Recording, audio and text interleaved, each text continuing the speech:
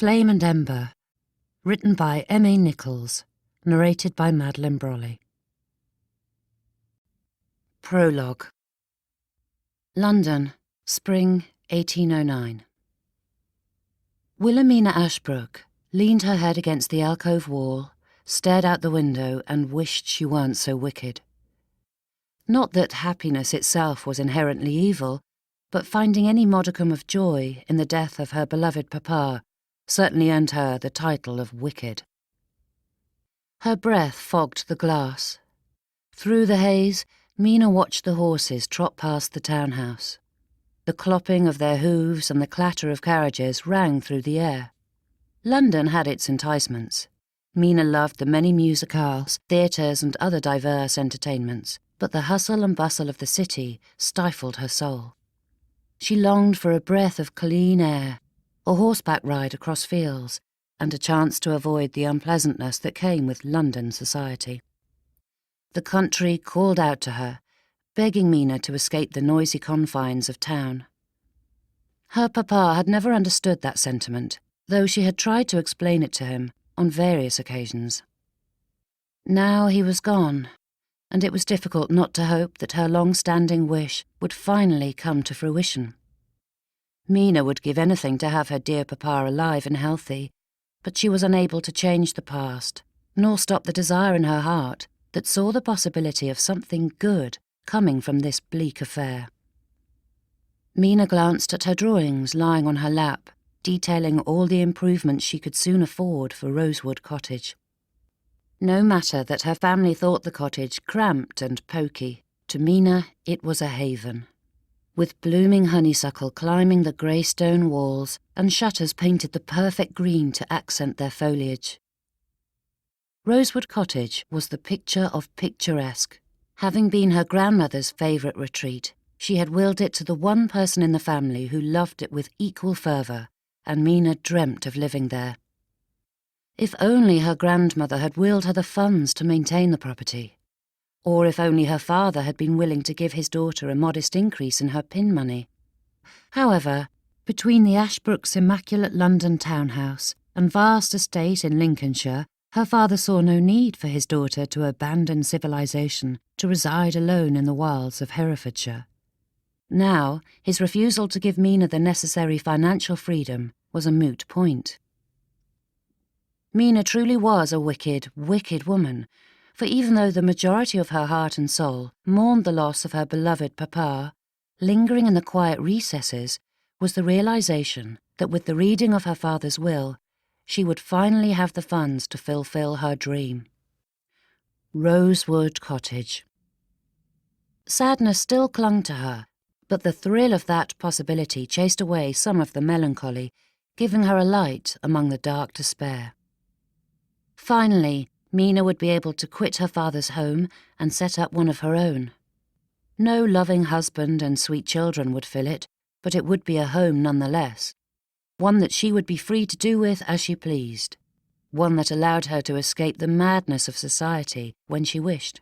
One that she could decorate and arrange to her delight, not a borrowed thing she occupied in the interim between childhood and marriage. It would be utterly and completely hers. The library door opened, and Mina's brother entered. He was more than capable of stepping into their father's shoes, but Mina sensed the responsibility hung heavy on him. "Hello, Nicholas," she greeted, pushing the sketches aside, uncurling her legs and brushing off her black skirts as she stood. "You just missed tea? I can have cook prepare a tray if you wish." She went to call a footman, but Nicholas stopped her. "I'm fine, Mina, truly." She studied his face and knew his words were untrue, but sensed it was best to move on. "And you, Mina, how are you?" asked Nicholas, scrutinizing her with an intensity she found unnerving on her younger brother's face. Mina blushed, and a sick feeling filled her stomach. It wouldn't do to admit aloud the thoughts in her head, at least not in its entirety. "I was thinking of father, but that is nothing new," she said. Nicholas nodded, ushering her to the sofa before sitting beside her. "I take comfort in knowing he is with mother now," he said. I believe it is something he has wanted for a long time." Mina could only nod. As the oldest child and daughter, she had tried to step into her mother's shoes, but she was no proper substitute, especially for their father. "But there is something I need to speak to you about," Nicholas said, sitting even taller. It was a relatively new habit of his, squaring his shoulders and straightening his spine. In some ways it was funny to see him playing the part of Lord of the Manor, but heartwarming at the same time. He was no wet-behind-the-ears lad, and had been without purpose for far too long. Having the weight of their father's role on his shoulders would do Nicholas good. "I've come from the solicitor," he said. His rigidity faded a moment as he flexed his fingers. Mina didn't know what to expect, but Nicholas fidgeting was never a good sign. "I have some rather difficult news about Father's will." "The finances?" Mina paled. As far as she was aware, they were robust. She had managed the household accounts since her mother's passing 15 years ago, but her father had seldom discussed the details of the estate finances with Mina. Graham would be fine. His naval career would sustain him. But Nicholas and Ambrose would be left to flounder. Mina would have a home with Aunt Matilda, though the thought of it soured her stomach. Mina had barely survived the woman when she'd served as chaperone during Mina's many unsuccessful seasons. The thought of spending the rest of her life with that horrid woman was enough to make Mina contemplate going into service. "Calm yourself, Mina," said Nicholas. "All the family holdings are flourishing. So, you, Graham and Ambrose, will be fine, I assure you." Mina sighed and touched a hand to her temple. "Perhaps you should have begun with that.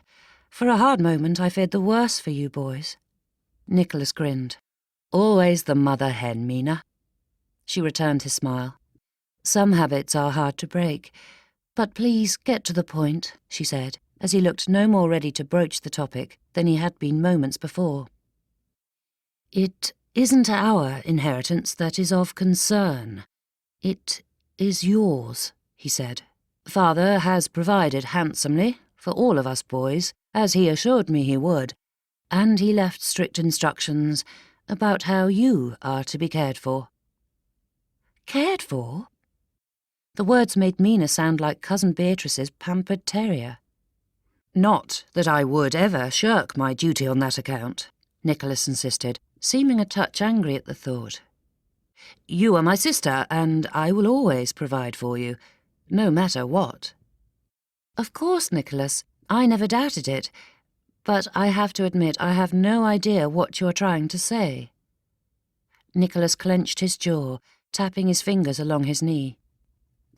"He left you nothing." "Nothing?" "Your dowry is still intact for when you marry." "When I marry?" scoffed Mina. "At what point am I supposed to marry? No suitors appeared when I was 18. Why should one do so when I am a decade older?" "Mina, there is still time for you." Nicholas's voice took on the exasperated tone Mina often heard whenever the topic of her marriage, or lack thereof, was broached. "It's the still that makes me uncomfortable," said Mina. "It implies that it's improbable, but if the stars align, one day a miraculous husband may appear, so I must keep sitting around waiting for it to happen." Spinsterhood was not such a sorry state for her family to force still on her every chance they could. It was said with such a pitying tone, as if the best Mina could hope for was to spend her life pining for something she did not have. Mina had grown accustomed to the idea of spinsterhood. It was not her preferred state, but life often differed from a person's dreams, and Mina refused to waste away while waiting for still to find her. "But there is still time for you to find a husband. You are not terribly old," he said. Mina sighed at that unintended insult.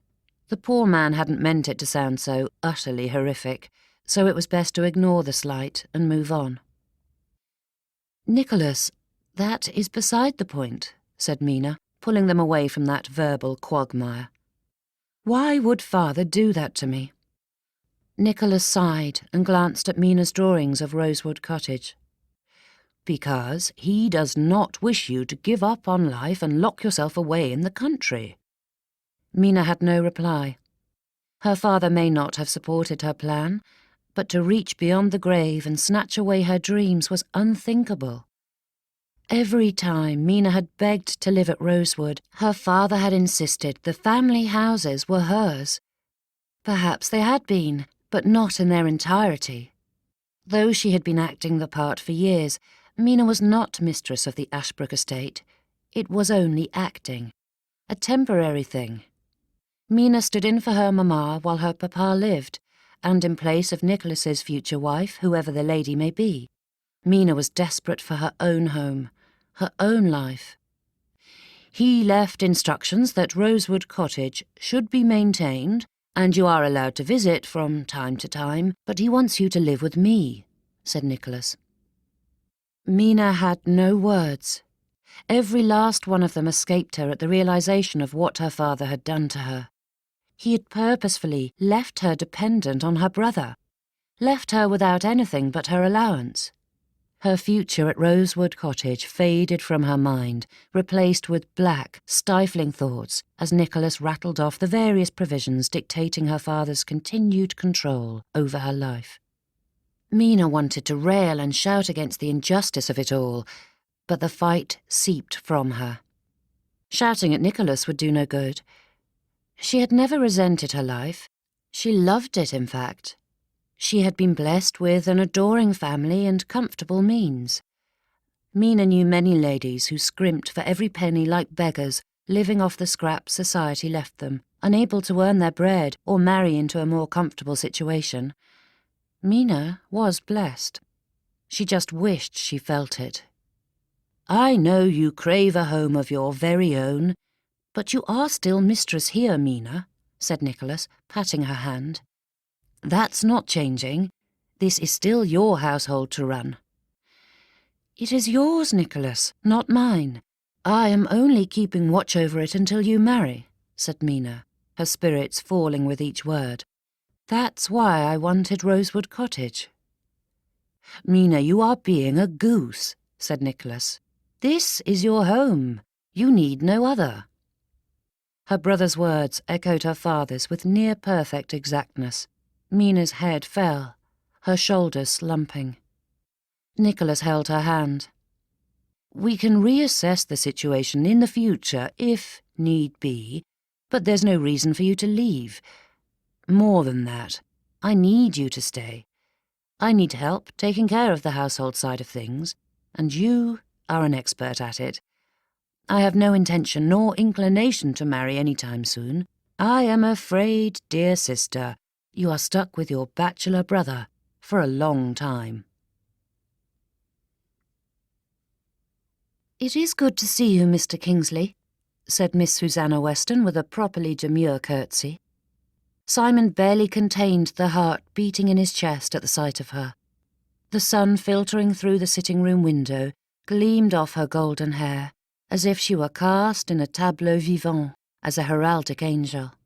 She was perfection personified, and in some mad twist of fate, she had been placed in Simon's life, though he knew he would never be worthy of such a prize.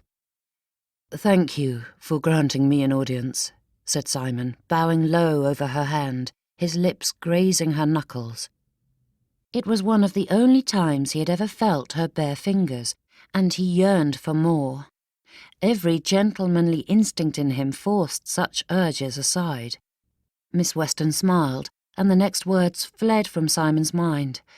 She laughed, playfully tapping his arm, and he realized she had spoken though he had not heard the words. Sitting, Miss Weston gestured to the chair beside her. "I asked if you wished for refreshment," she repeated.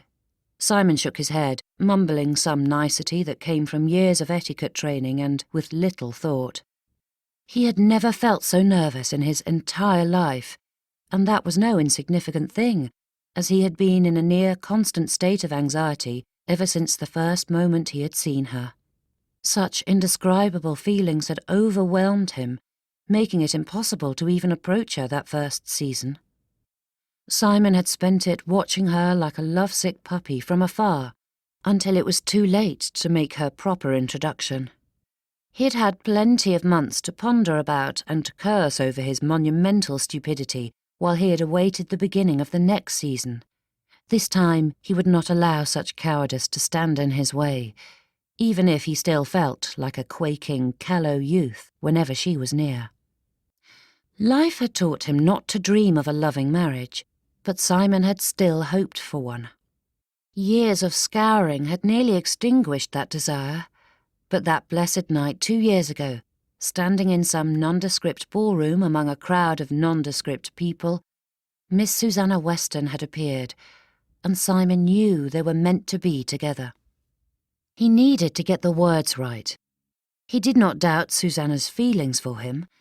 Always walking the line of propriety, she had never been so bold as to say it out aloud, but Simon felt keenly that her heart belonged to him as much as his belonged to her. Thinking through the mountain of evidence, Simon felt his anxiety lessen, though he still struggled to speak. "Miss Weston," said Simon, "I know I should be more prudent and begin with some discussion about the weather or the health of your family, but I cannot. We know each other well enough to dispense with such inanities." Susanna's smile brightened. "Yes, indeed, Mr. Kingsley." Simon slid from his seat to kneel on the floor before her, taking her hands in his. He could hardly think with the feel of her fingers entwined with his. "I know I should have spoken with your father, but you are of age, and I wish to speak with you first." Her hands squeezed his, and Simon forged on. "I love you. My heart burns for you, and it is all I can do to contain it." With that, Simon took a moment to fight back the feelings driving him to sweep her into his embrace and ravish her lips. "Experience has taught me to be wary of love, but you have shown me the glory of it. I know there is no other woman in the world whom I could love as deeply and completely as I love you, and I hope I am that man for you. Please, my dearest, will you marry me?" Tears caught in her lashes. Susanna's hands held fast to his, but the look in her crystal blue eyes held a touch of sorrow. "I do care deeply about you, Mr. Kingsley, but I cannot marry you. I'm engaged to Mr. Richard Banfield. He and Papa settled it all yesterday." Simon's shoulders felt heavy, and he couldn't keep them upright. The whole thing was absurd. She had met the man only a couple of weeks ago. It was not possible. "You are engaged?" "Oh, Mr. Kingsley," she said, her voice filled with remorse. She reached forward to brush Simon's cheek, giving him a thrill of joy and shock of pain all at once. "I am so sorry. I do wish things were different." Rebellious hope sprang up, beating back his sense, telling him that his Susanna could free herself from her engagement, now that she knew in no uncertain terms how he felt. But Simon's honour would not allow him to voice such thoughts. He despised the idea of encouraging her to go back on her word and hurt another, but that savage part of him allowed those desperate desires to run free. And then Susanna continued to speak. "If circumstances were different, I would love to marry you. But Richard is the grandson of a baron. You must understand that I cannot turn down such an offer. My parents would never forgive me. He may be too far down the succession to ever hope for the title itself, but the distinction of marrying into such a family is too great." With each word, Simon felt the glow of his soul dwindling. His eyes could not focus on the beautiful face before him, spouting off the earnest excuses for crushing his heart. Everything of which he had dreamed was gone. For so many years, finding a lady like Susanna had seemed impossible, and in that moment he felt every pain in his life amplified, confirming what he'd always known. Love may exist, but it was not meant for Simon Kingsley. Chapter 1. London, 2 years later. Mina tugged at the tops of her gloves, straightening them for the 12th time before running her hands down the front of her gown for the 17th. And then she straightened the edges of her cloak for the 23rd. She was a gudgeon. Regardless of how often she told herself her girlish glee was pointless, Mina couldn't snuff out that last little spark of hope that tonight would be different. The carriage swayed and Mina daydreamed. Dressed in her most gorgeous gown, Mina was sure this ball would be amazing. She would never be termed beautiful, but she felt she achieved pretty at the very least. The diaphanous fabric swirled about her, tucked and pinned in all the right places to show her figure to its best advantage. Granted, Mina's figure didn't have a good advantage, but the dress came close to finding one, and it was such a pretty shade of amethyst, which complemented her complexion to perfection. It was a daring and brash dress, but Mina desperately wanted to embrace something more than the lifeless pastel she was normally forced to wear in town. Her father would have never approved of such a colour for a maiden, but Mina was beyond his influence, and society had long ago rejected her as a debutante. This was the dress in which a gentleman would notice her.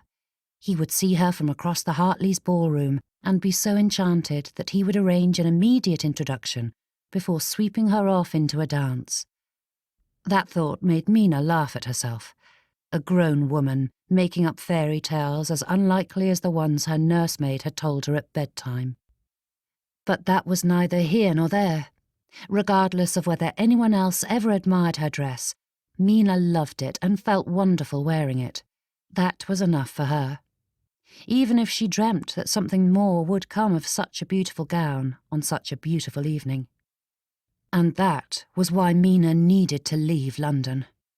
It was impossible to ignore those niggling desires when surrounded by the swirl and romance of the season. Young men strutting for the ladies they admired, the tittering heartbeats as the couple captured each other's attention.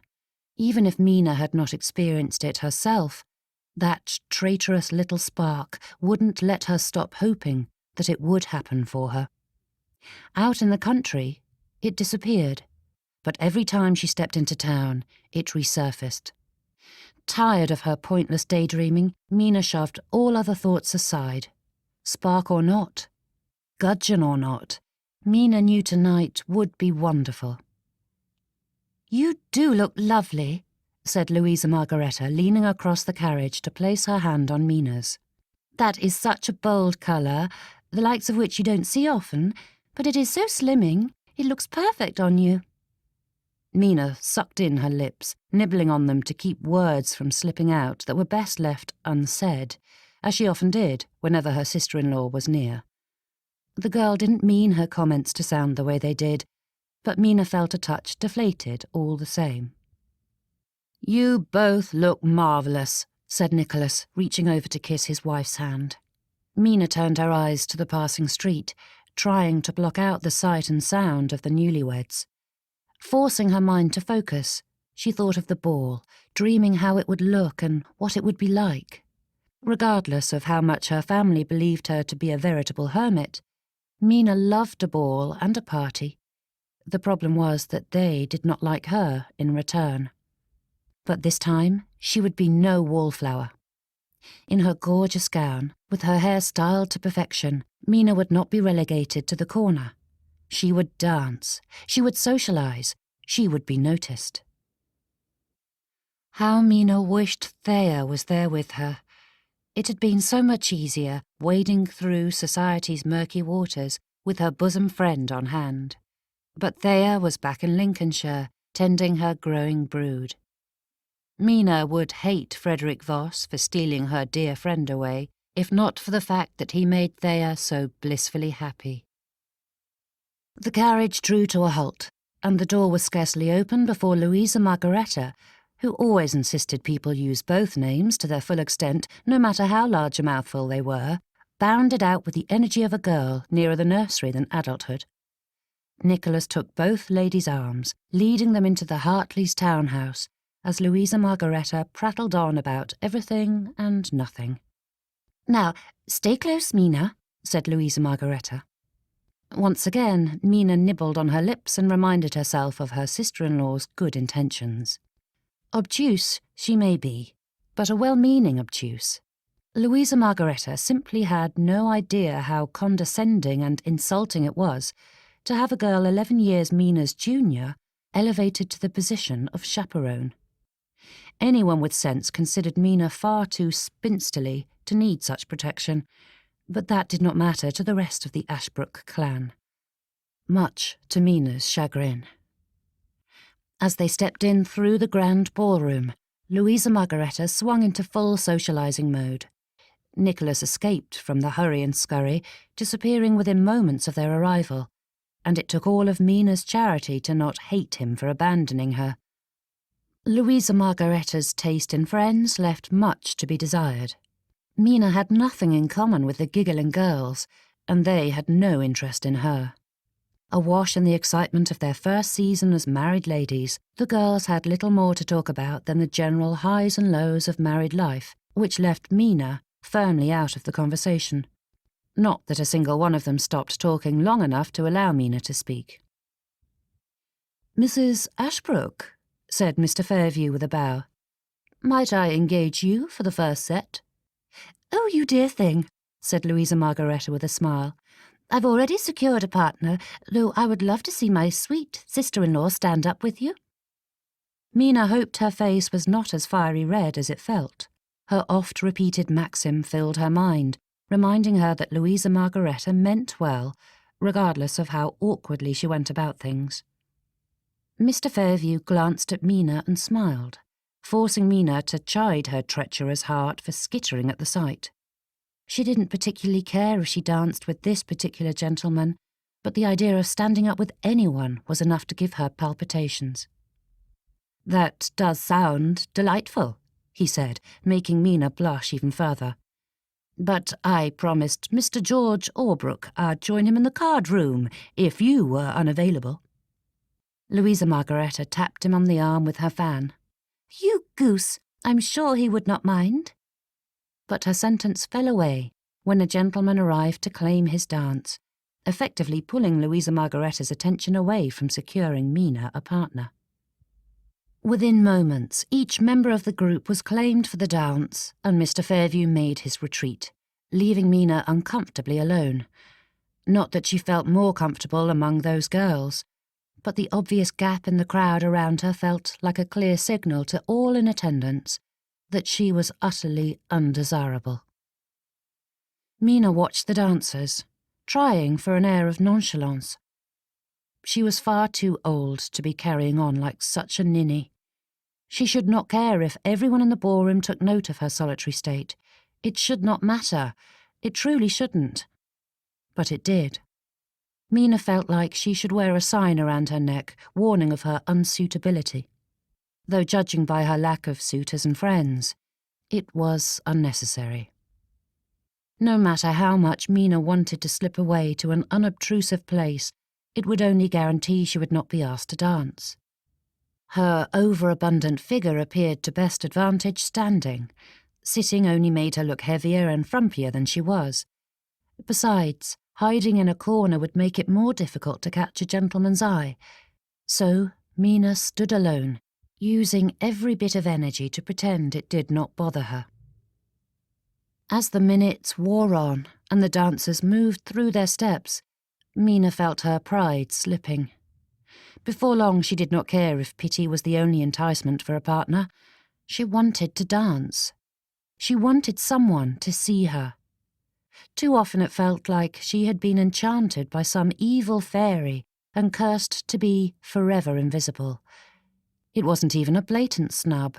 That would require someone noticing her first, and she was too insignificant to warrant even a passing glance. The first set turned into the second, and Louisa Margaretta was claimed for yet another, while Mina stood like a valiant soldier, guarding the dance. When an hour passed without Mina speaking a single word, she cried surrender to her aching feet and found herself a seat. Simon Kingsley was turning into his father, Standing alone at the edge of the Hartleys' ballroom, a single word kept popping into his head. Insufferable. Insufferable noise. Insufferable people. Insufferable dancing. It had been an absolute favourite word of his father to mutter at varying intervals throughout evenings such as these. Simon understood why. With only 2 years into his 3rd decade, Simon should be too young to be so cantankerous, but not when it came to events such as these. Insufferable London and its insufferable season. He had things of far greater importance to do than preening like all the other insufferable peacocks. Seeing Susanna, Mrs. Banfield, dancing across the ballroom did not help matters. Simon had thought she'd still be safely ensconced in the country, recuperating. He'd been able to avoid her last season, and most of this one, due to her rapidly growing family, but she had reappeared to torment him with thoughts he should not think and regrets he could not fix. His eyes watched her, his heart gliding along beside her.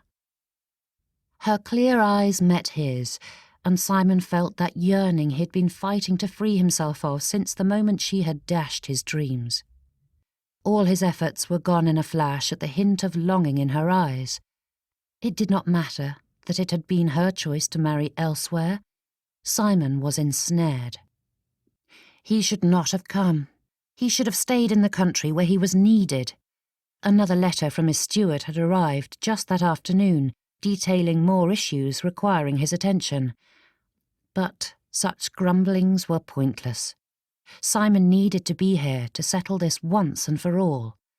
He was tired of handling the household duties. His housekeeper kept things afloat, but she needed a mistress to oversee things, not to mention the various obligations the Kingsley family owed to the neighbourhood and community, most of which the mistress of Avebury Park would manage. Heaven help him, Simon needed a wife. The woman he wanted was not a possibility, but he would not go home empty-handed. Not again. Chapter 2. Mina's hands twisted in her lap while her eyes followed the dancers. The lady beside her had not proven the best of conversationalists, but Mina would not be deterred. Miss Brooke was not her preferred companion, but Mina would make do with what she had. "Miss Brooke," said Mina, grasping at any possible conversation starter, "do you ride?" To say the woman looked dour would be an affront to dourness. Mina was unsure if Miss Brooke possessed the ability to smile, but Mina would not give up so easily. Miss Brooke was the only unattached person in that corner of the ballroom with whom Mina had not attempted a conversation, and she was determined to have one. "I don't care for riding," said the lady, her lips puckering. "Gardening, perhaps. My grandmother kept a cottage with the most enchanting garden," said Mina. But as Miss Brooke looked no more interested in gardening than horses, she let the topic drift and turned her attention back to the dancers. It was no use. Miss Brooke had no more desire to converse with Mina than Mina had for Miss Brooke. But being relegated to Spinster's Row left Mina with few companions. And now Mina remembered why she avoided her fellow spinsters. They were a dreadfully difficult lot. Seeking asylum here had not been the best idea. Mina desperately wished Thea were by her side. Attending such affairs were always so much easier with her dear friend at her side.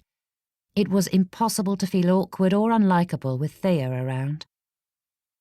"My dear Mina, here you are," said Louisa Margaretta. Being dragged off by her sister-in-law was slightly less appealing than remaining with Miss Brooke, but Mina managed to smile and stood to greet her. "Mr. Smith begged to be introduced to you," gushed Louisa Margaretta in a hurried whisper before turning to make the introductions.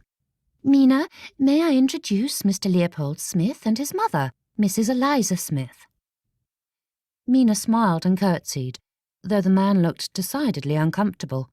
She wondered if Louisa Margaretta was being overly generous when she claimed the man begged to be introduced. since he seemed disinclined to say a word. "Do you live in London, or are you here for the season?" asked Mina. A rather boring question, but better than staring silently at Mr. Smith. "Just the season," he said. "Mother and I are staying with friends of our family." He cleared his throat, then said no more. "They are up from Plymouth," added Louisa Margaretta, her smile far too ecstatic for the inanity of the conversation. "I do enjoy Plymouth," said Mina, trying to coax the gentleman into a conversation. "I was fortunate enough to visit a few years back. Beautiful countryside."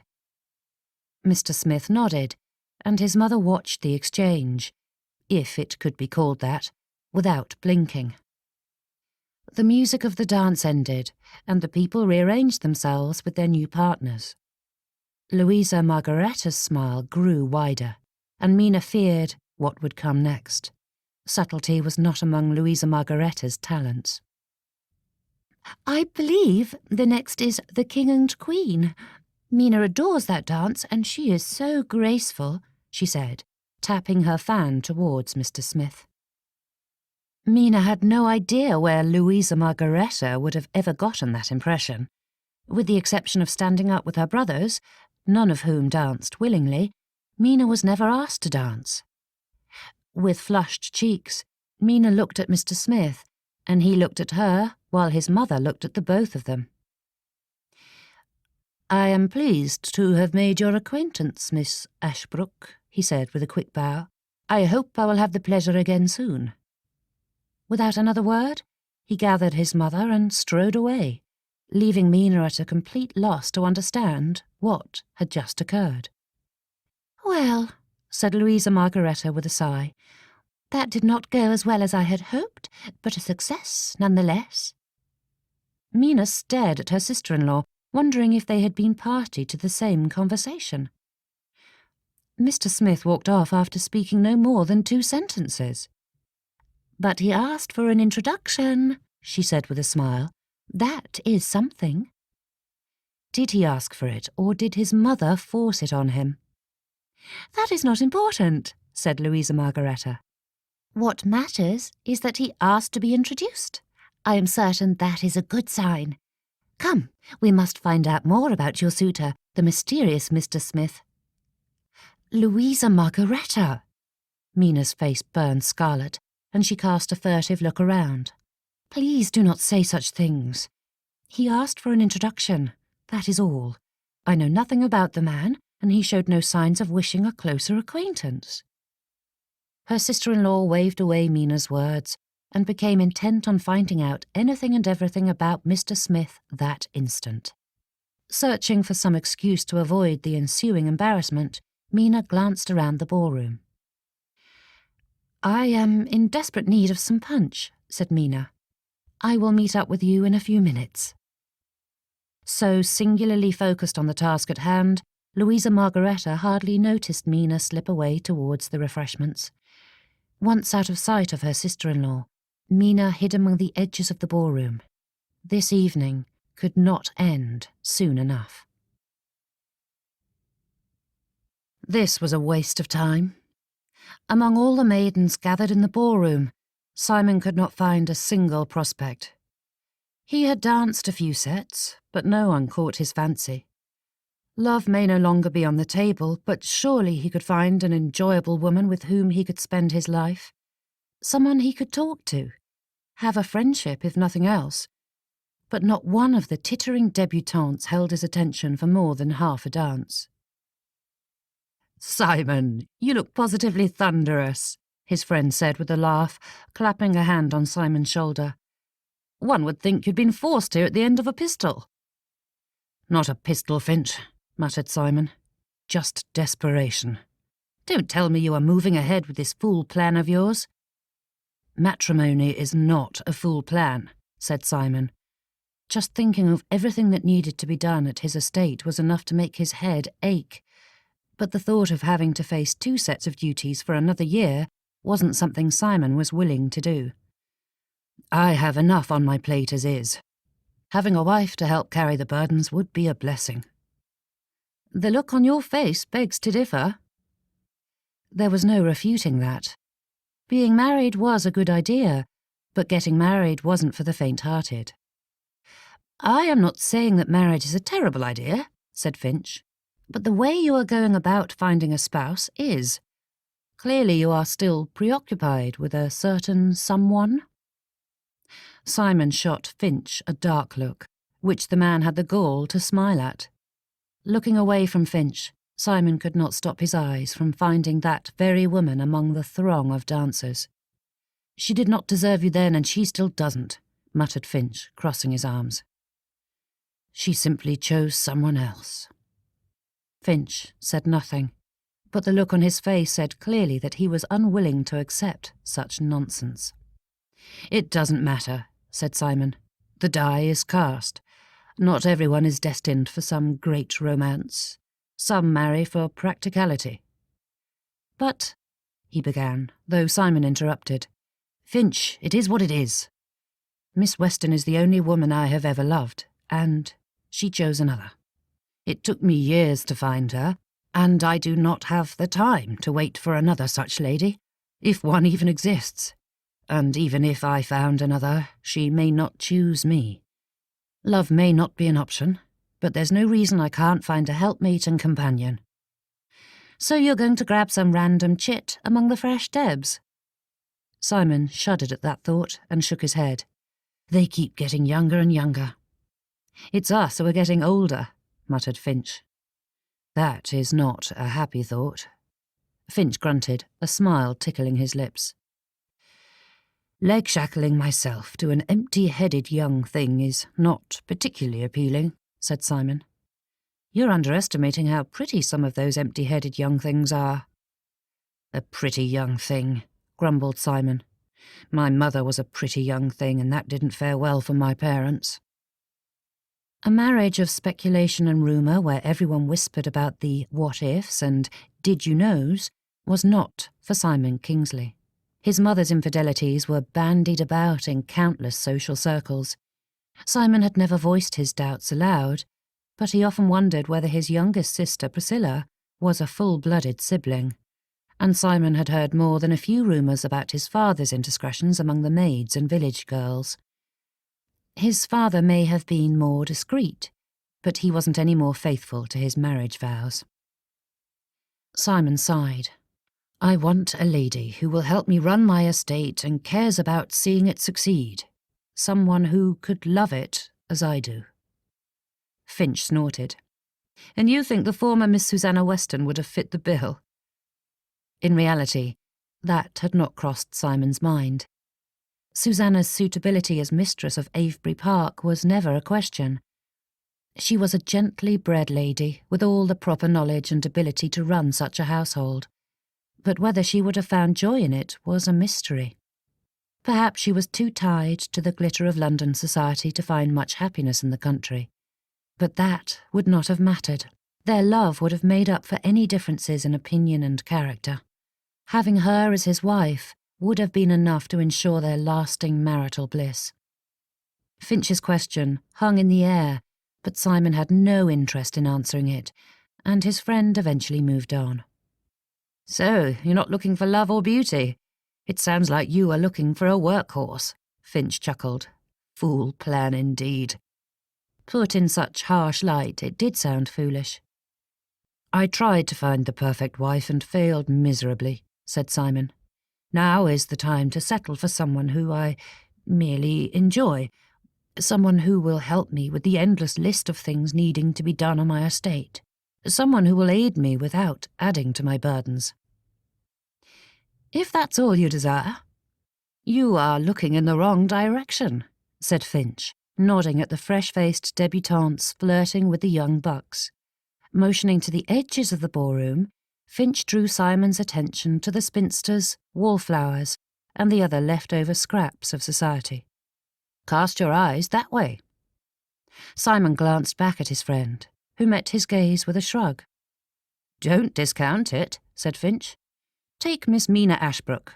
He nodded to a lady who sat apart from the others, her slipper tapping in time with the music.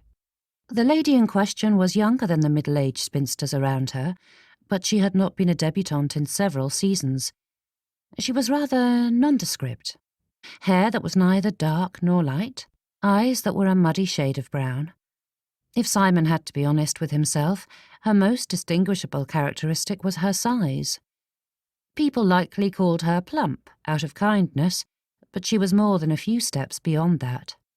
Not large enough to make their hostess worry about the structural integrity of the chair, but hefty enough that it was bound to be the first and only thing people notice about her. However, the manner in which the lady presented herself made Simon the slightest bit curious.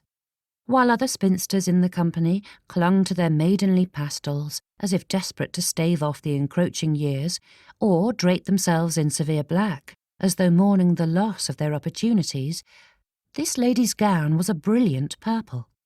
The shade likely had some fancy name Simon did not care to learn, but there was a daringness to the colour that seemed at odds with her lonely spot at the fringes of the gathering. "Ashbrook?" asked Simon. "Nicholas Ashbrook's elder sister," said Finch. "She comes from a good family and has spent most of her life running her family's estate after her mother passed several years ago, so she has ample qualifications to step in as mistress of Avebury Park.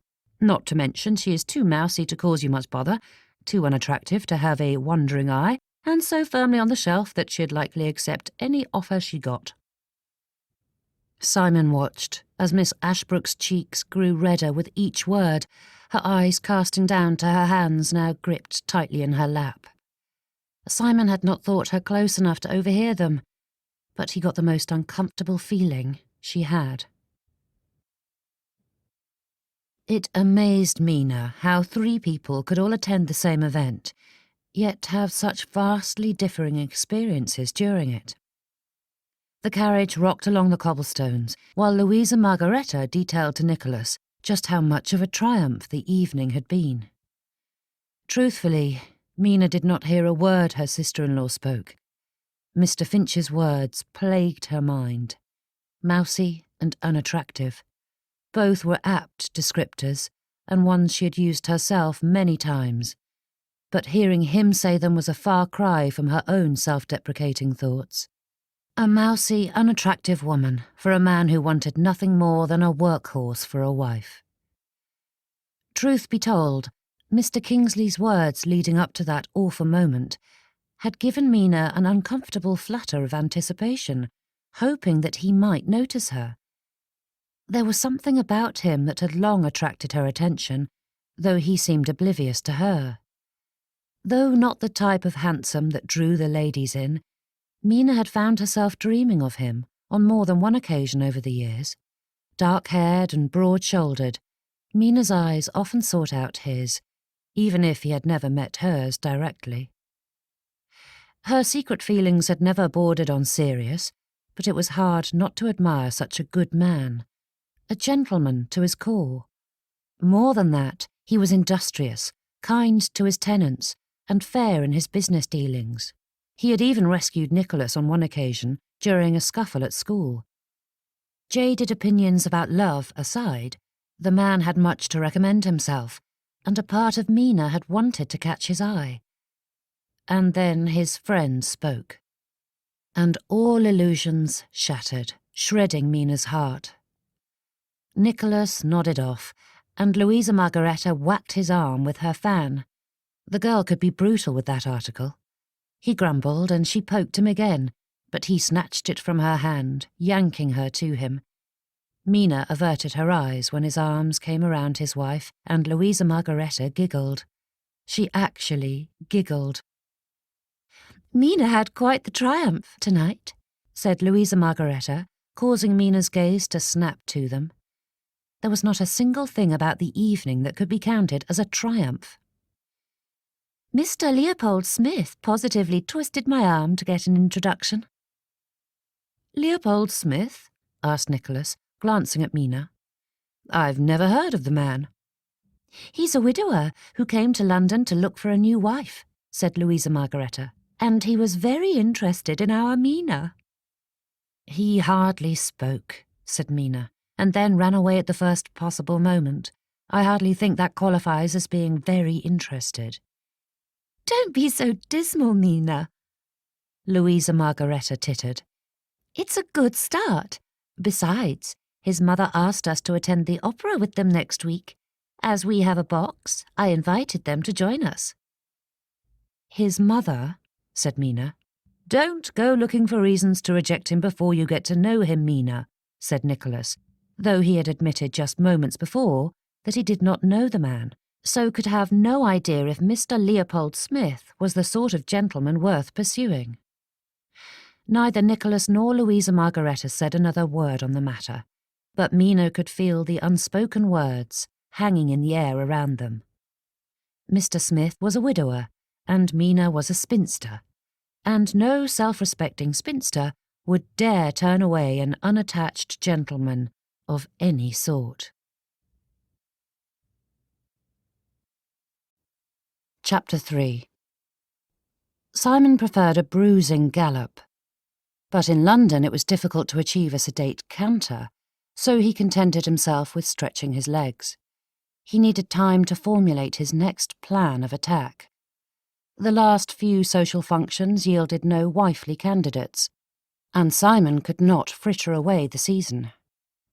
Winding his way through the park, Simon's mind pulled apart the possibilities. He did not think himself a demanding sort of man, yet it seemed impossible to find a woman who fit his needs. Someone capable, kind, hard-working. And even if he did not require some otherworldly romantic connection with the lady, he hoped they could be friends. He did not relish the idea of tying himself to someone with whom he could not hold a conversation. A friend and companion. It should not be that difficult to find someone who could fill that role. Finch may mock him for his matrimonial goal, but Simon was determined. This would be the season in which Simon Kingsley wed. Just ahead of him, Simon saw Miss Ashbrook walking along the path with her maid, and his chest tightened for all the wrong reasons.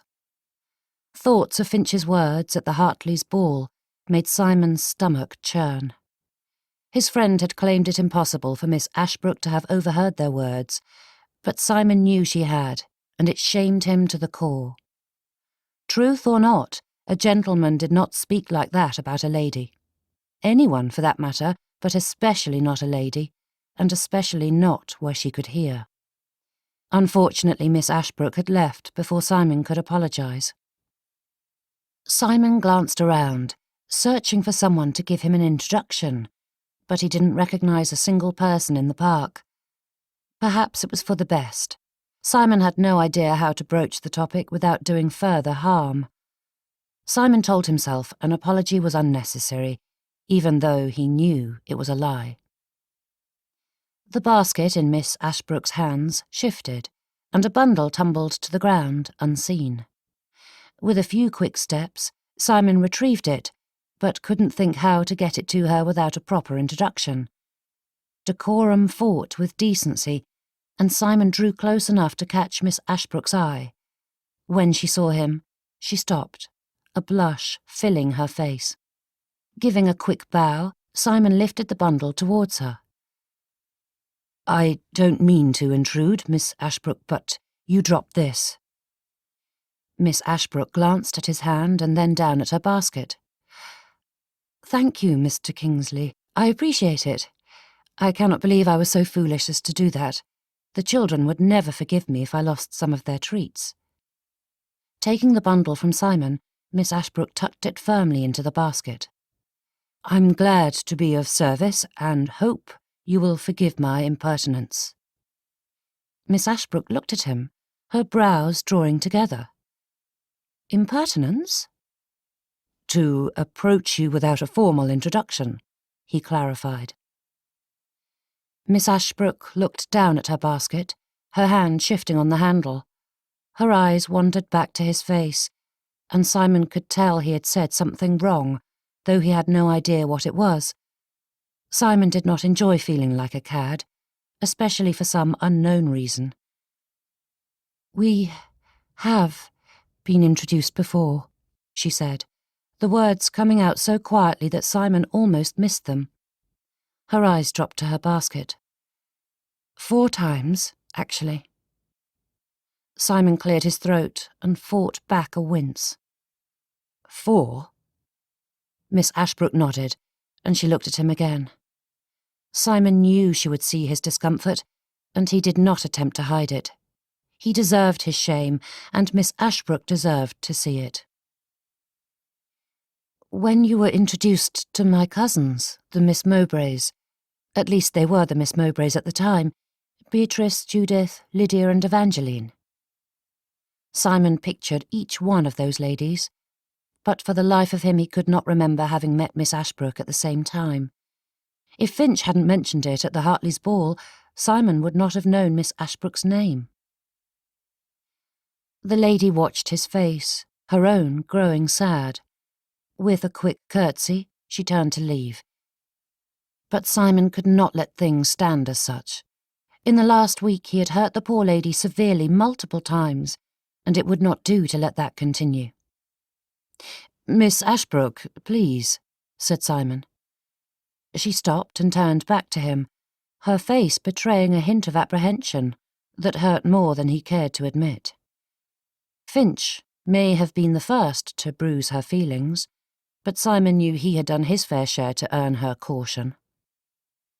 "I truly regret the pain I've caused you," said Simon, tripping over his words to find the right ones. "It's obvious that I have, and it appalls me to know that I have hurt you, both today and last week at the ball. I wanted to say something then, but did not have the opportunity.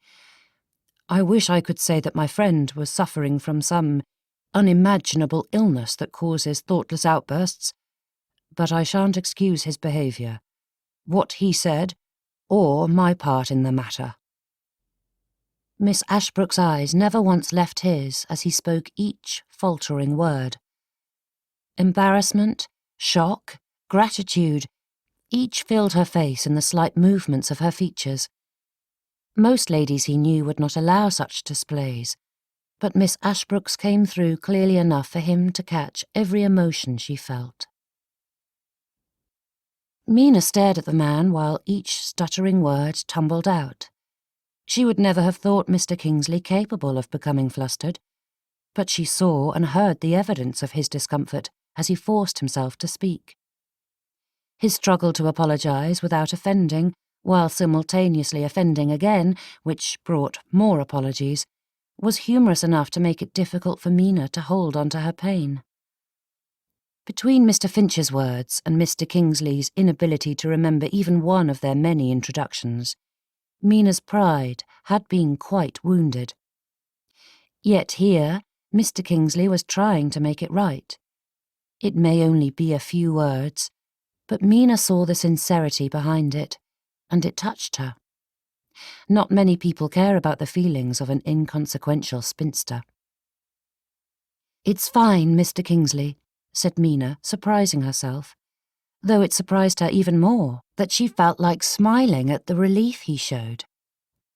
"Thank you, Miss Ashbrook, but I'm afraid it may be a while before I believe it," he said with a rueful smile.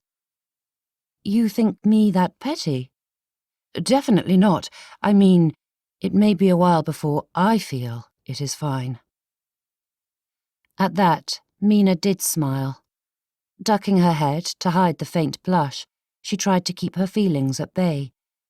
She knew she must be the biggest ninny in all of England to go from being affronted to affected, but it was hard not to feel a thrill of pleasure at the thought that he cared.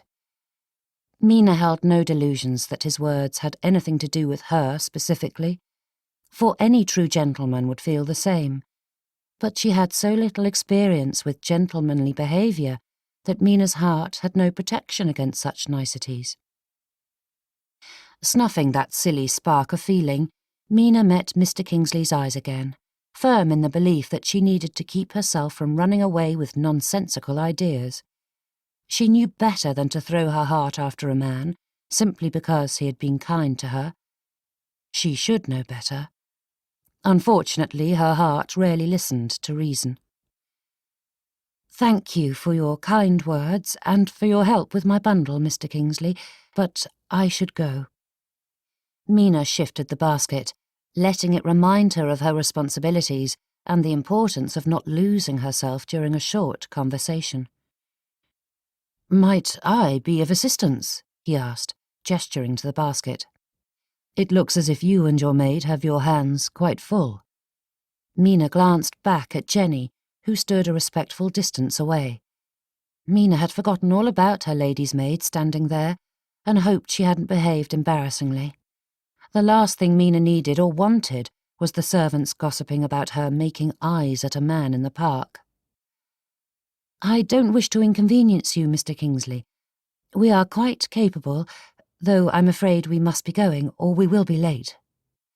"I insist," said Mr. Kingsley, pulling the basket from Mina's hands. "I've no more business to attend to today, and find myself with time on my hands. The least I could do is escort you to your destination." "It's a fair distance," warned Mina. "It was so lovely today that I couldn't bring myself to take a coach." "I came out expressly for a walk, so it is no bother," said Mr. Kingsley, smiling. It was dangerous to see him smile. It did terrible things to Mina's heart. She needed to focus on the path ahead instead. Turning, she led him through the park with Jenny trailing behind them. "With the sun shining, it's as if summer has come early," said Mina. "In June, this weather would feel too crisp, but in the middle of March it feels perfectly warm." The weather. Such an inane topic, but it was a safe place to start. "Yes, I'd thought of going for a ride," said Mr. Kingsley, "but I do not care for riding in London." "It's far too crowded for a decent gallop," agreed Mina. "You ride?" Mr. Kingsley glanced at her, but Mina kept her eyes on the path. "Though I spend a lot of time in London, I fear I prefer the country. I spent most of my youth there, and every proper country girl knows how to ride," she said with a smile. "It's the best way to see the countryside." "I completely agree. I long to get back to the country." Mina smiled, her mind turning back to her home. "The city has some wonderful things to offer, and I miss the theatre and museums when I am away. But, for the most part, my heart belongs among the rolling hills and fields.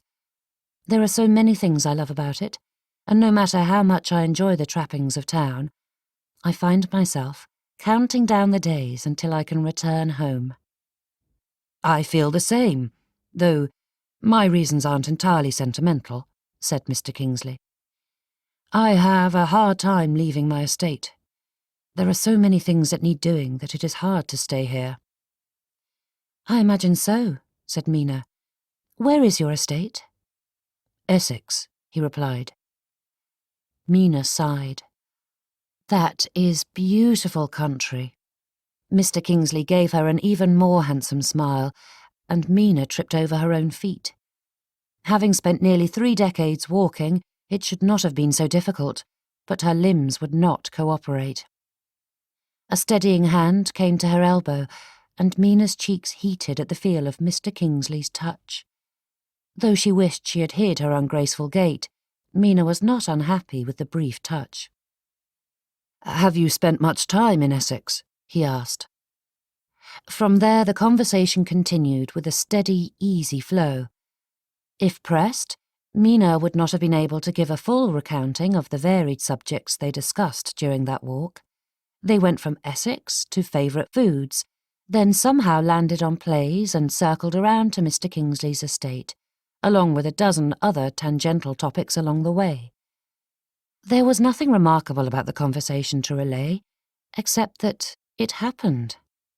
Mina could count on one hand the number of times she had spoken so intimately with a gentleman, and none of the other times had felt so natural. The more they spoke, the more Mina felt at ease with Mr. Kingsley, and she could not remember the last time she had felt so comfortable around another person, other than her beloved friend, Thea. And Mina was uncertain why. Normally she would spend a conversation worrying over the things she said, and if they might be construed as offensive, forward, or awkward.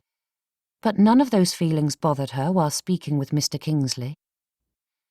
Talking with him felt natural, easy, as though they had a long-standing relationship and not a brief meeting in a park. It was wonderful, and Mina was saddened to know her destination was drawing closer. "Might I ask where we are headed?" asked Mr. Kingsley, glancing around. "When you said it was a fair distance, I didn't think we'd be leaving the city." Nerves nipped at her, and Mina feared he was frustrated. Having been so at ease until that moment, she found herself even more agitated at the prospect. She knew it was his fault for insisting on coming, but she hated to think she was causing problems for him. "I did warn you, Mr. Kingsley," said Mina. "The home is not much farther." Mr. Kingsley caught her eye with a faint smile.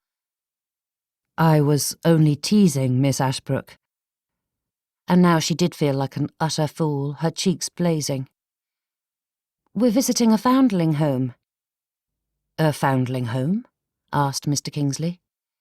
"They are often in desperate need of clothing and food, so I bring baskets of supplies and goodies," she said, indicating the basket Mr. Kingsley held for her. "I do it for the needy at home, and I carry on the tradition while in town." Mr. Kingsley peeked at Mina from the corner of his eye. "Most ladies are home, receiving visitors or making social calls themselves. Yet you are taking food to the poor." "I have few people to visit, and fewer that visit me, so social calls do not take much of my time. But more than that, I like being useful. My sister-in-law performs the duties of hostess, and I am not needed at home," said Mina. She was unsure why the words came out, but she said them nonetheless. Mr. Kingsley nodded and looked as though he understood, and for once, Mina felt like someone truly did. "Life is dull when there's nothing to do," he said. "Precisely," she said with a grin. "These children need help, and it gives me something to do, that's all." "I'm certain there's more to it than that," said Mr. Kingsley. And Mina was certain that the unveiled approval in his eye would linger in her mind for many days. Chapter 4. Louisa Margaretta meant well.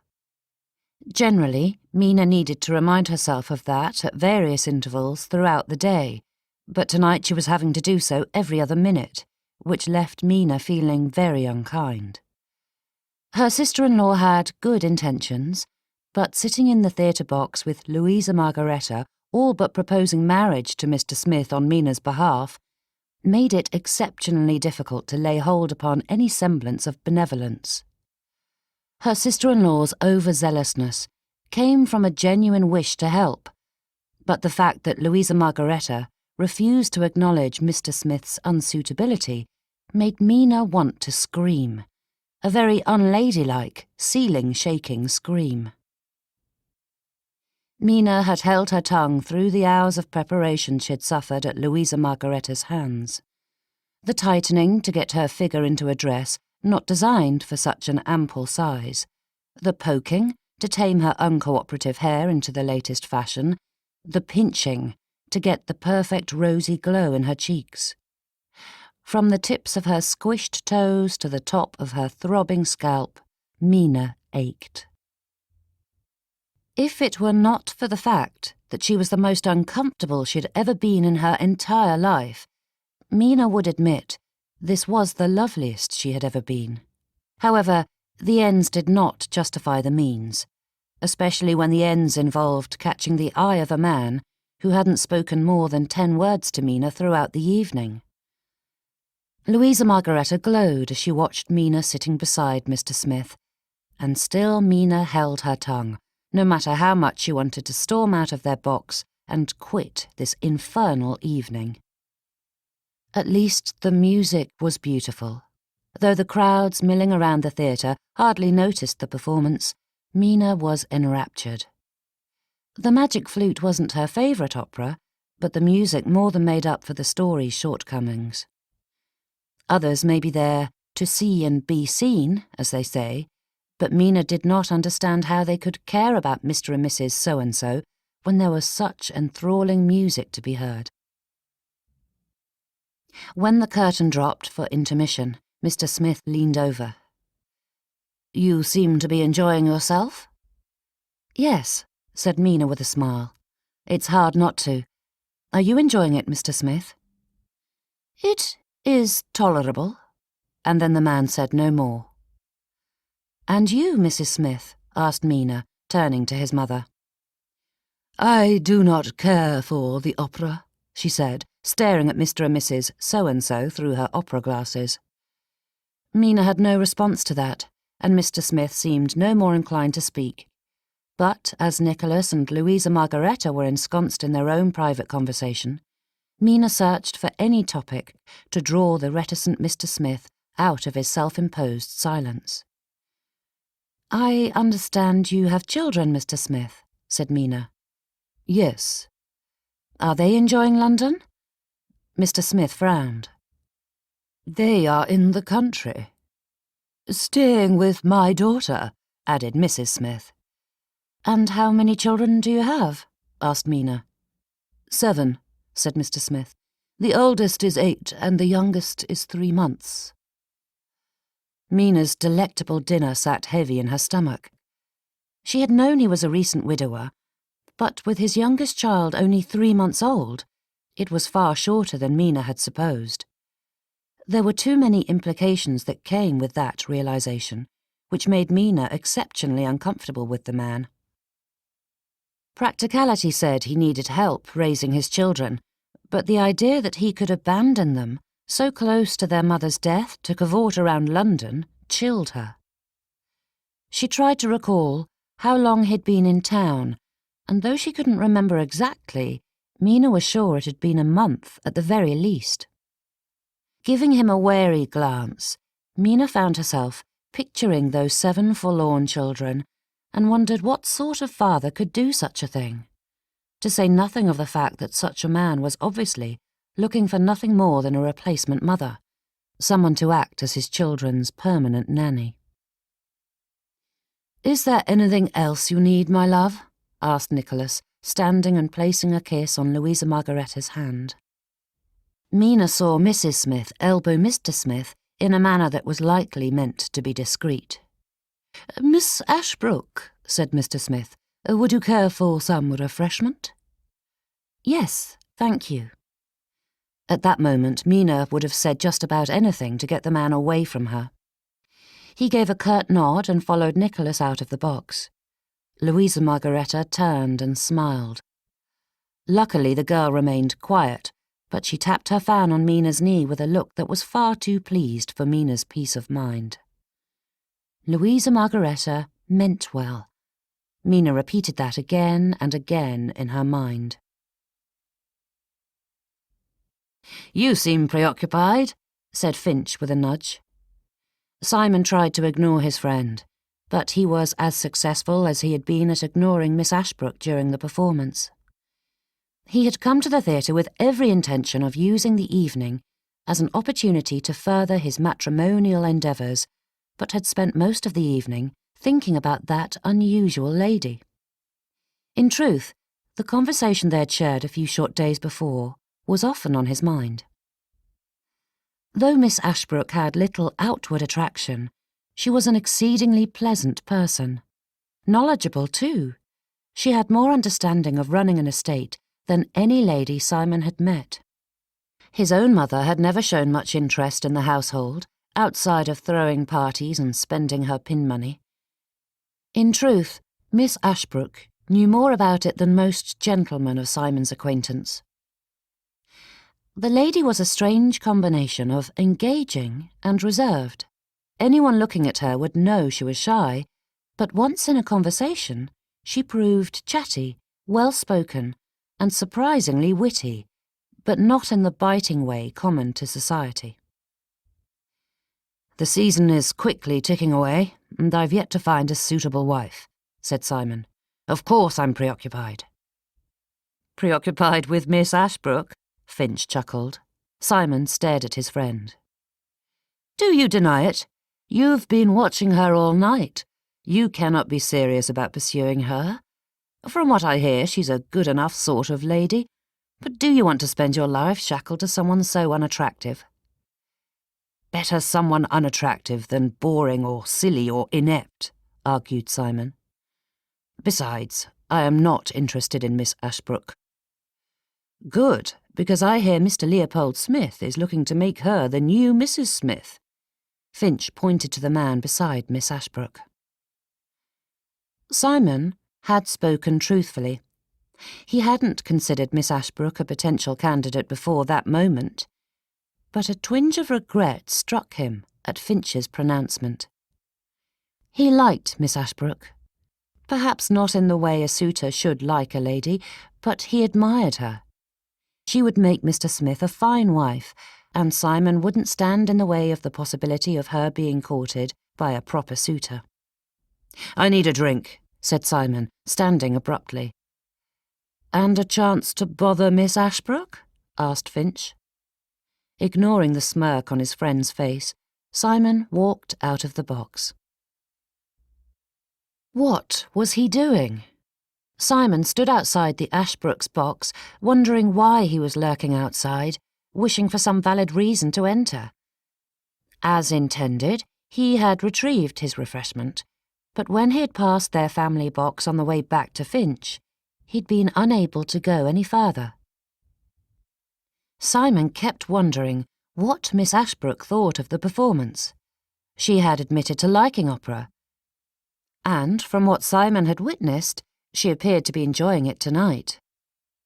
He almost walked away, but Simon's treacherous feet pulled him inside instead. "I do not understand why they insist on singing in German," said a lady. "It's not as if we are in Germany. There is no reason they cannot simply translate it into clear, comprehensible English." Simon saw Miss Ashbrook, her sister-in-law, and another lady sitting inside, who he knew to be Mr. Smith's mother, though Simon wondered what sort of gentleman brought his mother along while courting. "Good evening, ladies," he said with a bow. "Mr. Kingsley," said Mrs. Ashbrook, "how wonderful to see you tonight. If you came looking for Mr. Ashbrook, he stepped out for some refreshment." "No, I came to ask if you and Miss Ashbrook were enjoying the music." A slight flash of surprise crossed Mrs. Ashbrook's face, but the girl was quickly learning to be a proper society matron and covered it with a demure smile. "It's perfectly lovely." "We were discussing how they ought to be singing in English," said Mrs. Smith. "German is a most unattractive language, though I do not know which is worse, the opera or Mrs. Wilson Upton's turban. Terribly gauche thing." The lady raised her opera glasses and proceeded to stare at the offending headdress. "But I see Mr. Templeton is here tonight, and the lady on his arm is most certainly not Mrs. Templeton. I hear he claims she's a distant cousin or some such nonsense, but he's standing awfully close to her, don't you think?" "And you, Miss Ashbrook," said Simon, interrupting the lady's jabbering. "Have you enjoyed the performance?" A smile stretched across her face. "Yes, Mr. Kingsley, and though I do not speak German," she said with a mischievous twinkle in her eye, "I know the story well enough. Besides, it's the music that's delightful. Herr Mozart had such a way of layering the various parts of music together. It's entrancing." "Since the theatre is your favourite part of London, I am happy you find the music so enjoyable." Mrs. Smith tried to interject a comment, but Mrs. Ashbrook said something that pulled the lady's attention away, and the two began discussing the frippery of some lady's gown. "Were you able to settle the problem with Mr. and Mrs. Larker?" asked Miss Ashbrook. Simon blinked, taken aback that she remembered the trivial dispute he was facing with one of his tenants. "It's too early to tell, but your advice on the matter helped." Miss Ashbrook blushed. I'm sure you would have figured it out on your own, Mr. Kingsley. Miss Ashbrook? Said a man at the box entrance. Simon turned to see Mr. Smith and Mr. Ashbrook holding glasses of lemonade for the ladies. Mr. Smith stepped around Simon, handing the drink to Miss Ashbrook. Thank you, Mr. Smith, said Miss Ashbrook, and Simon liked to think that she appeared less enthused by the gentleman's presence than she had been with Simon, though he had no idea why he should feel that prick of jealousy. It's good to see you, but I should return to my seat, said Simon with a quick bow before leaving. Mina picked up a paintbrush resting on her dressing table. Louisa Margaretta had insisted they begin the evening preparations far earlier than Mina had intended, and she had not had time to put away her painting supplies. Mina ran her fingers over the bristles, loving the soft feel of them, while her thoughts were preoccupied with Mr. Simon Kingsley. Speaking with him the other day was one thing, but Mina could not account for why he would go out of his way to stop by their box tonight. Of course, there were plenty of reasons her fickle heart wished to believe. After that first conversation in the park, Mina had been fighting hard to keep her feelings under control. She liked him.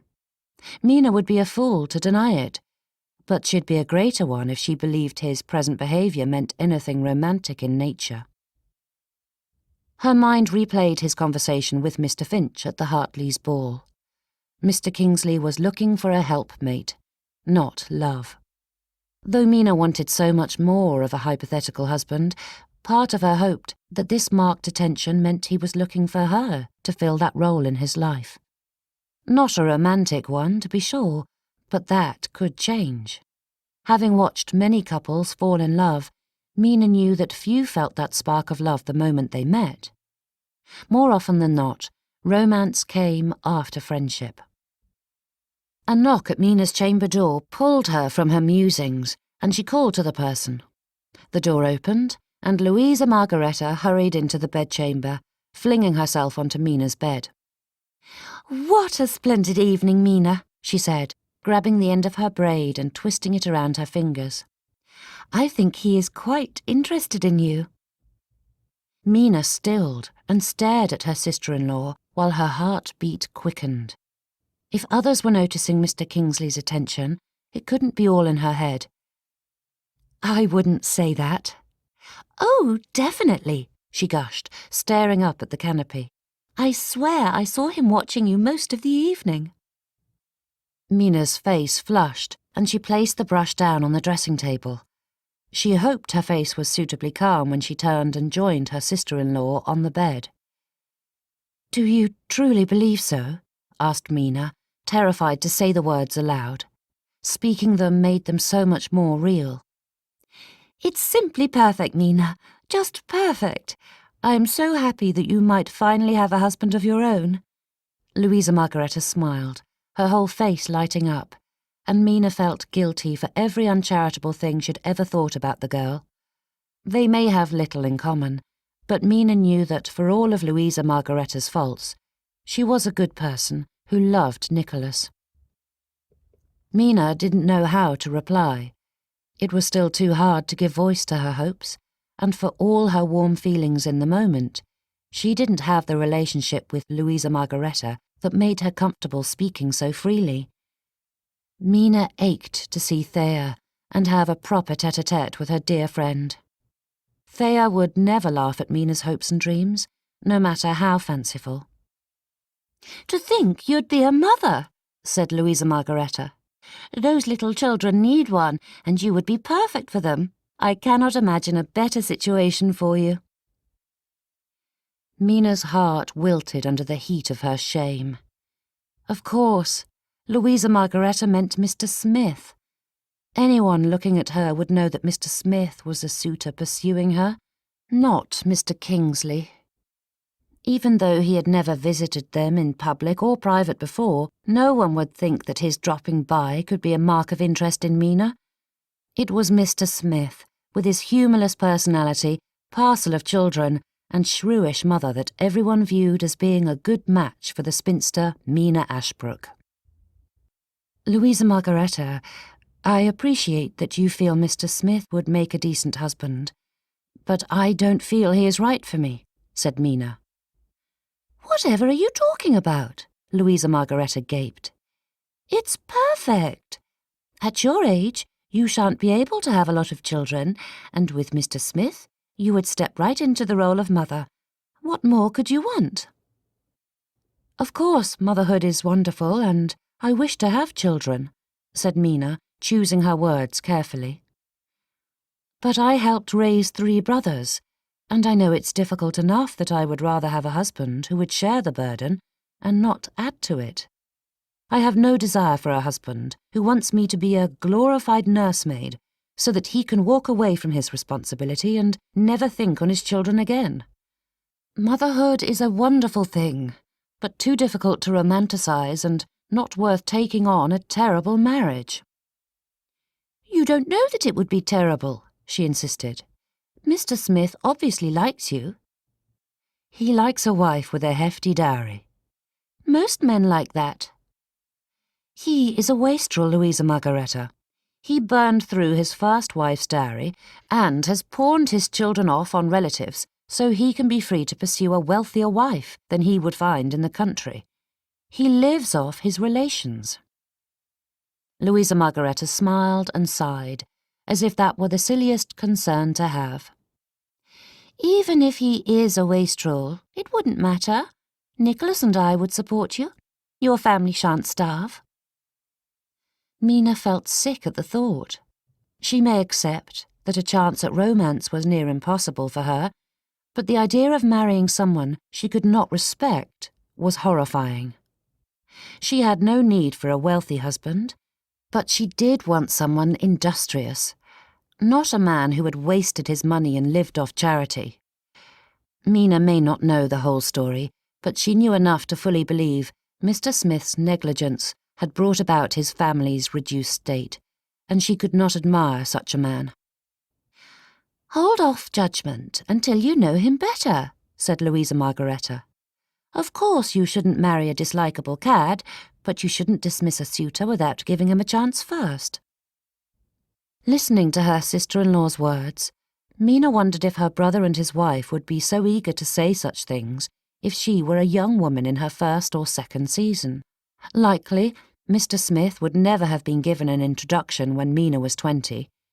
At 30, it appeared her family's expectations of suitability in a suitor had lowered considerably.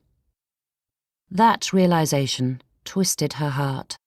Mina knew her options were few. No one knew more about that than she. It was she who had spent years sitting on the edges of ballrooms and dinners, hoping to find a good man. It was she who had faced years of rejection. Her brothers often complained about how difficult it was for gentlemen to approach ladies. They would turn to Mina, looking for confirmation that they bore the harder lot in the courting life, as they were the ones who had to do all the pursuing. But she felt no sympathy for their plight.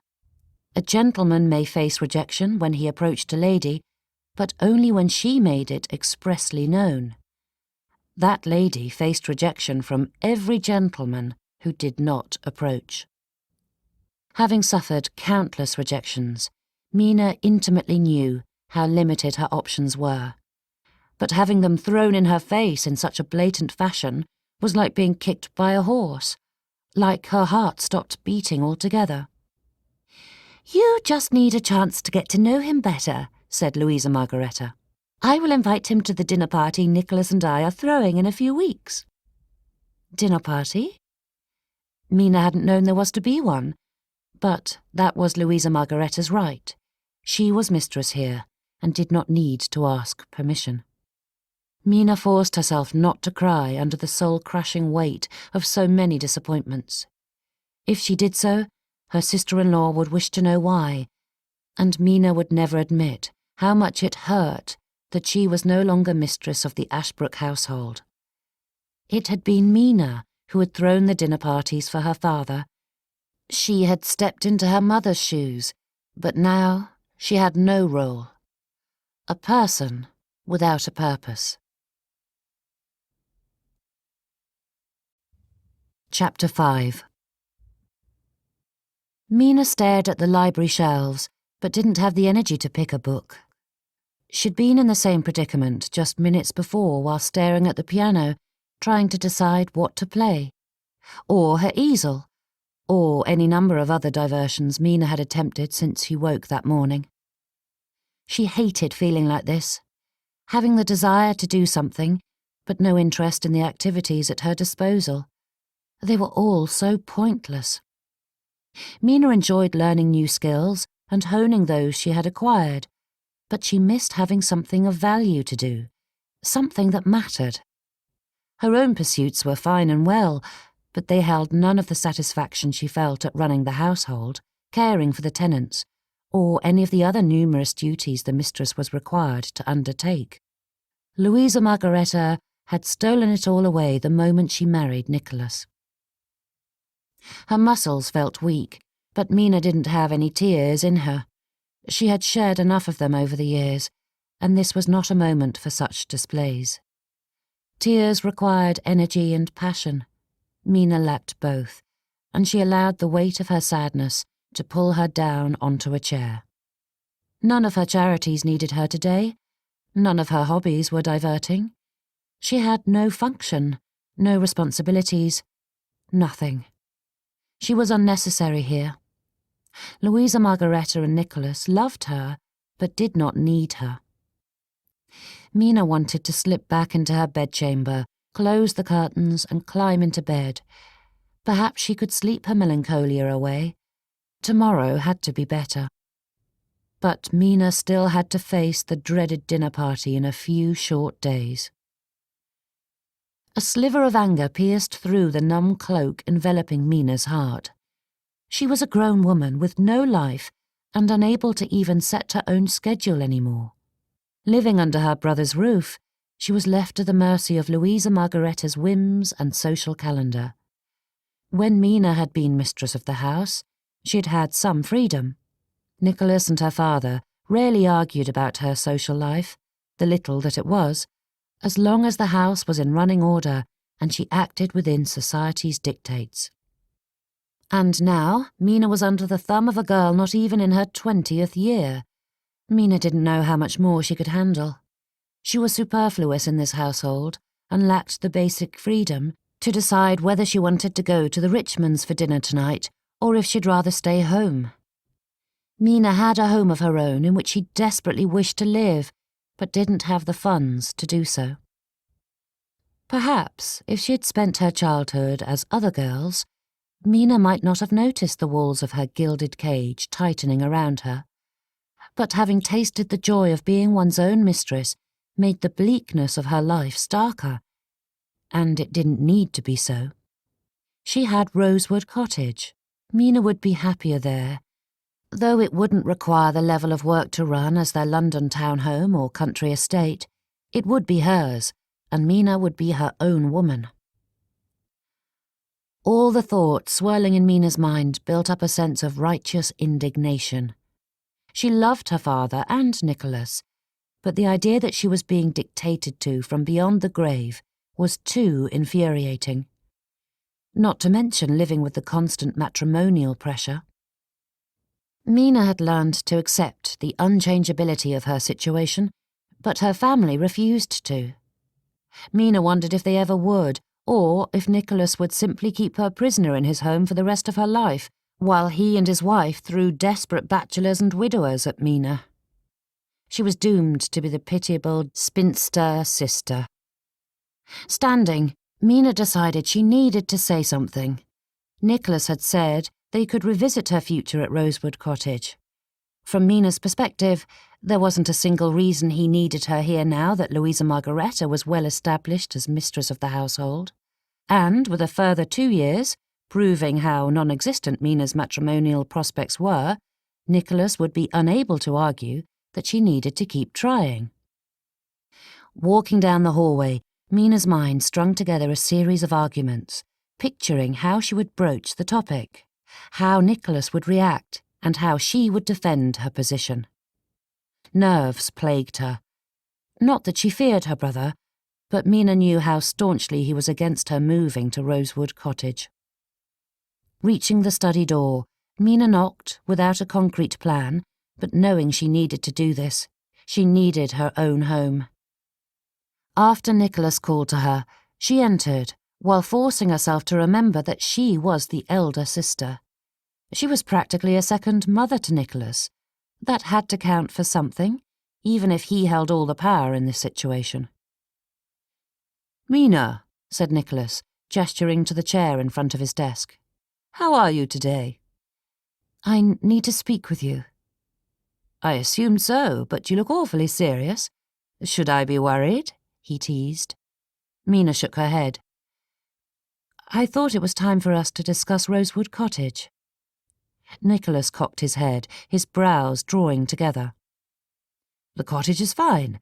I received word a week or two ago from the caretaker about some minor repairs needed, but nothing outside the ordinary." "No," said Mina, forcing her hands not to twist in her lap. "About my moving to Rosewood." Nicholas dropped his quill to the desk and crossed his arms. "I thought we had discussed this." 2 years ago, and you said we could reassess the situation." "I cannot have my sister move out to the country alone." "I wouldn't be alone, Nicholas," said Mina with a frustrated huff. "Of course I would hire a companion. Heaven knows there are plenty of genteel but penniless ladies who could serve that purpose. And there would be staff." "It is unnecessary," he insisted. "I cannot see why you think you need to leave. Louisa Margaretta and I love having you here. This is your home." Mina sighed. Touching her hand to her head, she tried to think of how to explain it without hurting Nicholas's feelings. "That is the problem. You love me, but you do not need me. Your wife has things well under control. She doesn't need my help running the household. And as much as you want this to be my home, it isn't. Not anymore. It is yours." Nicholas's face grew stern, and Mina knew she had misstepped, though there was no other way to explain it. "Do you truly not think of this as your home?" he asked, a frown tugging down his mouth. "Do you feel uncomfortable around us?" "That has nothing to do with it." Mina fought for composure, but she felt overwhelmed as the conversation pulled away from her control. She took a breath, willing herself to calm. "I love you both so much, but I miss the country. I love my cottage." Mina stopped, blinking back the tears while giving her thoughts time to coalesce. Her shoulders hunched and her cheeks burned, but she forged forward. "I feel useless here, Nicholas." He opened his mouth, but she cut him off. "You and Louisa Margaretta are wonderful and make me feel more than welcome, but I went from having all the work of a household to nothing. My days were filled with things that needed my attention, and I was happy knowing that my actions helped make my family's life better. Because of my efforts, the house ran smoothly, our employees and tenants were cared for, and I had purpose. And now—" Mina hated that the tears pushed harder for release. She did not want to cry, but all the months of frustration and powerlessness swarmed her, bringing out every hidden heartache and every unresolved emotion. "Now, I am just the spinster sister." Mina closed her eyes, allowing the tears to fall. It was pointless to fight them. Better to let them out and move past it. She gave herself a few moments before regaining enough composure to look at her brother. Pity filled Nicholas's eyes. The last thing Mina wanted was to be viewed as some pitiful creature. She wanted him to understand. "I am sorry you feel that way, Mina," said Nicholas. "I hope you know Louisa Margaretta and I do not think of you like that." "I know," Mina said, her eyes drifting down to the rug on the floor. So much of my life has not gone as I had wished. When I was a child, I wanted this type of life. I wanted no responsibilities. I wanted to be a child and not a substitute mother and mistress of the household. But now that I have lost it, my life feels so empty. All the work that filled my days is gone, and I am left with nothing but time on my hands. Don't say that. Nicholas stood and came around to sit in the chair beside Mina. You have so much you do. You paint and play the piano. You volunteer with a number of charities. You read and write endless letters to Thea and our brothers, not to mention the balls, musicals and theatre events. True, but with the exception of the charity work, none of them give me the same satisfaction. There were times when you children drove me to distraction, Mina said with a faint smile, quick flashes of memories warming her heart. There were times that I hated that responsibility, but living a life of amusement is unfulfilling. Attending parties and dances where no one cares whether or not I am there is agonizing. And I love my hobbies, but I need something more. Oh, it may sound silly, but I miss feeling as though I make a difference, that my work matters. Painting an entire museum's worth of artwork is entertaining, but does not give me that same joy. Nicholas's head bobbed in agreement. I understand, Mina. Frittering time away on frivolity isn't something our family has ever cared for. But I do not understand why you want to leave London while things are going so well with Mr. Smith. Mina forced herself not to groan, though her face showed her feelings well enough. Things are not going well with Mr. Smith. Louisa Margareta said, Louisa Margareta is desperate to believe he's a good match for me, but he is not. I shan't marry that man. But you'd have everything you want, argued Nicholas while patting her hand. A home to take care of and a family that needs you. I've no doubt I would be needed, but I'd be married to a man I neither like nor esteem. Being a mother is a difficult job. I would love to be one, but being an instantaneous mother to 7 children would be grueling, and to do so without having the mutual love or respect of my husband would be madness.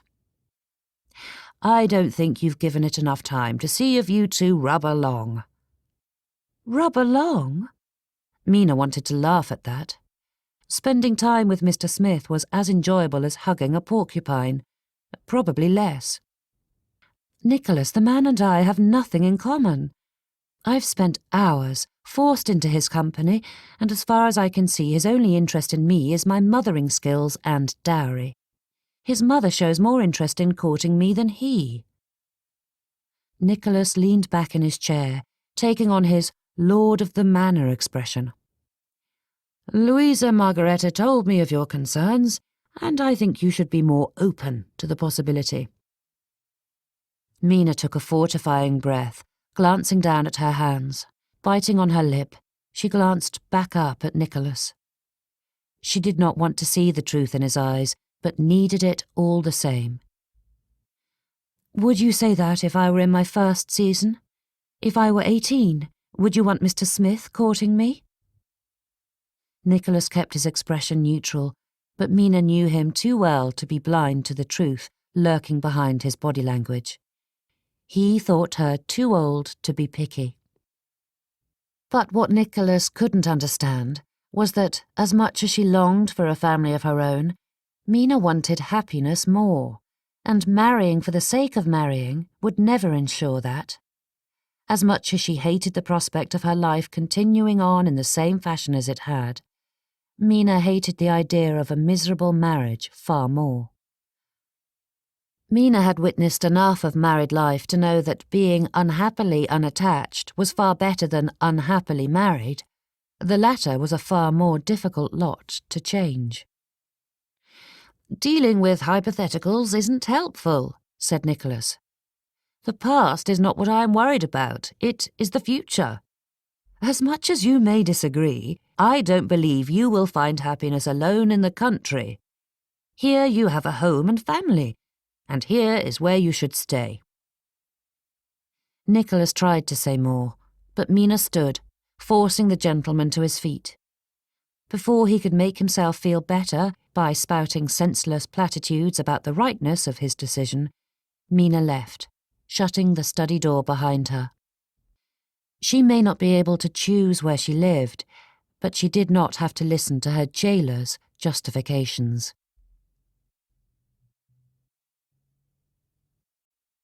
Chapter 6. Simon laid down the letter from his steward. Thorne was more than capable of handling business, but Simon hated leaving him alone for so long. There was enough to do on the estate to keep several stewards busy, but Simon enjoyed doing the work himself. He had tried his hand at other gentlemanly pursuits, but none gave him the same satisfaction. He needed to get home. London was pointless. It had its moments of entertainment, to be sure, but most of the social inanities simply reminded Simon why so many gentlemen of his acquaintance became lazy and self-absorbed, bent more on seeking the next bit of fun than doing anything of value. Months in London, and had yet to find a lady to replace Susanna. Simon knew it was pointless to keep searching, but some part of him dreaded giving up. He could never bring himself to admit it aloud, but Simon longed for a family, a proper family, filled with love and joy. No rough-and-tumble gentleman would dare voice such desires, but that was what Simon had been waiting for all these years, and why he kept torturing himself by returning to London. With Susanna, that dream had been within reach, and now there was no hope to claim it. He was tired of waiting and could not endure another year of shouldering the work of both master and mistress. Simon did not care for handling the household staff or linens or menus. He needed someone who would oversee the many aspects of running a household. His housekeeper, Mrs. Richards, handled the day-to-day housework decently, but Simon suspected that the house was not quite so well run without a mistress to oversee it. Not to mention the long list of community duties a mistress handled. Simon couldn't go a week without someone petitioning him for the Kingsley family's aid with some charity or village function. Looking down at the desk with the papers stacked neatly in their appropriate piles, Simon knew he would never love another as he loved Susanna. It was pointless to keep searching. It was time to find a lady with whom he could share a life, a companion, someone to help him with the work to be done, someone to fill his empty house. As it had many times before, Simon's mind turned to Miss Ashbrook. Finch's jokes aside, Simon found she truly was the perfect candidate. She was intelligent and capable, and spending time with her wasn't a burden. In all honesty, it was a joy. There was an ease of conversation between them that made him feel like he had known her far longer than a month and a half. She did not prattle away about dresses and frippery, or seem liable to be shrewish and domineering like his sisters, Priscilla and Emmeline respectively. Simon could have sworn he and Miss Ashbrook did not travel in the same social circles, but, having grabbed his attention, Simon noticed they were thrown together quite frequently. Since their first conversation, no more than a couple of days would pass before he would see her. Balls, the theatre, dinner parties, Miss Ashbrook was always there, quietly in the background, and each time Simon found his way to her side. Finch may think him bound for Bedlam, but there was no denying it. Simon enjoyed her company, admired her even. Twisting a quill in his hand, Simon pictured a life with Miss Ashbrook. The corner of his mouth pulled upwards while he imagined a future together. He hated to admit, even to himself, but Finch's assertions of Miss Ashbrook's inability to break their marital vows gave him an extra boost of contentment. Simon knew Miss Ashbrook was not the type to do so, but his father had likely believed the same of his wife when they'd married. Knowing Miss Ashbrook possessed little to attract a paramour gave Simon peace of mind. He could not abide the thought of his marriage copying his parents. And it was not as though Miss Ashbrook were entertaining other suitors. Though Mr. Smith continued to pay his addresses, it was clear that Miss Ashbrook did not care for him, which was another testament to the lady's good sense. From what he had learned about the man, Simon doubted marriage to Mr. Smith would be a happy affair. Frankly, Mr. Smith didn't seem very keen about Miss Ashbrook either, which made Simon question the man's taste. She may not be an obvious marriage candidate, but she was by far the best Simon had come across. Susanna's face came back into his thoughts, and Simon turned away from it. There was no hope for love now, but Simon found himself content to settle for a lawfully bound friendship with Miss Ashbrook. "Dear Mina," said Louisa Margaretta, lowering the teacup to rest on its dish, "I do think music is wonderful entertainment, but cards are so much more engaging, don't you agree?" Mina did not agree, not when it meant being forced into hours of awkward conversation with Mr. Smith. She had nothing against cards, but a musicale would provide a polite way to avoid dealing with drawn-out pauses between occasional discussions about the weather. There were only so many ways to describe the state of the roads, and Mina shuddered to think of watching Mrs. Smith constantly inflicting her son with that domineering elbow of hers. The poor man must be suffering internal injuries from Mrs. Smith's constant prodding. But Mina's feeling on the issue did not matter. Louisa Margaretta was determined, as was her right. It was her dinner party to plan in any way she wished, even if Mina's well-meaning brother insisted on including Mina in the undertaking. Though neither Nicholas nor his wife had said anything, neither of them were well versed in subterfuge. When Louisa Margaretta had arrived in Mina's room, begging for help, planning the dinner party a mere half-hour after Mina's disastrous conversation with Nicholas concerning Rosewood Cottage, Mina knew what had transpired between the spouses. After all the words Mina had spoken with the utmost convictions of her heart, Nicholas had decided giving his sister a minor task would solve her doldrums. There would be no need of moving to Rosewood Cottage if there were a card game to arrange. Mina watched Louisa Margaretta outlining the various virtues of her plan and felt sorry for the girl. Louisa Margaretta wanted to throw a party of her own choosing and was stuck having to cater to her sister-in-law's mood. Mina fought to keep the despair from showing on her face. Rather than feeling needed, this whole situation made Mina feel like even more of a burden. "I agree," said Mina. "Cards will be wonderful." Louisa Margaretta smiled, placing the cup and saucer on the table and grasping Mina's hands.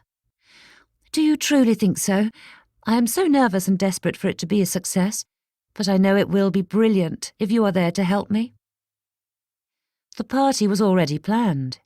Louisa Margaretta had arranged it all with more efficiency and skill than Mina would have expected from one so young and inexperienced. Any help Mina offered was only the honorary kind. "Mr. Smith and his mother are sure to accept soon," said Louisa Margaretta with a coy smile. It was pointless to argue. Mina had done so enough times before to recognize a lost cause. Nicholas and Louisa Margaretta would never push her to marry Mr. Smith if she truly did not wish to, but this courtship, if it could be called that, was beyond Mina's control.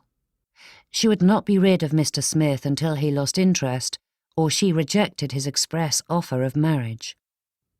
Louisa Margaretta's gaze turned to the clock on the mantel and she shot to her feet. "Is that the time? Dear me, I'm late for my shopping excursion with Beatrice. Are you sure you wish to stay here, Mina?" "Yes, thank you," she replied with a natural and entirely unforced smile. Louisa Margaretta's unbridled optimism was difficult to fight. "I've some things that need doing." Louisa Margaretta accepted the lie without hesitation, and in a whirl of petticoats and silk, she swept out of the room, leaving Mina alone. Leaning forward with her head on her palm, Mina hoped the headache pricking at the back of her head would leave, though she suspected it would remain until the season was over and the family retired to Lincolnshire. But then Mina remembered that they would not be heading home.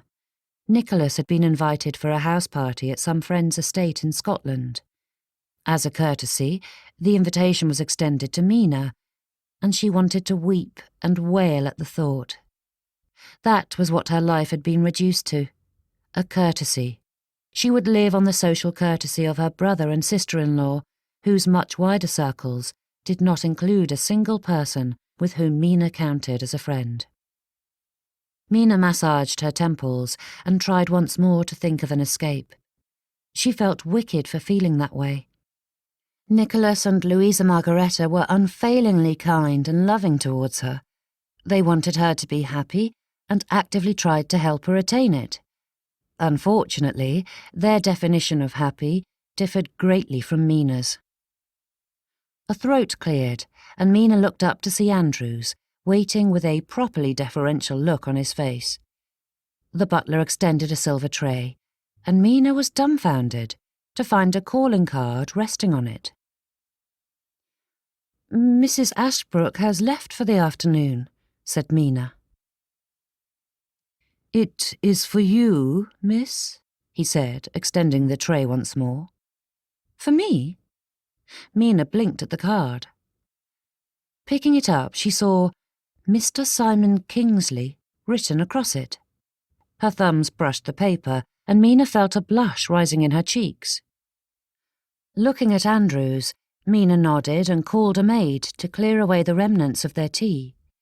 Standing, she ran her hands down her skirts and tried to ignore the fluttering in her heart. Then the man in question entered with a bow. "Are you well, Miss Ashbrook?" asked Mr. Kingsley, while they took their seats on the sofas opposite each other. Mina fought back another blush. She'd hoped to look better than that. "Just a touch of a headache, I'm afraid." "Is there something I might get you?" His eyebrows were raised, and he looked ready to stand. "No, Mr. Kingsley, but thank you for your concern." It was so rare for anyone to notice her discomfort that Mina had to control the wild imaginations in her head. The man had asked to help her, not declared his undying love, and it was silly to dream as if he had. "I apologize that my sister-in-law and brother are not here to receive you as well. They are both busy this afternoon." "I was hoping that was the case. I came to speak with you." Mina's brows rose. "Me?" Simon had anticipated his nerves, though that foreknowledge had not helped. Marriage was an irrevocable decision. Sweat gathered on his palms, and he flattened them against his lap. The jumble of thoughts crashing about his head refused to be corralled. Like a herd of high-spirited horses, they bucked and ran, turning every which way. "Are you well, Mr. Kingsley?" asked Miss Ashbrook with the same mix of curiosity and concern that had been showing on his face when he had asked that question. "You look out of sorts," she added. Her brows drew together, and she leaned towards him. "Did the weather turn foul at Avebury Park?" Simon hadn't expected that question. His heart slowed, and he found himself able to swallow again, something he hadn't realised was so important until he'd been unable to manage it. Seeing her obvious concern about something he had mentioned only in passing, at least a fortnight before, made his anxiety evaporate. Calm washed away his trepidation, easing his mind. Simon knew this was the right decision, and the more he entertained the thought, the more certain he felt. In many ways, Simon counted her a friend, though their relationship was still young. He may not love her, but Miss Ashbrook was a good woman and would make him a good wife, and Simon looked forward to spending more time with her. "The weather is fine," he said. "Then your tenants' farms are safe?" She leaned forward, as if anxious for an affirmative. "Yes. Old Joe's leg may have been predicting a tempest, but it turned out to be no more than a drizzle. "Wonderful news," she said, her shoulders relaxing. "I've been worried about it." And that was why Simon knew that of all the unattached ladies he had met, Miss Ashbrook was the most likely to be the right match for him. Her honest concern strengthened Simon's belief that, if nothing else, Miss Ashbrook would be a good and kind mistress for his estate. There was no more room for fear in his heart. She was the one. "Miss Ashbrook," said Simon, "as you know, I've been wanting to settle." She shifted, clasping her hands. "Yes, I recall your conversation with Mr. Finch about the matter." Simon sought for another apology, the words stuttering and faltering with each failed attempt, but Miss Ashbrook held up a hand. "That wasn't a condemnation, Mr. Kingsley, simply a comment. There's no need to apologise when you have already done so." Not an auspicious beginning, but Simon forged ahead. "Yes, well, I know this may seem abrupt, and I know that we do not share any feelings of love, but I think we are well suited and enjoy our time together." Miss Ashbrook stared at him, her spine rigid and her fingers frozen in place. "I know I am making a muddle of this," he continued, "but I was hoping you would consent to become my wife." Chapter 7. "Wife?" The word stunned Mina. Part way through his speech, she had guessed where his words were headed, but it hadn't given her enough of an opportunity to prepare. "I'd hoped to have more time, but my estate is in desperate need of its master, and in even more desperate need of a mistress. I am afraid I cannot linger in London much longer. I need to return, and wish to do so with you by my side." Mina had no words to give Mr. Kingsley. If Mr. Smith had said such things, it would have been easy to answer. Mina never aspired to a marriage of convenience, nor thought herself willing to tolerate such a thing. But it was different with Mr. Kingsley. He may not have feelings of love, but those feelings resided in Mina's heart. Mr. Kingsley had his faults, like all people do, but Mina admired him fiercely. Where most of his class frittered away their funds and lived a life of idleness, Mr. Kingsley strived to improve his estate and the lives of those beneath him. It was hard not to admire him when he spoke so passionately about the welfare of his tenants and community. And Mr. Kingsley was right. They did get along well. She'd never felt so comfortable around another living soul, outside her family or Thea. And in some ways, she felt more comfortable around Mr. Kingsley than her own relatives. But to marry without his love felt like a betrayal of her dreams. Mr. Kingsley had been honest with her, and for that she was grateful. But picturing an affirmative coming from her lips made her stomach tie itself in knots. He wanted a housekeeper with whom he got along. That may be enough for him, but not for her. Mina wanted a true home, a family, and that was built on more than mutual tolerance. "Mr. Kingsley, might I ask you a question before I answer?" The corner of Mr. Kingsley's mouth twitched. "With what I just asked you, I'd be surprised if you didn't ask at least one."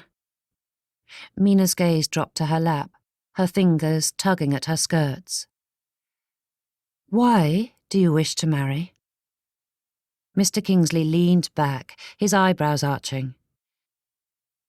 "I believe I already explained why in that conversation with Mr. Finch."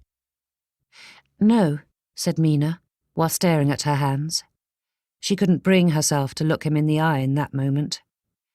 For the first time since that meeting in the park, Mina was decidedly uncomfortable around Mr. Kingsley. "You described why you should hire more help, but there is a vast difference between a paid employee and a woman with whom you are bound to for life." "Ah." Mr. Kingsley shifted in his seat. It wasn't an unreasonable thing to ask, but a part of him had expected Miss Ashbrook to just accept. Of course, being a woman of sound mind meant she would not jump into marriage without thought, but digging into his motives dredged up feelings and memories Simon preferred to keep buried. "I do wish for help," said Simon. "That is all too true. There are many things that a mistress does for the estate that I have neither time nor inclination to do. However, you are right. That is something that can be remedied in other manners." Simon took a moment to gather his thoughts before continuing. "I have a flourishing estate, but I find that I long for more." Simon swallowed past the lump in his throat. His cravat felt far too tight, but it was too late to back out at this juncture.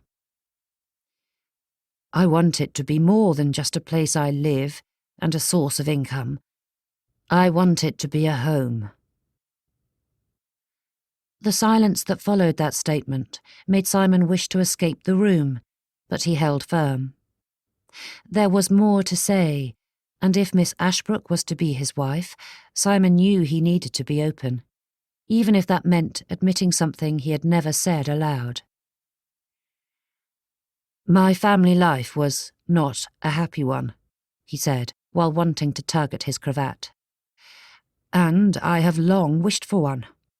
For something to come home to other than an empty house and the never-ending work to be done. My estate means everything to me, but I know there is something more to be had, and I believe that includes a family that can fill my house with laughter and joy." "You think I can give that to you?" asked Miss Ashbrook, her eyes locked on her hands. He wished she would look at him and give him some hint at her feelings. "More so than any other woman of my acquaintance," said Simon, unwilling to tell the absolute truth, that it was more so than any other unattached woman. But it did no good to dwell on things he could not change and would only hurt Miss Ashbrook. "Why?" she asked. Miss Ashbrook met his gaze once more, but her eyes held a slight challenging glint to them. "The only reasons you've given is that we are well suited and you enjoy my company, but I cannot believe there are no other ladies who fit that description. There must be plenty with whom you could make that home you desire." Simon paused again. He didn't entirely comprehend it himself, but he would try to explain it. "We have known each other a short time, but it is clear that you are a woman of sense and compassion." With each word, Simon's thoughts coalesced, bringing with it a deeper understanding of his own heart. "But more than that, the more I get to know you, the more I esteem and admire you, which is not a common occurrence for me with many of our class. I've never felt so at ease with a lady before, nor have I sought out a lady's advice and valued it as I do with you." Miss Ashbrook ducked her face, her cheeks flushing, and Simon found himself smiling at her. She had asked him to elaborate, and then found herself uncomfortable with the results. "And what of love?" Her voice came out softly, her face still turned downward. Simon paused, unsure how to proceed. He knew what she wanted him to say. He knew what many other gentlemen would likely spout in that situation, declarations of undying affection to sugarcoat the speedy decision they were making. "I don't know much about love," said Simon. "In my experience, it's generally not worth pursuing." At that, Miss Ashbrook looked up at him. He wished he could decipher the inscrutable look on her face. Normally her thoughts and feelings were so clearly stamped in her features that Simon had no idea how to read this stoic Miss Ashbrook. "You do not believe in marrying for love?" she asked. I had hoped for it, he said, pulling the words from that hidden part of his soul. But I fear it's not for me. I do know that I count you a friend, which is the first time I can say that about a lady. More than that, I would consider you one of my closest friends. That alone would put us on far better footing than most married couples of my acquaintance. Miss Ashbrook studied him, and more words came from his mouth. I may not be able to give love, but I do promise to be faithful and honour our vows, he said, allowing the earnestness to seep into his voice, making it feel like a private vow between the two of them. I swear you will have no need to fear on that account. A smile tickled the corner of Miss Ashbrook's mouth. I believe in your honour, Mr. Kingsley, but I should like— At that moment, a woman swept into the room with all the energy of an agitated lapdog yipping at a passing sparrow. Mina, you'll never believe what I just witnessed. Simon came to his feet, but between her movement and the wide-brimmed bonnet on her head, it took a few seconds before Simon was able to see the woman's face well enough to recognise Miss Ashbrook's sister-in-law. I was not 2 minutes from our door when Mr. Smith paraded by with Miss Fanny Osgood on his arm. That vile man and his even viler mother didn't even have the decency to look ashamed, she said, throwing her bonnet onto the chair. After he made it clear he was courting you, he has the audacity to chase after a woman with more money than sense. Mrs. Ashbrook halted mid-sentence the moment she saw Simon standing opposite Miss Ashbrook. Her eyes widened and her face paled, displaying all the improper shock and dismay of a young girl caught in an uncomfortable situation.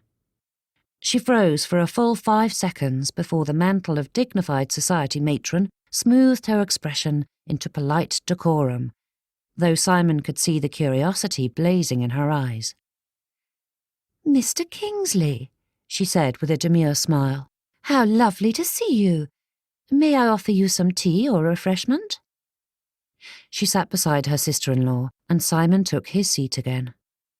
This was not going the way he had planned, and was becoming more difficult with each passing moment. No, thank you, Mrs. Ashbrook. I stopped by to call on Miss Ashbrook. I do apologise if I interrupted, she said. Mrs. Ashbrook held her posture, but her eyes flicked between the pair of them. It did not help matters that Miss Ashbrook's cheeks were the colour of a ripe strawberry. Mina could not decide which was worse, having Louisa Margaretta walk in on this scene, or the manner in which she had done it. It was no secret that Mr. Smith was courting her, but to have it bandied about in such a fashion in front of Mr. Simon Kingsley after what had just passed between them was more than Mina could bear. Or so she thought. This is perfectly serendipitous, said Louisa Margaretta, reaching over to pat Mina's knee. As it happens, we are holding a dinner party in 2 days, and Mr. Smith is unable to attend, which will positively ruin our numbers. I know it is last minute, but would you be interested in joining us? I would have invited you sooner, but I had no idea you and our dear Mina were so close. It would be wonderful for her to have an acquaintance there. Mina wondered if it were possible to burst into flames. Her face felt warm enough for it, and it would be preferable to sitting through this agonizing scene.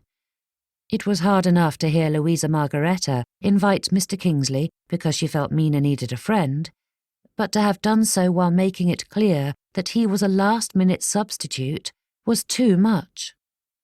The only thing that saved Mina from complete and utter devastation was the flicker of humour in Mr. Kingsley's eyes as he accepted. Within moments, Mr. Kingsley gave polite farewells, though Mina couldn't recall a single word that was spoken. Once the door was closed behind the gentleman, Louisa Margaretta pounced on Mina, desperate to winkle out all the details of the interlude she had interrupted. But Mina made her own escape. Hurrying to her bedchamber, she locked the doors and collapsed onto her bed. In all her life, she could never have imagined this day happening. A proposal for a marriage of convenience. Mina never thought such a man as Mr. Kingsley would propose to her for any reason. If it were Mr. Smith, there'd be no hesitation and no question as to how she'd answer. But with Mr. Kingsley, the situation was far more complicated. His speech about wanting a home filled her heart, twisting her resolve every which way. It had given her a glimpse into Mr. Kingsley's soul, and it was everything she had hoped for in a husband. Except love. Clutching her pillow, Mina stared out at her bedchamber, her eyes unfocused, while her mind churned. She had plenty to think about, and only 2 days to decide her answer.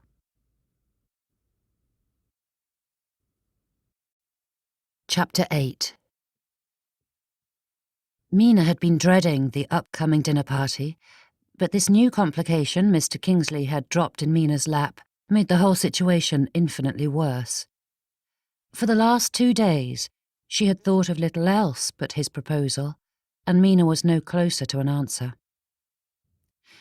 Scattered among the guests in the formal sitting room, Mina found her heart heaving when each was announced, both anticipating and dreading Mr. Kingsley's arrival. The others ignored her, which suited Mina, as she shared little in common with her brother and sister-in-law's peers. Besides, it allowed Mina time to further agonize over the impending answer she must give Mr. Kingsley. Of course, at this point, there was little more for her to consider. Mina had dissected every minute detail of Mr. Kingsley's personality and proposal more thoroughly than any naturalist could ever do in a year's study of a newly discovered beetle. A marriage of convenience. The thought made Mina shudder. Marriage was too daunting a task to be taken so lightly. Done well, it enlightened the lives of both parties. Done poorly, it destroyed far more than just the man and woman involved, and a marriage of convenience was far more likely to fall into the second category. But Mina admired Mr. Kingsley greatly. Besides feeling the same admiration and respect for him as he expressed for her, Mr. Kingsley's description of what he wanted in life mirrored perfectly Mina's own desires. A home. The way he spoke of it called to Mina's heart. She did not know much of his history or his family, but there was something inside him crying out for a better life. It was a feeling Mina understood. That was not to say that she did not love her brothers, but having a home of her own, a haven, a special place that was hers, was something Mina longed for. Knowing Mr. Kingsley sought that self-same thing made his offer even more appealing. And if she refused him, it would force an irrevocable break between them. Mr. Kingsley had become such a fixture in her life that the thought of being parted from him hurt. Every bit of London society was made that much brighter when Mr. Kingsley appeared among the throng. If they separated now, Mina knew that would be the end of it. Mr. Kingsley would find someone else, and she would lose him forever. "Dear Mr. Kingsley," said Louisa Margaretta, swooping in from across the room to greet the gentleman. Lost in her thoughts, Mina had missed his entrance. "It is so good of you to come," she said, taking his arm and leading him straight to Mina. The directness in which Louisa Margaretta presented him made Mina want to run back to her room and lock the door again. Mina knew her face must be a vibrant shade of crimson. "As you see, Mina is well," said Louisa Margaretta. Mina may not have breathed a word about Mr. Kingsley's proposal, but her sister-in-law sensed something afoot and was keen to capitalize on it. "Yes," he replied, a hint of humour in his voice. "Thank you, Mrs. Ashbrook, for the invitation." Mina was saved from any more of Louisa Margaretta's less than subtle machinations when another guest arrived, pulling the hostess's attention elsewhere. Mr. Kingsley took the seat beside Mina on the divan. "I apologise, Mr. Kingsley," said Mina. "I love my dear sister-in-law, but she is an unstoppable dervish." Mr. Kingsley smiled, and Mina's heart thumped loud enough she was sure he heard it. "I'm grateful to play knight in shining armour and save you from an evening alone among such lively people," he said, glancing at the others around them. There was nothing particularly wrong with her brother and sister-in-law's set, just that they made Mina excessively tired just being near them. From Mr. Kingsley's tone, she guessed he felt the same way. "Louisa Margaretta painted me to be quite a charity project, didn't she?" Mr. Kingsley chuckled. "No, though I am glad to keep you company. It would be exhausting to be here all alone. At the moment I feel very old." Mina joined his laughter, understanding precisely what he meant. "You must be anxious for the season to end and return to your beloved countryside," he said. Mina couldn't tell if he were hunting for clues about her answer to his most important question, or simply making small talk. As Mina did not have an answer to give, she felt grateful for the crowd that made it difficult to discuss such a delicate topic directly. Thus, Mina could avoid it altogether, if she pleased, and she did. "Yes, but unfortunately that is some months away," she said, her smile fading. Mina tried to hold on to it, but her future was a daunting prospect. "Nichols has been invited to an estate in Scotland, so we are bound for the north, to spend an indefinite amount of time with his friends at a house party." "More of this?" he asked, nodding to a raucous group caught up in gales of laughter. "And long discussions about people I neither know nor with whom I wish to be acquainted," said Mina with a smile. "But Nichols and Louisa Margaretta set our calendar." Mina felt a flush creep across her cheek. She should not have said so much. She was grateful for her family and knew her situation could be far worse. She had a good home and loving siblings. That was enough. For someone who so obviously loves taking care of others, it must be difficult to have your role usurped and give up being mistress of the Ashbrook estate, said Mr. Kingsley. Mina's eyes darted to him, astonished to hear him say that. "Usurped is a bit strong." "But accurate," he replied. "From what I understand, you ran your father's household and your brother's before his marriage. You have been mistress for more than half your life. To give that up and be subject to the whims of another must be trying." Mina attempted, but failed to keep tears from gathering at the corners of her eyes. It was a foolish thing to do, but to hear someone else understand and acknowledge her was a rare thing. The only other person in the entire world who grasped Mina's turmoil was her dear friend, Thea. No one else even tried to understand her position, yet Mr. Kingsley grasped it completely, and without Mina having to explain it. Mr. Kingsley offered his handkerchief, and Mina took it, dabbing discreetly at her eyes. Luckily, no one else in the party noticed. Mina hated the thought of making a scene. Clutching the handkerchief, Mina looked into Mr. Kingsley's eyes and saw so much in their depths. A caring man who dismissed the possibility of finding love in his life. Mina guessed his experiences with it had taught him to be so jaded, but that did not mean that love could not grow. With time, there was no reason that such feelings wouldn't develop in his heart as they had in hers. Mr. Kingsley did not love her. Mina had no doubt about that. But in so many small things, the way he looked at her, spoke to her, and treated her, she knew he had tender feelings towards her. Given time to blossom, Mina felt certain love would grow in his heart, and for the first time since he had proposed, Mina was confident in what she wanted. The conversation lulled, and Mina warmed to the thought of being with this good man for the rest of her life. Love or not, Mina knew her best chance for happiness rested with Simon Kingsley. Her present path could not possibly be better than binding her future to him. Mr. Kingsley. Her voice came out far softer than she meant it to. Mina saw the understanding in his eyes, at the significance of her tone. His gaze grew more intense as she spoke. I have thought long about our earlier conversation, and I find myself feeling as you do. I value our friendship deeply. It has been one of the few things that has brought me any joy in a fair amount of time. As she spoke, Mina watched hope and eagerness enter Mr. Kingsley's face. It was so touching to think that this gentleman so clearly wanted her affirmation. Seeing the emotion, Mina knew his proposal was not born out of convenience or desperation. Those may have been the elements that forced him to look beyond his normal social circles, but here and now, Mr. Kingsley's proposal came from a desire for her to be his wife.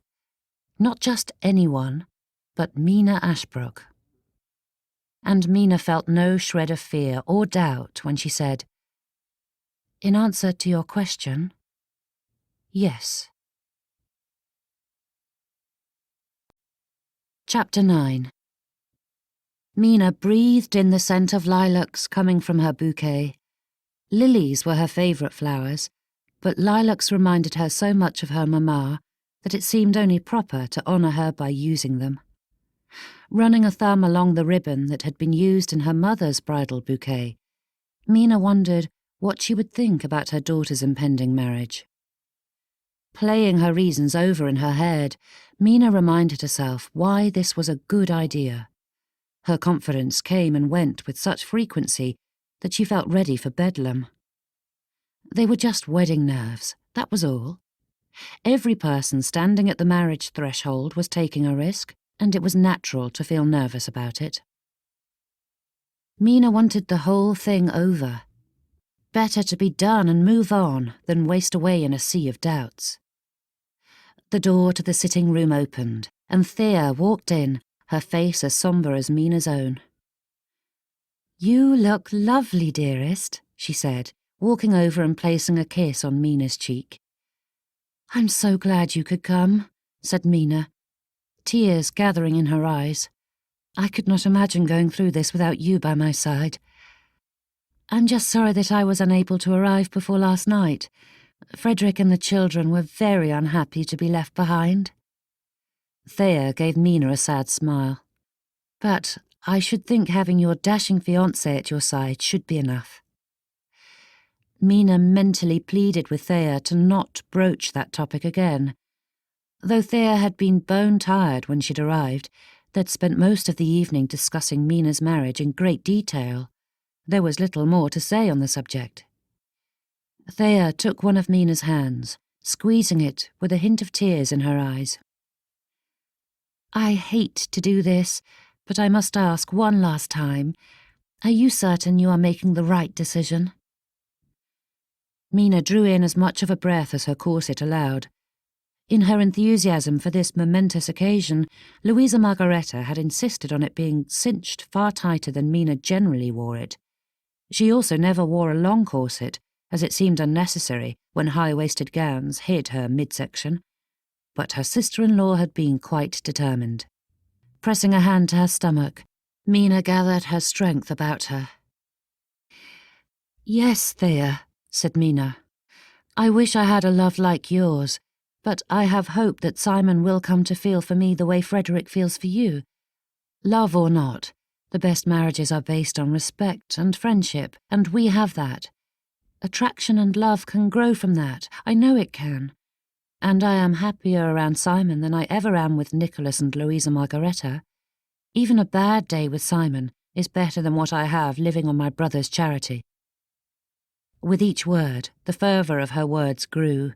It spread through her, calming her nerves and solidifying her resolve. "You always have a place in my home," said Thea, though they both knew her dear little house could not fit another living soul. "And spend my day sharing Penny's bed with her freezing feet and twitching limbs," said Mina with a laugh. "There is room on the floor," Thea replied with a genuine smile. Mina reached for her friend's hand, squeezing it tight. It is not desperation that drives me to do this. My situation has pushed me to consider something I never would have before, but I'd never marry simply to be married. You know that. I truly think Simon and I can have a happy future together. He is such a wonderful man, and I greatly admire him. Thea gave a knowing look, and Mina amended her comment. I more than admire him. I care so much for him, and I know he does not feel the same now, but I feel it in my soul that he will. From friendship will come love. Thea's own eyes misted. Of course, dearest, she said, pulling Mina into an embrace. I wish you nothing but happiness. The door swung open, and Louisa Margaretta bustled inside with the same excitement she'd had since the engagement was announced, dragging Simon behind her. What a perfect day! Simon's eyes caught Mina's, and she saw the same patient resignation she felt whenever her sister-in-law was running at full tilt, though with a good-humoured sparkle in his eye. Freeing himself of her, he walked to Mina and bowed over her hand before leaning over to whisper, Is she always like this? Mina held back a very unladylike snort. Only when awake. She heard Simon chuckle, and he tucked her hand in his arm. Are you ready? Just like that, Mina found herself escorted by her husband-to-be from her former home to the church to stand before the handful of family, well-wishers, and the rector. Mina had attended a few weddings over the course of her life and had heard the ceremony enough times to be familiar with it, but in that moment, the rector could have been speaking Latin for all that Mina understood it. The ceremony flew by with surprising speed, and before Mina could blink, the vows were exchanged, the wedding register signed, and the newly wedded couple were swept into a carriage, bound for their new life together. Side by side, they sat silent and solitary. Mina was unsure of what to say. In a short space of time, their relationship had fundamentally altered, and in some ways it felt as though she were a stranger in her own life. Remember to breathe, Mina, said Simon, and Mina found herself shaken loose of the spell, her body relaxing. Glancing over at her husband, Mina smiled. I would, if Louisa Margaretta hadn't insisted on lacing my dress so tight. She shifted, attempting to find a comfortable position. I hope you are not too disappointed about missing out on a wedding breakfast, he said, reaching for a carriage blanket, resting on the seat opposite. I am as anxious as you are to return home, she said, as he laid the blanket across their laps. Perhaps more. Simon's face broke into a broad smile, and Mina's heart quickened.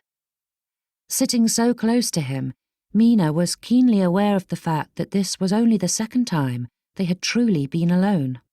With the engagement lasting just long enough to make the necessary wedding arrangements, it had been a flurry of activity. Even when they had found a moment to spend together, someone inevitably interrupted with some direly important ceremony detail that required their attention. But now, here they were, together, alone. Mina looked into Simon's eyes, feeling such contentedness, and saw it mirrored in his face. Something intangible hung between them, and Mina had never felt so connected to another person. Her husband. Mina gazed into his eyes, and she wondered if he would close the distance between them and press his lips to hers. Their first kiss. How Mina hoped for it, sending out a silent litany that he would do so.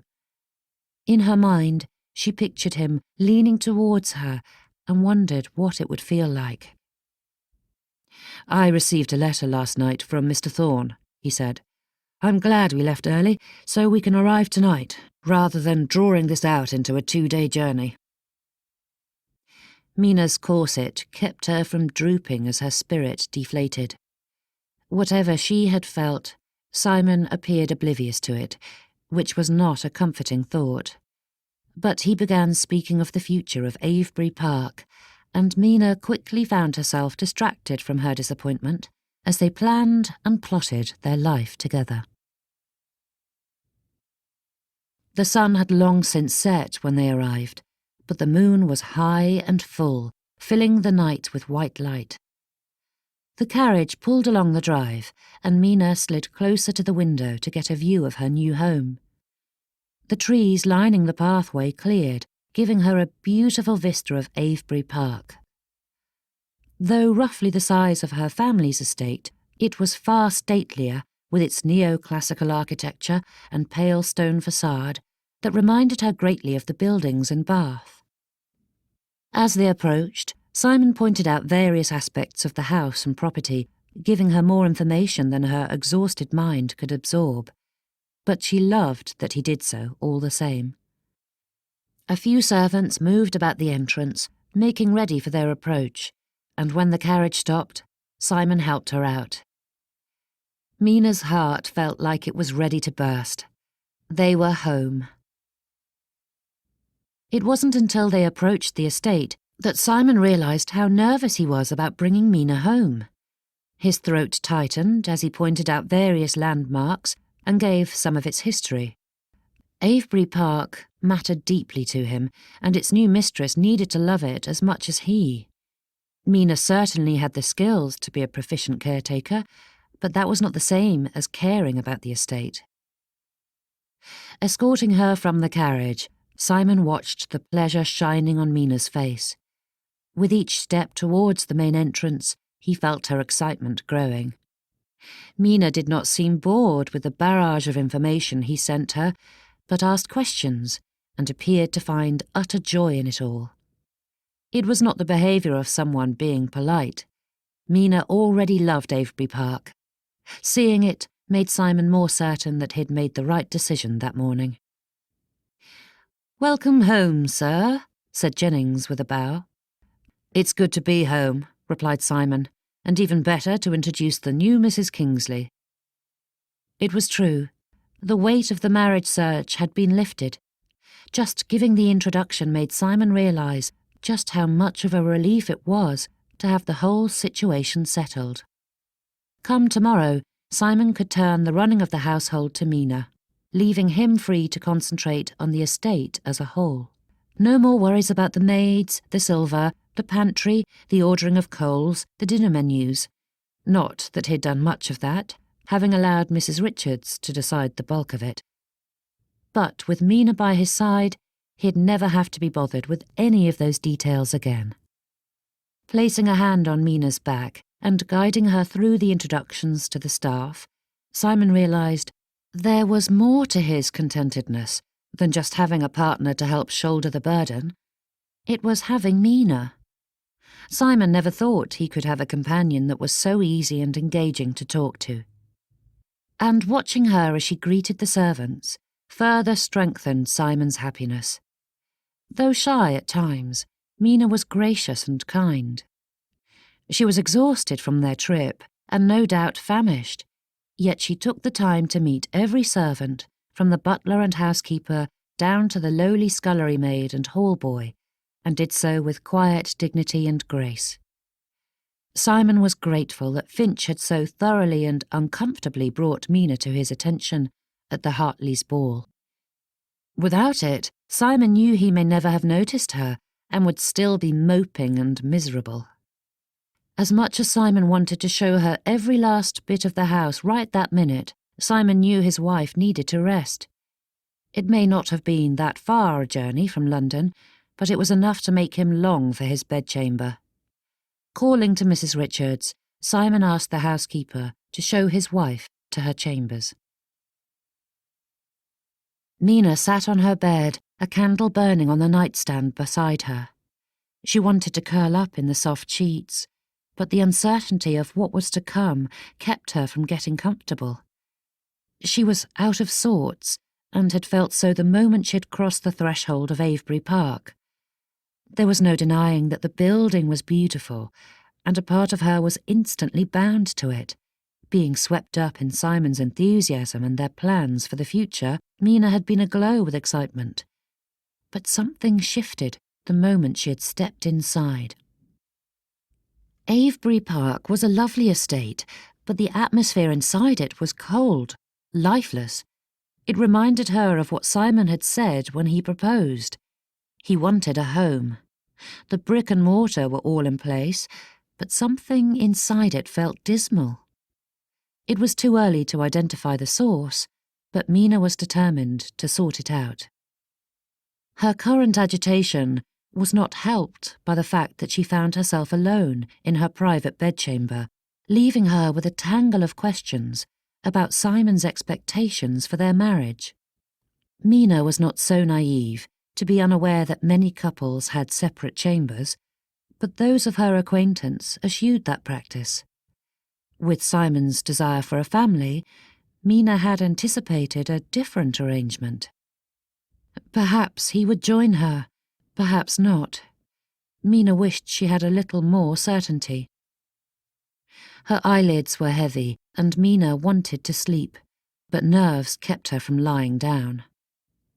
A sound came from the next room, and Mina stood, staring at the door adjoining their chambers and waiting to see what Simon would do.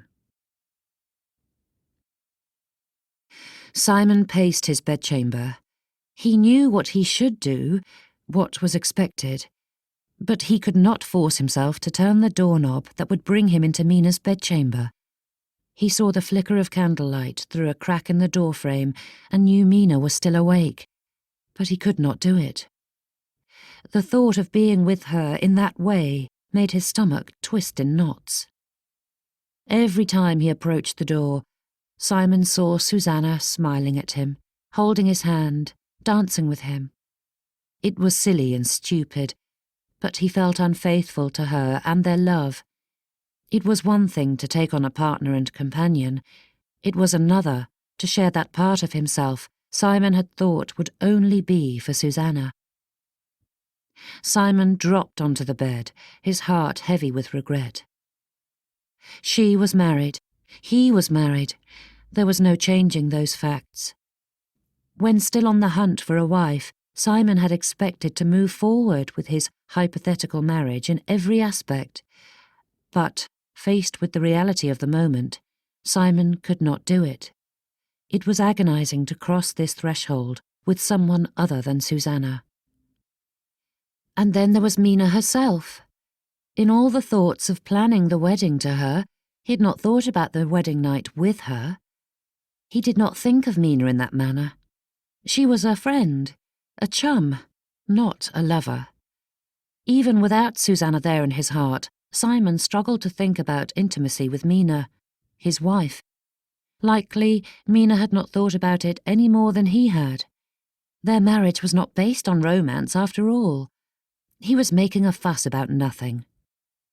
Exhaustion pulled at him, his body begging him to slip into bed. It was so much easier than dealing with the problem at hand. Face the issue another day. Blowing out the candle, Simon slid between the covers and slipped off into sleep without a second thought. Mina watched the mantel clock. With only a single candle in the room, it was too dark to see the numbers accurately, but she saw a fair amount of time pass since the last sound had come from Simon's room. When the final flicker of hope faded, Mina blew out the candle and climbed into bed. She was a grown woman who had faced more than her fair share of rejection, but tonight's snub was more wretched than the rest. It was one thing to be overlooked in a ballroom, it was another to be cast aside by your husband. For all the lectures Mina had heard about the animalistic natures of men, the one she had married would not even kiss her. Chapter 10. A blank piece of paper should not be intimidating, but as Mina stared at the sheet sitting on her desk, she felt as though she were facing a monumental feat. She dipped the quill in the ink, knocking off the excess, and pressed the nib to the page, still unsure what to write. Mina had no idea how to describe the whirlwind that was her life without worrying her brother. Graham would excuse her postponing this letter until the wedding was over, but 2 weeks had passed since that day, and Mina could not put it off any longer. Silence would worry him just as much. Dearest Graham, please forgive me for not writing sooner. Things came together in such a hurried state that I'm at a loss to describe it all. I am married. No doubt, Louisa Margaretta has already apprised you of the various details concerning the flowers and lace, so I will be brief. The wedding was uneventful, undistinguished, and unremarked by society, as they could not be bothered to remember who the bride was, except for a general sense of disbelief that the Ashbrook spinster was marrying at last. If it weren't for the announcement in the papers, everyone would have believed it to be nothing more than a farce. That was an easy beginning, biting and satirical enough to get a good laugh. With Simon eager to return to the Kingsley estate, the wedding breakfast and trip were postponed, but I was pleased with that decision, as I was just as eager to see my new home.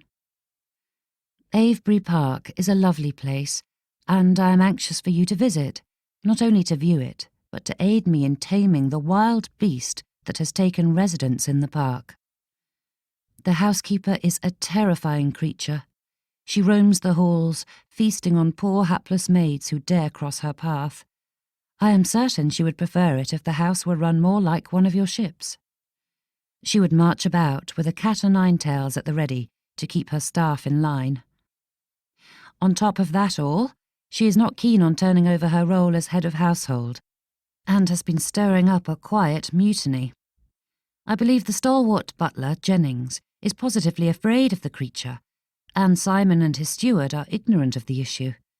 I will be forced to face down the demon, but my list of allies grows thin. I am in desperate need of my dear brother to come to my aid the next time he is ashore. Mina smiled at the image of Graham striding through the entrance, bellowing orders like a proper naval commander. Placing the quill down, she leaned her chin on her palm and stared out her sitting-room window at the garden below. Joking aside, she knew she needed to do something about the woman. As much as Mina wished to avoid a confrontation, the house was not run as efficiently as it could be, to say nothing of the general air of melancholy that clung to the servants. It pained her to see them scuttle about the house like frightened children. Within 1 day of arriving at Avebury Park, it was made perfectly clear why Simon had been so desperate for a wife to help shoulder the burdens. Simon. Just the thought of the man brought a flutter of feelings, and not all of them were pleasant. Confusion stood in the forefront and was becoming Mina's closest companion. Her busy schedule had been a justifiable excuse to avoid writing Graham, but Mina knew it wasn't the true reason she dreaded writing this letter. Since their arrival as man and wife, Mina had spent much of her time acquainting herself with the household while Simon was busy with the work that had accumulated during his absence. With the exception of meal times, they scarcely spent more than a few minutes in each other's company. Not exactly the marriage Mina had expected, though she was unsure why she had expected more from a marriage of convenience. It would not be so disheartening if the moments they did share had more substance to them, but there was some discomfort lingering between the two of them. Nothing that worried Mina for their long-term happiness, but it was as though the shift in their relationship brought with it a hitherto non-existent awkwardness. Mina supposed that was to be expected when one went from a burgeoning friendship to matrimony in the space of a few short weeks. None of which Mina wished to share with her brother. Mina shook her head at her own fickleness, sitting here bemoaning that life was imperfect. Things may not be what she'd hoped for, but her life was far more enjoyable than it had been before Simon. There was so much work to be done, and so many things that needed her attention, that Mina had no desire to go back to being Louisa Margaretta's shadow. Brushing away her silly thoughts, Mina picked up her quill and realised the nib had grown dull. Pulling through her desk drawers, she hunted for her sharpener, but it was nowhere to be found. Standing, Mina left her sitting room and made her way through the halls to Simon's study. It was the one place in the house guaranteed to have one. Knocking on the door, Mina inched it open and found the room empty. No doubt Simon was out inspecting some part of the estate, so Mina wandered to the desk and pulled open a drawer. Atop all the normal things one would expect to find in a gentleman's desk sat a lady's glove. It was dainty and of fine quality, the type a lovely young lady would wear. With slow movements, Mina picked it up, laying the leather against her larger hand. For all of Simon's jaded opinions on love, here sat a monument to the truth of the matter. Simon Kingsley was broken-hearted. The finely stitched initials made it clear whose glove this was. S.W. Susanna Weston. Even without it, Mina would have guessed it was hers. There had been rumours of Simon's attachment before Miss Weston had become Mrs. Banfield. At that moment, a memory slid back into Mina's mind, one of Simon and the lady dancing together. Mina no longer remembered where or when it had occurred, but gentlemen do not dance with a lady for 2 sets without there being a significant reason. Seeing the love token sheltered in Simon's drawer deflated Mina's spirit. It was one thing for her husband to have emotional scars, but it was another for him to pine for someone else. And there was no other way to categorize the glove's placement of honour. Mina had accepted Simon was not ready for a romantic relationship. It did hurt to know he found her unattractive, but Mina was determined to not let it draw her into the dark depths of despair. Love and attraction can grow. She'd seen it so many times in so many other couples, and knew it was possible for her and her husband. Though some formed an instant connection, more often than not, Mina believed it was a gradual thing. Setting the glove back where she had found it, Mina closed the drawer. There was nothing to be done about that now. She was Mrs. Simon Kingsley, not Susanna. Simon's heart may be fractured, but Mina would not give up on it. On him. Time and patience was all she needed. Their current awkwardness aside, Mina felt something grand and magnificent was possible between them. Without warning, Mrs. Richards strode into the room. "What are you doing in Mr. Kingsley's study? This is his private sanctuary." Mina refused to feel like a child caught sneaking cakes from the pantry and narrowed her eyes at the housekeeper. If the woman held her nose any higher in the air, she'd be staring at the ceiling. "I am looking for a sharpener," said Mina. "My quill is dull, and I've misplaced mine. Mr. Kingsley doesn't like people in his study." "I understand that, but I wish to finish my letter to my brother before I dress for dinner," said Mina. She didn't know why she insisted on explaining herself. This was her home, after all. But Mina didn't know how to go about dealing with this difficult woman. Mina had managed staff in the past, but none had been so rude. "Dinner isn't until 8, said Mrs. Richards. "You have plenty of time to wait for Mr. Kingsley's return before you go poking about his things." "But I ordered for dinner to be at 6, said Mina. 8 is far too late." Mrs. Richards' lips pursed, her nose inching higher into the air. "In London, all posh households know dinner is at 8.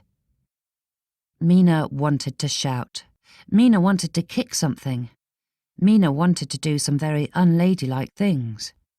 This woman did not need to make every little thing a battle, but from the moment Mina had arrived at Avebury Park, Mrs. Richards had been intractable.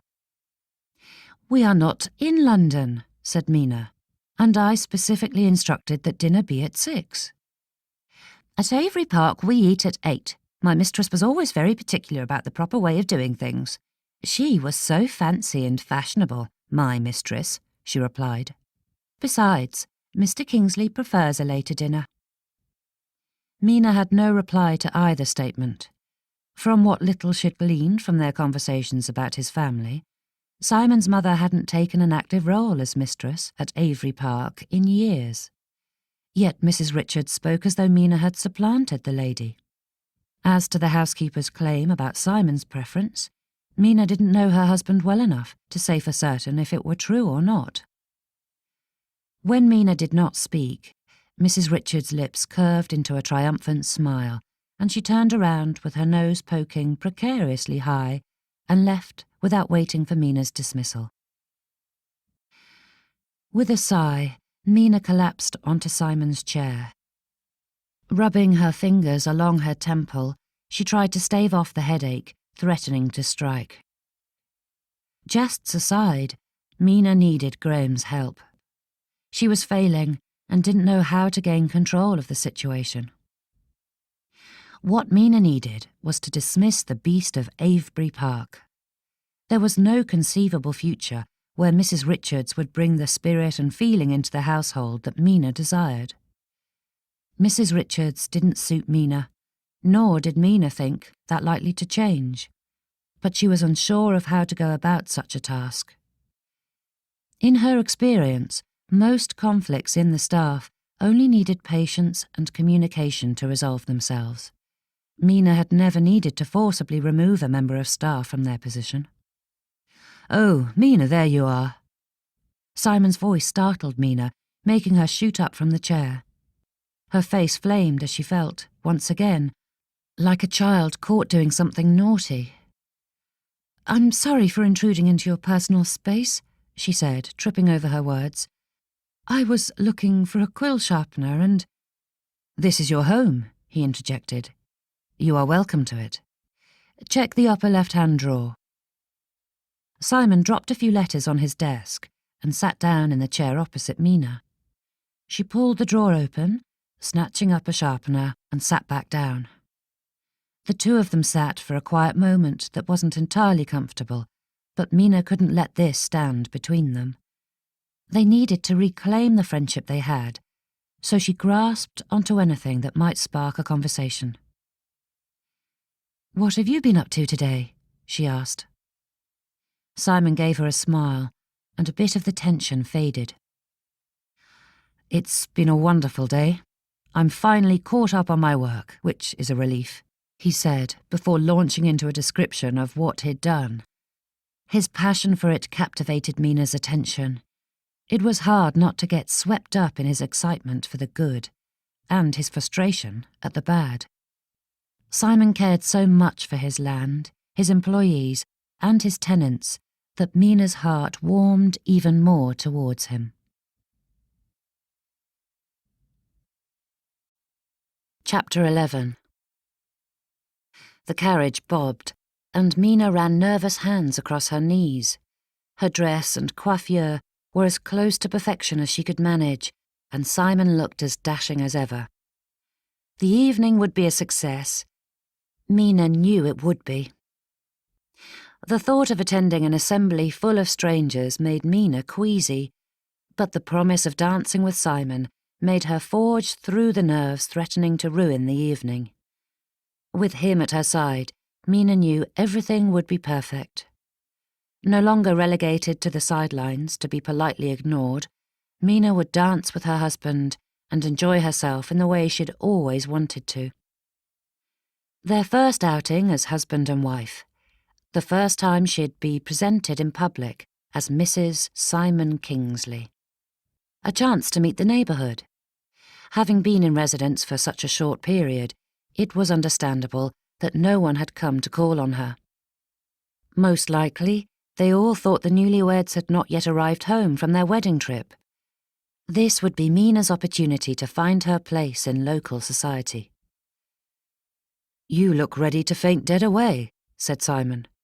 "On my honour, they shan't devour you."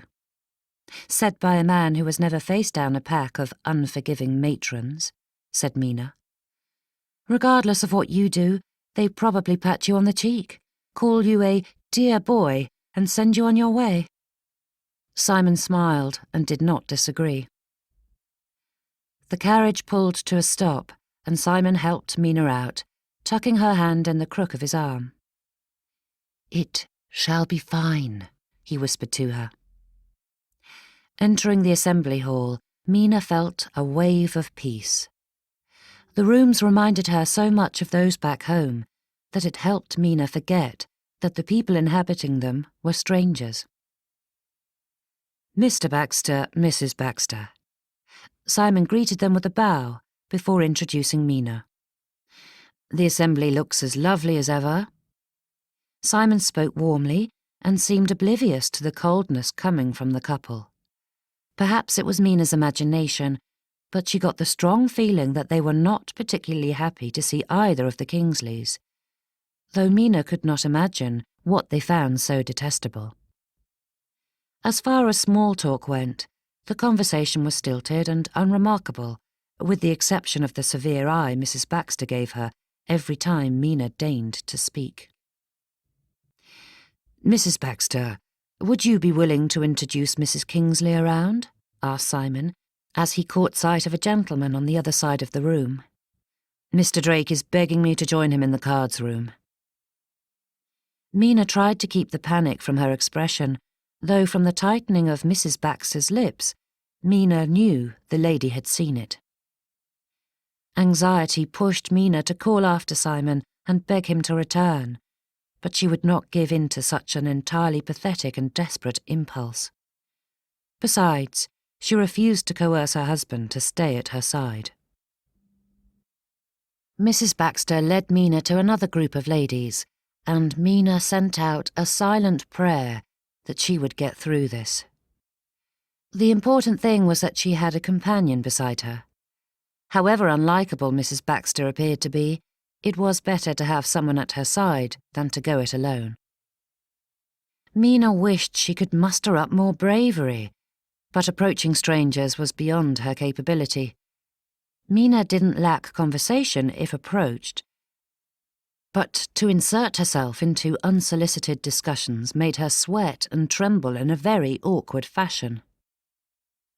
The ladies in the group were all Mrs. Baxter's age, though there were a few interspersed that looked to be daughters in their early 20s. Mina tried to act as though at ease, even if she was too young to fit in with the matrons, and too old to fit in with the daughters. Mrs. Baxter performed the necessary introductions, but Mina forgot the names the moment she heard them. Names were not Mina's strong suit. "So you are Mrs. Kingsley," said one of the ladies. "Mrs. Coombs? Crewe? I've been most anxious to make your acquaintance."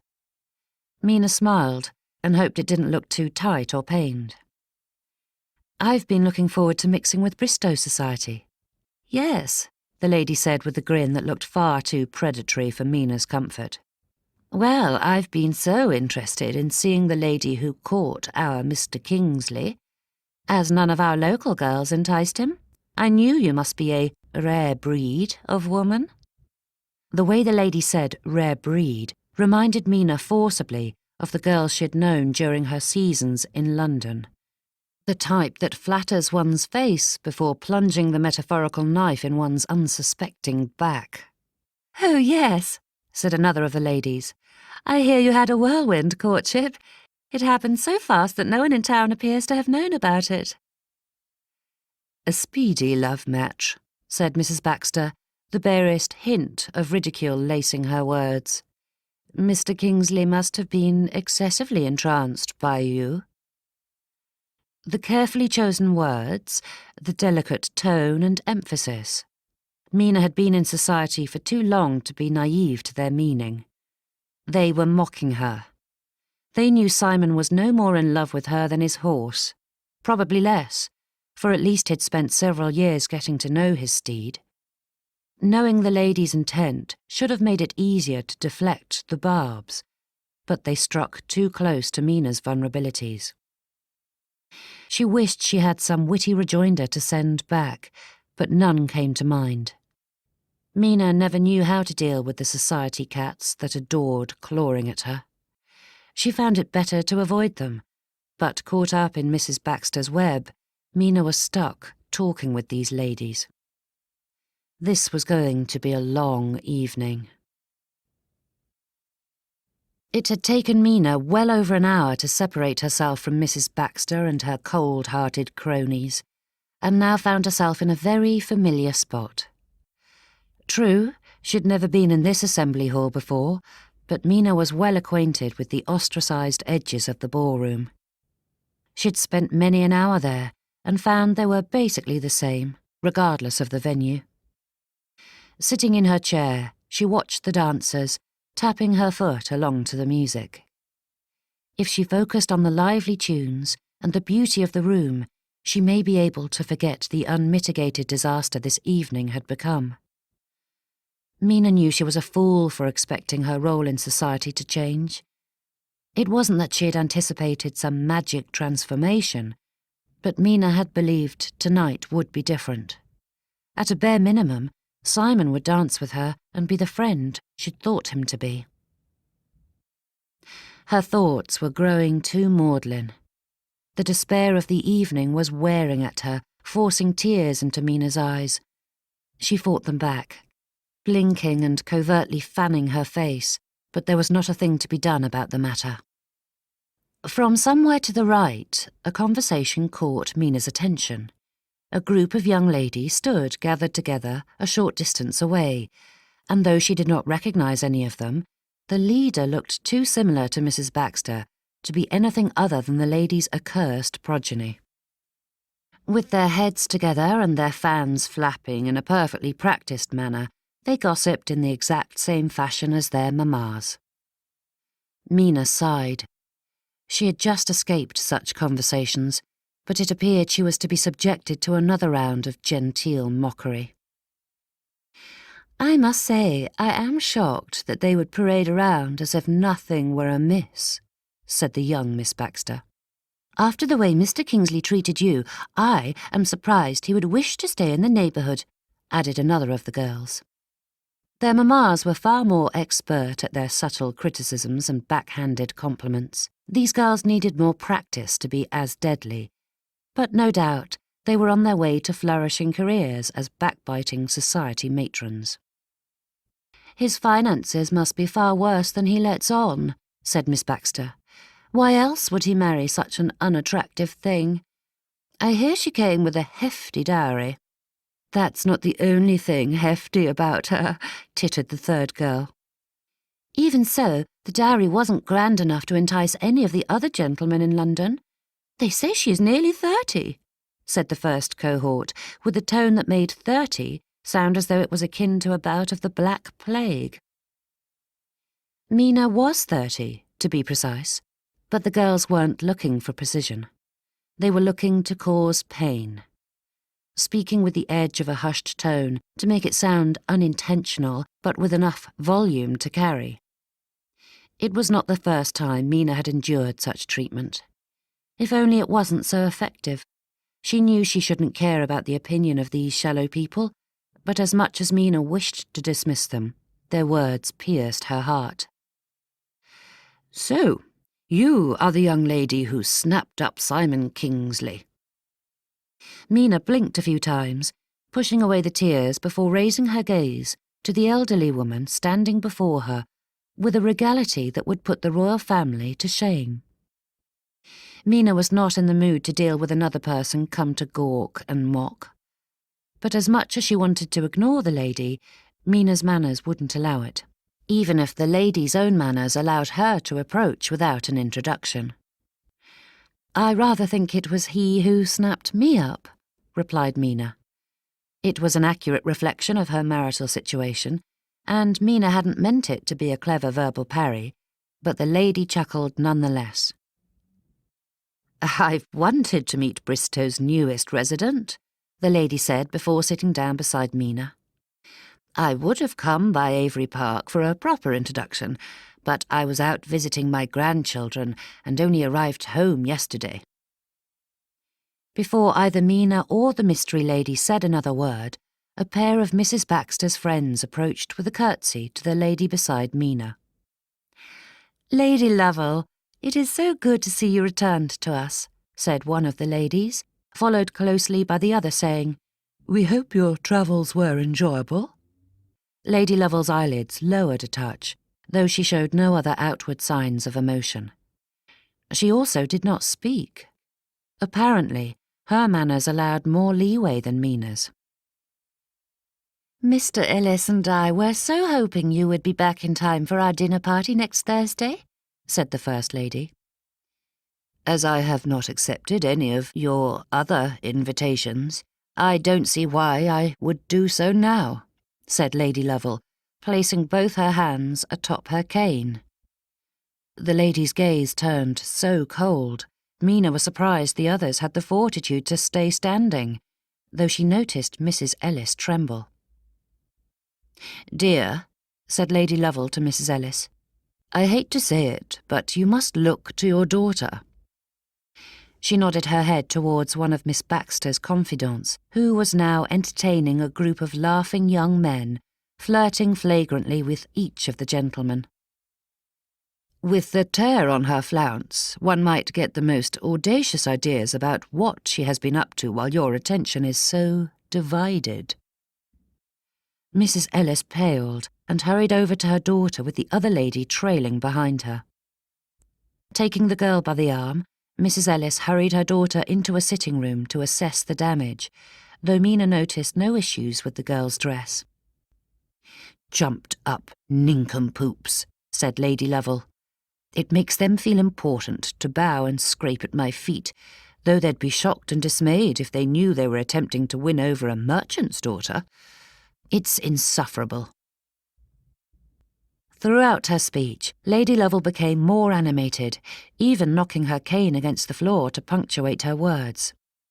Such a caustic appraisal of society would sound harsh coming from any other person, but Lady Lovell did it with just a hint of self-derision to make her words humorous. "One must be careful with whom one associates," said Mina. "Being in trade is a serious condition that afflicts most of the population. It would be horrible to catch such a dreaded disease." Mina had heard Thea's husband joking about such matters on more than one occasion, having been inflicted with it for over a decade. For a brief moment, Mina was unsure if her humour was acceptable to Lady Lovell. Having just met the lady, she couldn't be certain that such teasing would not be offensive. But she got a sense that Lady Lovell was no ordinary society matron, and Mina was rewarded with a deep laugh from the lady in question. "My dear," said Lady Lovell, "having watched the local harpies sharpen their claws on you, I would not have guessed that you had such pluck. I'm glad to discover I was wrong." Mina's face heated a touch. "I fear I do not always make the best impressions in settings like this, among women like them. They are a gruesome bunch." Mina chuckled at that. "And as my husband has seen fit to abandon me to their clutches, I found it imperative to cry retreat." "Never give up ground to one such as them," said Lady Lovell. "It will cost you dearly." True words, Mina had to admit. If only she knew how to stand her ground. Lady Lovell watched Mina with a careful eye, and Mina wondered what the lady saw. A moment later, Lady Lovell tapped her cane against the ground and declared, "I wasn't sure what to expect when I came over, but I just know I'm going to enjoy you immensely. I've decided you and I are going to be good friends, Mrs. Kingsley. No, I am sorry, but that will not do. I refuse to call you anything but Wilhelmina." "That would be delightful, but I prefer Mina, Lady Lovell," she said with a smile. "Imogen, please," she replied. "And I'll warn you now that I am extremely interfering and opinionated, and must be immediately excused if I ruffle your feathers." "Then you must excuse me when I choose not to listen to your interfering opinions," Mina teased. Imogen laughed. "Like I said, I'm going to enjoy you. But as my first act as your dear friend, I'll tell you to not listen to a word those ladies say. They are simply seething with anger that your husband chose you instead of one of the local horse-toothed harpies." Mina stifled a snort. "I apologize for being so harsh, but really," said Imogen, For all their prancing about as though they are the creme de la creme of British society, they are far from it. If it were not for their outrageously rude behaviour to anyone below their notice, I'd simply ignore them. But when they choose to go out of their way to be cruel, I cannot let it stand." As the two women talked and laughed, Mina thought the evening was not a complete loss.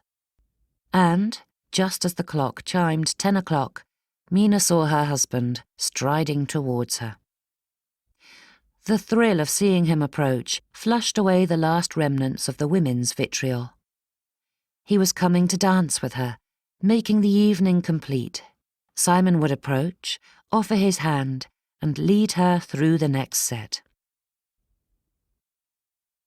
What a tedious evening. Simon didn't understand why anyone enjoyed dances. Unattached lads and lasses endured them for the chance of a romantic encounter, but beyond that, they served no purpose, except to torture and annoy the guests. Married women gossiped and vied for social status, and their husbands, who were there under duress, gambled and drank the time away. At least this time, his status as a married man kept him safe from the machinations of the matchmaking mammas and the desperate debutantes. That was a small blessing. He hoped Mina had had her fill, and they could escape home. Scanning the room, Simon found her sitting at the edge of the dance floor, deep in conversation with Lady Lovell. The two ladies looked diverted, and Simon was pleased to see Mina fitting into Bristow society so easily. As he approached, Mina turned and smiled at him, her face lighting up with unabashed joy. Her eyes glowed and her entire face transformed. She may not be a classical beauty in any sense of the word, but that look gave her something different and unique that Simon found striking. "Good evening, Mr. Kingsley," said Lady Lovell. "I've been acquainting myself with your lovely wife. You certainly had your head on straight when you married her." Mina's cheeks flushed a violent shade of red, and Simon found himself amused at her artless embarrassment at the compliment. "I certainly believe so," said Simon, with a quick bow before addressing his wife. "But if I may, I was wondering if you were ready to leave." Mina stiffened, her face freezing in a grimace-like smile. Lady Lovell's right eyebrow drew upwards, and Simon was at a loss to understand what he'd done wrong. That eyebrow was far too accusatory to ignore. "I'm done in and assumed you would be too, after a couple of hours of dancing. But if you'd rather stay, I'm certain I can find another card game," Simon offered, rather magnanimously, if he did say so himself. He was ready to leave, but if Mina were desperate to stay, he'd find something to do. Mr. Baxter had been more than happy to win a few quid off Simon, and Simon had been more than willing to part with it, as it had warmed Mr. Baxter's attitude towards him considerably. Mina's eyes looked watery, and Simon couldn't understand why. He was being courteous and obliging. He hadn't demanded anything of her. He simply expressed a desire to leave, and the woman was getting emotional. "No, we can leave," she said, blinking back the moisture while she stood. "It was lovely to meet you, my girl, and I'll be sure to come by for a visit tomorrow, if you're willing to entertain an old biddy like me," said Lady Lovell with a smile. Mina's face regained a degree of the former radiance as she replied, "You are always welcome, Imogen."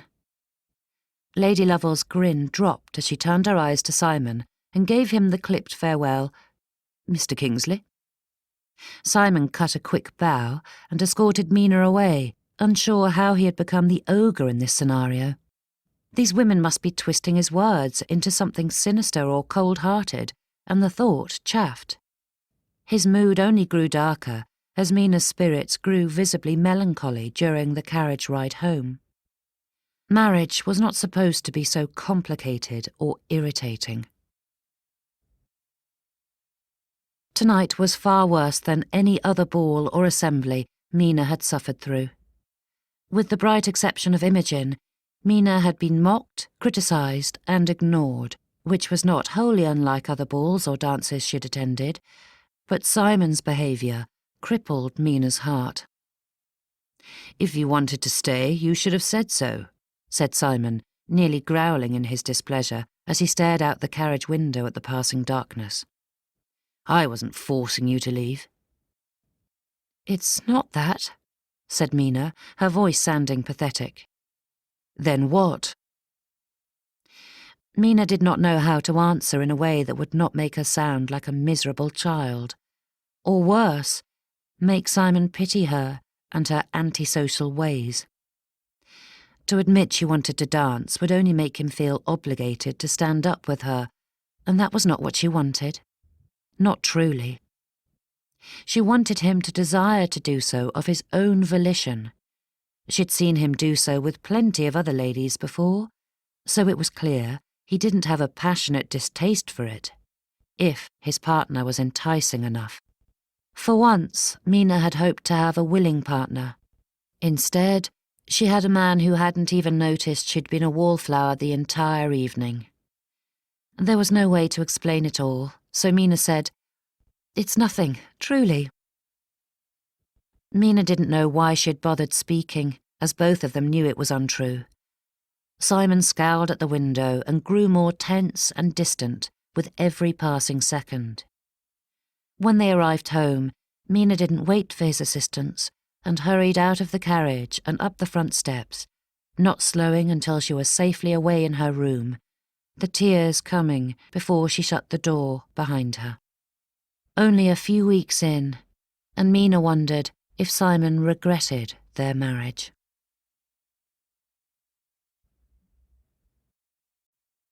Chapter 12. Light came through the dining room windows, casting the space in a brilliant morning glow. The beauty of it was lost on Mina as she stifled a yawn.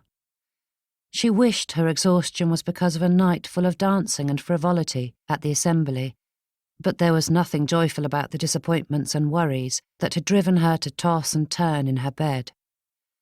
After hours of attempting to sleep, Mina had given it up as a lost cause and went to work. Before breakfast had been laid out, Mina had written several letters, organised her art room, taken a stroll through the gardens, read some of the latest issue of Ackerman's Repository, and practised on the pianoforte. She should have met with the housekeeper to discuss menus and household concerns, but Mrs. Richards studiously avoided Mina most mornings. Smearing blackberry jam on her roll, Mina went through her schedule for the day. The household had no interest in her opinion, but there was still plenty for her to do. She could visit the tenants in the afternoon. One of the first things she had done as Mrs. Kingsley had been to meet each of them, but that had been more social in nature, and it was prudent to go again and see what she might do to help them and the village. If she wasn't mistaken, there was a school, so that did not need to be organised, but there might be improvements to be made. And there was the yarn she needed to purchase for a baby blanket. Normally, Mina preferred having one ready for the tenants before the babe arrived, but as the Johnsons' youngest had done so just before Mina's own arrival, there was no choice but to make it after the fact. And she should find out if the vicar and his wife had a charity box for the new additions to the area. If not, she could put one together with all the necessary baby items to help ease the financial burden to the needy families. Mina bit into the roll and took a sip of her hot chocolate, savouring the flavour. She didn't know what cook put in it, but there was a special something extra in it that drew out the rich flavours. In truth, she knew what needed to happen today. The other duties could be attended to later, and dealing with matters of the household was Mina's first priority. No matter how much she dreaded the inevitable difficulties. Mrs. Richards was a formidable woman, and Mina already knew she was not a woman to be crossed. Yet that was precisely what Mina intended to do. The dining room door opened, and Simon entered. Both he and Mina froze, and she would put a pony, as her brothers would say, that he was reliving the awkwardness of the previous night, just as she was. "I didn't expect you up so early," said Simon with a nod before striding to the table. He hesitated only a moment before selecting the chair beside Mina. She didn't know if that action was to be interpreted as a good sign or a bad one. The hesitation was certainly unwelcome. "I am always up at this time of the day," said Mina. Her morning routine was firmly set, just as Simon's was. They were regular enough that within days of their marriage, both of them were well aware of the other's daily habits. "In my experience, the morning after an assembly, ball or party sees little of ladies," said Simon, as the footman brought out his usual breakfast. Mina halted mid-bite and stared at him. She knew there was still a lot of mystery surrounding their personalities, but Mina was surprised that he expected such behaviour from her. At least the man had the sense to look chagrined when he noticed her expression. "Perhaps my mother and sisters are not the best examples," he said, spreading a napkin across his lap. "You've shown yourself to be quite different than them." The words sounded right, though his tone held another dose of hesitancy. Mina was uncertain herself where that sentiment came from, though she suspected it could be attributed to last night's interlude. After hours of fitful thoughts, Mina decided Simon had been oblivious about her feelings, and, no doubt, he'd made his own inferences about her behaviour. The conversation halted, dying on the vine as the two of them munched, and Mina was at a loss as to how it could be mended. But before she could think of a topic, Simon spoke. "Are you feeling better?" Mina felt his unwillingness to ask it. Likely, Simon was terrified she'd be reduced to further hysterics. "Yes, thank you," she said. It wasn't a lie exactly. She was no longer weeping at random intervals, so Mina thought she was better, but not by much. "It looks like the weather will be fine today," he said, staring into his teacup. For the first time in hours, Mina felt like smiling. The weather. The most inane and innocuous topic. Used to divert unpleasant conversations or spark one where there was none. It was a staple of British gentility. To hear him resort to such tactics made her want to laugh. "Indeed," she said, hiding her smile behind a sip of hot chocolate.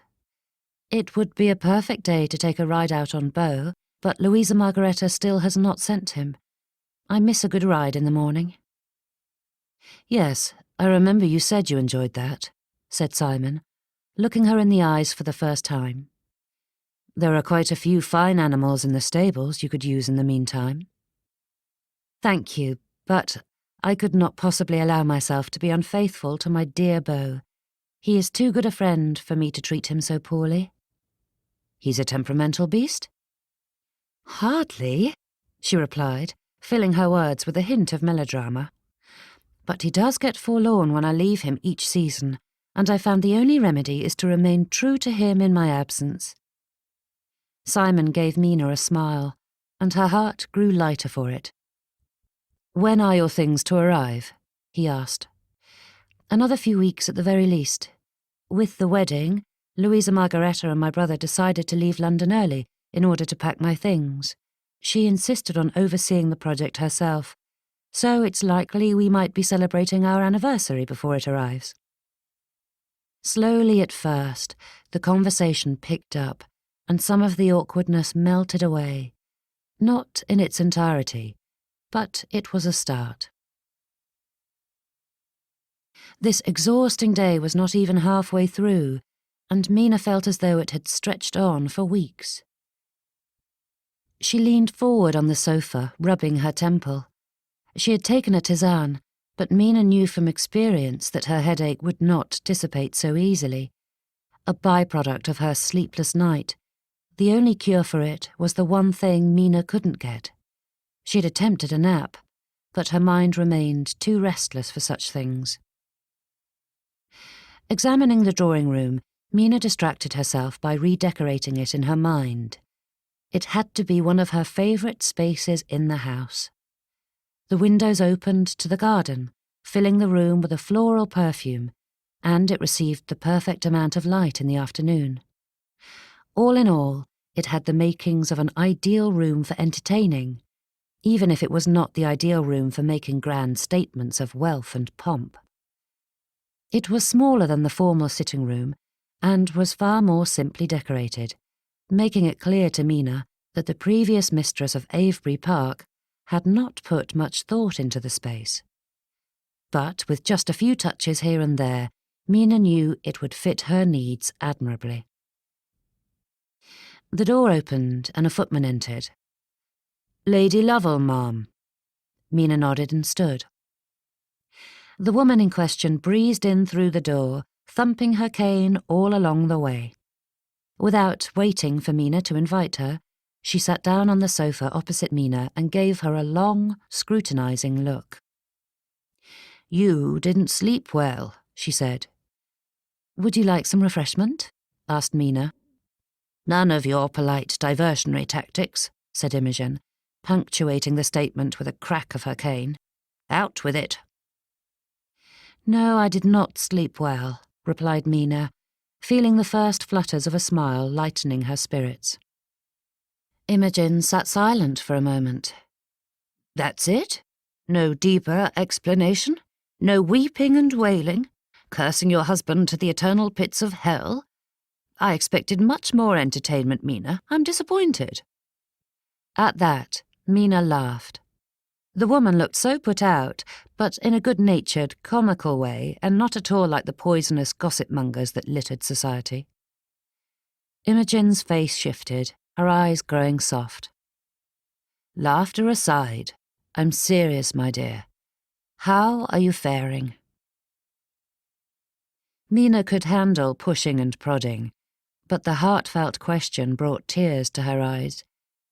Mina felt lost in a sea of uncertainty, and Imogen had just thrown her a rope.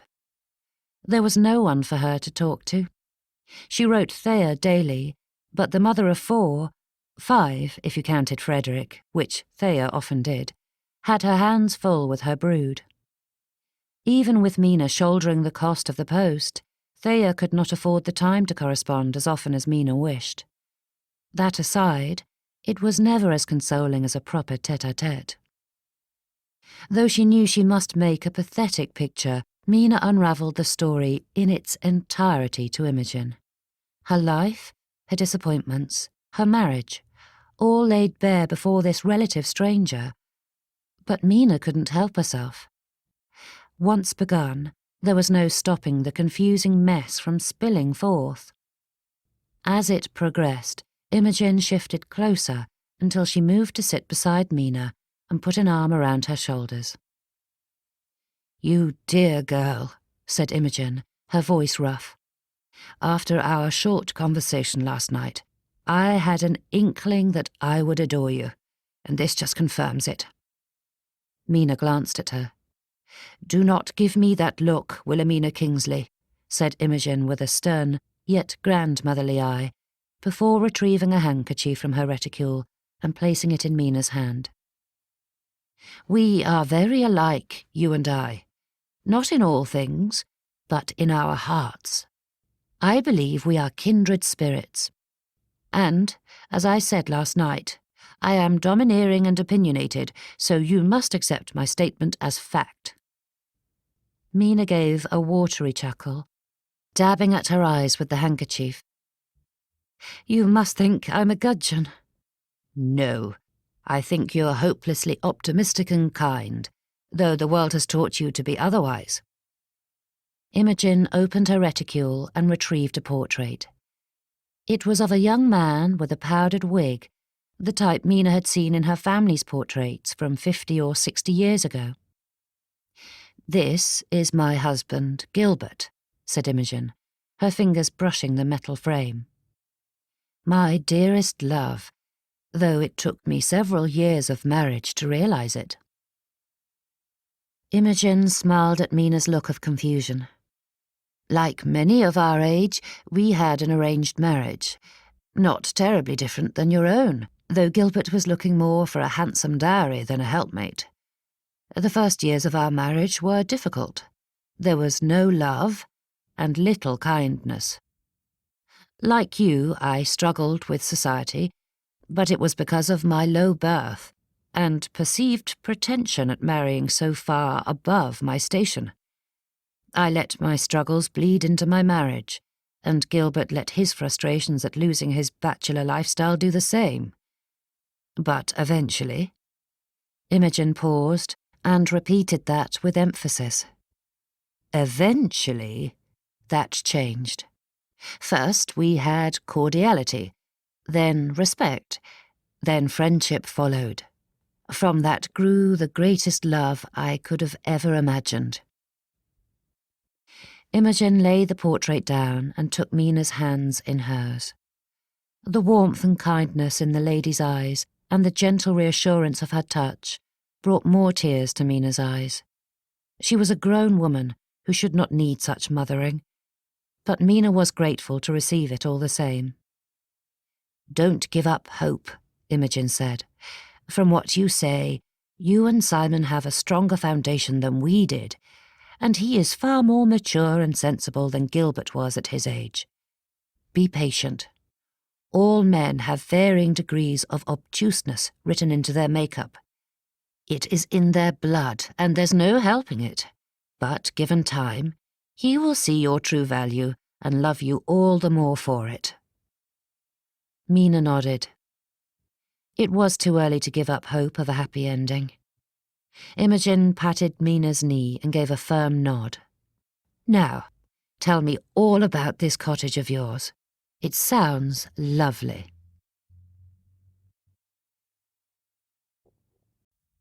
Chapter 13. Mina took a deep breath, forcing her hands to unclench. Wringing them would display weakness, something she couldn't do if she were to win the forthcoming battle. Thinking of the regal ladies of her acquaintance, Mina summoned their spirits to strengthen her own. The formal sitting room gave an especially austere air to the occasion.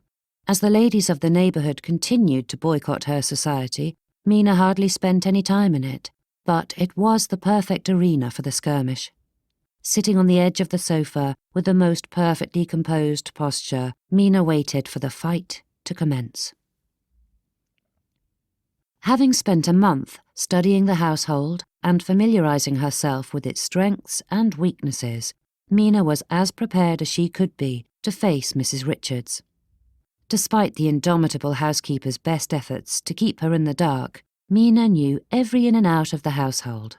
A grown lady should not be forced to sneak around her own home, but Mina had found herself in that unenviable position and had seen with her own eyes just how deplorable conditions were in Avebury Park, and Mina would not stand for it. Without bothering to knock, the beast entered, and Mina readied her weapons. "You called?" Mrs. Richards asked. With 2 words, the woman conveyed both annoyance and disdain, and Mina was decidedly sick of it. "Mrs. Richards, as it was imprudent to make changes the moment I arrived without knowing how this household runs, I waited before addressing things," said Mina. "But the time has arrived to discuss the operation of Avebury Park." "You disapprove of the way I run the household?" Mrs. Richards' lips pursed, her nose tipping towards the ceiling. Mina recognised the defensiveness and felt a trembling in her hands. She wanted a rational discussion, not a heated argument. "You've done an excellent job," said Mina. Normally she did not approve of lying, but in this instance it was a necessity that fell more into the range of diplomacy than dishonesty. Caution was needed when dealing with a woman who had the personality of an annoyed badger. "But I have opinions on some areas that could be improved. A different perspective can be very helpful in discovering new levels of efficiency. Don't you agree?" "If the household is already efficient, why go to the bother of changing it?" she asked. At that moment, Mina had a shocking revelation. Mrs. Richards reminded her of Jeb Oliver, her family stable master. He was ornery and stubborn to a fault, but Mina had grown to love the curmudgeon. He had a soft spot for horses and those who shared his fondness for the creatures. It was through that shared passion that Mina had won him over. She just needed to find a common ground with this battle-axe of a housekeeper. Perhaps efficiency isn't the best word, but I care deeply about the success of this household, said Mina, grabbing onto that hopeful connection they shared. I have a few ideas that worked in my family's households that could make Avebury Park a better place to live and work. It wouldn't hurt to discuss them. Mina hated that she sounded as though she were begging to be allowed the chance to fulfill her role as mistress of the house. But her pride was unimportant if she reached an understanding with her irascible servant. Slow and steady handling would work better to sway Mrs. Richards. Without waiting for Mina's invitation, Mrs. Richards sat on the opposite sofa. Mina could only imagine how her mamma would have reacted to such presumption, but in the moment, Mina felt grateful that the housekeeper appeared open to discussion, moderately open. I desire to see greater economy when it comes to meals, said Mina. Mr. Kingsley and I do not need such fine fare and costly dishes every night. I prefer simpler fare. And make us look like paupers? Mrs. Richards' tone made it sound as though pauper were the worst thing a person could be called. I am not speaking of dinner parties and social gatherings, said Mina. I am speaking of the day-to-day menus. The household accounts can handle the expense, said Mrs. Richards, with that telltale nose creeping upwards. Mina focused on her hands, attempting to keep them the picture of confidence. Just because we have the funds does not mean we should waste them. Besides, we could use that excess and invest it in improving the servants' quarters. We have far too frequent changes in the staff, and I believe that happens, in part, because of the poor quality of their living spaces. I've been to poor houses that have a more inviting atmosphere. Our servants' quarters have only the barest of bedding, candles and fires to keep them alive, and their meals are hardly fit to feed the pigs. So you'd have me feed the master inferior food in order to provide the servants with better lives? Mrs. Richards' nose was higher than Mina had ever seen. This was not going the way she had wanted. You've shown incredible economy, said Mina, trying to keep her voice calm and reasonable. But there's no reason to allow the servants to be so mistreated. It is important to Mr. Kingsley and me that Avebury Park be efficiently run and an enjoyable place to visit and reside. A massive component of that is our servants. If nothing else, treating them so poorly leads to them giving notice, which causes upheaval. I have seen this in my family's households. A happy staff results in stronger loyalty and long-term benefits that you'd prefer to allow them free rein to come and go as they please. Why don't we invite them to move into the family wing? Interrupted Mrs. Richards, her voice rising. I will not allow you to make me a laughingstock when the household comes to ruin with your outlandish ideas. Mr. Kingsley has been very happy with my work all these years, and I don't mean to change. There was a glint in the woman's eye that chilled Mina's heart. She was well versed in the household's accounts and finances, and there was plenty of money and no need to treat the servants so shabbily. Mina had assumed Mrs. Richards was simply a skinflint, but listening to her talk about the servants in such hostile terms, it was clear that Mrs. Richards had no love for Avebury Park or its residents. She loved only herself and her employer's ostentatious lifestyle that elevated her in the eyes of her peers. She loved the power she held over the lower servants. Mina was no novice. She knew and understood the cutthroat positioning among the servants. She appreciated Mrs. Richards' pride in her lofty station, and Mina would never wish to hurt the housekeeper's feelings by making her feel as though she had been downgraded in position. However, Mina saw the truth of the matter. What angered Mrs. Richards was the improvements to the servants' living quarters. It was not economy that drove the woman to treat the staff like chattel. It was cruelty. and Mina could not abide a bully and tormentor. Before Mina responded, the door opened and Simon strode in, leaving Mina caught between relief at having an ally and embarrassment at needing one. "I heard raised voices," he said, at Mina's questioning glance. "Mrs. Kingsley is demanding I change things," said Mrs. Richards, before Mina had a chance to even greet her husband. Jumping to her feet, the housekeeper turned to Simon. "I've been running this household for 20 years, and I do not want to see all my work pulled apart on a whim." Mina opened her mouth to reply to that provoking comment, but Mrs. Richards continued. "What she is suggesting will cause disruption and havoc." "And destroy the very fabric of the estate?" asked Simon, a teasing eyebrow raised at Mrs. Richards. "Of course not, sir," the woman said, with the perfect air of contrition and a fair amount more respect than Mina had seen in Mrs. Richards in the entirety of their acquaintance. "It would take more than that to harm Avebury Park, but I don't see the benefit of overturning the entire system, just because the new mistress wants things done differently. It's enough of a struggle to keep the house running without changing things for the sake of change." That was a far cry from what Mina was proposing, but it was clear from the shift in Simon's expression that Mrs. Richards had chosen the right argument to engage her employer's interest. Simon's teasing glint disappeared, and his gaze grew concerned as he looked at Mina. Before she had a chance to defend herself, Simon dismissed Mrs. Richards. Judging by the housekeeper's superior air, as she strutted from the sitting room, she knew who had won this argument. At least Simon had the good sense to wait until the door was firmly closed behind Mrs. Richards before he spoke. Mina rose to her feet, feeling like a young girl awaiting a scolding. "What is happening, Mina?" he asked. "The last thing we need is more issues among the staff, and I don't want to be forced into mediating between you and them." His tone was polite, but the words pained Mina. Though said without a hint of anger, Simon's frustration was clearly felt. "There are issues with the way Mrs. Richards has been running the household," she said, her cheeks burning. It was silly to get so emotional that tears pricked at her eyes, but to have him side with Mrs. Richards without even asking for clarification hurt deeply. "Yes, I want to make changes, but only to improve things." Simon drew closer, his hand settling on Mina's shoulders. It should not feel so comforting to have that bit of contact, but Mina's traitorous heart wouldn't listen to reason.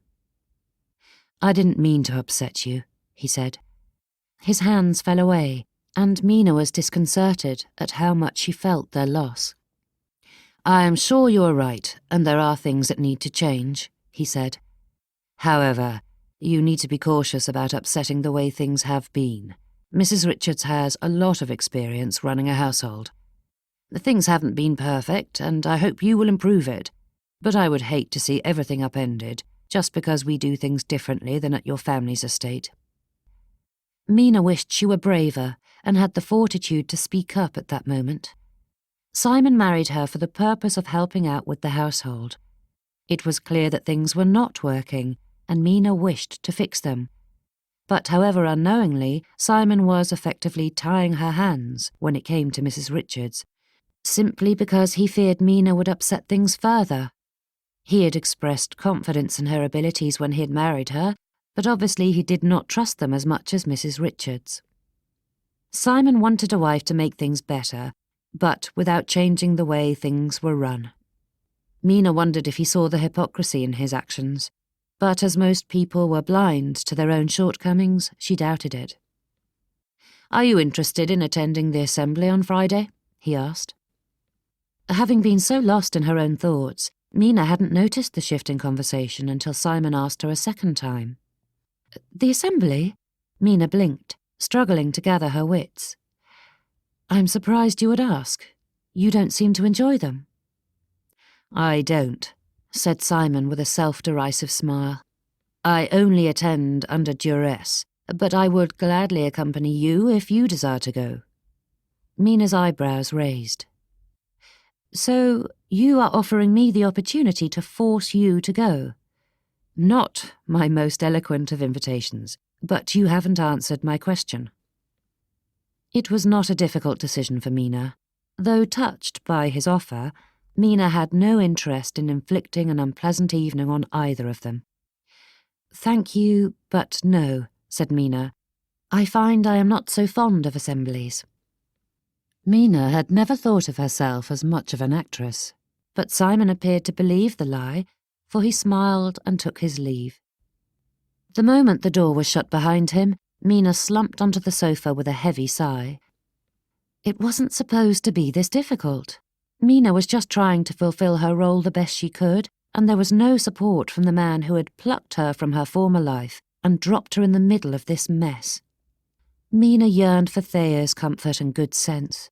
She'd know what to do. Mina could not live like this. It was no better than her life before.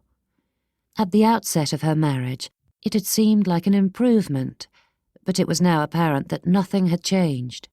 She was still subject to an oblivious man, while another woman usurped Mina's role as mistress. This had to be fixed. Things had to change. Mina refused to accept that this was her life. If only she knew what to do. Standing, Mina hurried from the room to fetch her bonnet and a bribe, knowing just the right person to talk to.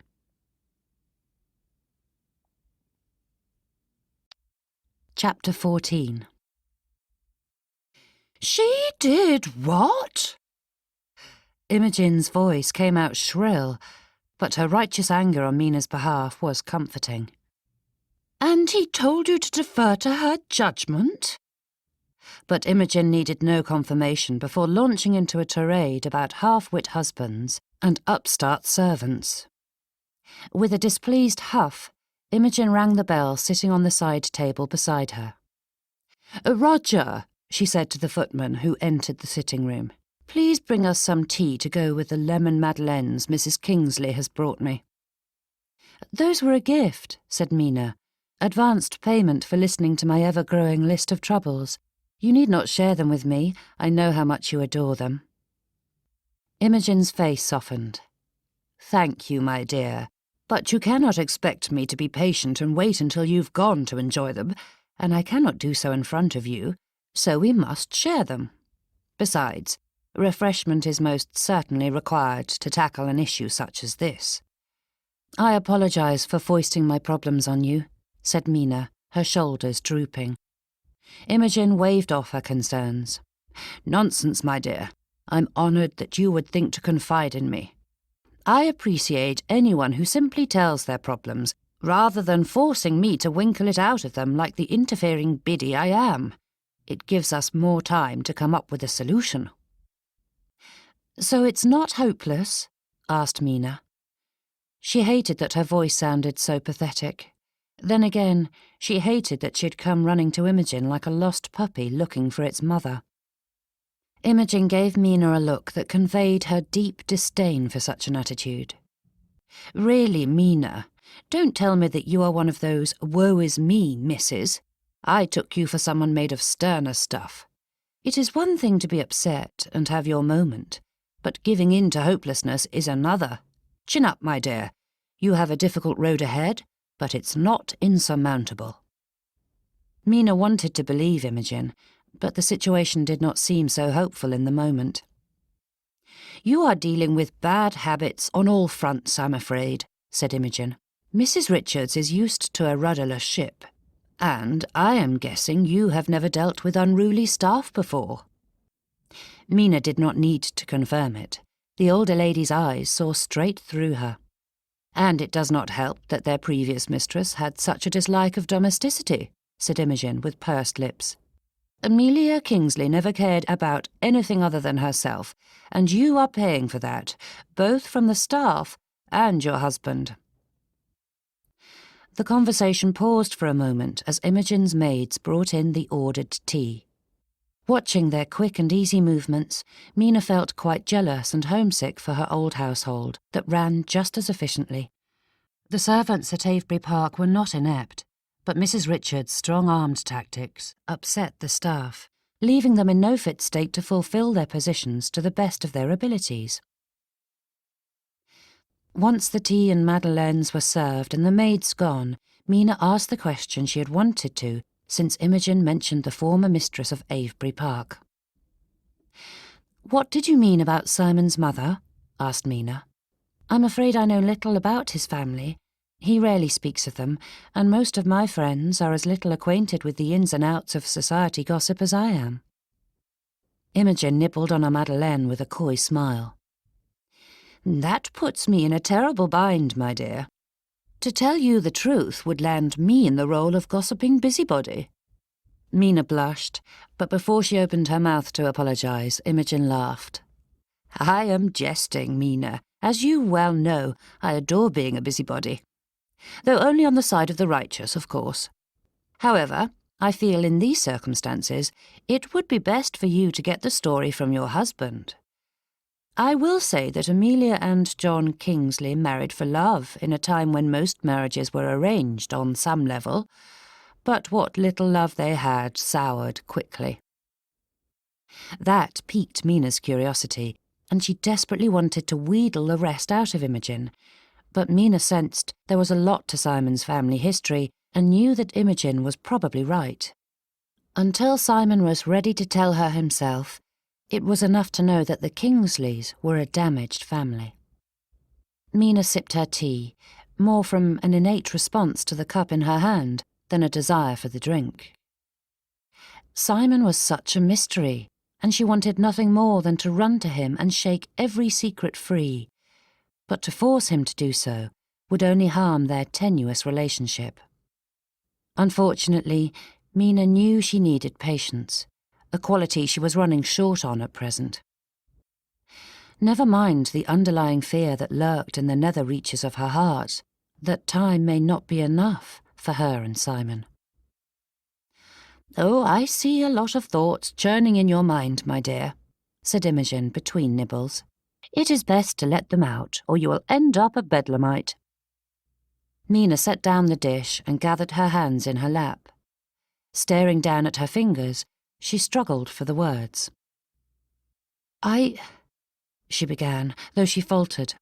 Thea had expressed these same concerns when Mina had agreed to this insane arrangement, but at the time, Mina had felt far more certain than she did now. "Mina," Imogen prompted, her voice tinged with kindness. Mina looked up and found Imogen's eyes gazing into hers. Neither of her grandmothers had shown much of a maternal nature towards Mina and her brothers, and seeing it in Imogen's eyes warmed Mina's heart.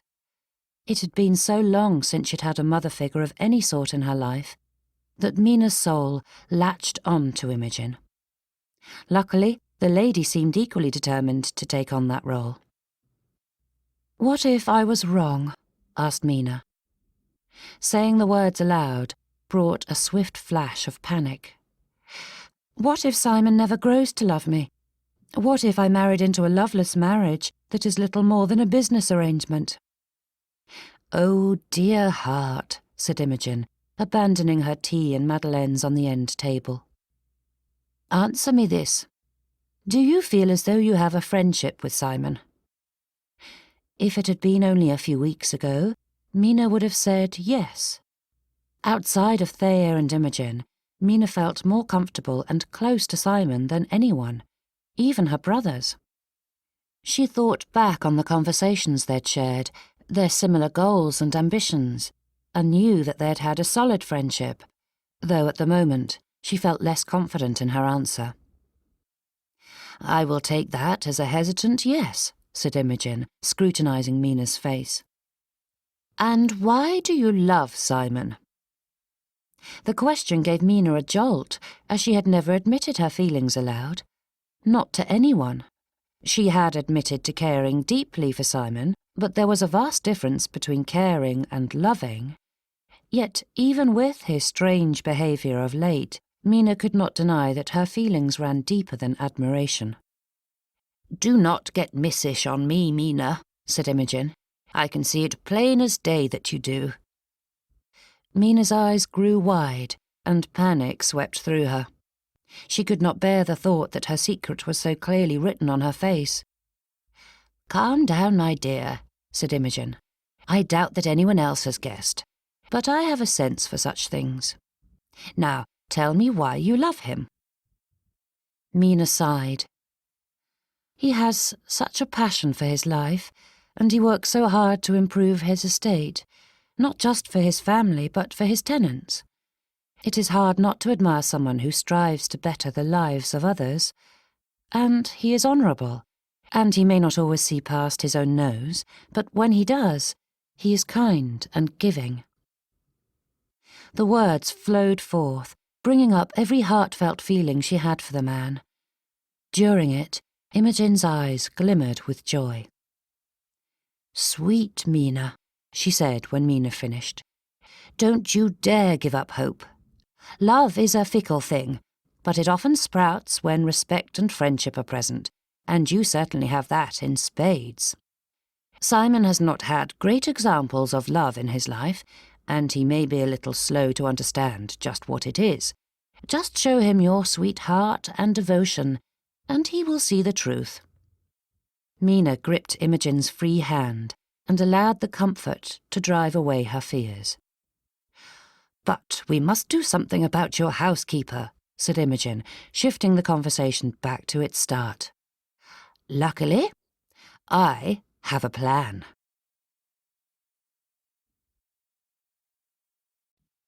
Chapter 15. Mina sipped her morning hot chocolate and watched her husband. It had been over a fortnight since he had sided with Mrs. Richards, and enough time had passed that she felt no lingering frustration at his behaviour. If it had been done maliciously, Mina's anger would still be blazing. But Simon was only guilty of ignorance, and that was far easier to forgive. Besides, with Imogen's plans coming together, Mina knew Mrs. Richards would be a moot point before long. Munching a roll, Simon read the newspaper. Though he would never make the ladies swoon with rapture, Mina loved the cut of his jaw and the bump on the bridge of his nose from when he broke it after being tossed from his horse at age 11. More than that, she found herself drawn to him. His pig-headedness about Mrs. Richards aside, Mina adored their time together. Even amicably silent, Mina was contented with her dear husband. Putting down the cup, Mina pushed such silly schoolgirl thoughts aside. She should not allow herself to get so distracted. She had work to do. The housekeeper may not appreciate Mina's help, but there was much that could be done for the estate that was beyond Mrs. Richards' purview. Tenants to visit, charity baskets to organise. Mina focused on those things. "Mrs. Kingsley," Jennings said upon entering the dining room, "the shipment of your things has arrived. The footmen are bringing in your trunks, and your horse is being taken to the stables." Mina popped up from her chair, begging Simon's pardon as she rushed from the room.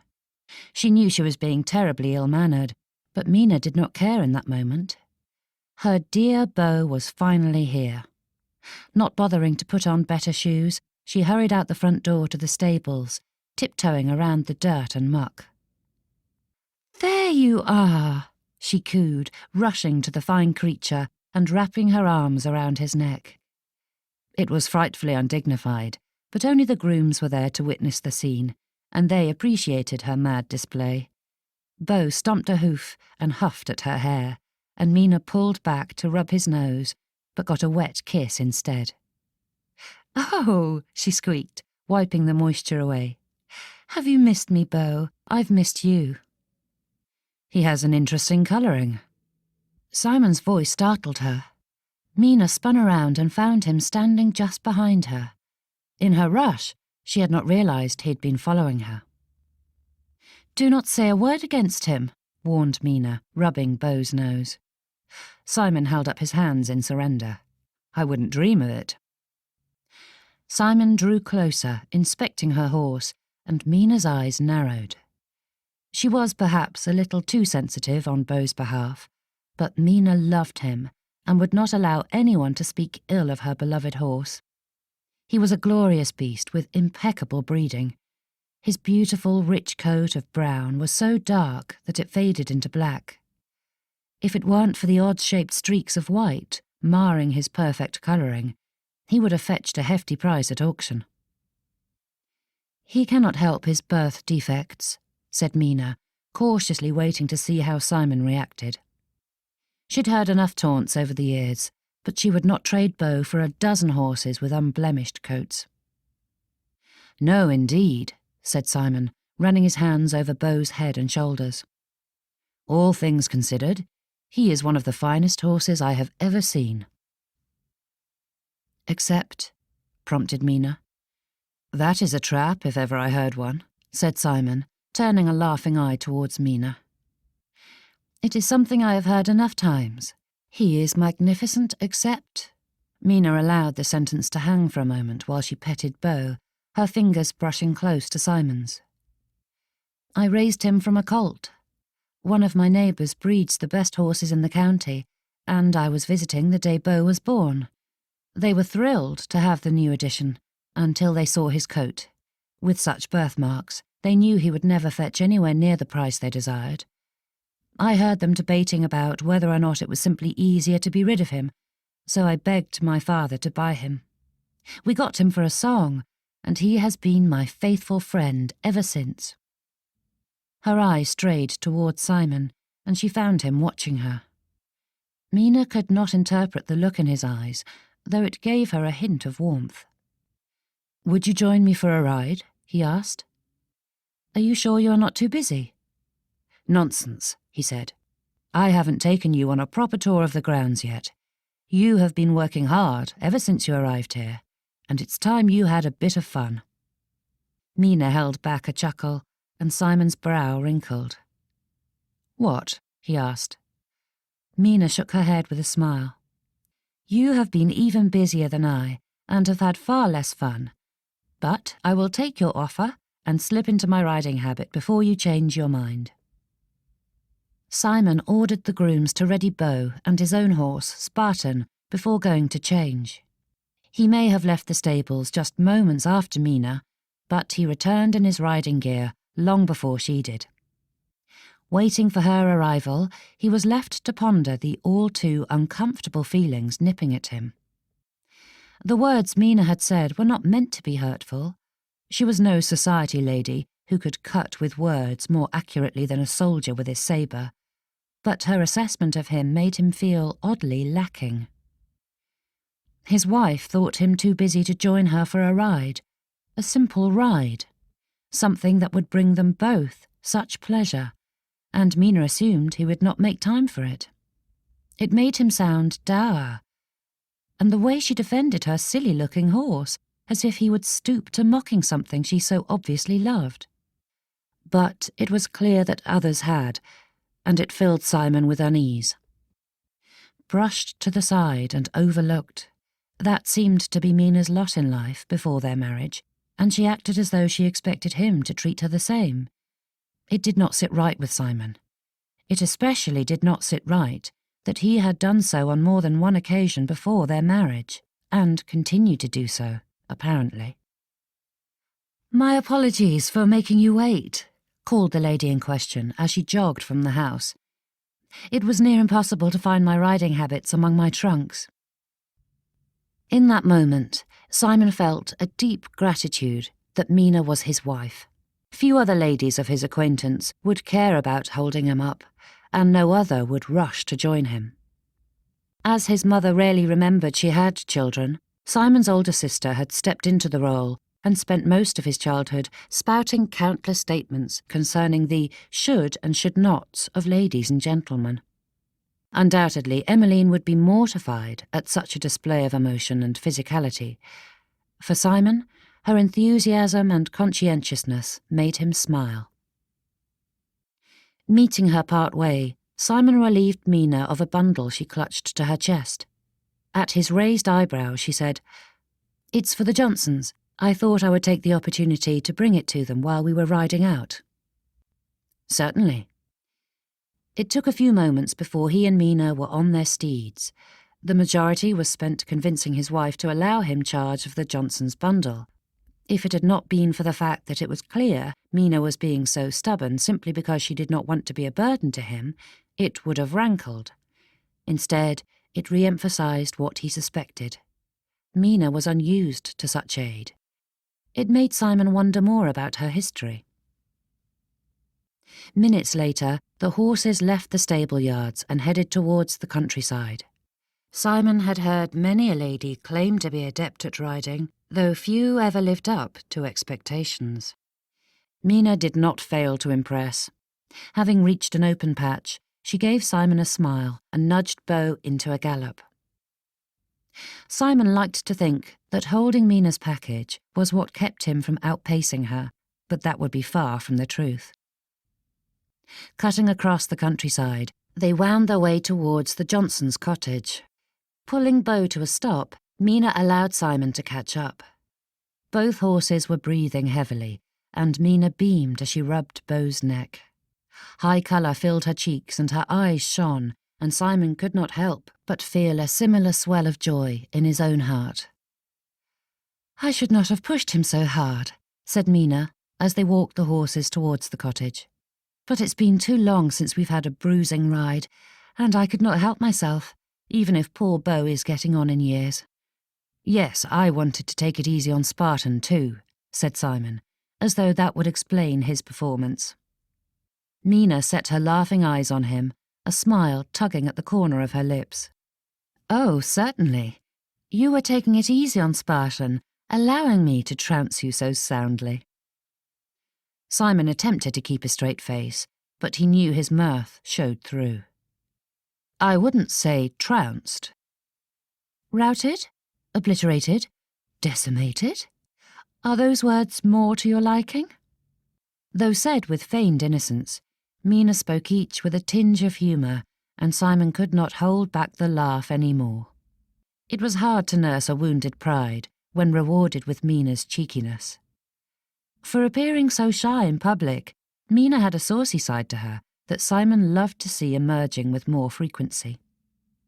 As their horses stopped, Mrs. Johnson came to the door, while her brood gathered around her. Before Simon had a chance to aid her, Mina slid from her saddle and retrieved the package from his arms. "Good morning, Mrs. Johnson," Mina greeted her, walking over to the woman while Simon dismounted.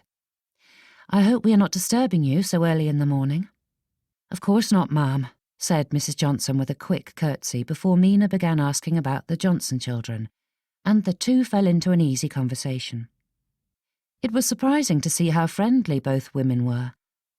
Simon knew Mina did not sit about whiling away the hours with endless social calls and teas, like many ladies, but he had no idea she had spent so much time getting to know their tenants. Mrs. Johnson unwrapped the package and pulled out the blanket Simon had seen Mina knitting over the last couple of weeks. There were tears in the woman's eyes as she ran her hands over the stitches and thanked Mina profusely, which brought a blush to Mina's cheeks. "I shan't keep you from your work," said Mina, turning back to her horse. "I am glad you like it. I hope it will keep baby Mary warm." Mrs. Johnson gave Mina another curtsy and her heartfelt thanks. Simon watched as the woman gathered her children back into their home. Scooping up the boy clinging to her skirts, the mother drew him close and kissed his cheeks before shutting the door behind her. It was such a simple display, but it entranced Simon. Such affection was so rare in the world, it was hard not to get swept up in it. Turning away, Simon caught sight of Mina atop a boulder, using it as a makeshift mounting block. Simon hurried to help her, but she climbed up into her saddle before he could. "You make it difficult to assist you," he said, looking up with a teasing eye. "Assist?" Mina's own eyes showed nothing but puzzlement. It took a moment before understanding dawned, and she asked, "With mounting?" "And unmounting, and carrying your packages, among other things," he said, before climbing on Spartan. A flash of nerves and sadness crossed in her face, and Simon held up a staying hand. "That was not a condemnation, Mina." Watching the emotions on Mina's face never failed to entertain. In some ways, she was such a mystery, but in others, she was an open book for anyone willing to read it. "I'm afraid I did not even think of it," she said with a blush. A different flush of embarrassment chased that, leaving Simon to wonder if it was because she was embarrassed of her embarrassment. "Did not think of it?" he asked as their horses walked away from the Johnsons' cottage. "I have little experience with gentlemen," she said, turning her face up to the morning sun. "I was busy helping my father on his estate from a young age, and rarely socialized with people outside my family. Not that my brothers are not gentlemen," Mina added quickly, "just that they rarely thought of me as a lady." She paused before adding, "That did not come out right." Simon chuckled. "I catch your meaning. Sisters are a different kettle of fish. I am afraid that I am as guilty as your brothers when it comes to treating my sisters as ladies, but I wish you would let your husband play the part of gentleman from time to time." Mina glanced at Simon with a shy smile and gave him a nod. They rode alongside each other, their horses crossing the hills. The summer sun crept up in the sky, casting its lovely light upon the landscape. The grass was vibrant and glowing, the summer wildflowers adding dashes of yellows and purples. Oaks and poplars ringed the meadow, and the sunlight shimmered on the surface of the pond in the distance. The fields sat on the other side of the water, the wheat growing tall and golden. There was no more beautiful spot in the world, though Simon could not decide if it was better on a brilliant summer day, such as this, or more magnificent on a winter's night, when the moon was full and high in the sky and the snow thick upon the landscape. Simon glanced at his wife, surprised at the ease with which they travelled together. She did not demand every moment of his attention, yet seemed pleased to chat about any number of topics. The more he came to know her, the more he found himself grateful for the stroke of luck that had brought her into his life, even with some of the hiccups that had accompanied their first couple of months of matrimony. "The new irrigation system is going in there, isn't it?" asked Mina, pointing to the edge of Briar's Pond. "Yes," he said, raising his eyebrows. The fact that she remembered that was surprise enough, but that she actually engaged in the topic that many of his acquaintance found tedious was dumbfounding. "Our steward, Mr. Thorne, is making the necessary plans. Construction will start in the next couple of weeks, so that it will be completed before winter. I would have liked to start sooner in the season, but there were a few issues that needed to be resolved." "How exciting," she said without a hint of the polite boredom that many a person used when he discussed such things. "You find irrigation systems interesting?" "Perhaps not all the details of the design and construction," she said, giving him a rueful look. "I will admit that the engineering behind it is not particularly engaging, but hearing you speak of it with such passion is." Simon was unsure why such a simple statement warmed his heart so, but he found himself fighting to contain the schoolboy grin on his face. There was no reason to beam like an idiot at a passing comment. "And," said Mina, continuing her stream of thought, "I enjoy discussing the good it will do. It will help increase the farm yields and protect them from dry seasons. It is hard not to be interested in something that will do so much for so many of us, both master and tenant alike. You are exceptionally industrious, Simon Kingsley, and I enjoy being a part of that." Simon watched her atop her horse, moving gracefully with the beast. The sun glinted in her brown eyes, making them look richer and deeper in a way that Simon found entrancing. Mina's eyes may not be as striking as other ladies, but Simon thought himself a lucky man to be allowed to gaze into them for the rest of his life. "If only I could find such success with the ladies of Bristow," Mina mumbled, the tone quiet enough that Simon was unsure if she meant him to hear it. When he asked her to clarify, the look on her face made it clear she had not, and it took prodding before she admitted the truth of the matter. "Mrs. Baxter is the leader of society here, and she has taken a strong disliking to me," she said. "What could she possibly dislike about you?" asked Simon. Mina gave him an inscrutable look. Not that it was unemotional, rather Simon could not identify the emotions in it. When she spoke, it was with a faint smile. Truth be told, it has more to do with you. She was convinced you would offer for her daughter, and I am nothing more than the upstart who stole you away. Simon snorted. Miss Charity Baxter. I shudder to think of myself bound to her or any other member of her family. Well, it has left me in a difficult bind, for she holds the reins to society and is determined to cut me out, said Mina. I wouldn't care in most cases, but it has made it difficult to do much charity work in the neighbourhood, and I would love to start a literary or musical club. But that seems an impossibility with Mrs. Baxter leading the charge against me. Simon was not so oblivious that he had not noticed the low volume of callers and well-wishers his bride had received, but he had not realised the extent of Mrs. Baxter's venom. Though, as he thought of it, Simon realised that outside of Lady Lovell, he could not think of a single person who had welcomed Mina into the neighbourhood. Neither the snubbing nor his blindness to it sat well with him. Then you must try a different tack, he said with more emotion than he'd meant to reveal. Pulling Spartan to a halt, he turned his focus on Mina as she stopped beside him. Surely there must be others whom you can reach out to? Other ladies too reserved for general society, or ones who are overlooked or ostracised by Mrs. Baxter and her band of shrews. Mina's eyes widened at his description of the ladies, though she did not disagree with it. Gratitude shone in her eyes, and her smile grew. It was an expression that Simon suspected was more often on her lips than not, if given the right circumstances, and Simon found himself wishing he could make it a more common occurrence. Do not be cowed by people like that, Mina, he said. You are worth far more than them.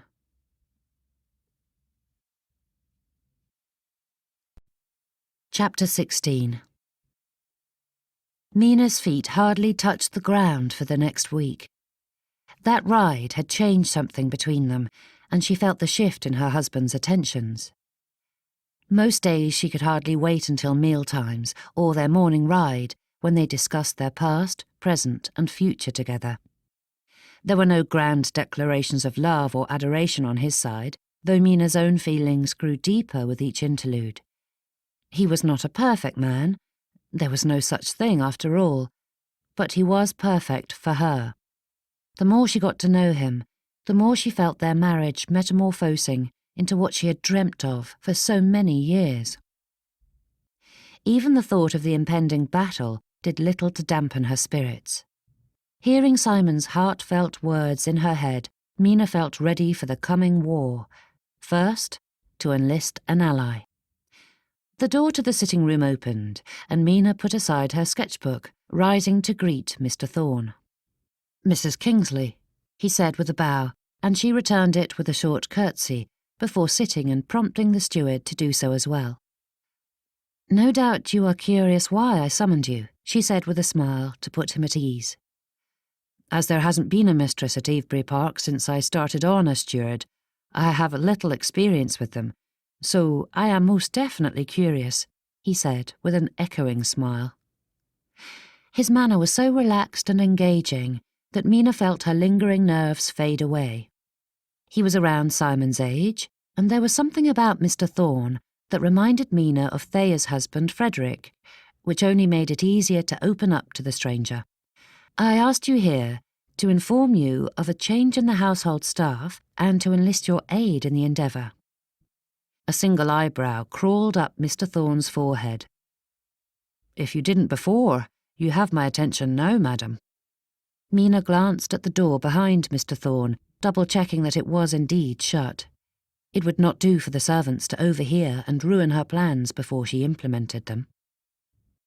Mrs. Richards is unsuitable for Avebury Park, said Mina, clasping her hands in her lap.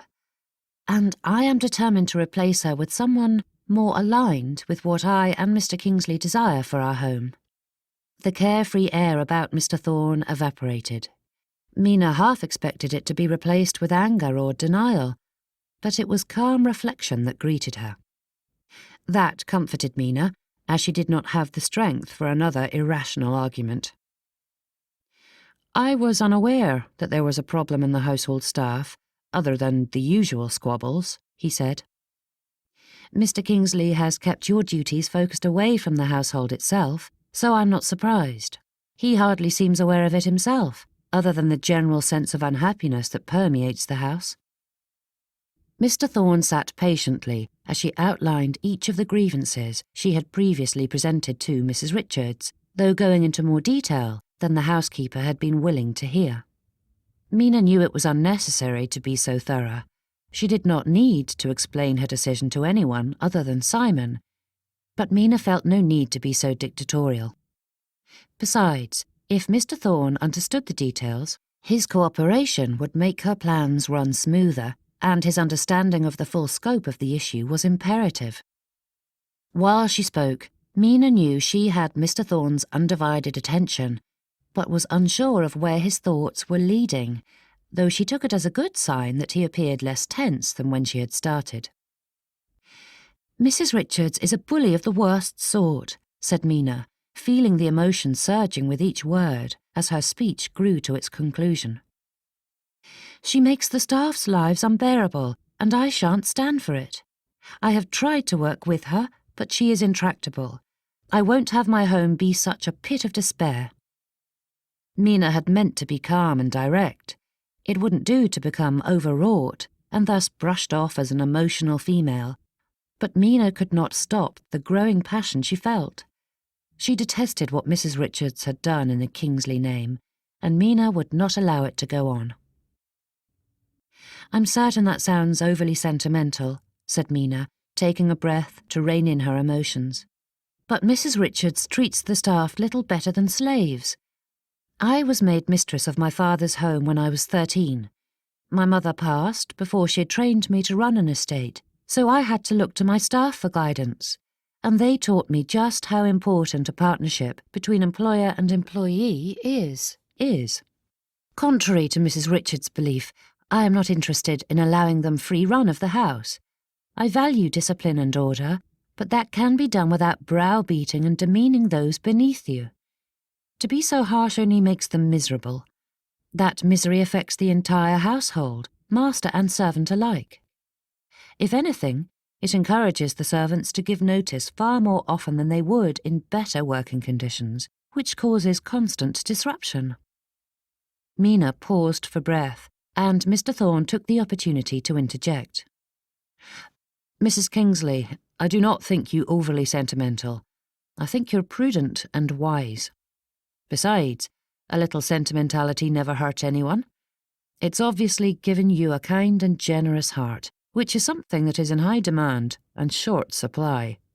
Before Mina had a chance to feel more than a flutter of bashfulness over his glowing evaluation of her character, he asked, "Have you spoken with Mrs. Richards?" Mina nodded. "Many times, and she simply ignores my directives or runs to Mr. Kingsley." "And he lets her have her way?" Mina paused. She did not like that Mr. Thorne's question sounded so accusatory. Certainly, she had felt her fair share of anger over Simon's refusal to support his own wife, but having it aired in public, or be said in such a tone, felt unfair. Simon was no villain, and did not deserve to be painted as such. He was simply oblivious. "I don't believe he understands what it takes to run a household," said Mina, choosing her words carefully. "Because Mrs. Richards has kept the building standing, he thinks she has done good work, and believes her when she claims my changes would cause great upset among the staff. Running the estate keeps him busy enough. I don't wish to trouble him further with the inner workings of the household." "And you believe Mrs. Richards will trouble him," he said, a dawning of understanding growing in his gaze. "I know she will," said Mina. "If I terminate her employment, she will simply run to him. And he will assume that changing the housekeeper will cause more of an uproar than it's worth," concluded Mr. Thorne, his face relaxing again into a grin. "You know him well," said Mina, smiling in response. "I've worked with him for many years," said Mr. Thorne. There's not many men I value or esteem more than Mr. Kingsley, and I hate to learn that his household is in such a sorry state. Neither of us have paid enough attention to it, and I'm very glad you are here to remedy the situation. You have my full support. I will take care of Mrs. Richards if you wish." Mina paused. She did wish it, very much. It would be far easier to allow Mr. Thorne to deal with the staff, but to do so would be cowardly. Mina wanted to be brave. She needed to be. "I appreciate the offer, Mr. Thorne, but I will handle Mrs. Richards. With Lady Lovell's aid, I have spent the last few weeks searching for a replacement, and have found a woman who is perfect for the position, so there will be no vacancy." Mina squeezed her hands, hoping he would accept her next statement. "I was hoping for your aid in distracting Mr. Kingsley while the change happens." Mr. Thorne broke into laughter, his whole body filling with it. "I can see why you would be so apprehensive about asking me such a thing," he said as he calmed. Mina blushed, hating that she did so. Every time she hoped she had enough composure to keep her nerves hidden, they inevitably showed through. "Don't worry, madam," he said. "Your secrets are safe with me. I see the need for discretion, and I fully agree with your assessment of the situation. Though I would never normally go behind Mr. Kingsley's back, it is prudent, in the current situation, to ask forgiveness rather than permission." "I'm glad you see it that way," said Mina, the stress flowing out of her. "I have every confidence that you will have everything situated before he even notices Mrs. Richards is gone," he said. Mina allowed a sigh of relief and thanked him before they got to work, scheduling their coup.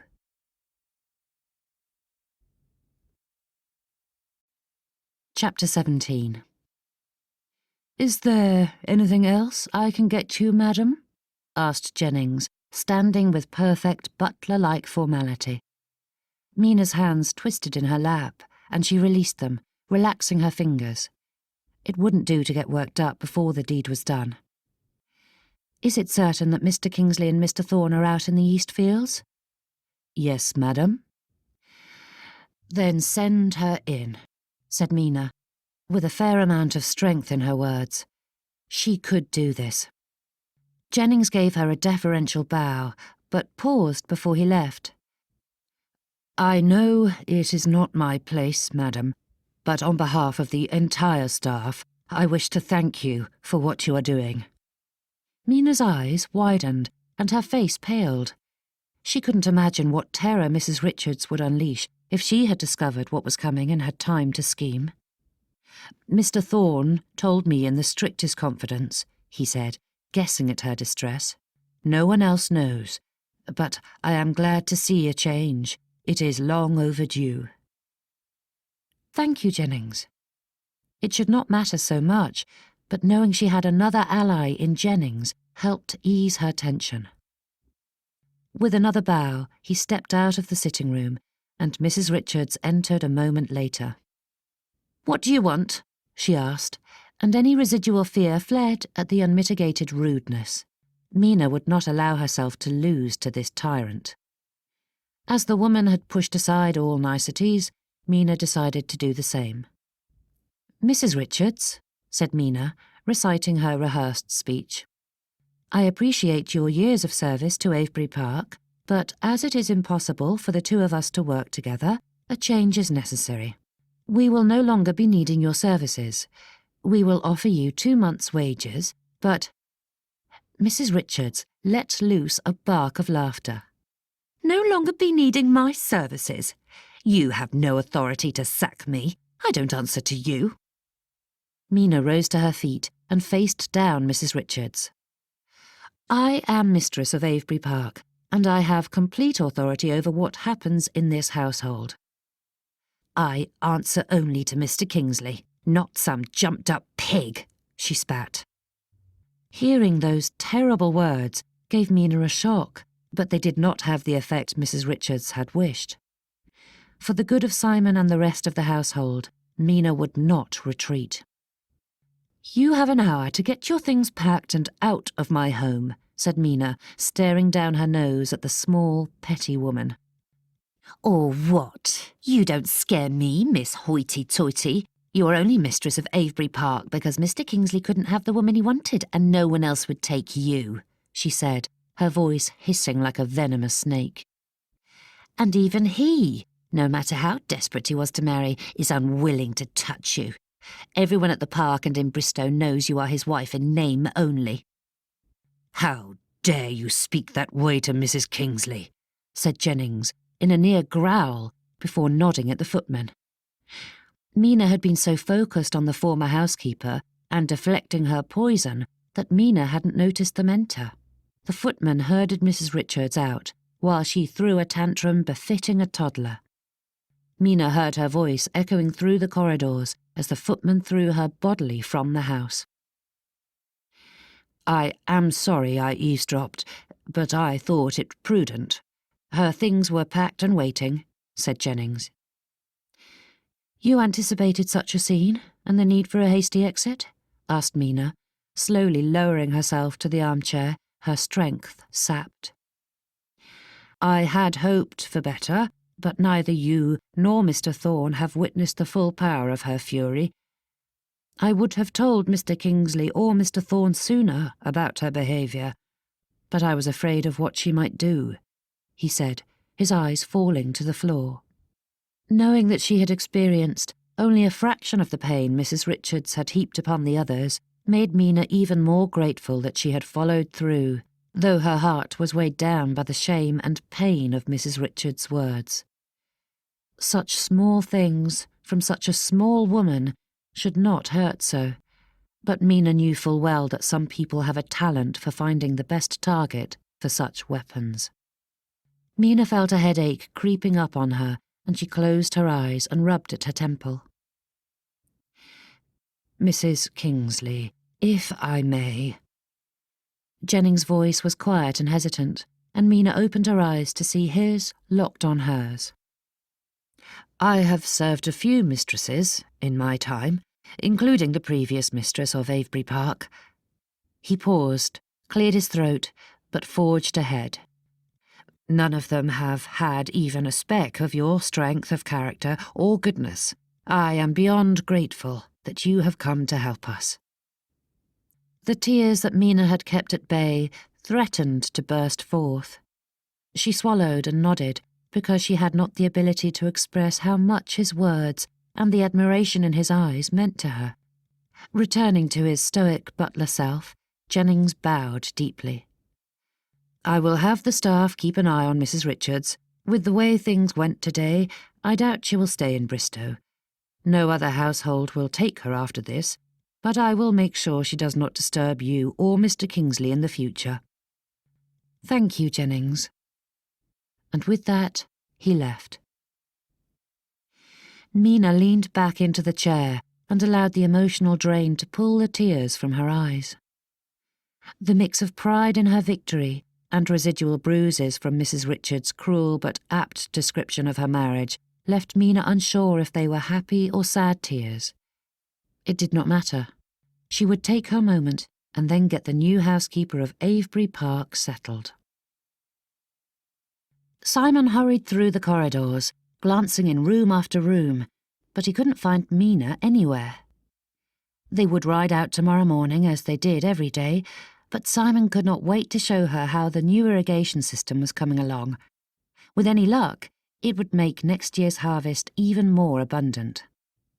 He had spent most of the day inspecting the work with Thorne, but Mina had been ever present in his thoughts.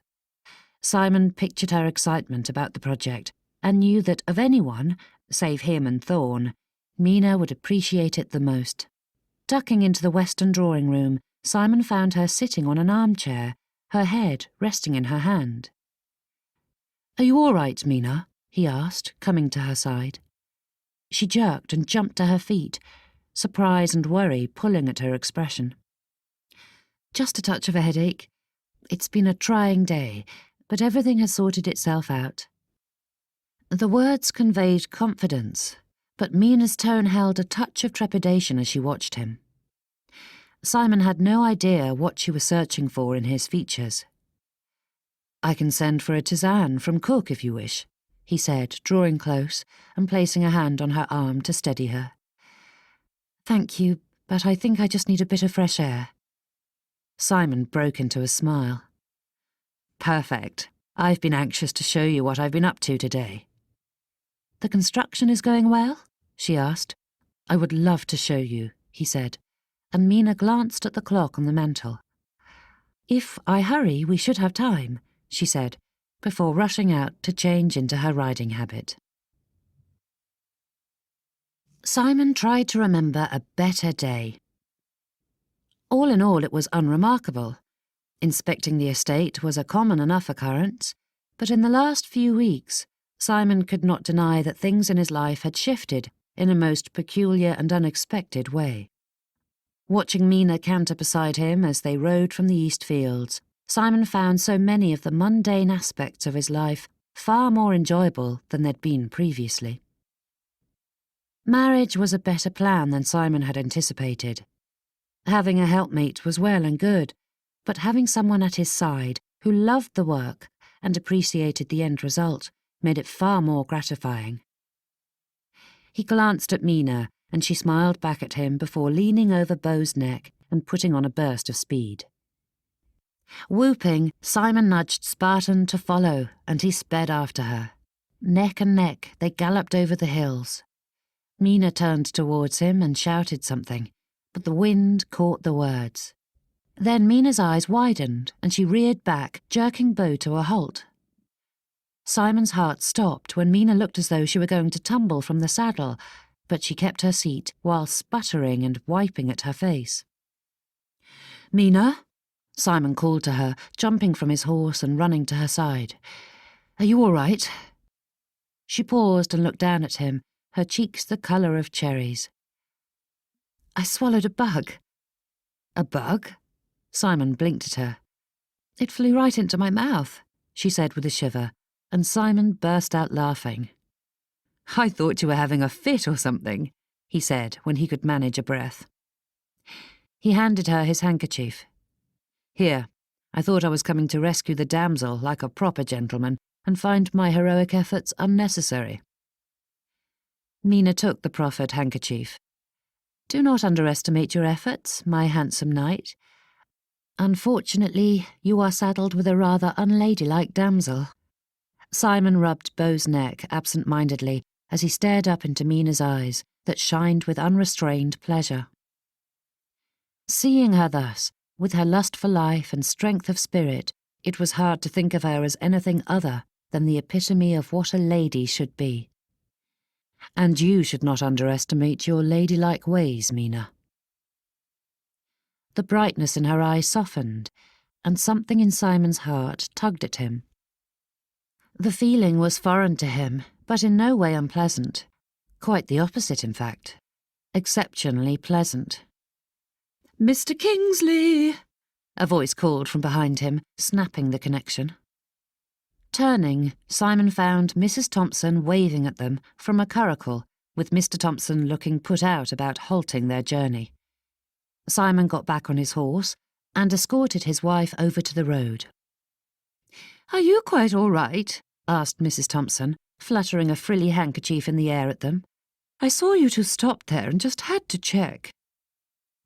From the corner of his eye, Simon saw Mina colour, though she remained otherwise composed. "We are fine, Mrs. Thompson. How kind of you to inquire," said Simon. "Yes, well, that is what neighbours do," she said with a dramatic flail of lace. Mina's eyebrow arched just a touch. It was faint enough that Simon was unsure as to whether the Thompsons had noticed it. "I'm glad you stopped," said Mina, "for I've been meaning to ask if you were planning on attending the musicale we are hosting on Friday. I'm afraid one of the servants must have waylaid your response." Mrs. Thompson looked at Mina for the first time in the conversation, her smile faltering. "Yes, I am certain it was, but I'm afraid I am otherwise occupied. Perhaps you've not heard, but Mrs. Baxter is hosting a card party that night, and I had already accepted her invitation before I had a chance to respond to yours." "Of course," said Mina, a hint of humour lurking in the words. "I heard rumour that Mrs. Baxter was planning entertainment for the self-same evening. How fortunate that Bristow will have so many diverting options from which to choose." "Yes," said Mrs. Thompson, elbowing her husband. He snapped the reins and the curricle moved forward as she said, "It's getting late and we must be going. How nice to see you, Mr. Kingsley. And Mrs. Kingsley." Simon narrowed his eyes at the retreating woman. How dare she tack on Mina like a begrudging afterthought? "I appear to have ruffled her feathers," mumbled Mina. "I should have held my tongue." Simon glanced at his wife, at a loss as to what she meant. Mina gave a little shrug and nudged Beau to move. "Mrs. Baxter decided to throw the card party after receiving our invitation to the musicale. Neither she nor any of her circle bothered to respond to the invitation. Of course, I'd known it was unlikely that they would accept, but I couldn't help but prod Mrs. Thompson and let her know I knew." Mina may have looked peaceful about the situation, but Simon seethed with anger. "How dare they treat you like that? That is beyond the pale, to be so petty and vindictive. It is ridiculous." Mina gave him a warm look as they headed back to the house. "Don't trouble yourself over them. Things are better than they've been, but I doubt I will ever win them over. I took your advice and found some like-minded ladies who enjoy the occasional social function, but dislike the endless teas and morning calls. They suit me better than Mrs. Baxter and her toadies. It took some scouring, with a lot of help from Lady Lovell, but I find myself quite contented with Bristow society, even with Mrs. Baxter stirring up trouble from time to time." Simon wanted to let loose a few choice words best unsaid around ladies. Mina may be resigned to such treatment, but Simon would not stand for it. "Regardless of what they say, Bristow is better because you are here. I, for one, am more than grateful that you are." There was a pause before Mina spoke, her words tinged with self-deprecating humour. "So, you're not sorry you are saddled with me?" Simon pulled his horse to a stop so he could give her his full attention. "Saddled? Far from it, Mina. I am blessed to have you in my life."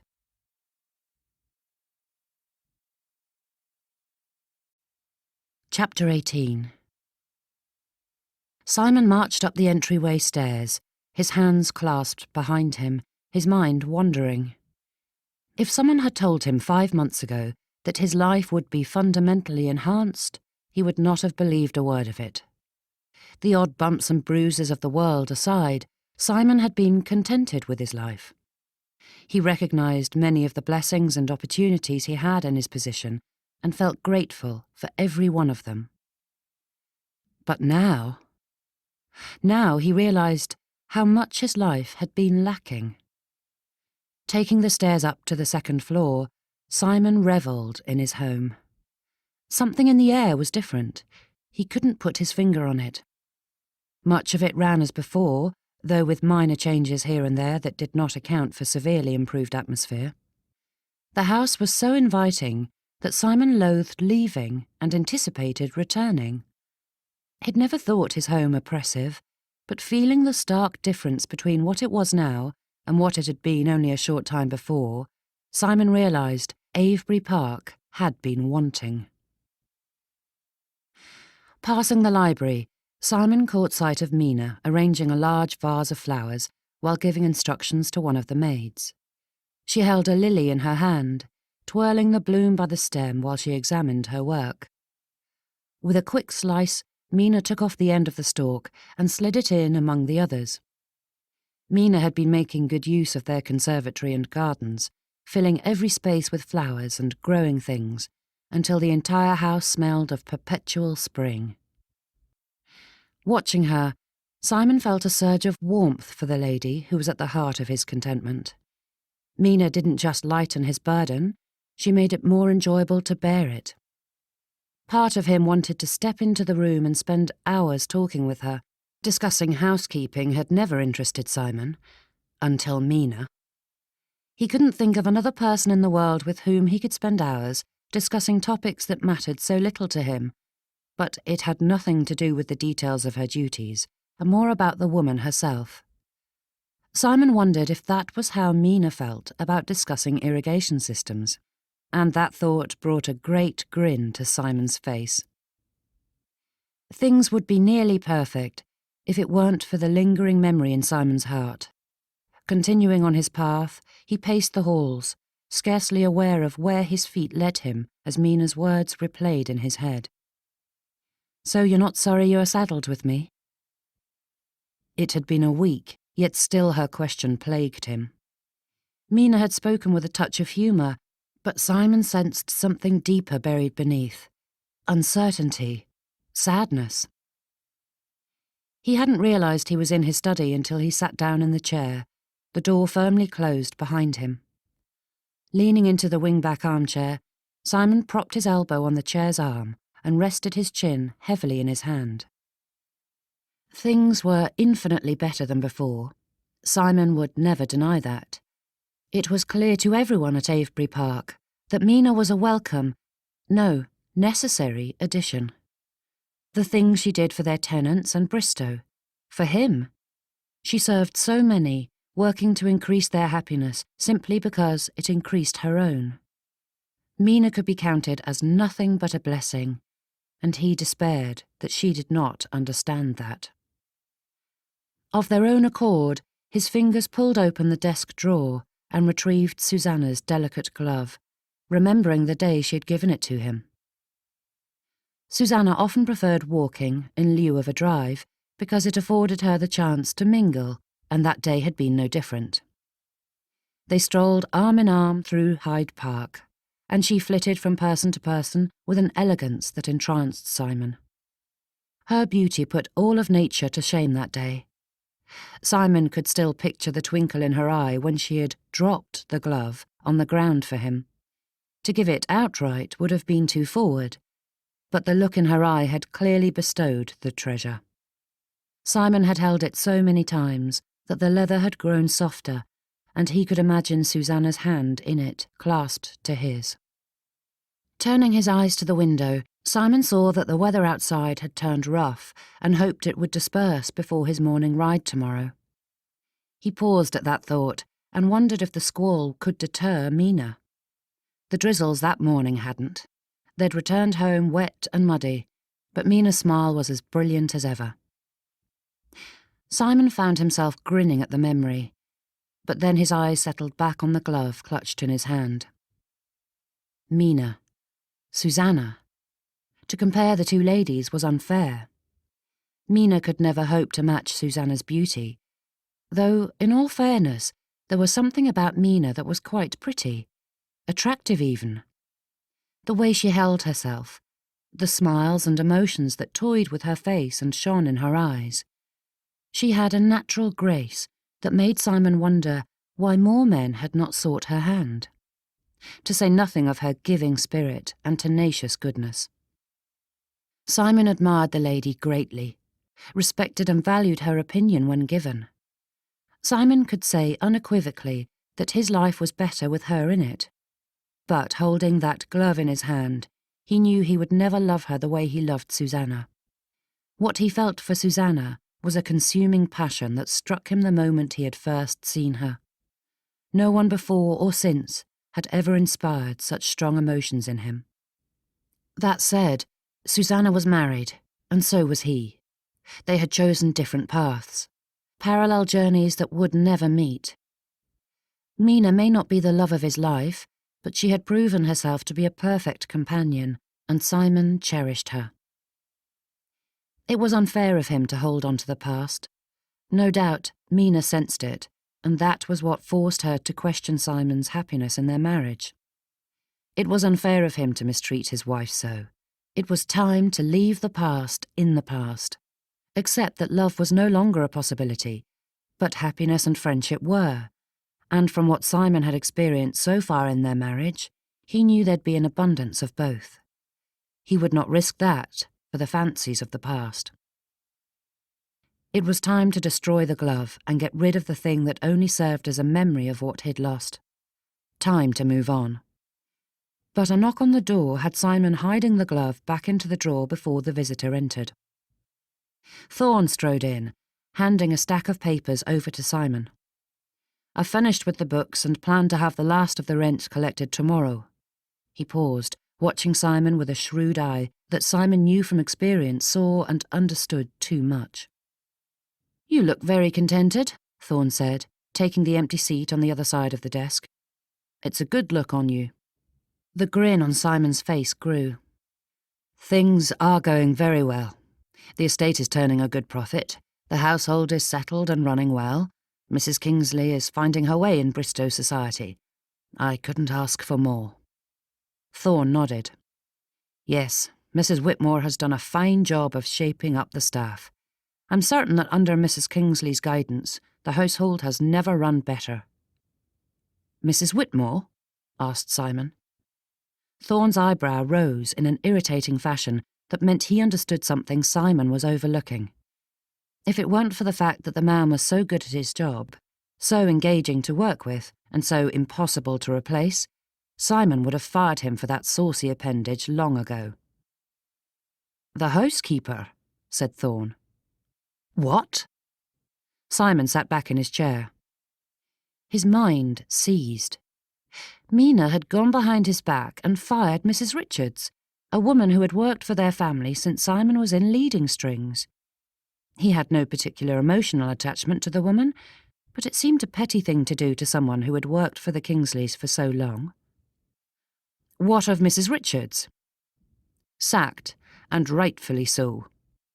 The eyebrow had fallen back into place, but Thorne's voice held a note of defiance, as though begging Simon to disagree. "It seems you are more aware of what is going on in my household than I am, sir," said Simon. "Please, illuminate me." And Thorne did, sparing no detail, including his thinly veiled displeasure at Simon's part in the fiasco. To hear it stated so plainly in all the sordid detail made Simon feel as though he had failed as a gentleman and husband. He had forced Mina into a horrible position, yet she had forged ahead and solved the situation without Simon even being aware that such a massive change had taken place. It was miraculous. Mina was miraculous. Awe and esteem filled him for the woman who had saddled herself with such a blind and dim-witted husband. Though those feelings were quickly replaced with rage when Thorne recounted what Jennings had told him about Mrs. Richards' foul words to Mina. "She said that," Simon growled, nearly blind with fury. "She said that to my wife. Where is she?" Thorne smiled, though it held no mirth, and had an unnatural severity to it. "Jennings had her packed and tossed out before I had the chance to deal with her. However, she kicked up a fuss in town. I spoke with her, and she left Bristow with her tail between her legs." A surge of jealousy surprised Simon. It came from nowhere, but he couldn't deny that he wished he had had the chance to put that spiteful woman in her place. Simon couldn't imagine Mina facing that alone. Hearing the tale filled him with such admiration. His wife had formed a veritable bloodless coup in the household, with grace, dignity, and strength. How he wished he could make up for his part in it. He needed to apologize, make amends, beg on his knees for her to forgive him, do or buy something to make up for it. Even as the thought entered his mind, the solution presented himself. "I need your help, Thorne," said Simon. "It's time for me to do some sneaking around Mrs. Kingsley's back."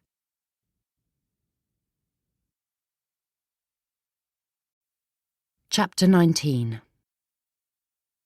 Mina's quill fought to keep pace with the words flowing from her mind, but it was a hopeless cause. There was so much to tell Graham. Correction, there was so much good to tell Graham. Things were progressing beautifully in her life, and Mina was finding it difficult to keep from bouncing from place to place. Sacking Mrs. Richards had been arduous, but in the 6 weeks since, the entire atmosphere of Avebury Park had lightened. And something had changed in Simon. He'd become so attentive over the last few weeks. There was a closeness between them that gave Mina such hope. They were a proper partnership. They spent nearly every moment together. Morning rides, walks in the garden, picnics, and evenings of music and reading. It was a miracle she was able to get through her work with Simon taking so much of her time. And then, every once in a while, she swore she saw something in his eyes that brought with it dreams of a true family growing between them. Of course, Mina would never mention the full extent of her fantasies to her dear brother. Mina's elation made the quill speed across the paper. Her handwriting was a hopeless mess, though Graham would forgive her and guess it to be a good sign. There was only one moment that made her pause. As to your inquiries about Ambrose, I'm afraid I don't have much to tell. Thoughts of her youngest brother often troubled Mina. The lad, though he hated that she still thought of him as such, was directionless. A ship with full sails and no rudder. Nicholas and Louisa Margaretta are keeping an eye on him, or as much of an eye as they can spare, with the bundle of joy they are anticipating in the spring. Nicholas is not concerned, but I cannot help but worry over the company he keeps and the ways in which he chooses to waste his time.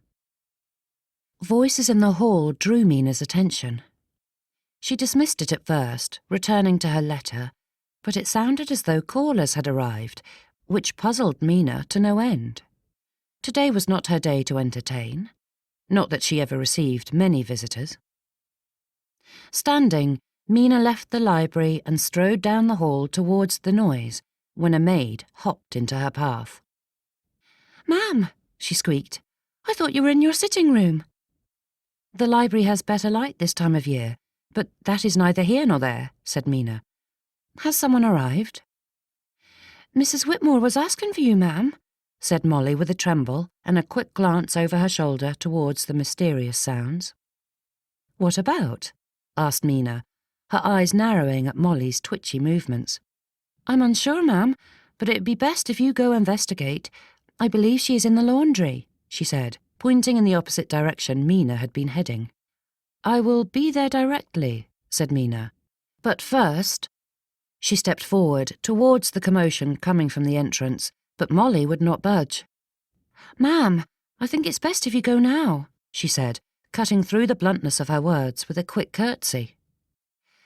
"Molly, you have done your best to distract me," said Mina, "but I believe it's time to give up this farce. Mrs. Whitmore didn't ask for me, did she?" Molly shook her head, her face paling. "Don't trouble yourself," said Mina, patting the trembling girl on the shoulder. "You did your best." And with that, Mina swept past the maid, and within a few steps, she stood at the top of the stairs. Staring down into the entrance, Mina saw that the household was in an uproar. Footmen and maids were being ordered about by Mrs. Whitmore and Jennings as they brought in a mountain of luggage. In the middle of the hubbub stood Thea and her family. Mina's heart stopped for a moment before she rushed down the stairs and threw herself into her dear friend's arms. "What are you doing here?" Mina gasped, clinging to Thea for a moment, before sweeping each of Thea's beloved children into an embrace. "It was supposed to be a surprise," said Simon. Holding baby Clorinda in her arms, Mina spun to see him standing beside Thea's husband. Simon's mouth curled up in a rueful grin. "I tried to keep her away, sir," said Molly, standing on the stairs. "Mina was bound to find out long before I intended," said Simon. "She is too aware of everything happening in this household. I'm astonished I was able to keep it hidden for so long." Happy tears threatened to fall from Mina's beaming eyes. Simon had done this for her. "Auntie Mina," said Seth, tugging at her skirts. "Look what I can do." The 5-year-old pulled his ears wide, crossing his eyes. "I do better," shouted his younger brother Levi, before mimicking the face. At that moment, Clorinda decided she was done with the silliness, and her little features screwed into a look of utter despair, a scant moment before letting loose a full, long wail. "Someone did not get much of a nap," said Thea, relieving Mina of the baby. "We have rooms ready for you, if you care to clean up and rest," said Simon. Mina watched in wonder as her husband guided the group. Apparently he had everything prepared without her suspecting a thing. Mina was dumbfounded and touched that he had gone to such great lengths to surprise her. As they herded the Voss family through the house, Simon drew next to Mina and whispered, "Surprise." Mina pulled him to a stop, though the Voss children ran ahead with their parents, hurrying to catch them. "Simon, this is the nicest surprise I could have asked for," said Mina. She was embarrassed that she could not keep the tears at bay, but Simon looked so pleased that it brought a whole new level of sweetness to the moment. An impulse grabbed her, and before Mina allowed herself to rethink it, she leaned forward and kissed him on the cheek.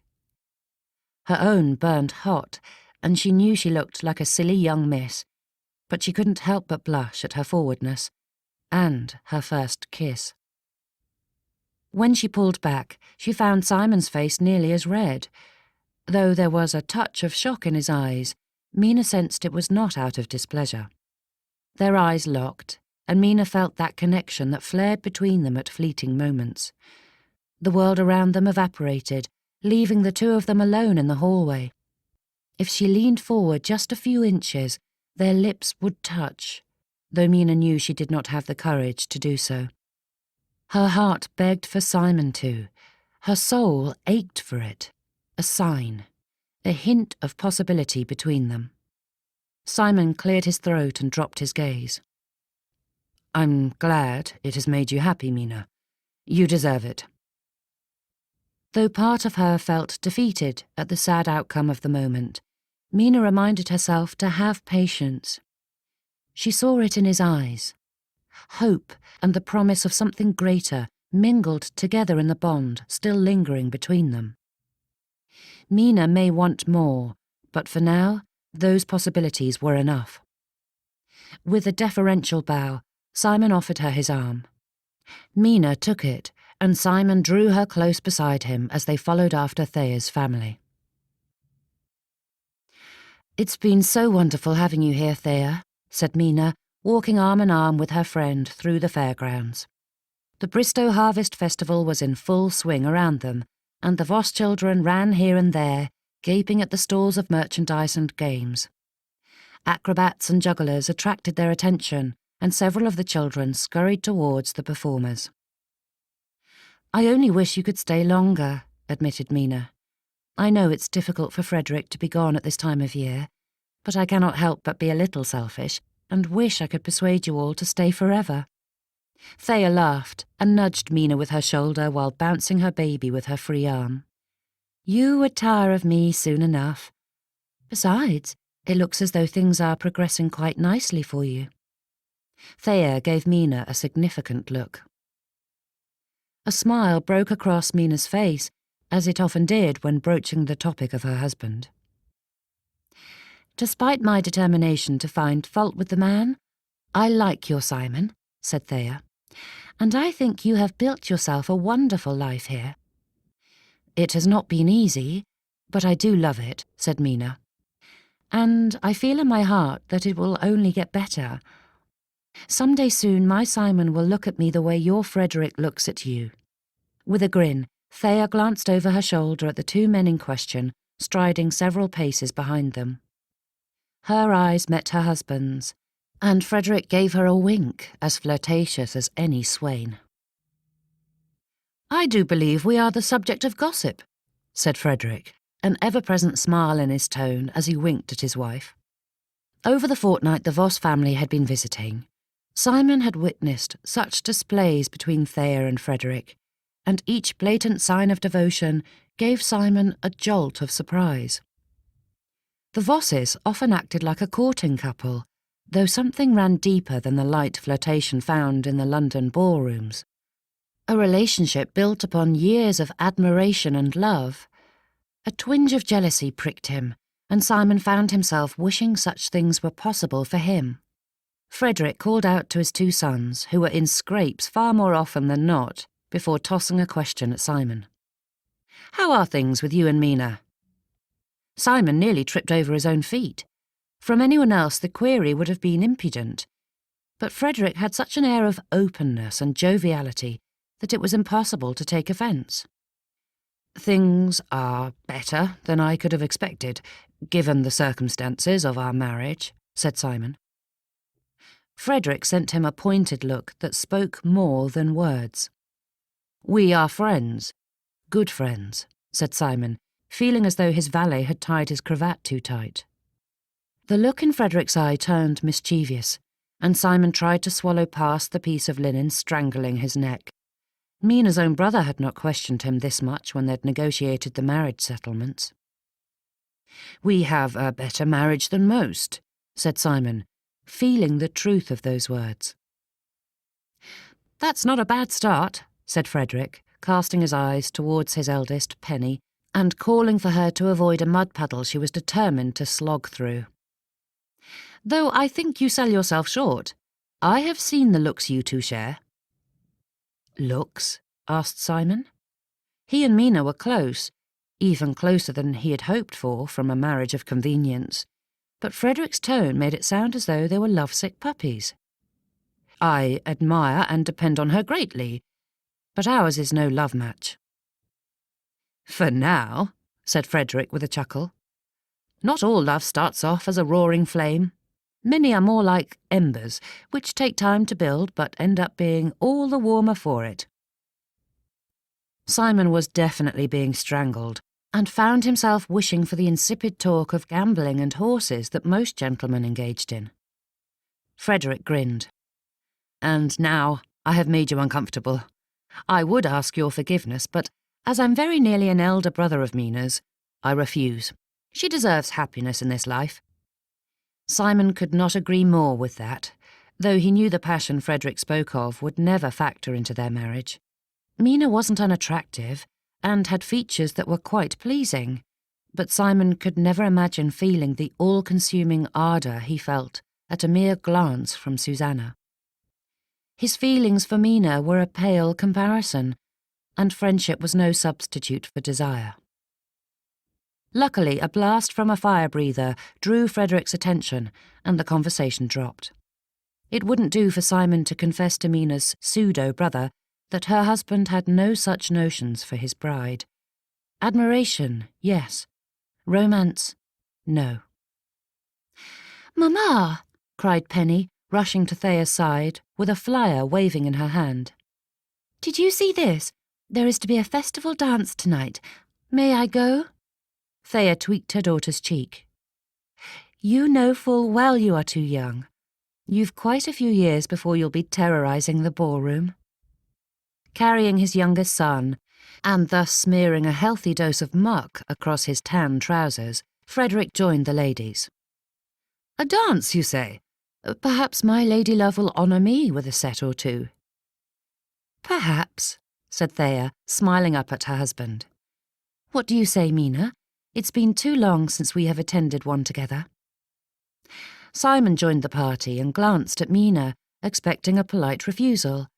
But Mina's smile matched the others, and they launched into plans for hiring one of the village women to watch the children. "But you don't care for dancing," said Simon. And at that, the conversation died an immediate and painful death. A flash of scarlet stole across Mina's face, while disappointment and irritation filled the Vosses. "Mina adores dancing," said Frederick. At that, Mina's face went from bashful to mortified, and Simon wanted to rip his blasted cravat from his throat.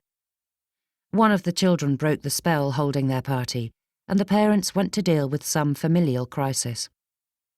Standing beside Mina, Simon sought out her eyes, though she studiously avoided his. "Why didn't you say that you enjoy it so much?" he asked in a low voice. "As I spend most of the dance by myself, I didn't see the point of dragging you where you did not wish to go," she said in equally hushed tones. Simon racked his brain to remember that fiasco of an assembly in the first weeks of their marriage. He had spent most of the dance in the card-room, but every time Simon had seen Mina, she'd been surrounded by ladies. Surely she had danced at least one set.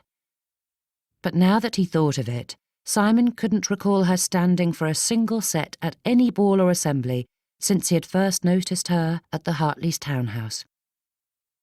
And that was when Simon remembered the hopeful expectation on her face when he had approached her at the assembly, the moment when things had gone so sour that evening. "I am a fool," said Simon, realising what he had done. "Only occasionally," said Mina, a small smile curving her lips. "But what exactly are you referring to?" "You wanted me to ask you to dance. At that assembly," he said. "But I only asked if we could leave." "That was months ago, Simon," said Mina, gripping his arm. "We hardly knew each other." "I apologise that I was too blind to see," he said, laying his free hand over hers. Mina did not speak, but the look in her eyes held such warmth that he felt her acceptance and forgiveness to his core.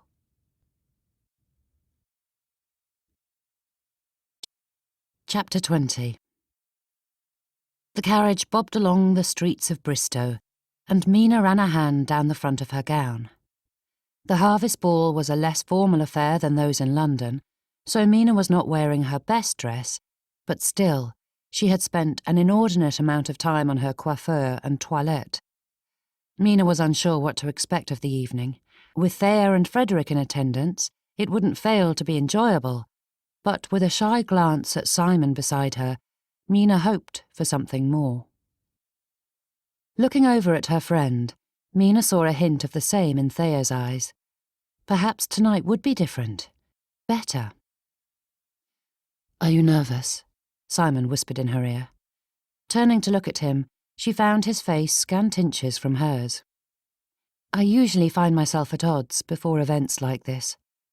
In a move that was growing familiar, Simon shifted his arm so Mina could lace hers through. It drew them closer, until Mina felt him shoulder to knee. "The Mina Kingsley I know would never be afraid of a little dance," he said with a smile, his breath tickling her cheeks. Mina's heart stopped at that. Simon thought her brave. That was a word Mina never would have chosen to describe herself. Anxiety and nerves seemed an integral part of her makeup. Yet here was the man she loved describing her as the exact opposite. "You have faced down worse and stood victorious, Mina. You rid the household of a poisonous influence all on your own, despite Mrs. Richards' ferocity," he said. Mina's eyes widened at the thought that he had discovered her subterfuge, but she saw nothing but admiration in Simon's expression. Regardless of his previous actions and words, he approved of what she had done with the housekeeper. "It's easier to stand up for others than it is for oneself," she said. "I don't believe that to be true for most people," said Simon, "especially when your lackwit husband sided against you. I, for one, have not had the courage to apologise aloud for how I behaved. I am truly sorry. What you have done in our household is nothing short of miraculous. I should have trusted you." Mina could not answer with words, so she squeezed his arm. From the corner of her eye, she saw Thea and Frederick looking thoroughly pleased, and Mina felt her cheeks burn as her heart gave a happy flutter. Leading Mina into the assembly rooms, Simon's spirits rose. Her glee was utterly contagious, and the joy radiating from her filled him body and soul. The strength of her smile lit up her face, and she glowed with such vitality and life. If it weren't for the prospect of what was coming, Simon would have found himself quite swept up in it. But as they gathered beside the dance floor, he deflated. Dancing. If it weren't for that, it would be an undeniably entertaining evening. The Vosses were lively company, and Simon enjoyed time with his wife. But dancing? Really? One of the many benefits of being an old married man was that he was no longer forced to dance. As a bachelor, it was a necessity of courting, and Simon had anticipated never having to do so ever again. Dancing with one's own wife is gauche, after all. For Mina, Simon was willing to gird his loins and do his bit to make the evening fun for her. but the thought of prancing about in front of everyone was enough to make him want to run the entire way back to Avebury Park until he was carefully hidden in his bedchamber. Thank the heavens, he only had to suffer through one set. One would raise eyebrows, as is. This was for Mina. Simon kept repeating this to himself and forced a smile on his face. He had done enough damage at their first assembly. He would not make Mina regret coming to this one. At least the dancing had not yet begun, so he had a stay of execution. But in short order, the musicians began to play. On the other side of the room, he saw the vicar standing with his wife. It wasn't a fib to say he needed to speak with Mr. Caldwell. He did. His tenant, Mr. Daniels, was struggling to make do after his wife's sudden passing. Mina was handling most of the charitable needs, but Simon hoped the vicar could help in other fashions. However, that discussion could have waited until a more opportune moment, but Simon grasped onto that desperate excuse and made a hasty retreat from his group. Simon would not shirk his duty to his wife, but it was a relief to be able to put it off for just a few moments more. Latching on to Mr. Caldwell, Simon chatted with the man while Mrs. Caldwell wandered off to her lady friends. He had not meant to monopolise the vicar's time, but once they began speaking, their conversation took up most of the first set. Though he tried to ignore it, his mind kept wandering back to Mina, who sat by herself as Thayer and Frederick danced. This was a truly terrible idea. Simon could not keep his mind on either his wife or the vicar. His thoughts were so divided that he was doing a disservice to both, but knowing what awaited him if he joined Mina made him hesitant. If it were anything but dancing, Simon would be thrilled to keep her company. As is, he wished it were enough for him to have accompanied her here. Simon's eyes strayed to the card room when Frederick Voss's hand clapped down on Simon's shoulder. "I hate to interrupt," said Frederick, "but we are wanted elsewhere." Simon hadn't noticed that the second set had begun. Surely time hadn't passed that quickly. Giving his apologies to Mr. Caldwell and a promise to continue the conversation in a more appropriate time and place, Simon allowed himself to be led towards the dance floor. "Don't look so gloomy, Simon," said Frederick. "It is only dancing. Surely you have done it on enough occasions."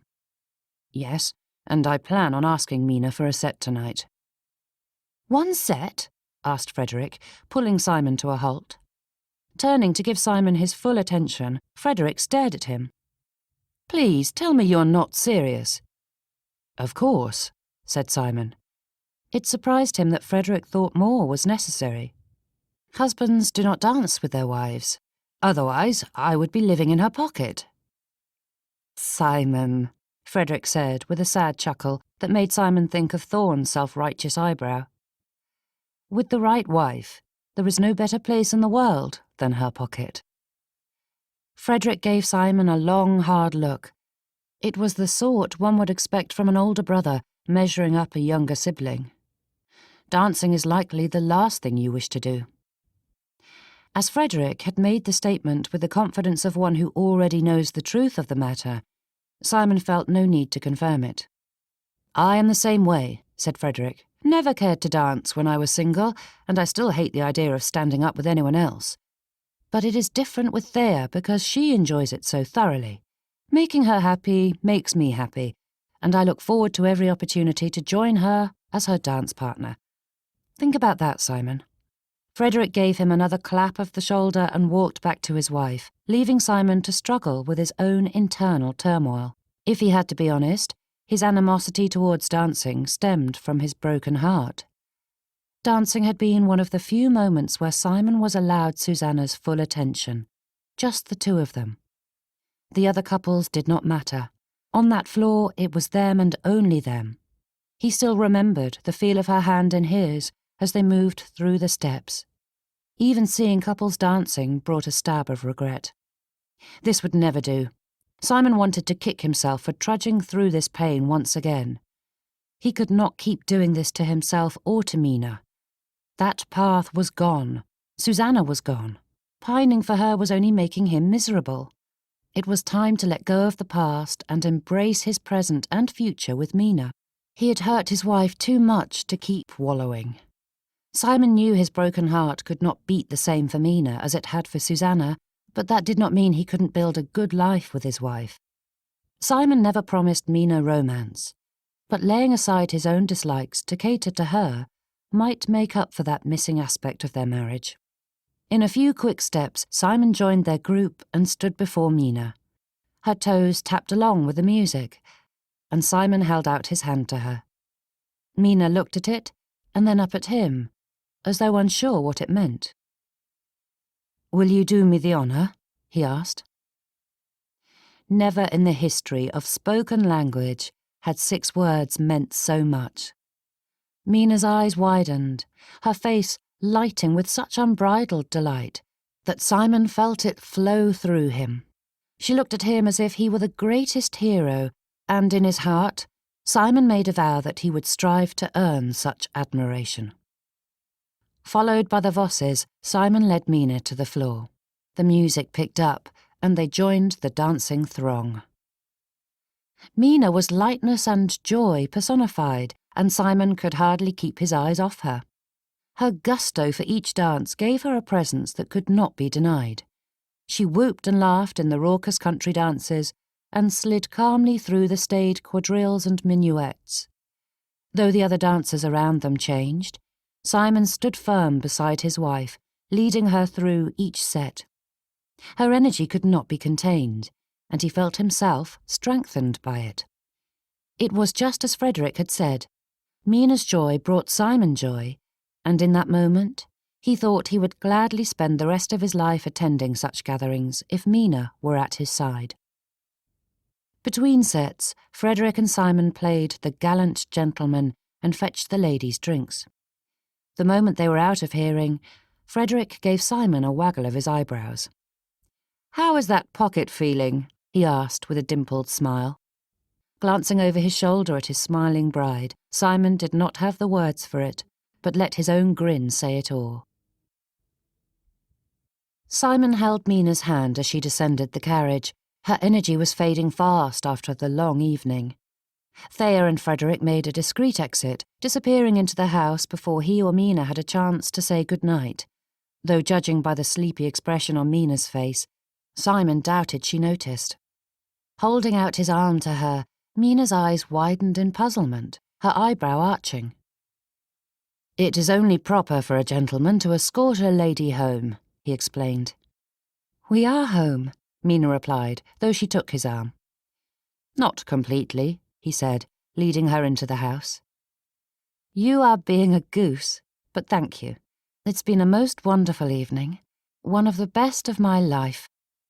Her tone held such earnestness, and Simon's heart expanded, pushing at the confines of his chest. "I have never danced so much in my life. Usually I'm lucky to get 1 set." Mina said it with such a casual air, not putting much thought into the statement, but the words struck Simon. It was a shame that Mina adored dancing, yet had so little opportunity, and Simon burned with pride that he'd been able to give her such a special evening. "In all honesty," said Simon, dipping conspiratorially to her, "I quite enjoyed myself, though I am surprised to admit that about a ball." As they climbed the stairs to the 2nd floor, it occurred to him that if he had to list out his best days, nearly every one would include Mina. They strolled in silence all the way to their adjoining chambers, Mina lost in the memory of the evening and Simon deep in thought at that revelation. Arriving at her bedchamber door, Mina released his arm and stepped away. "Mina," Simon began but faltered. She paused, turning to watch him. Allowing a moment to gather his thoughts, Simon forged ahead. "I have never told you how much it means to me that you agreed to marry me. I have thought a lot about what you said, about my being saddled with you, and I know I haven't done a proper job of telling you just how grateful I am to have you as my wife." "Simon, I said that in jest," said Mina. "I don't believe so," he said, grabbing her hands in his. "I think it came from a place of truth, though you tried to hide it." Mina's eyes fell to the floor, and Simon waited until she met his gaze again. "I have made some terrible missteps, and you have paid the price," he said. "In these 5 months, you have become my greatest ally, partner, and dearest friend. You have breathed life not just into the estate, but me as well, and too often without my support or acknowledgement." Sometime in that speech, Simon's hand reached for Mina's cheek. It had been an unconscious thought, but running his thumb along her skin felt natural. Mina stilled, her eyes connecting with his. A wave of emotion rushed through him, mysterious and new. But Simon couldn't understand what it was or what it meant. His Mina. It was a simple pair of words, yet they encapsulated a wealth of meaning. His wife, his Mina. "Thank you, Mina," he said, the words scarcely louder than a whisper. Lifting her hand, he pressed a kiss to her knuckles, his eyes closing as he held it for a moment before releasing her. With a bow, he turned and walked into his chambers.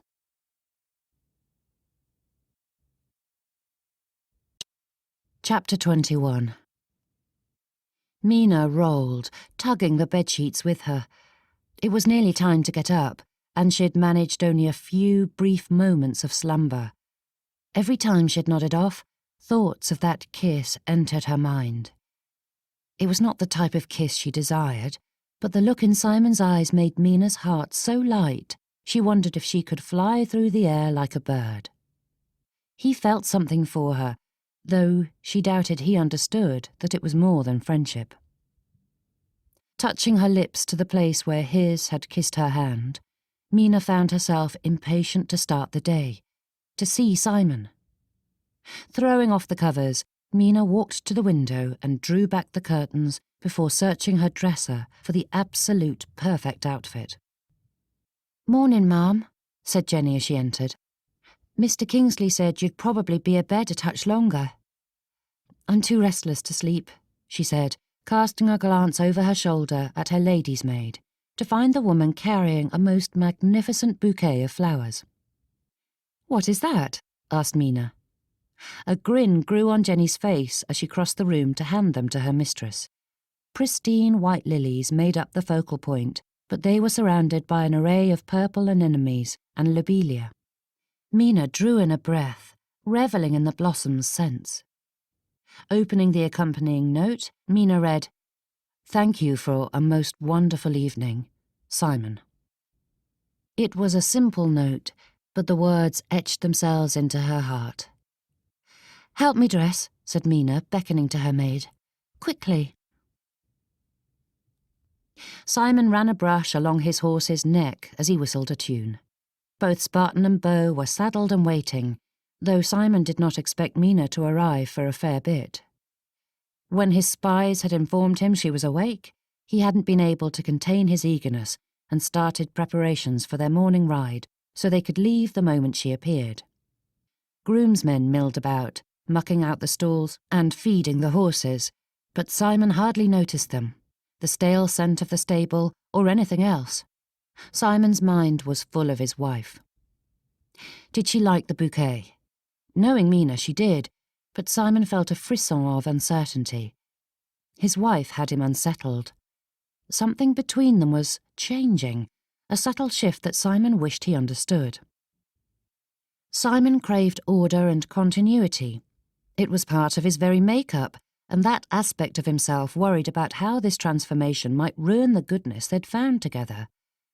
And yet, there was a wondrous excitement wrapped up in that fear, a thrill that made Simon welcome this emotional dishevelment and wonder what would have happened if he had truly kissed Mina last night.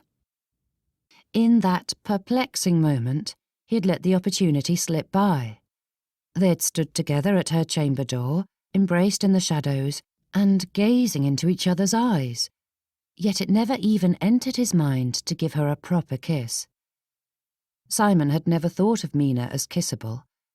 But lying in his bed, listening to the clock tick, Simon found himself considering it, and imagining it, and casting his thoughts back to the time Mina had kissed him. It was a small thing, a bus on his cheek, a sign of gratitude, but Simon had blushed like a schoolgirl. In the moment, he had thought it nothing more than a byproduct of living with Mina. Her ease of blushing was rubbing off on him. But now, Simon wondered if there was something more lurking beneath that reddening of his cheeks.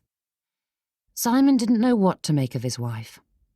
Though he called Mina a friend, what he felt for her was unlike any of his other friendships. Certainly Simon would never have spent an hour agonising over what flowers to give to Finch, or fretted over Finch's reaction to a gift. And yet, what Simon felt for Mina was not what he felt for Susanna. Just thinking of that lady caused a sour turn of his stomach.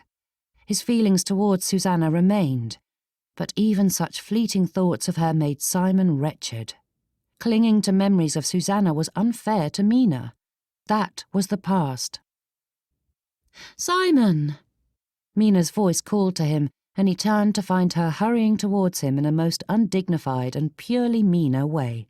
She clutched the edges of her skirt in one hand and her bonnet in the other. Feet from him, her boots slipped in a bit of mud, and she pitched to the side, but Simon leapt forward and steadied her. "My apologies, I appear to be quite clumsy this morning," she said with her usual hint of self-mockery. "No, dear, just in a hurry," Simon replied. He wanted to ask her about the flowers, but the words stuck in his throat and his tongue tied in knots. "Though I cannot reason why you would be so excited to see your good-for-nothing husband." "There," he said something. Mina stepped closer until he felt the warmth of her. A hint of lilies hung in the air around her, and Simon breathed it in. Never had their scent been so alluring. Mina dropped the hem of her riding habit and placed that hand on his chest. Her fingers trembled, and he stilled under her touch and looked down at it, wondering what about it made him feel so rattled. "Thank you for the flowers," she said, her voice soft. "They—" But her words trailed off, swallowed up in her emotions. "Then you liked them?" His own voice dropped to match hers, and he found himself moving closer. "Lilies are my favourite," she said. "I guess so. Almost every arrangement in the house has them."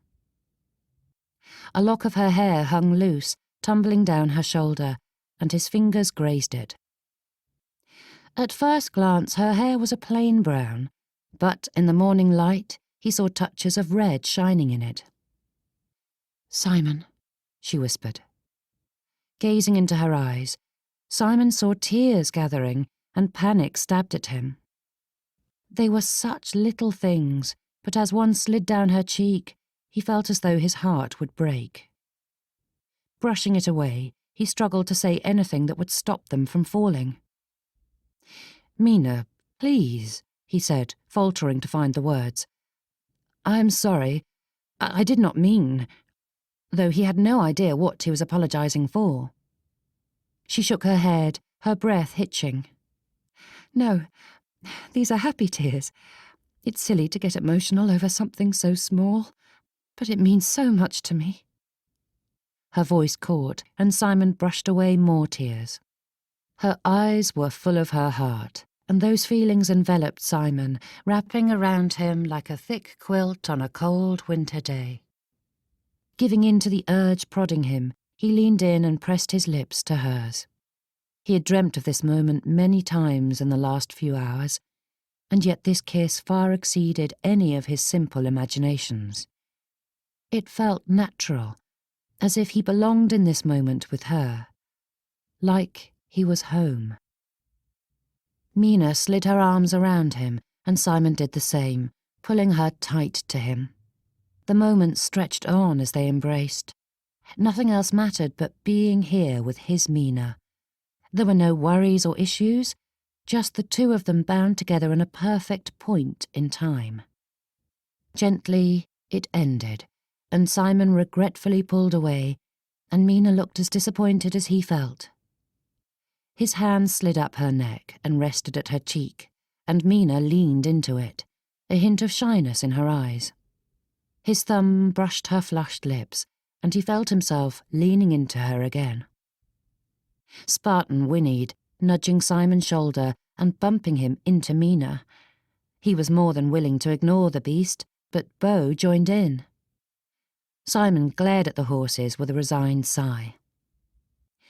"They are certainly impatient this morning," Mina said, a chuckle colouring her words. She slid her hands back to Simon's chest and smoothed his waistcoat. It was a simple movement, but it held an intimacy that warmed Simon. His eyes fell to Mina's lips again, but Beau nickered. Simon released her, and his arms felt painfully empty. Guiding Mina to the mounting block, Simon helped her onto Beau's saddle, as he always did. Mina was a skilled horsewoman and required no such assistance, but Simon always enjoyed giving her a bit of gentlemanly attention, even if it was only a hand up and down from her horse. But this time, there was nothing cursory about his aid, no simple, steadying hand. Simon lingered, holding her longer than necessary, with no other reason than a desire to do so. Simon's eyes never left his wife as he mounted Spartan, and they headed out into the countryside. Riotous thoughts and feelings overwhelmed Simon as he attempted to decipher what it all meant. He could not categorize what his heart was telling him, but when Mina sent him a demure smile with gleaming eyes, Simon realized he relished the opportunity to puzzle it all out. Chapter 22. This morning's sedate ride had to be the most proficient demonstration of horsemanship in Mina's life, though no one watching would realize it. Beau and Spartan ambled along, but it was a miracle Mina kept her seat while her mind and heart were so utterly occupied with other things, or one very specific thing, that kiss. Mina's mind was a cacophony of questions and speculations, hopes and fears, all while her heart swelled with the euphoria of the moment. None of her dreams had come close to the reality of kissing Simon, and Mina knew she was not the only one affected. Simon's eyes followed her, and Mina's scarcely left his. The looks they shared warmed her through, chasing away the nip of the fall air. The ride stretched on longer than usual, and Mina smiled to herself that neither of them were eager to return to the house, where their duties would force them apart until luncheon. It was not in either of their natures to put off their responsibilities indefinitely, but there was no need to hurry them along either. When it was absolutely necessary that they return, and not a second sooner, they made their way back to the stables. Pulling Beau to a halt beside the mounting block, Mina shifted in the saddle, but stopped herself before she alighted. She was not about to pass up the opportunity to lure Simon closer in the name of gentlemanly decorum. They both knew it was unnecessary, but the look in Simon's eyes said he appreciated it as much as she. Hand in his, Mina stepped onto the block and down the stairs. It was a simple, easy movement, but her mind was so full of Simon that she wobbled on the final step. His arms came around her before she stumbled, his hands falling to her waist. Mina gripped his forearms and flushed a deep crimson. They stood together, his fingers brushing her hips. Heavens above, Mina wanted to steal another kiss. They were so close that the tiniest of movements would close the distance. Embracing the infinitesimal bit of courage she had, Mina tilted towards Simon. But a groom stepped forward to take the reins, and Mina's face caught fire at being caught in such a compromising position. Simon looked not the least bit ashamed, but glanced over at the young man, giving the groom a grim glare at the interruption. Mina bit her lips, but could not hold back the smile. She stepped away, but Simon caught her hand and threaded it through his arm. She let out a silent sigh, allowing the gesture to pull them flush with one another, and rested her hands on his forearm. Mina stopped breathing altogether when Simon's free hand joined hers, and they strolled arm in arm and hand in hand towards the house.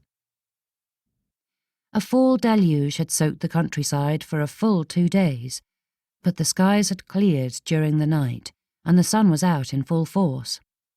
The weather had stripped the trees of their leaves, and the groundskeeper and his men were corralling the golden foliage as it skittered across the gardens and lawn. It had reached that moment in the season when the fall beauty was all but gone, yet before the winter snows covered it in a thick blanket of white.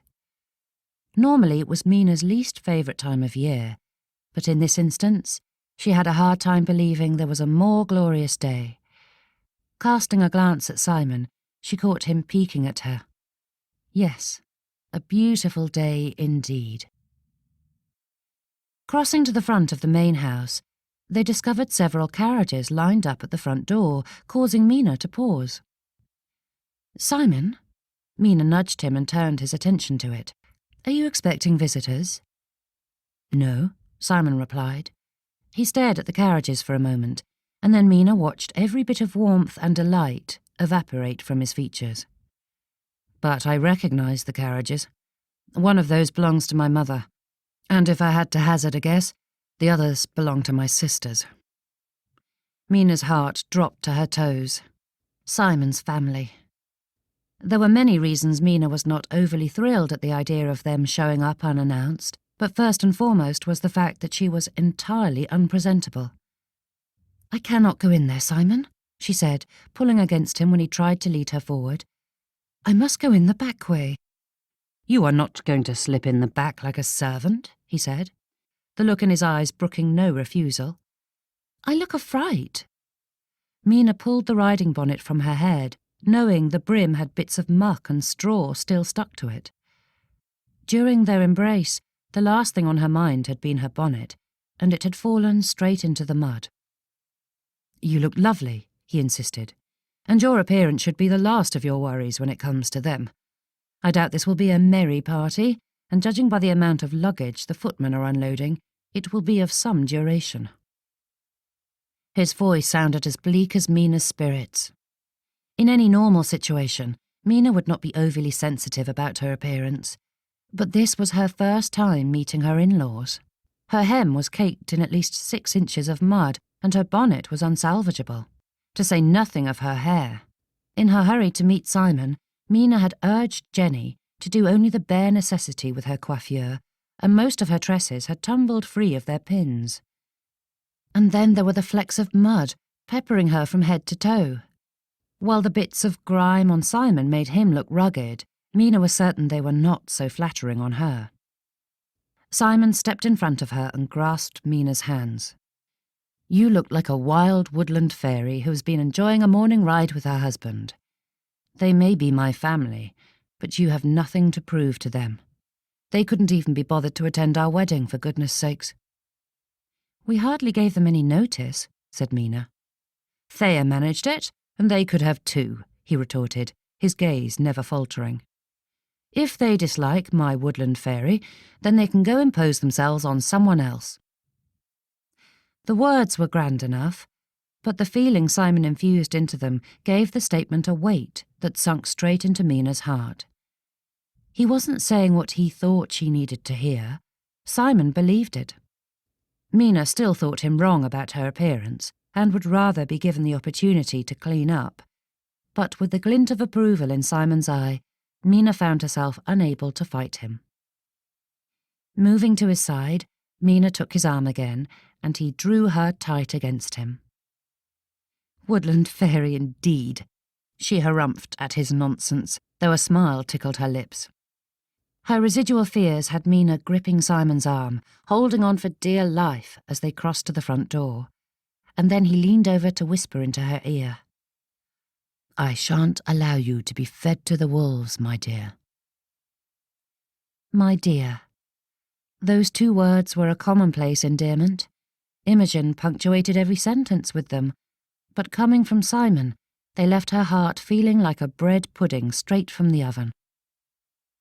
And with that, Mina held her head high with the elegance of a mud-streaked duchess and climbed the front stairs. The entrance buzzed with people. Mrs. Whitmore and Jennings directed footmen and maids hither and thither, while several couples and children accosted Simon. Swarmed as they were, Mina's hand clenched Simon's arm, and he squeezed it back. "Mother," he said with a bow that seemed too formal for family. "Mina, may I present Mrs. John Kingsley?" Mina had tried for a properly deferential air, but at his introduction, her eyes shot to Simon, and he sent her a brief wink. For him to word the introduction thusly placed Mina firmly on higher footing than his own mother.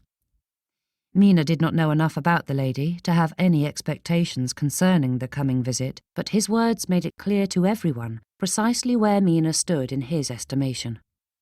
Judging by the narrowing of his mother's eyes, Mina knew it was not lost on Mrs. Kingsley.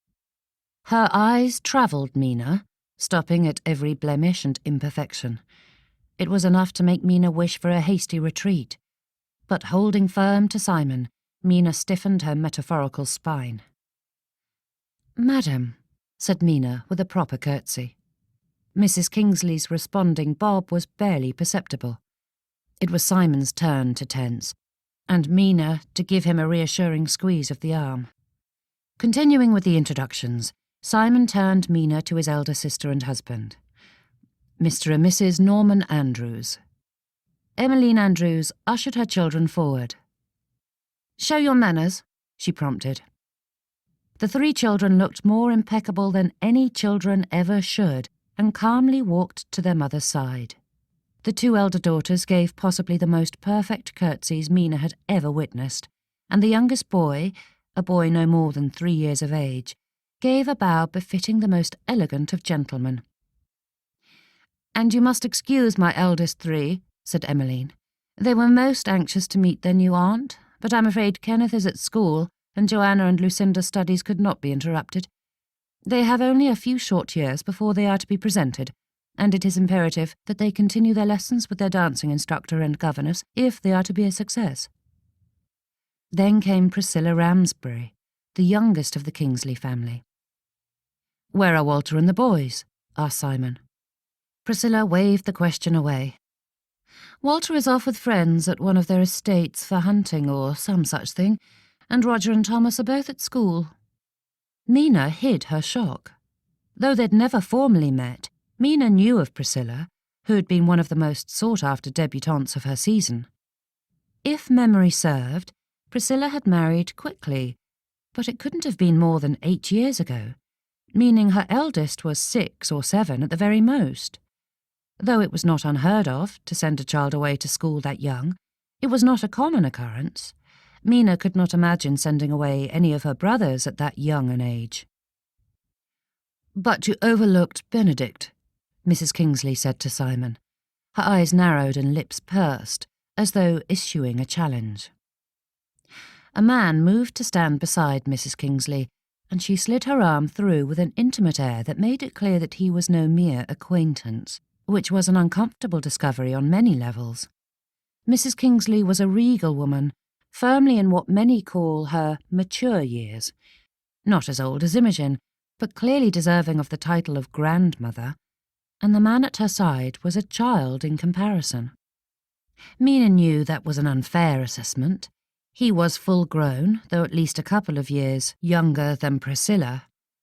He was of thin build, and with features so flawless that he looked beautiful rather than handsome. Mina knew men like him often made women swoon, but he was too feminine for her tastes. She preferred Simon's misaligned nose to Benedict's delicate one. Simon halted when he spied Benedict, and his eyes fell to the proprietary way Mrs. Kingsley stroked her fingers against the man's forearm. Though Simon's face showed no outward sign of distress, Mina felt his inner battle, but decorum won out, and he made the introductions between Mina and Mr. Benedict Swinton. "I was terribly distraught that we were unable to make the wedding," said Emmeline, "but we came as soon as we were able."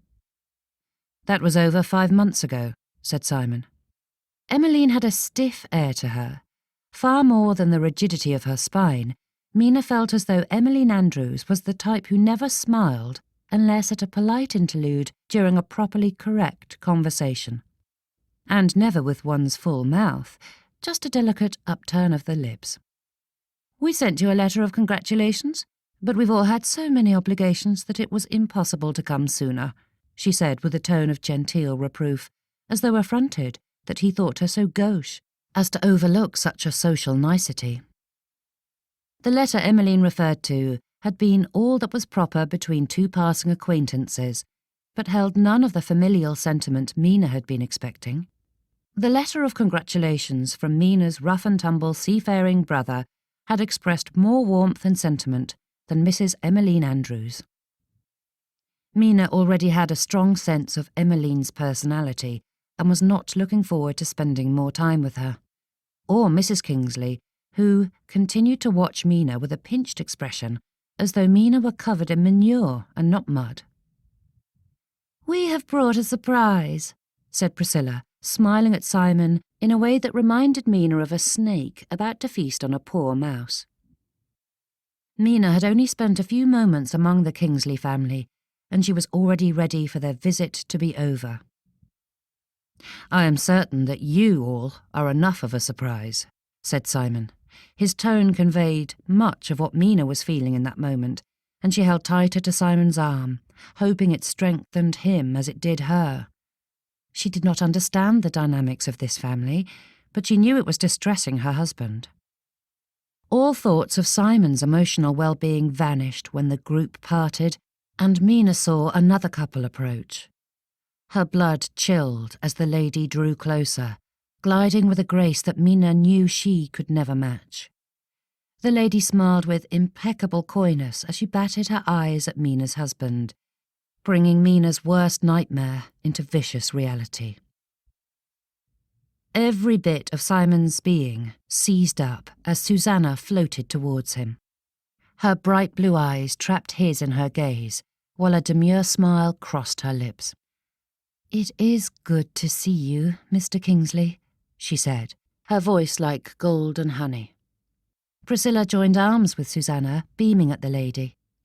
"My dear friend Susanna moved into our neighbourhood, and I was so astonished to discover that you two are acquaintances. When Mamma and I decided to come for a visit, I knew I must invite her to join us. Is this not delightful? She practically dragged us here."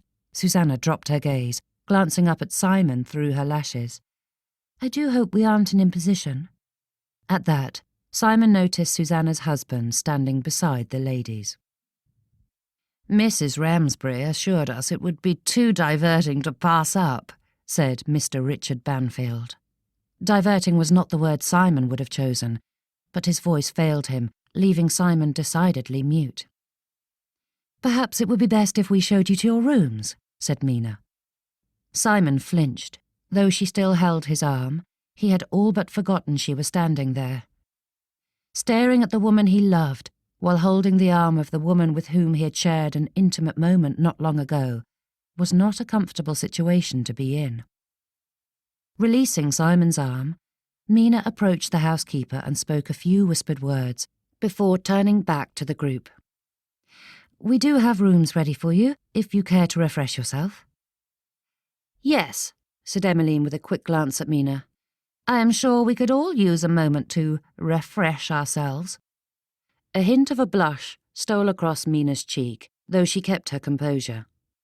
In any other situation, Simon would have been proud of her backbone, but Susanna's eyes bore into his, and it was hard for him to think of anything else but the clear blue perfection of them. Despite himself, Simon felt a swelling of desire, and his mind called up fantasies he had tried hard to bury. She was a siren's call destined to drive him mad. Mina did not look at him, and he was far too glad for it. Susanna's pull on him was as strong as it had ever been. It was a craving that Simon felt uncertain he could overcome. With a monumental internal struggle, he fought it back, desperate to keep those feelings locked in a hidden part of his mind, never to disturb him or his wife again. But as Mina ushered the other guests towards their rooms, Susanna came up next to him, taking his arm as they mounted the steps, and Simon panicked at the overwhelming jolt of feeling her touch gave him.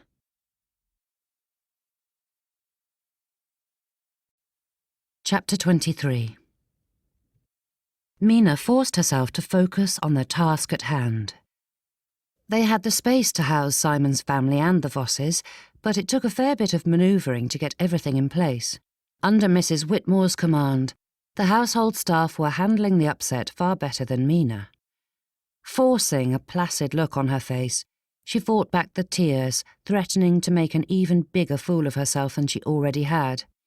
Seeing that woman on Simon's arm was nearly enough to crush her, but Mina refused to give up so easily.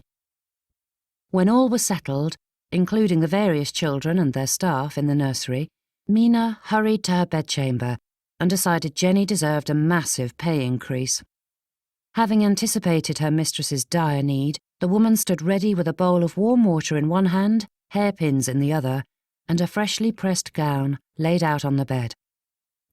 Mina was a gudgeon for insisting on taking extra care with her toilette. She wished the opinions of the party did not matter to her, but with the enemy circling, Mina knew she needed to prime whatever weapons she had, however puny. Mina hadn't even begun to think about all the work a last-minute house party was going to bring. Entertainment and meals would need arranging. Mina's schedule would need clearing in order to play hostess, but those were worries for later. And she refused to wonder where Simon was. The possibilities were too terrifying. A knock at the door, and Mrs. Whitmore entered, carrying a bundle of nerves with her. "Madam, you must come quickly," she said, hurrying over to the vanity as Jenny placed the last few pins in Mina's hair. "Mrs. Kingsley, the other Mrs. Kingsley, is upset, and she will not listen to reason."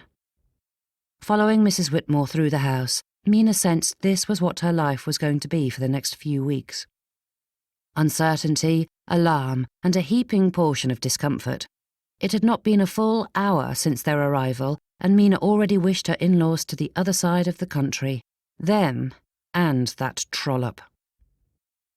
Mina heard her mother-in-law's voice coming from down the hall, and a perverse part of her wanted to lecture Mrs. Kingsley on proper decorum, for her tone and volume were anything but genteel. "It must be taken down immediately. I will not have it there." "Yes, ma'am, but Mrs. Kingsley put it there," said a maid with a tremulous tone. "I am Mrs. Kingsley," she said, and Mina heard something crash, as though the lady had thrown her reticule. "And I order you to take it down." Turning the corner, Mina found the youngest member of staff shivering under the frosty glare of Mrs. Kingsley. In any other situation, Mina probably would have found herself trembling alongside the girl, but seeing the poor child being berated by someone who should know better gave Mina the courage to stand strong. "What is going on here?" asked Mina, hiding the fury in her voice. "This girl disobeyed me when I ordered this be taken down immediately." Mrs. Kingsley pointed to a painting on the wall. To the casual observer it might seem a strange request, but as the subject of the portrait was none other than Mrs. Kingsley's late husband, Mina suspected there was a terrible history there. "I will not allow that man to be displayed as though he is befitting such an honour," Mrs. Kingsley said, her eyes stabbing the canvas. Being hung in a side corridor, in an inconsequential part of the house, did not seem like much of an honour, though Mina was not about to point that out to the lady. Its location was an immaterial issue. "Where is the housekeeper?" asked Mrs. Kingsley. "I demand to speak with her." Mrs. Whitmore opened her mouth, but Mrs. Kingsley spoke over her. "Not you! You are not the housekeeper. The other woman." Mina watched Mrs. Kingsley sputter, attempting to remember Mrs. Richards' name, and Mina found herself thinking it was a good thing the former housekeeper was not present to hear her former mistress struggling to recall her name. For all Mrs. Richards spouting off about her former mistress, the former housekeeper had made no lasting impression on Mrs. Kingsley. "Mrs. Richards is no longer employed at Avebury Park," said Mina, "and even if she were, I am mistress of this household, and it is my right to hang any painting I see fit. I apologise if that upsets you, but I will not remove the portrait of Simon's father." She had spoken carefully, striving to maintain a respectful tone, but seeing Mrs. Kingsley's darkening expression, Mina realised it had done no good. "Do you know what that man put me through?" she asked, marching over to Mina. "I will not abide that painting being hung in my home." Mina felt her resolve shake under Mrs. Kingsley's glare, but Simon's words of support resurfaced from her memories. No matter what Mrs. Kingsley thought or felt, Simon liked seeing Mina stand up for herself. Mina was mistress of this house. This was her home, and she would not be browbeaten in it. The two women held a silent battle, their eyes locked, until Mrs. Kingsley broke and stormed down the hall. Mina let out the breath she'd been holding and felt like collapsing onto the floor. In her mind, she knew she should seek out Thea and verify that her true guests were still comfortable and that the interlopers were not causing them problems. But Mina was desperate to see Simon. So much had changed in the last few hours, and Mina felt drained. She did not know what was going on in his head or what this situation meant for the two of them, but she longed to feel his arms around her again. "I'm sorry for bothering you, madam," said Mrs. Whitmore. "I tried to deal with it myself, but she would not listen." "Don't trouble yourself," said Mina. "I would not want you to face down that dragon alone. Please let me know if there are any more issues." "Yes, madam." Mina heard Mrs. Whitmore leave, but her eyes were locked on her father-in-law's portrait. And she found herself wondering what had happened to the Kingsley family that had torn them so apart. After the overwhelming bustle and movement in the rest of the house, the conservatory was blessedly silent. Mina stepped inside, brushing past the greenery growing around her, and sought out the secret nook. One section of the wall had a recess with plants carefully placed in front of it to block a bench from casual view. It was a perfect hiding place. Though obscured, Mina saw Simon sitting there, his forehead scrunched in a desperate manner. It had been a good long time since Mina had seen such troubled looks on his face. Though not uncommon when they were first married, they had been absent for several weeks, and it hurt to see that worry return. Mina wanted to run her fingers over the furrow and smooth away the heavy cares dragging him down. Instead, she satisfied herself with squeezing onto the bench beside him. "Jennings mentioned you had gone into hiding," she teased. "He suggested we send out a search party, and I was about ready to send a footman to the Nelsons to see if we could borrow their hunting dogs to sniff you out." Simon's lips pulled into a smile, but it was a forlorn version of his usual one. "He mentioned you had an altercation with Mr. Swinton," she said. Mina did not want to discuss Mrs. Kingsley's paramour, but it was a good starting point. What she wanted to ask him about was the one thing she couldn't bear to. Mina didn't know if she would ever be ready to broach the subject of Susanna. "I should have thrown him from the house," said Simon. "Should have thrown them both out." There was a hint of a growl in his tone, but mostly he sounded lost. It reminded her so much of her brothers after their mother had passed. Little boys trying so hard to be brave when all they wanted to do was cry. Just thinking of it brought a prickle of tears to Mina's eyes. "Father would have," he added in a tone so soft, Mina was sure he hadn't meant her to hear it. Their topsy-turvy relationship aside, Mina could not watch him hurt without giving some comfort. Reaching over, Mina wrapped an arm around his shoulder. His eyes stared off into the distance at some past pain, and he leaned into her. "Flaunting her latest lover in her husband's home," Simon muttered. "She has no shame." Mina took a breath, steeling herself to ask the question. "What happened to your parents? I had a bit of an altercation with your mother about your father's portrait. Her reaction seemed—" Mina paused, searching for the word before adding, "unnaturally angry." Simon gave a huff. "That is one way to describe the fiasco that was my parents' marriage," he sighed, rubbing at his face and scrubbing at his hair. "They were a love match," he said. "A love match despite the fact that both their parents had arranged marriages for them. They eloped and caused a massive scandal. A lot of society shut their doors to them. and it hurt my mother to have her beloved soirees and teas and balls denied her. Eventually that hurt turned into resentment for my father. And he was just as bad. He married a young miss and assumed the demure face she showed in public was genuine. My father never cared to be crossed or disobeyed, and it was a blow to find out his wife was a domineering woman who wanted different things in life. Mina's arm slid down from his shoulder, and she rubbed his back while Simon continued in a toneless voice. My childhood was a constant cycle of my mother leaving to seek out something better than a socially ostracised life in the middle of the countryside. My father would hunt her down and order her to leave her latest lover. She'd refuse, and he'd cut off her pin money. She'd live on her friend's charity for a bit, but when that was gone, she'd be forced home to play the part of doting wife and mother until she amassed the money necessary to leave again. Simon paused, his jaw tensing as he gathered his thoughts. When he spoke again, it was in a whisper.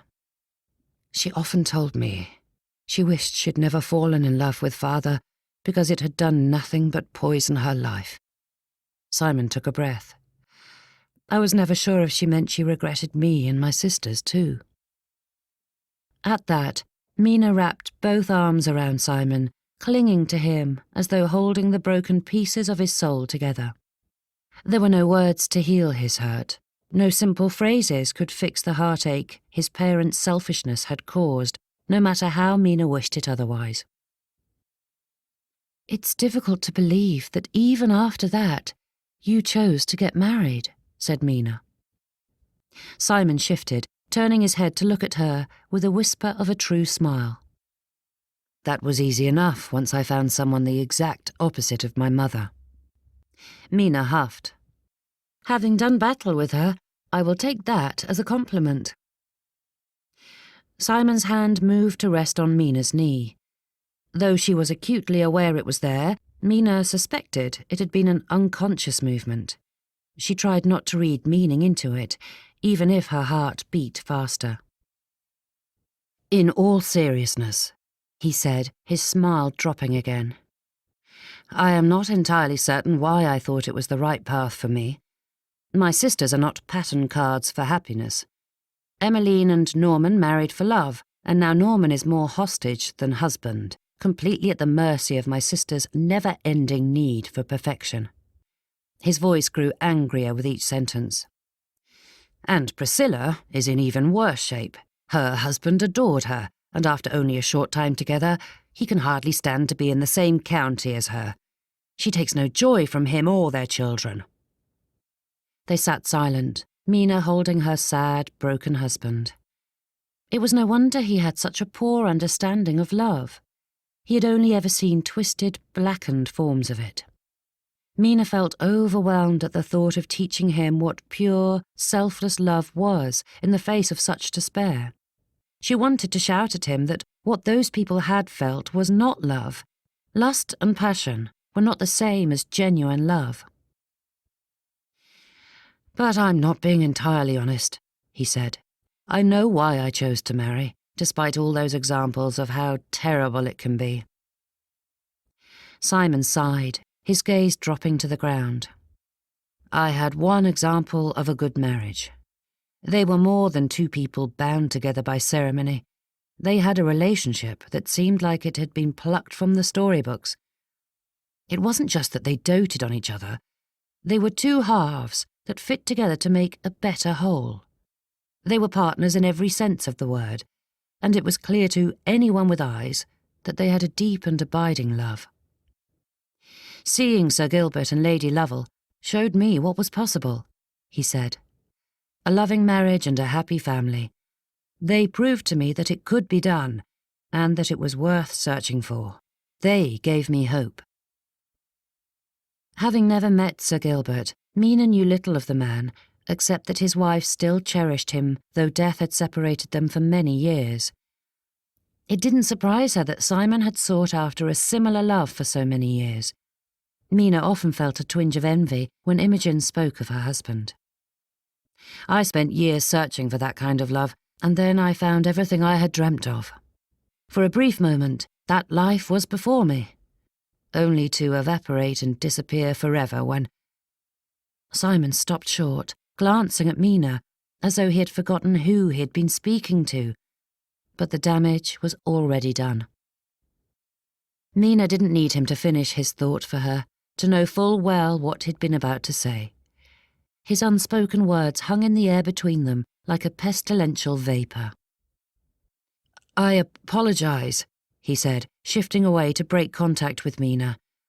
It was a small thing, but it cut her to the core.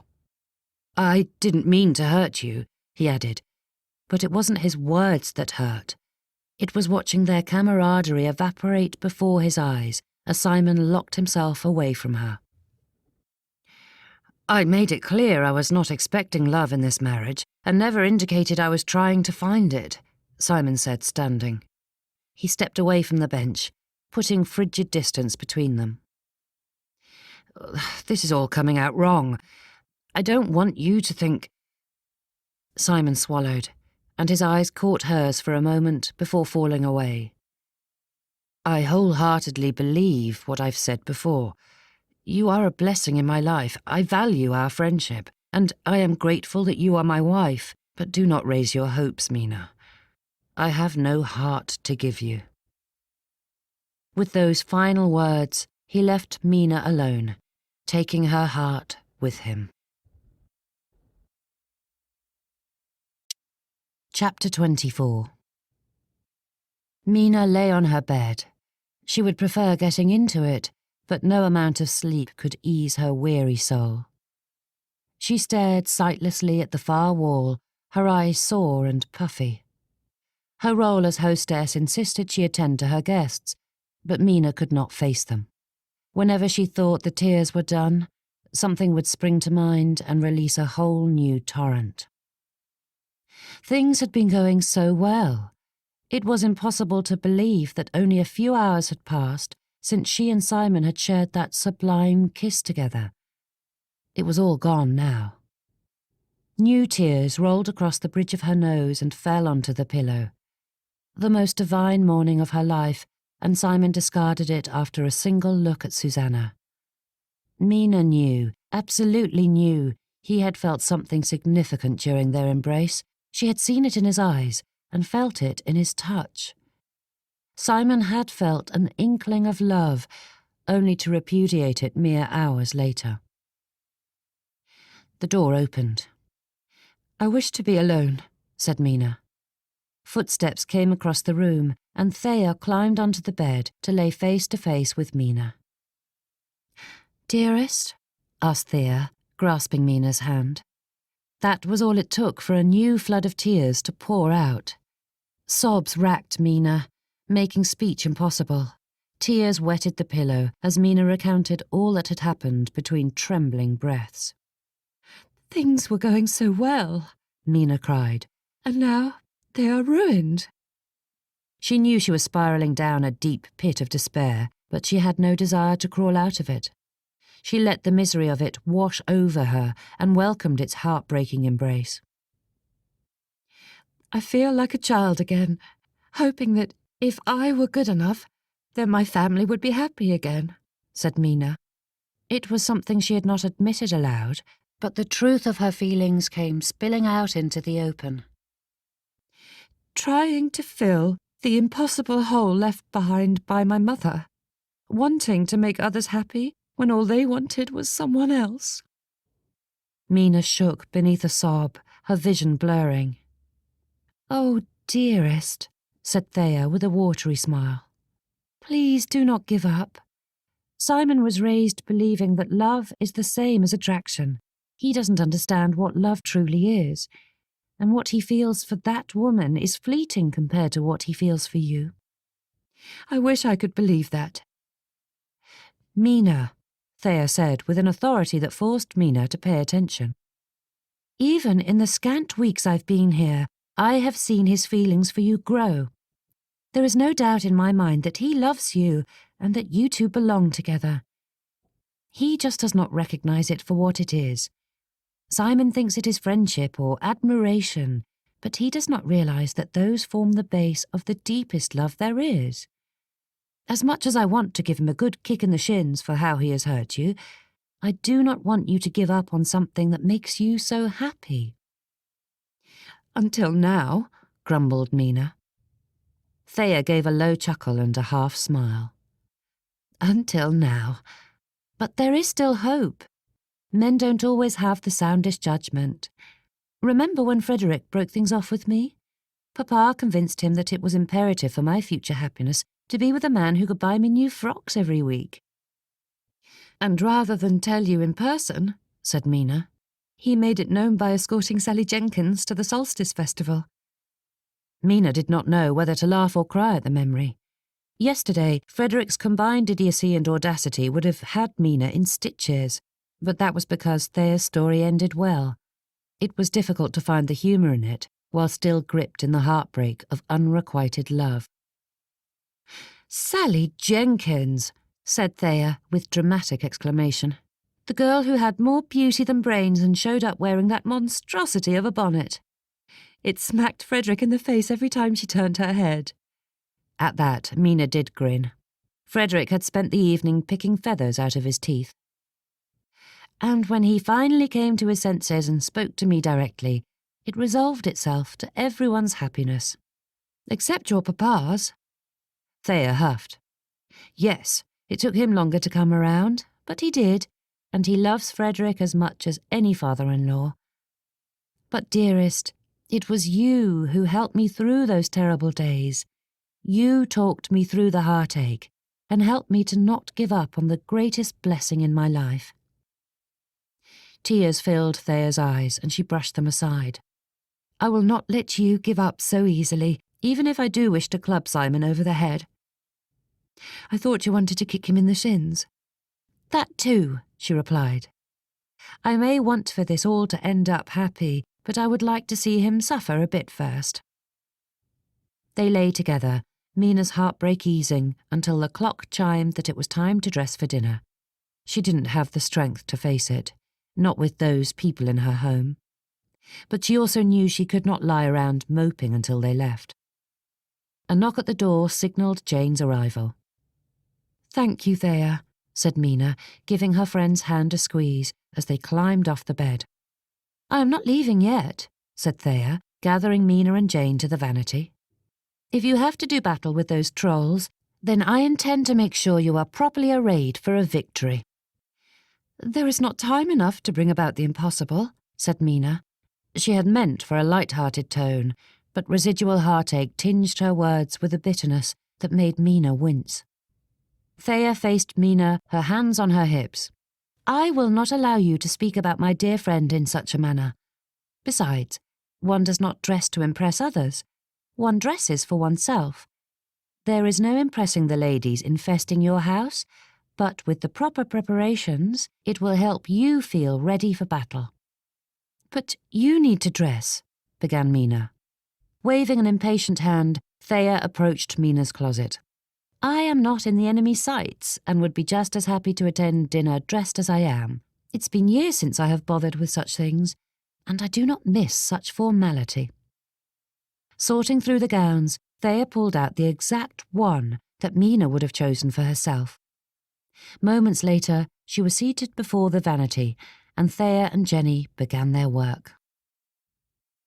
The ladies and gentlemen sat around the massive table, the wood surface reflecting the candlelight around them. Cook and the rest of the kitchen staff had outdone themselves by assembling the last-minute feast filling the table. The food was not the finest, but it was delicious and well prepared, and Mina wished she could enjoy it. With any other dining companions, it would have been a lovely meal, but this was interminable. A fitting end to such a baffling day. With the exception of Thea, the rest of the ladies were attired as though attending some prestigious event in the upper echelons of London society, rather than a quiet country dinner. They were pinched and primped to the point where every movement must have been uncomfortable. Mrs. Kingsley's neck was encased in gems that were more gaudy than gorgeous, and Mina had to wonder why the lady felt it necessary to display such overblown finery. Mina's own appearance paled in comparison, but it did not matter, as she was pleased with Thea and Jenny's ministrations. Thea had managed some twist of Mina's hair that made a few ringlets cascade in a most becoming way. How she had gotten it to curl so perfectly in the first place was a miracle. That, combined with wearing one of her favourite frocks that was a deep shade of midnight blue, which complemented her brown eyes, Mina felt decidedly confident. She may not be as regal as the other ladies, but that was not the point. Staring across the table at Simon's handsome figure would have been a delightful sight, if not for Susanna's nearness. It wasn't until the time had arrived to proceed into the dining room that Mina was informed of Mr. Richard Banfield's elevated birthright. With uneven numbers, and most of the company being family, Mina had planned on using an informal seating arrangement. But according to her in-laws, it would not do for the grandson of a baron to be treated in such a shoddy fashion, leaving Mina to escort the baron's grandson and Simon to the baron's grandson's wife. Even still, it would have been marginally better if Mina had been afforded the pleasure of Thea or Frederick seated on her other side, but the rest of the party had arranged themselves in a way that left the Vosses shoved towards the unenviable middle of the table. If either Thea or Frederick cared about such social slights, Mina would have been offended on their behalf. Instead, she was left to mourn that, as hostess, she was forced to sit at the end of the table, sandwiched between Mr. Banfield and Priscilla, both of whom proved to be as irritating as Mina's first impression warned her they'd be. "Mina," said Priscilla, taking a bite of roast goose, "I've been meaning to ask you who your modiste is. The cut of your gown is so flattering for your figure." "It is a Madame Notley creation," said Mina without elaborating further. Under normal circumstances, Mina would not be so tight-lipped with a dinner companion. But she had no interest in indulging Priscilla's taste for shrewish conversation. Mina would not ignore her sister-in-law, but neither did she have to invite trouble by being talkative. "I am not familiar with her," said Priscilla. When Mina did not reply, Priscilla asked, "Where is her shop?" "In London. Bond Street, perhaps." "No," said Mina, skewering a turnip on her fork. "It is a local shop in Bristow." "Oh," she said with a smile, calculated to appear genuine, but Mina saw the falseness beneath it. "Living economically is a prudent approach, especially when one does not travel in the higher circles of society, where one's dress is far more important than out here in such rural places." Prudence warned Mina to remain quiet. It was not as if Mina cared for this woman and her opinions. She was simply another of those unhappy creatures whose only joy came from tearing apart those around them. But Mina was tired of her backhanded compliments and subtle put-downs. "Both Simon and I believe it is important to give patronage to the local shops when possible. Besides, I prefer wearing simple country styles, especially when it aids Bristow's economy." Mr. Banfield interjected with some inane and semi-witty remark that caused several others to titter with polite laughter, but Mina ignored it, focusing on her food instead. Thea caught her eye and gave Mina a commiserating look, while Frederick made a face that was such a perfect mimic of Mrs. Kingsley's sour expression that Mina choked on a bite of potato and had to take a sip of her drink to keep from having a coughing fit. Emily noticed the display and looked positively affronted at such boorish behaviour. As he had throughout the meal, Mr. Banfield leaned forward to see around Mina and make some flirtatious comment to Priscilla. He was not so rude as to ignore Mina's existence in its entirety, but she wished she could switch seats with her sister-in-law to avoid being in the middle of their insipid banter. Priscilla was a prime example of how glaring flaws in one's personality could be overlooked with enough beauty, for she had little else to recommend herself, unless Mr. Banfield valued caustic conversation flavoured with a scant dash of intelligence. Mina knew that was an unkind assessment, but no one else could hear her thoughts, so she felt only a fleeting hint of guilt for it. "When I was mistress of Avebury Park," began Mrs. Kingsley, and Mina stifled a groan at what she knew was coming. "We had the most elaborate dinner parties with the most exquisite menus." Mrs. Kingsley had better tact than Priscilla. Her words sounded as though she were simply reminiscing, but still conveyed her utter disgust for Mina's simple country fare. With the exception of Thea, whose eyes narrowed at the lady, and Priscilla, who was too like her mother to miss the veiled insult, no one else discovered the barb hidden in the innocuous words. "I'm certain they were magnificent, just like yourself," said Mr. Swinton, taking hold of Mrs. Kingsley's hand and kissing her knuckles with a look that made Mina want a bath. Mrs. Kingsley patted his cheek with a look as brazen as a lady of the night soliciting a client. Mina regretted having so many courses. Perhaps tomorrow she would offer only a main course, with no sides. That would make dinner a quick affair. "I have a question, Mr. Swinton," said Frederick. Mina knew that tone. It usually meant he was about to cause trouble. In any other formal dinner, Mina would beg him to stop. In this one, she wanted nothing more than to encourage it.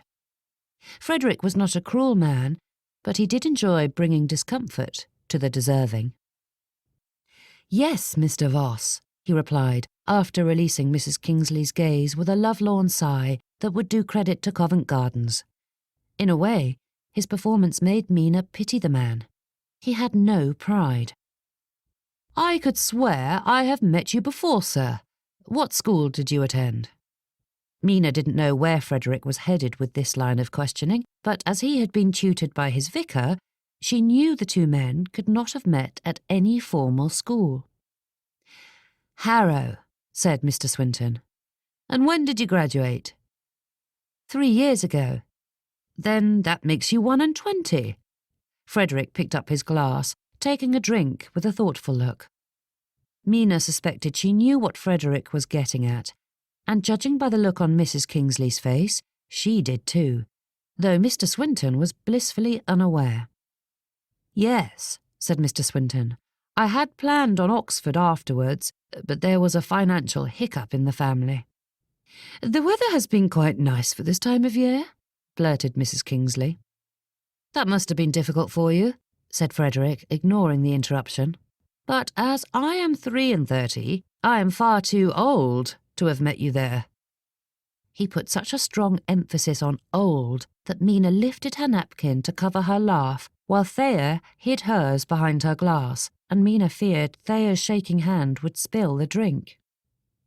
"Yes, I'm closer to Simon's age than yours," Frederick added, maintaining a perfectly serious face. "But it's wonderful that you found a way to occupy your time until your fortune's turn. My family also had a financial hiccup, and I was forced into a life of trade too, but I chose to sell farm supplies instead." Emmeline gasped.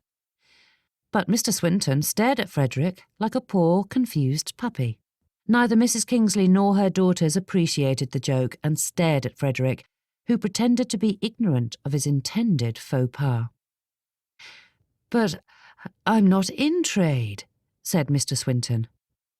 "Of course not," said Frederick, taking a bite and looking far too sweet and innocent for what he had just implied. "It was a slip of the tongue." Mr. Swinton smiled and nodded, before turning a sultry look on Mrs. Kingsley that only served to fluster her further. Glancing to Simon, Mina caught his attention. His eyes danced with mirth, and his lips twitched, though he remained composed. Together they shared a secret laugh, and then something softened in Simon's eyes, the moment shifting for a brief instant. Susanna tapped Simon on the forearm, and the moment was gone as soon as Simon turned his attention to his dinner companion. Chapter 25.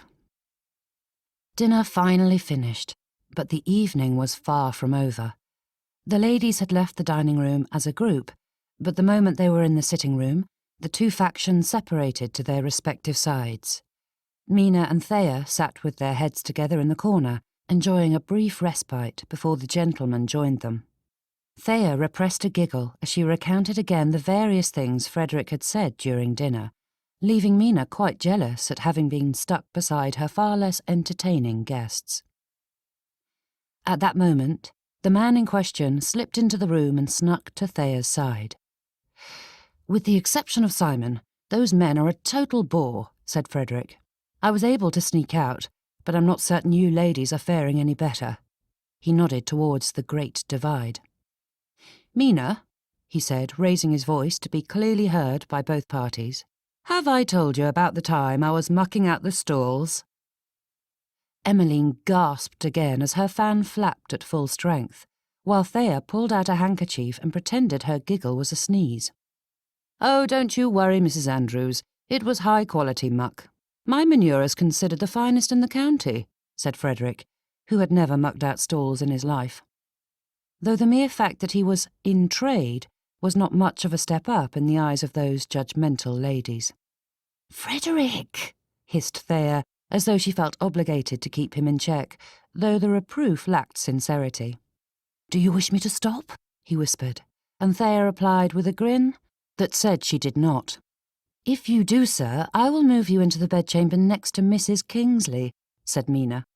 But the other ladies were spared from whatever scandalous story Frederick was about to fabricate when the other gentleman joined the party. Not that the additions would stop Frederick if he put his mind to making a jest of things, but the shift in attentions interrupted him. Mina caught Simon's attention, and he moved to join her and her companions. Her soul swelled to see him seeking her out. Then Susanna flashed a brilliant smile at Simon, and like a raven with a shiny bit of metal, Simon veered towards the trollop. Mina deflated. "Fool," muttered Frederick. Thea gave Mina's hand a squeeze, before murmuring to her husband, "And so were you, dear heart." His face fell, but Thea nudged him with her shoulder, and he wrapped an arm around her and planted a kiss on her cheek. Mina forced a smile. If she acted as though nothing were amiss, perhaps it would be true. "Yes, we must have some entertainment," said Susanna, tapping Simon playfully on the arm, and Mina wanted to break every one of Susanna's perfectly shaped fingers. "Mina," Simon said while motioning for her to join him, and she stood to play the role of hostess. Head up and shoulders straight, Mina addressed the group. "As the Vosses are leaving us shortly, I had planned on an evening of music for the entire family. Thea plays the pianoforte beautifully, and her daughter Penny has a lovely singing voice." "You mean to include the children too?" asked Emmeline with wide eyes, tapping her fan against her palm. Mina refused to let herself become discomposed. "I realise it is a tad unusual to include the children in evening entertainments, but with so many here tonight, it would be fun for all of us." "That sounds brilliant," said Simon.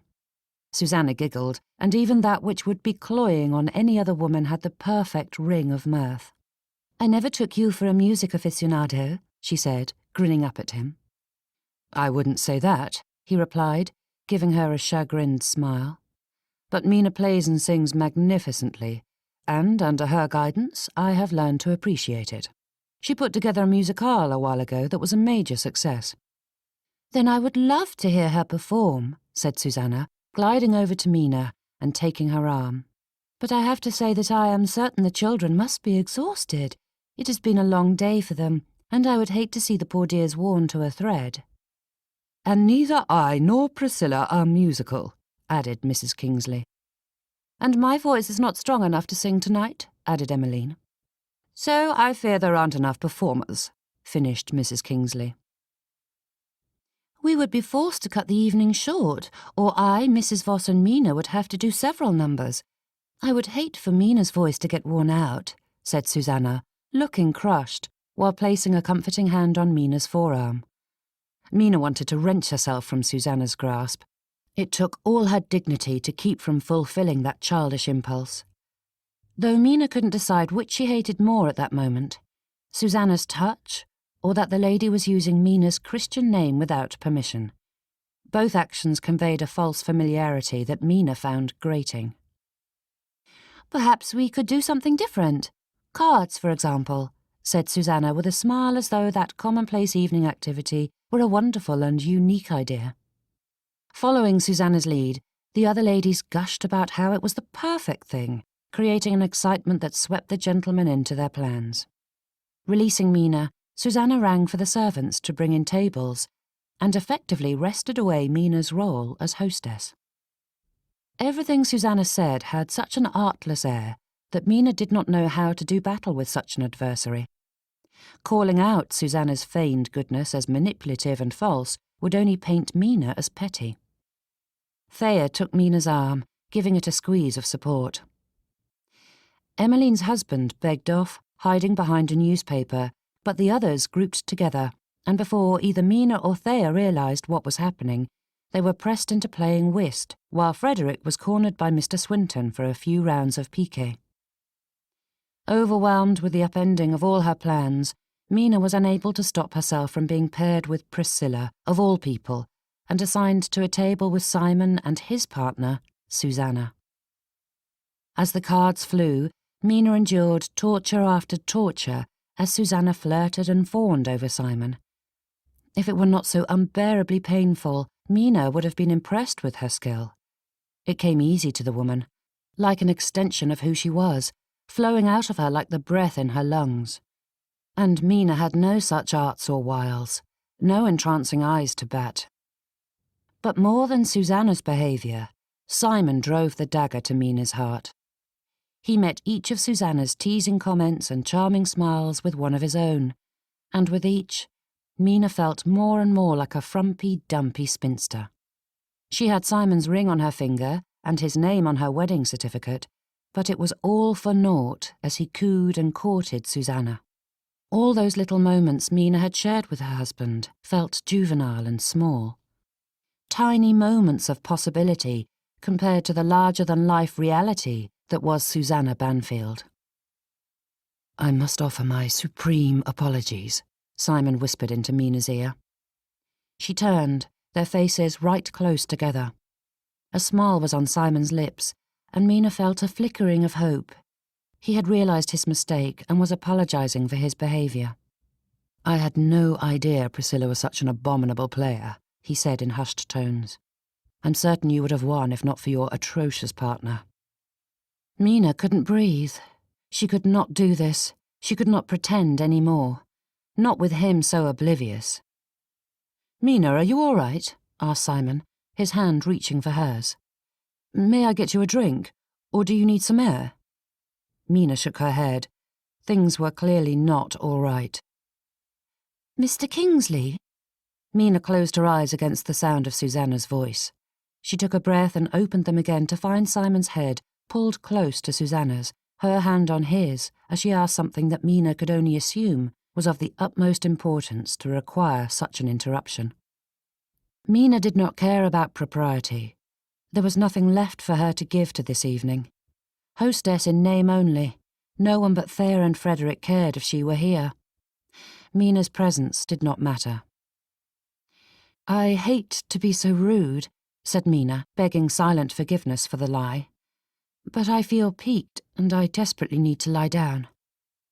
Mina stood, and the gentlemen jumped to their feet.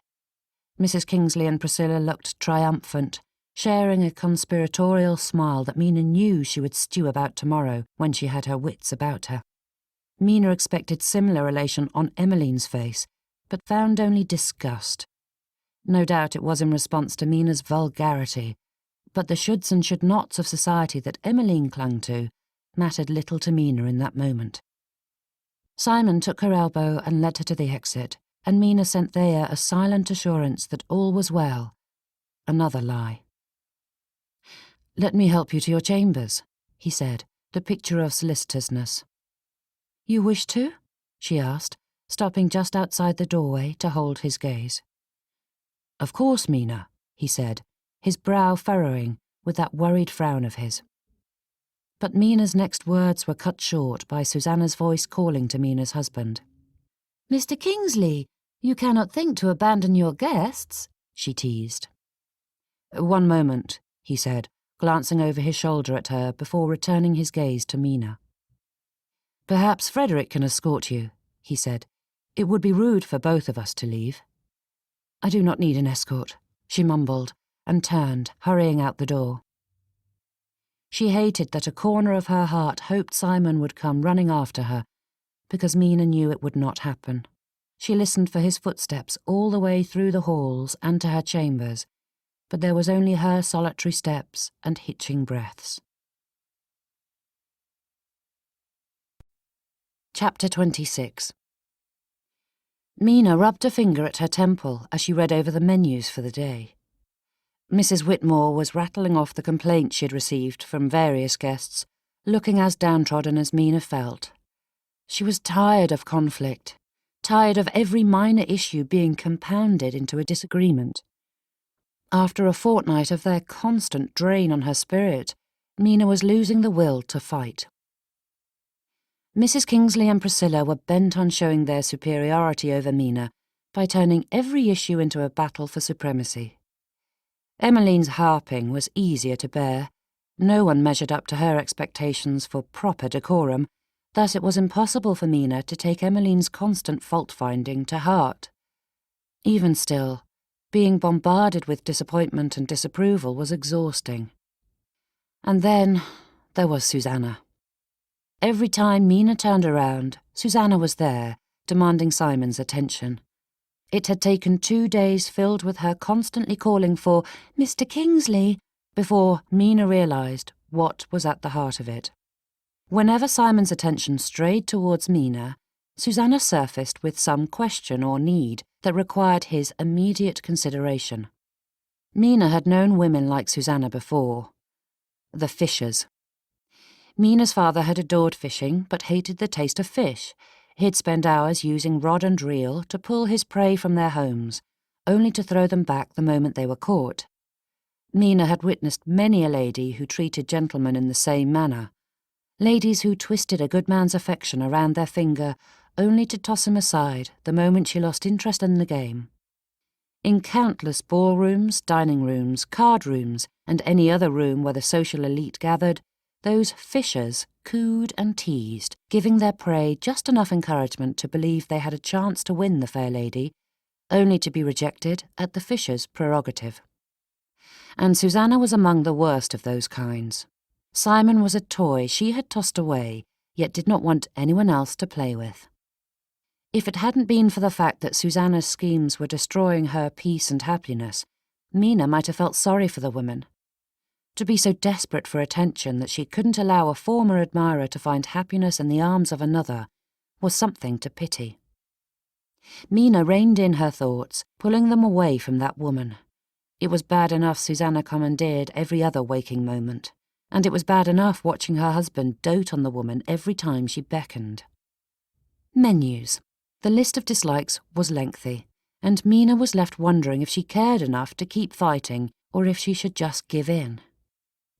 A spark of pettiness wanted to assert her position and force the menus she desired. Of course, a proper hostess would be aware of her guests' tastes and plan accordingly, but as they hadn't been invited in the first place, Mina did not feel particularly hospitable, to say nothing of their lack of manners that made them undeserving of consideration. Mina sighed. She didn't have it in her to put up a struggle. Thea and her lovely family had departed just days after the upheaval, leaving her without allies and surrounded by people who at best ignored her and at worst despised her. Menus. Mina jerked away from such morose thoughts. They weren't helping. "Make the changes," said Mina. "Give them whatever they want. I don't care." Her throat tightened, and she gave up speaking, dismissing Mrs. Whitmore with a wave. The housekeeper took the menus from Mina, hesitating as she watched her mistress with sympathetic eyes. "Madam, if I may be so bold as to say—" Mrs. Whitmore caught herself for a moment before forging on. "Do not let them break you. They cannot stay forever, and then things will be good again. You'll see." Mina smiled at the woman as she curtsied and left, feeling a tender warmth settle in her heart. So perhaps she had some allies left. Mina appreciated Mrs. Whitmore's optimistic view, but she was afraid that once the invaders left, there might be nothing to revive between Simon and her. And as if summoned by her very fears, the man in question entered the sitting room, his hands clasped behind his back. "Mina," he greeted her, though the furrowed look deepened as he drew closer. "You look pale. Are you quite all right?" "I am well," she replied. It was true enough. Other than persistently fitful nights, her body was healthy. "I've been worried," he said. "You've seemed so melancholy since Thea and Frederick left." Mina wished she could look at his face and say she did not love him. She wished her heart no longer yearned for those beautiful moments they'd shared together that flirted at the possibility of what they could become. This situation would be so much easier if she felt only friendship for her husband. Then watching him with that woman day in and out would not be such a burden. "I missed our ride this morning," said Mina, her listless spirit draining her words until they were as grey and lifeless as she felt. In the 3.5 months since starting that habit, they had forgone their morning ride only once, when the weather had been severely uncooperative. Even still, they had spent that time together in Simon's study instead. But this gloriously clear morning, Mina had arrived at the stables to find Spartan and his master missing. Simon's eye dimmed and his face fell. Bringing his hands forward, he revealed a bouquet of amaryllis blossoms. "We have run out of lilies," he said with a frown. "It appears I need to keep a larger supply of them in the conservatory." Mina took the bouquet, running her fingers over the petals, her heart breaking from the strain of keeping up with Simon's moods, inattentive one moment and doting the next. If he stuck with one, it would be so much easier to move past this moment. But the kindness softened her heart, leaving it all the more bruised when his affection returned to Susanna. "I apologize," he said, sitting on the sofa beside her. "It was unintentional. Truly.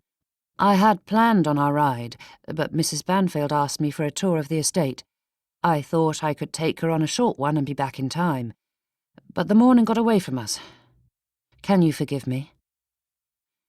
"It doesn't matter, Simon," she said, her eyes tracing the various colours across the petals. "I'm certain it was far more enjoyable riding out with Mrs. Banfield." There was no answer, and Mina knew he must be thinking of a politic thing to say without offending his wife or lying. But an earnest "no" drew her eyes away from the flowers and to Simon's face. "It wasn't," he said, and Mina saw the truth in his eyes. "I missed you deeply. It's been bad enough that I get so little time with you while our guests are here. Our morning ride is one of the only moments we have to spend together alone. I spent the entire time thinking about you and how you were waiting for me. More than anything, I wanted you there with me." Mina couldn't withstand much more of this. Every time she was scant moments away from falling apart, he did something or said something to piece her back together. Hearing those heartfelt words patched up the cracks in her heart, giving Mina the hope that she could bear things a little longer. Simon still cared for her. At some point, Susanna would leave, and Mina could rebuild and then ensure that Susanna Banfield never stepped foot in Avebury Park again. "Do you forgive me?"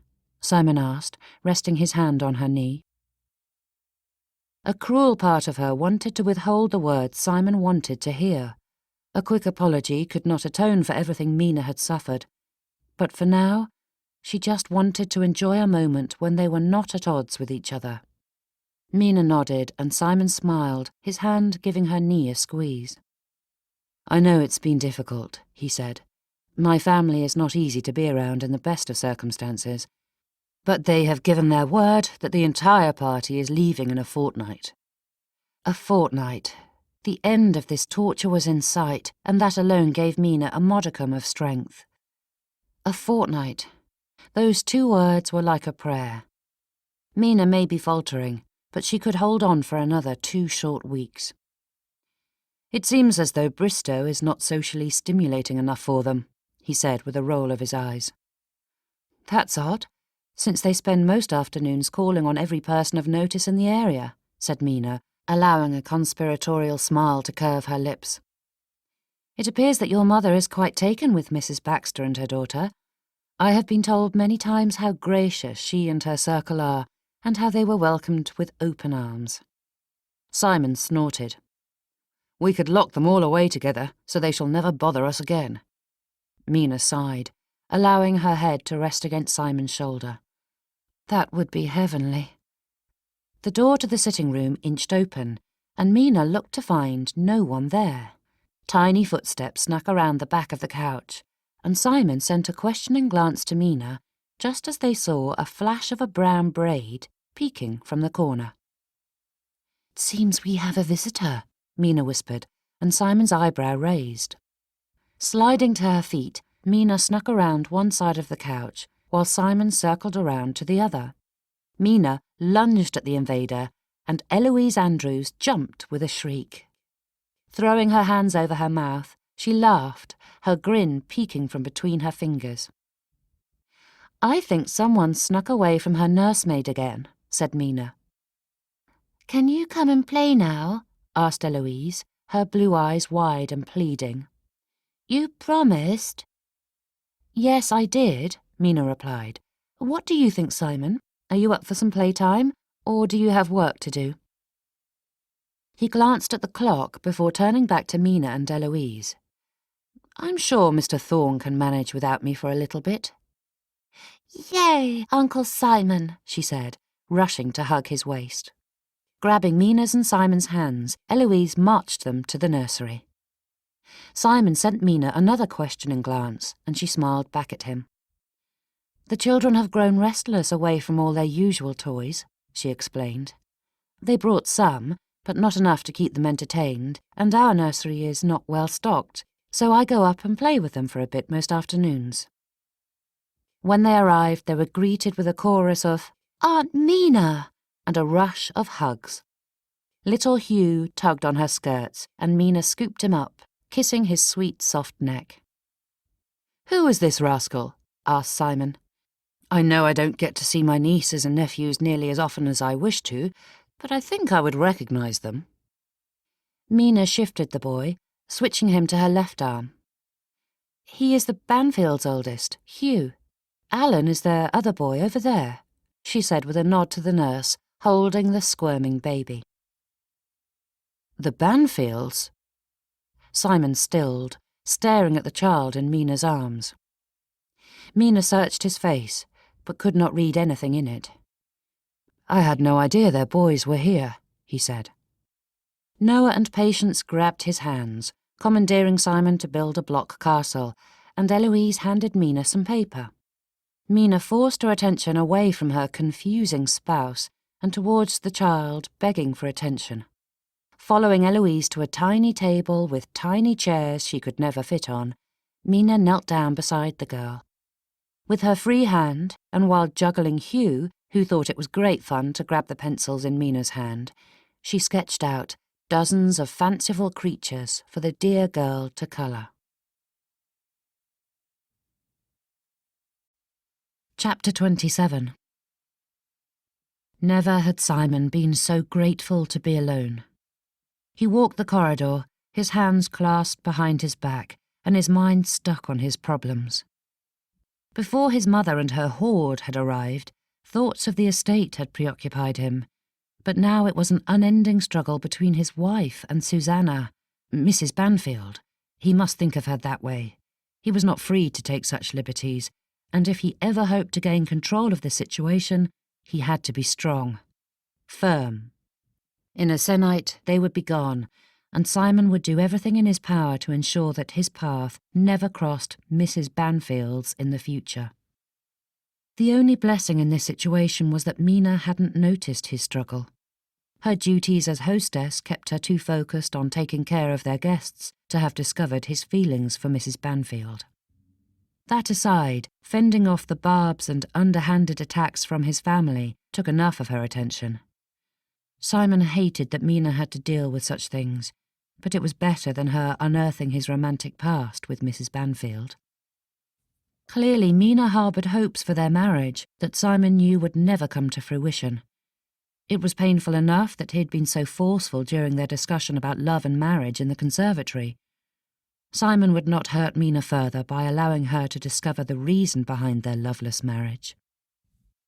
Mina was strong. She could handle Simon's family. Simon had seen her outmaneuver Mrs. Baxter and all the vitriol Bristow society had to offer. But in his heart, Simon sensed that discovering his history with Susanna might be more than Mina could bear. Simon wanted to curse. He wanted to let loose a string of words that would make their guests run for their carriages. Marriage was supposed to make his life simpler. A marriage of convenience. The thought made him want to laugh. At present there was nothing convenient about his life. Not that it was Mina's fault, nor his marriage. Both had made him very happy. And Susanna bore no blame. Though Simon could blame her for visiting, it wasn't her fault that his heart was so firmly attached to her. Simon halted. He supposed the closest thing to a scapegoat was Priscilla for bringing Susanna in the first place. Simon was certain Priscilla knew enough about what had transpired between him and the young Miss Susanna Weston to have known better than to bring her into Simon's home. Things had been going so well before they had arrived. Continuing his march, Simon longed for a bit of peace. And Mina. Simon saw her on a regular basis, but there were too many interruptions. Any time he managed to find some time alone with his wife, someone pulled him away. And regardless of Mina's forgiveness, Simon was ashamed about their missed ride. In the few days since, he had made sure not to repeat the offence, but it was getting difficult to put off Susanna's, Mrs. Banfield's, requests to see more of the estate. Eventually the lady had agreed to do so in the afternoon, to allow him to keep his appointment with his wife, but that compromise had left him with an inkling of guilt. Simon wondered why. It was not as though he were forbidden from riding with anyone else, but it still felt wrong. Enough so that Simon had sent a note to Mrs. Banfield to beg off, and then he had spent the next few hours studiously avoiding all his guests. A maid curtsied as he passed, and Simon gave an absent nod. And then there was the ill-fated ride itself. The fact that he enjoyed Mina's conversation and company was no surprise, but that he enjoyed it more than Susanna's was. Simon had spoken the absolute truth to Mina. He had missed her during the ride. He had been given the opportunity to spend time with the woman he loved, yet throughout it, Simon found himself wishing for Mina instead. In fact, the more time he spent with Susanna, the less Simon sought her out. The opposite was true with Mina. Simon may not know much about love, but it seemed as though he should desire the company of the woman he loved first and foremost. Simon wished he understood it. If he could just put this confusing jumble of emotions into words, perhaps he could. There was no questioning his feelings for Susanna, but Simon could not grasp what it was he felt for Mina. It was more than mere friendship, far more. He stopped and blinked at the empty hallway. Simon had no idea where he had been going. His study? That was the most logical conclusion. Though the work on the estate was slowing with the onset of winter, there was still much to be done. Not at this moment, but Simon would find something to keep himself busy. He'd gotten very good at busy work as of late. It was easier than facing Mina and Susanna. He was such a coward. This would all be over soon. In 1 week, life would return to what it was, and Simon's rocky path would smooth out again. Picking up his pace, Simon consciously made his way to his sanctuary, and stopped. To his left, the library door stood open, and he saw Susanna standing in front of the broad window, looking out at the gardens. He should walk past, ignore it, ignore her, keep walking, hide in his study until she was gone from his life. But Susanna's shoulders were stooped, and she had such an air of unhappiness about her. Simon could not leave her in such distress. It was ungentlemanly and inhospitable. Though he looked forward to her departure, Simon was still her host, and needed to see to his duties. Drawing up beside her, Simon saw tears dripping down her cheeks. Catching sight of him, Susanna flinched, her delicate brow twisting in agony. Reaching into his pocket, Simon offered her his handkerchief. "What's the matter?" he asked. Susanna dabbed at the tears and opened her mouth to speak, but her face crumpled and she sobbed into the square of linen. Taking her by the elbow, Simon led her to the sofa and sat beside her. Reaching for his hand, Susanna clutched it while wiping at the tears with her other. "Oh, Simon," she said, her cheeks heating at that. "I mean, Mr. Kingsley. I will be better in a moment." "What can I do for you?" he asked. "There's nothing to be done," she said. "But thank you for your kindness, sir." "Please tell me what is troubling you," he said. Susanna's chin wrinkled, fresh tears glimmering in her eyes, and she looked down at their clasped hands. "I cannot say. Not to you, Mr. Kingsley." "Then may I fetch someone?" he offered. "Your husband, or one of the ladies?" "No," she said, rising to her feet and stepping away. "Not them. I don't want the ladies to see me in such a state. And my husband—" Her words died as a fresh bout of tears shook her. Simon stood to join her and came to her side. "Susanna, please, tell me what's wrong." Her tear-soaked eyes met his the moment Simon said her Christian name. He knew he should not have done so, but in such a moment, formality seemed unimportant. "Oh, Simon," she said, looking down at the space between them. "What ails me is something that cannot be fixed, unless you have a way of turning back time." Susanna brushed a finger across his waistcoat. The feeling was little more than a flutter, but Simon felt it through his entire being. She stepped away, returning to the sofa, but Simon was glued to his spot. "I thought marrying Richard was the right decision," she said. "My parents raised me to believe that a marriage of prestige and consequence was of utmost importance. But as the years pass, I find his social standing means less and less to me."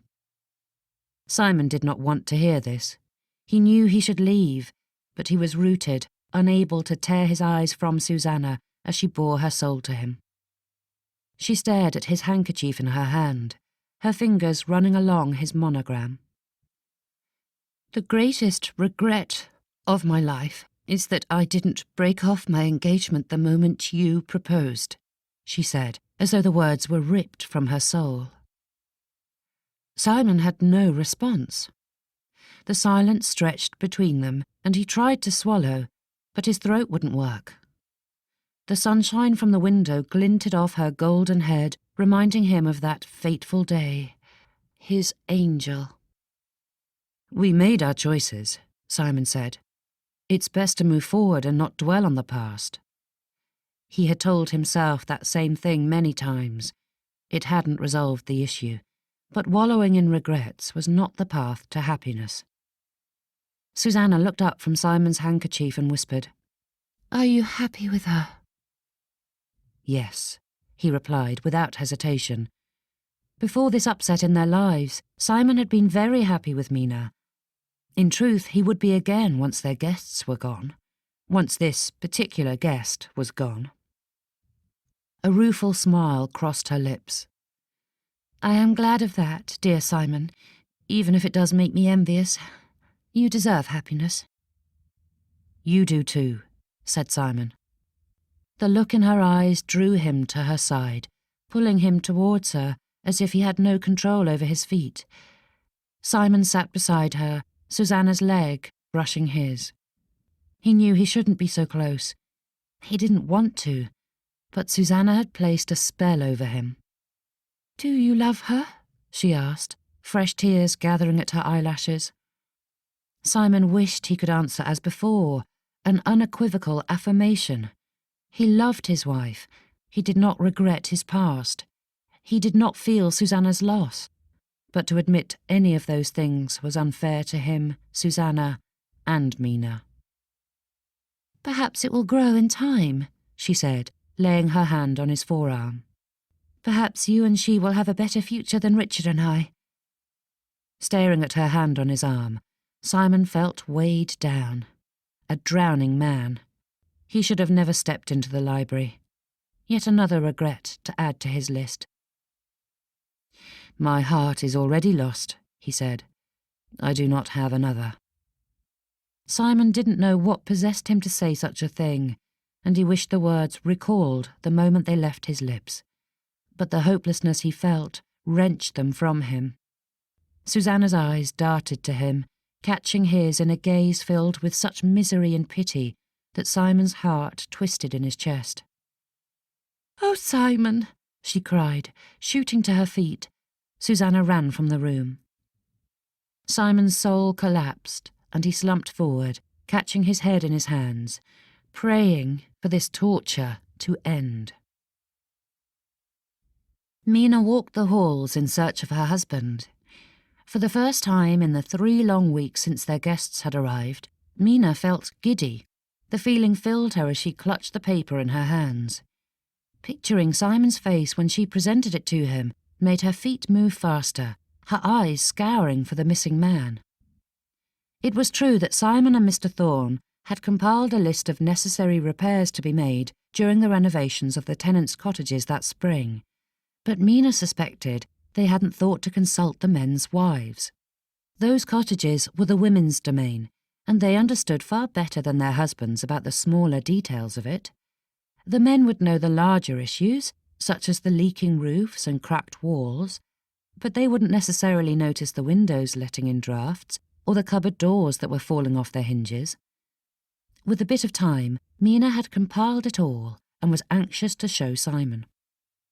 Passing the library, Mina heard Simon's voice and turned to join him.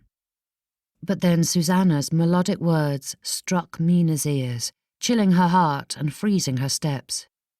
"Eavesdropping brings nothing but pain," her mother had liked to say, but Mina could not have moved if she wished to.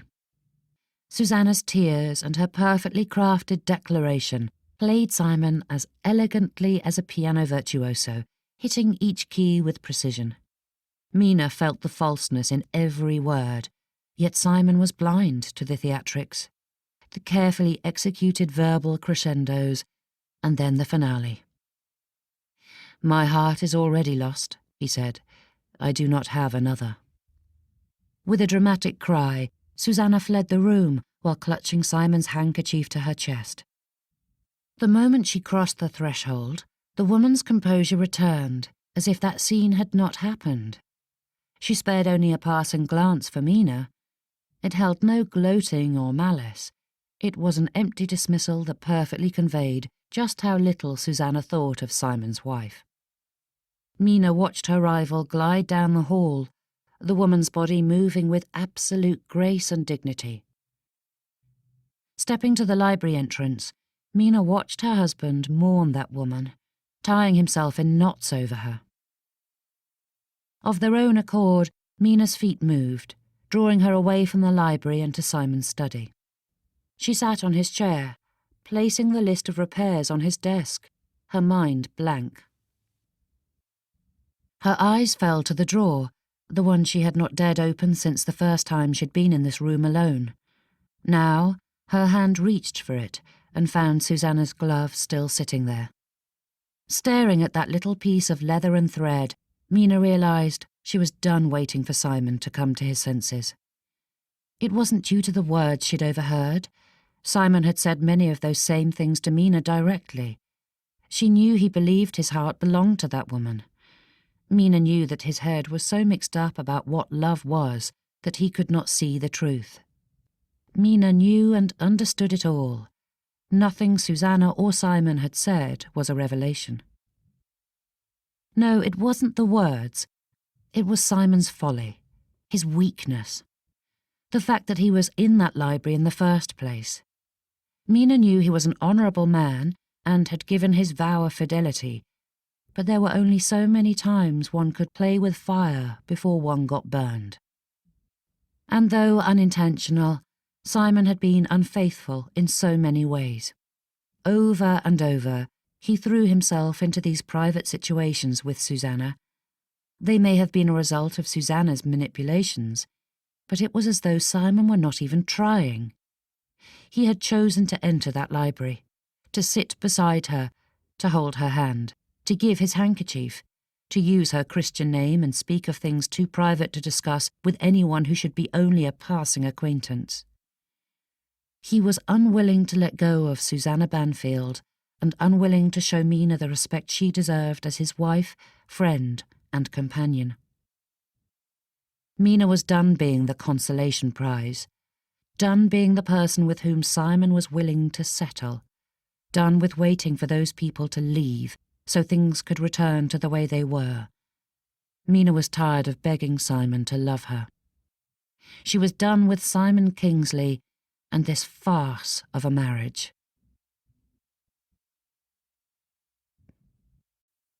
Chapter 28. There was not another soul in the hallways as Simon left the library.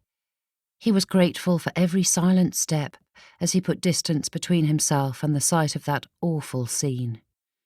Susanna's words played in his head, a never-ending loop of despair. She was miserable, and it hurt Simon to his core. Making his way to his study, Simon stepped inside and went to his desk, halting when he saw the lower drawer sitting open. Shaking his head at his own absent-mindedness, which seemed to be getting worse as of late, he sat down and reached to close it. Simon noticed Susanna's glove resting there, and he picked it up. He had meant to get rid of the thing a dozen times before, but every time he went to drop it in the fireplace, he'd been unable to do so. But things were different now. They were changing. Watching Susanna's heart shatter made Simon realise just how damaging wallowing in his feelings for her could be. Her present was fixed, yet her choices of the past still clung to her, destroying whatever chance for happiness she had in the future.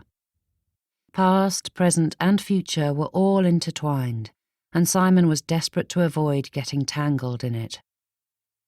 Standing, he walked to the fireplace and tossed the glove into the flames before he allowed himself a second thought. His life with Mina was a good one. Not the one he had wanted, but it was good. If he didn't let Susanna go, his marriage would become a thing filled with sorrow and bitterness.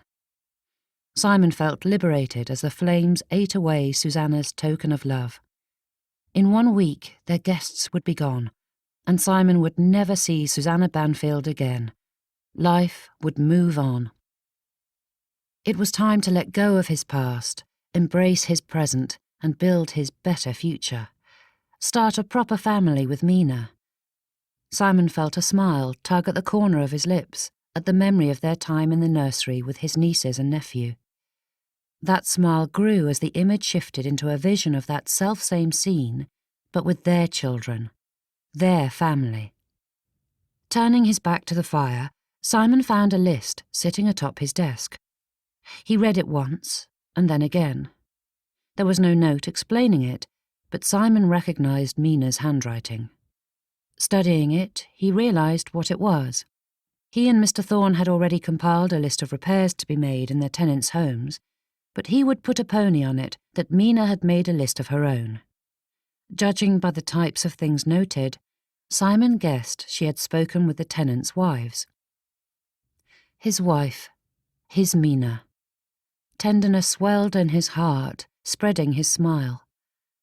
Though things had been so difficult of late, Mina was still working hard for their future. She was a miraculous woman. Glancing at the clock sitting on the bookshelf beside him, Simon was startled to find that he had lost most of the afternoon stewing in the library. There wasn't much time before he'd need to dress for dinner, but he wanted to see Mina. Needed to. That afternoon had been a revelation, and though he would never tell her the whole of it, Simon was anxious to speak to her about their future. In quick succession, Simon checked all her favourite places in the house, but found no sign of his wife, or any other person for that matter. He supposed the guests were not back from their social calls, and the staff must be busy with their work. "Molly," Simon called, seeing a maid hurrying along with a bucket of water. "Have you seen my wife?" Molly's eyes fell to the ground, and she shifted from foot to foot. No, sir. Not in a while. Simon nodded and continued the search. Mina was likely off visiting with someone about the village school and her plans to improve it. Simon racked his brain to remember whether she had mentioned any such appointment, but his memory proved useless. So he started towards her chambers. Perhaps she was seeking a little solitude from his mother and sisters. Approaching her door, Simon found it open. Mrs. Whitmore was directing several maids as they stripped every bit of Mina from the room and packed it into trunks. "What's going on here?" he asked, stepping inside. Mrs. Whitmore turned to face him, wearing a mask of neutrality, though it could not hide the fire blazing in her eyes. "We are packing, sir." "What for? Where is Mrs. Kingsley?" "She took a couple of portmanteaus and left, not 10 minutes ago." "Left?" The word shocked Simon. Something must have happened. Perhaps her brothers or the Vosses needed her help. Simon could easily see Mina rushing off to them, but not without telling her husband. "Did she say where she was going?" "No," came the brief reply. "Did she say why?" "No." "Did she say anything?" Simon fought to keep the frustration from his voice. Whatever Mina was up to, Mrs. Whitmore did not deserve his temper, but her supremely unhelpful answers were stoking his emotions. "She and her lady's maid packed a couple of portmanteaus and gave me instructions to pack the rest of her things." "All of them?" Simon could not fathom any scenario where such a thing would be necessary. "Yes." Simon jogged to the stables. Mrs. Whitmore was no help, but since Mina had left only 10 minutes before, he should be able to catch her and get some explanation for this insanity. Spartan tore down the road, tearing up the distance between Simon and the carriage cresting the next hill. The wind whipped his hat off his head, and he let it go, his eyes riveted to his goal. Fear, worry, confusion all ripped at him, urging him to move faster. None of this made any sense, and he knew something must be terribly wrong for Mina to behave in such a bizarre fashion. Overtaking the carriage, he called for the coachman to stop and pulled Spartan to a halt beside it. Hopping from the saddle, he threw open the carriage door and saw Mina and her maid inside. Simon froze at the look on her face. It held no emotion, no spirit. An empty shell sat before him. "What do you want, Simon?" Mina asked, her voice as hollow as her expression. Her question shook Simon from his shock. "What do I want? My wife decamped without a word. What do you think I want?" "Susanna Banfield," she replied. "That is what you want, so go and get her. With me no longer standing in your way, I'm certain you two will be quite happy together." Fury swept through Simon, burning out all other thoughts and emotions. "How could you possibly think I would do that?" His voice rose with each word. He could not keep it in check. "After everything you know about my family, how could you think I would ever behave in such a manner? How could you think so little of me to expect me to carry on as my mother does?" Mina's eyes snapped to his. The empty gaze replaced with a fire of her own. She stepped out of the coach, shoving past Simon. "I have spent the last 3 weeks watching you trip over yourself for that woman, and you think I have no reason to doubt you?" "That is doing it much too brown," he scoffed. "I was playing host to my guest, nothing more." "Do not start lying now, Simon Kingsley," Mina said through gritted teeth. "I have 2 eyes and 2 ears, and I am tired of being treated as second-rate by my husband. I shan't do it any more." A twinge of guilt played in the back of Simon's mind, but it was overridden by a surge of self-righteous rage. "You knew what you were marrying into. I never promised you my heart, and I cannot help that it loves another. Regardless, I would never stray. I would never treat you with such contempt or ridicule." "But you do," she said, the emotion growing in her voice. "I am your wife, but any time that woman is even near you, it's as if I do not exist. I've spent my life being overlooked or mocked by society, but I never thought my own husband would do that to me." "Can't you see what she is, Simon?" Mina shouted. She is manipulating you, leading you on and making you think she cares for you when all she cares for is herself. Everything in her life is about her status and her wants and her needs. Even her children are nothing more than an accessory. And you blindly run to her side whenever she calls.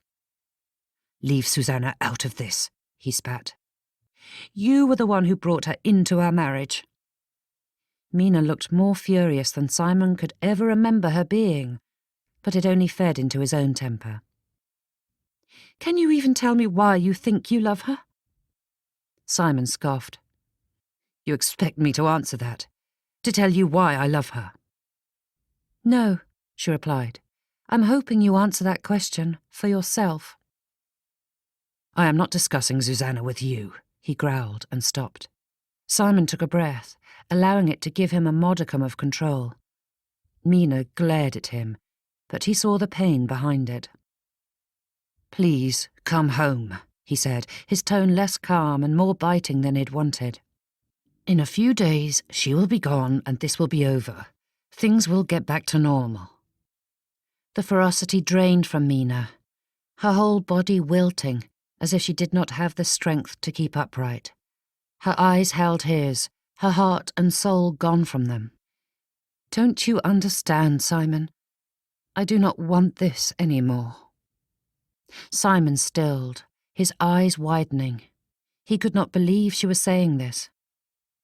I married you because I thought we could build a happy life together. I thought... A flash of heartache stole across her face and her breath hitched. I thought you would grow to love me as I love you, that with time you would see me and understand what we have together, but I shan't stand around begging you to do so. Not any more. Simon opened his mouth, but Mina kept speaking. The problem is that I do not respect you anymore. You cannot see what an incredible thing we have between us. You allow yourself to be blinded by coy smiles and flirtatious comments, and refuse to see that you are far happier with your frumpy wife than a woman who only pays attention to you if there is no one better around. You may be willing to live with a relationship like that, but I am not. You may have thought this sad, unwanted spinster would put up with it, but even I have too much self-respect for that. They stood, staring at each other for several quiet moments. Simon couldn't believe Mina thought that about him. He thought she understood him, and she clearly did not. If you think so little of me, then perhaps it's best you leave, he said. Lifeless and void, Mina's eyes held his. If it were not for the tear running down her cheek, Simon would have thought her a corpse. Then she stepped into the carriage and drove away. Chapter 29. Simon slammed his chamber door, ripping off his jacket and flinging it onto the chair. Mina did not respect him. She had said that to his face. He had done nothing wrong. He had been solicitous and kind to a house guest, and Mina no longer respected him for that. What tripe! He dropped onto the bed, but rose back up again. Simon was too enraged to sit still. He prowled the floor, desperate to expel this angry energy, but to leave his chambers meant facing the others, and he was in no fit state for that. In other circumstances, Simon would have jumped on Spartan and spent the next few hours taking his frustrations out in a bruising ride. But Mina had spoiled that for him. Any time he even thought of the stables, it dredged up memories of her.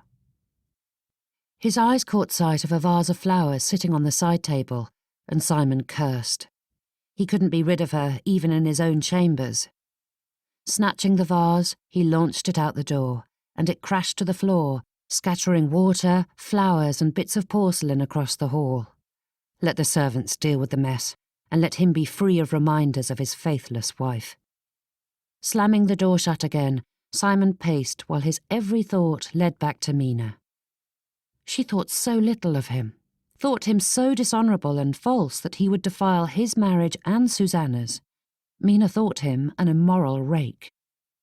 For all her accusations that Simon did not know Susanna's true nature, Mina obviously did not know his. Simon's fingers drummed the dining room table as he stared at his plate of food, or rather scowled at it. He knew he should eat, but found himself unable to do so. He wanted to be alone, but after spending the evening locked in his room, he could not neglect his guests any further. A quick appearance at breakfast, and then he would be free to disappear again. The others dined on eggs, ham, tomatoes, and an array of fine foods, while Simon's usual breakfast of sweet rolls and tea sat before him. A pot of Mina's favourite blackberry jelly sat beside it, and Simon felt an urge to hurl it across the dining room. "It is unfortunate that our hostess has abandoned us," said Emmeline, delicately dabbing at the corner of her mouth where there was not a speck of food or mess to clean up. No bit of sauce or crumb would dare such an affront to Emmeline Andrews. "But it is nice to have our numbers rounded out. It was far too uncouth to have such an awkward arrangement at meals." Simon gave his sister a venomous look and caught sight of his mother sharing a secret smile with Susanna. He tried to brush it aside, but with Mina's accusations plaguing his thoughts, it was none too easy. "I, for one, will never forgive that woman for treating you so shoddily," said Priscilla. Simon's glare flew to his other sister. "What do you know about it? Have the servants been talking?" If they were spreading rumours about Mina, he would sack the lot of them. His anger with her aside, she did not deserve to be the object of gossip among her own staff. "No one said a word, but it's as clear as day, Simon. She packed her things and left," Priscilla replied, taking a sip of tea.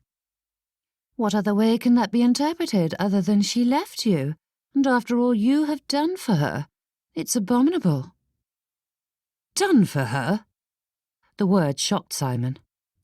The way his sister spoke, it was as if Mina were nothing more than muck beneath his boots. "And for her to bring such shame and scandal to the family, we've been through enough already," added Emmeline, taking a sip from her teacup while levelling a cold eye on her mother. Simon opened his mouth to give his sisters a proper set-down, but Susanna spoke first. "Ladies," she said with a sigh, "what has happened is terrible, but there is no reason for us to add to the hubbub with our speculations and gossip." If only Mina could hear that. After all her indictments against Susanna's character, it was she who defended Mina. Simon felt flush with validation. "After all," Susanna continued, "it's sad that the poor lady did not feel adequate to the job of running an estate such as Avebury Park. But she never did have much of a talent for dealing with society. It must have been difficult to be thrust into such a position. I only hope she finds her proper place." That gave Simon pause, and the vindication in his heart cooled. The delivery sounded sincerely kind, but something in the words gave Simon an uneasy feeling that there was an underlying meaning. The conversation around him continued in much the same vein, and throughout it, Susanna's comments were always polite, but each held that tiny speck of something beyond his grasp, something sharp. Compared to her companions, she was sweetness personified, but the more Simon paid attention, the more bite her words held. "With her figure, it was a miracle anyone was willing to marry her," said Priscilla with a mirthless giggle. "Enough!" Simon barked, slamming his hand against the table. He could not listen any more. Standing, he took his leave. Simon hid in the formal sitting room. In normal circumstances, it was too public a place to hide, but with the guests off to socialise over tea and cakes, it was private enough at the present. He could not sit in his chambers any more. The air was stifling, though it was not much better here, or in any of the other half-dozen rooms in which he had attempted to find some solace.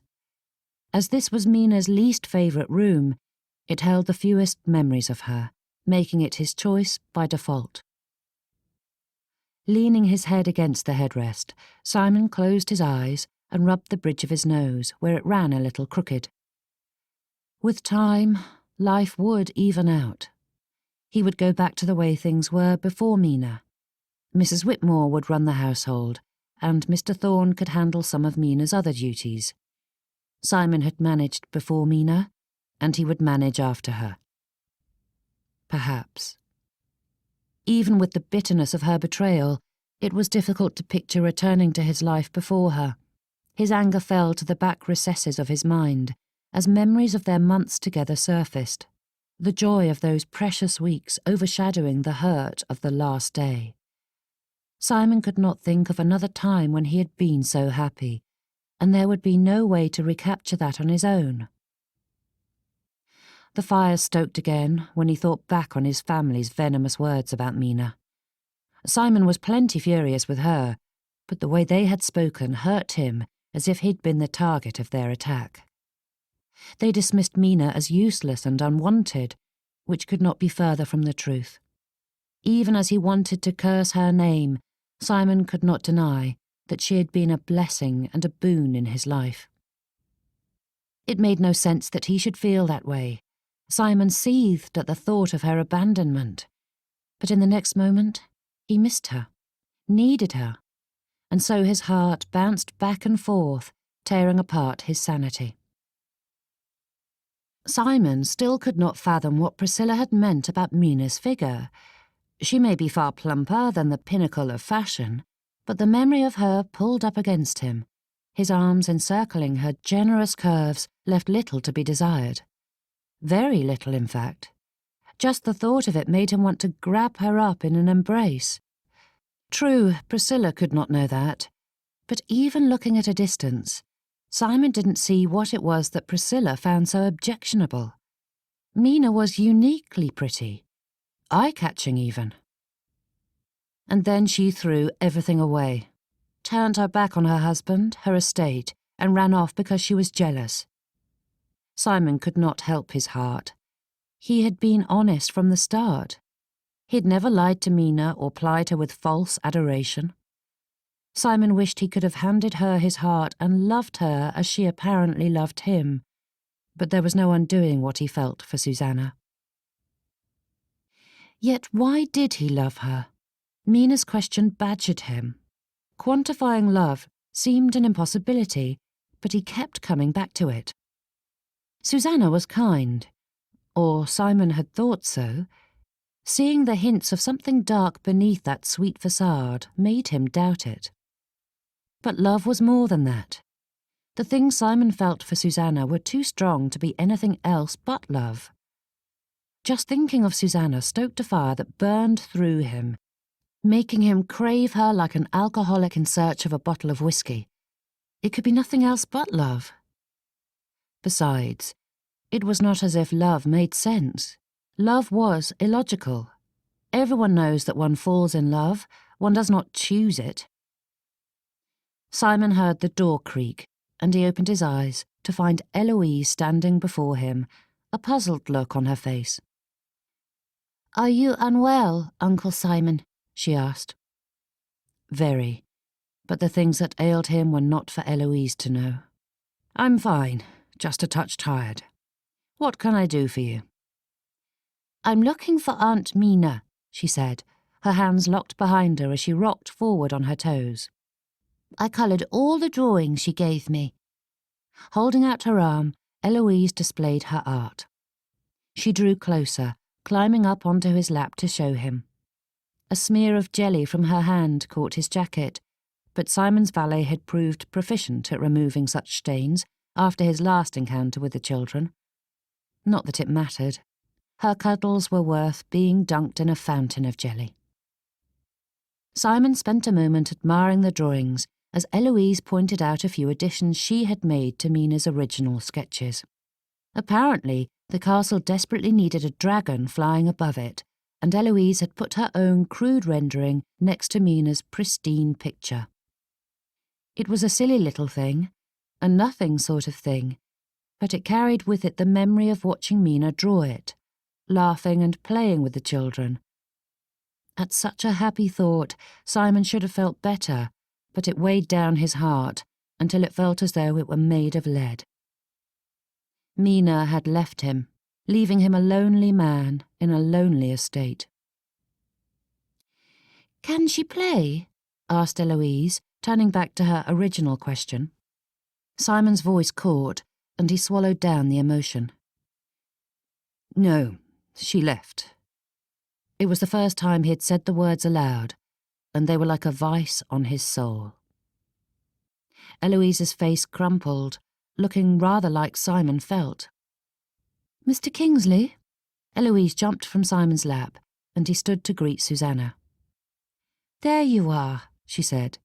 "I have been thinking of a way to cheer you up, and I thought a ride would be just the thing.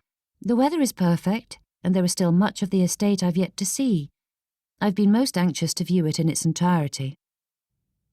That was one of the last things Simon wanted to do. In his present state, he couldn't stand the torture.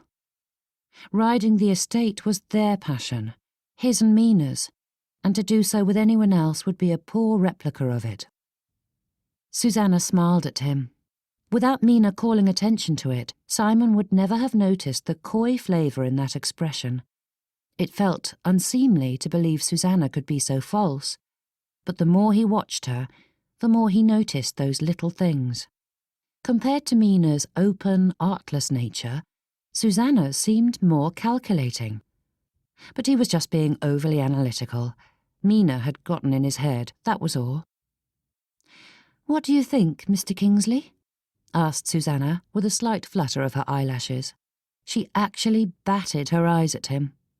The realization struck Simon so forcefully that he did not hear a single word more the woman said. Eloise came up beside Susanna and tugged on her skirt with her clean hand.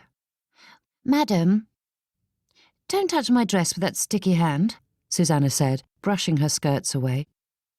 "I wasn't going to," said Eloise, holding the offending appendage at a safe distance. "Well, you should not grab my dress like that," insisted Susanna, her voice softening a touch. "I would hate for it to wrinkle." "Sorry, madam," Eloise whispered, stepping closer to Simon to lean against his leg.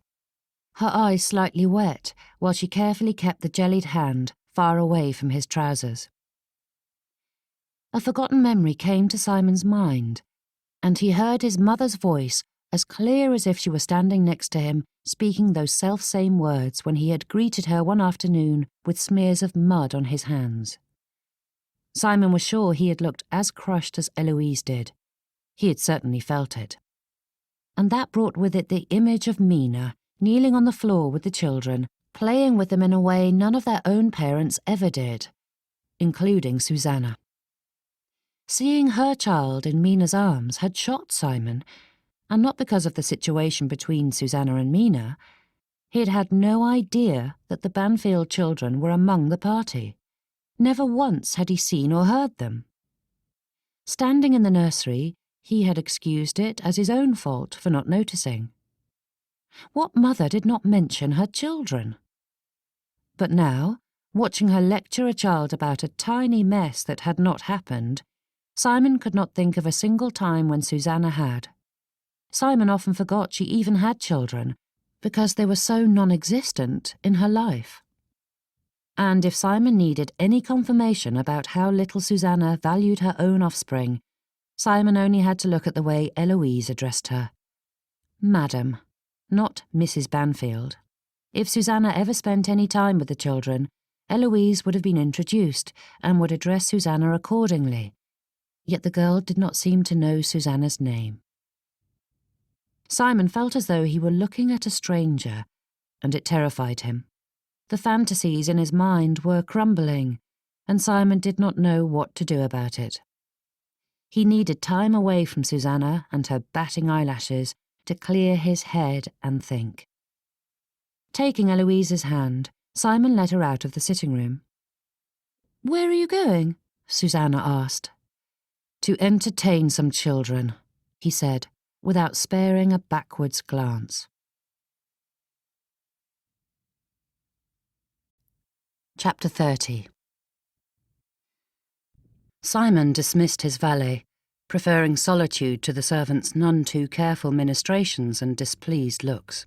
Just another person who sided with Mina. Mr. Thorne had been curt and spent most of the day giving Simon the most severe glares. Dinner looked perfectly cooked, But Simon had not eaten a single bite, as it consisted exclusively of dishes he found distasteful. Other than his guests, there was not a single person at Avebury Park who liked Simon at the moment, and that rankled him. Simon was willing to own that Mina had been right to question Susanna's personality, but everyone acted as though he had pushed his wife out the door.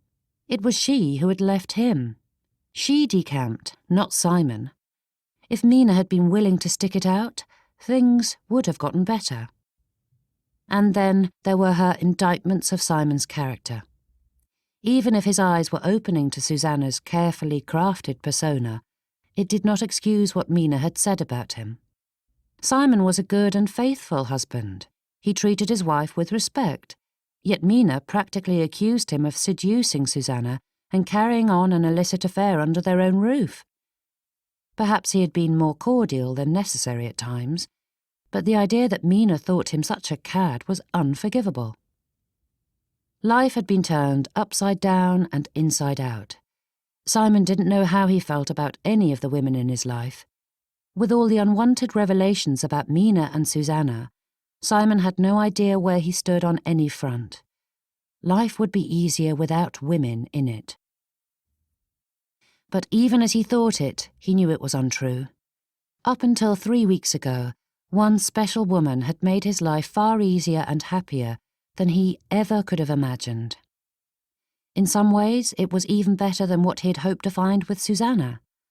Mina enlivened his days in a way Susanna never had, and it made Simon wonder which of the two ladies he'd rather spend his life with.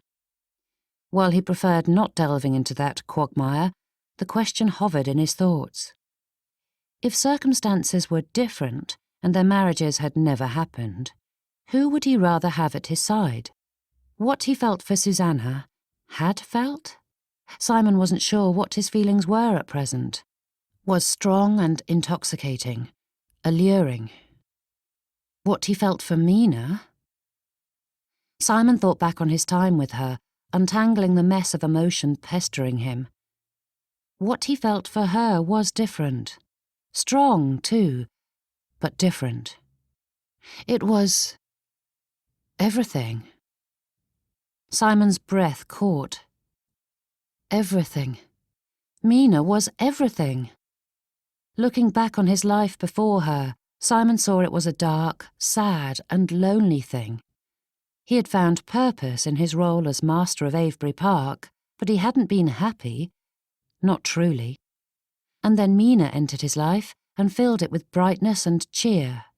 She turned his house into a home, and not because of the way she organised the household, but because she was in it.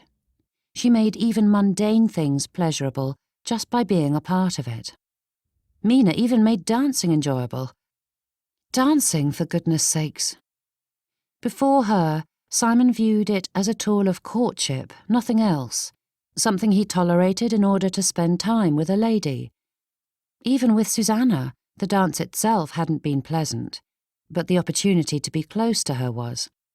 But Simon had adored escorting Mina around the dance floor, adored making her happy. Simon's mind churned, sifting through those realizations as he reflected on all the ways Mina made his life better. And then all thought came to a halt as a great bolt of lightning struck his brain. Mina was his other half. Hands touched his back, and Simon jumped. Whirling, he found Susanna standing before him, his bedchamber door sealing the two of them inside, alone. Stepping forward, Susanna ran her hands up his chest, smiling at him with such lewdness that it reminded him eerily of his mother's behaviour towards her paramours. Simon stepped back, but Susanna moved with him. His legs hit his bed, and he fell backwards with her landing atop him, their bodies pressed together. "What are you doing?" he asked, his voice coming out in a juvenile squeak. Susanna smiled and ran her hands along his chest, stirring up emotions that were best not felt for anyone other than his wife. Gently but quickly, Simon pushed Susanna aside and stood, taking a breath and turning his mind away from the voluptuous woman on his bed. "There's no need to be shy, dear Simon," she said with a laugh, sliding off the bed and slinking towards him.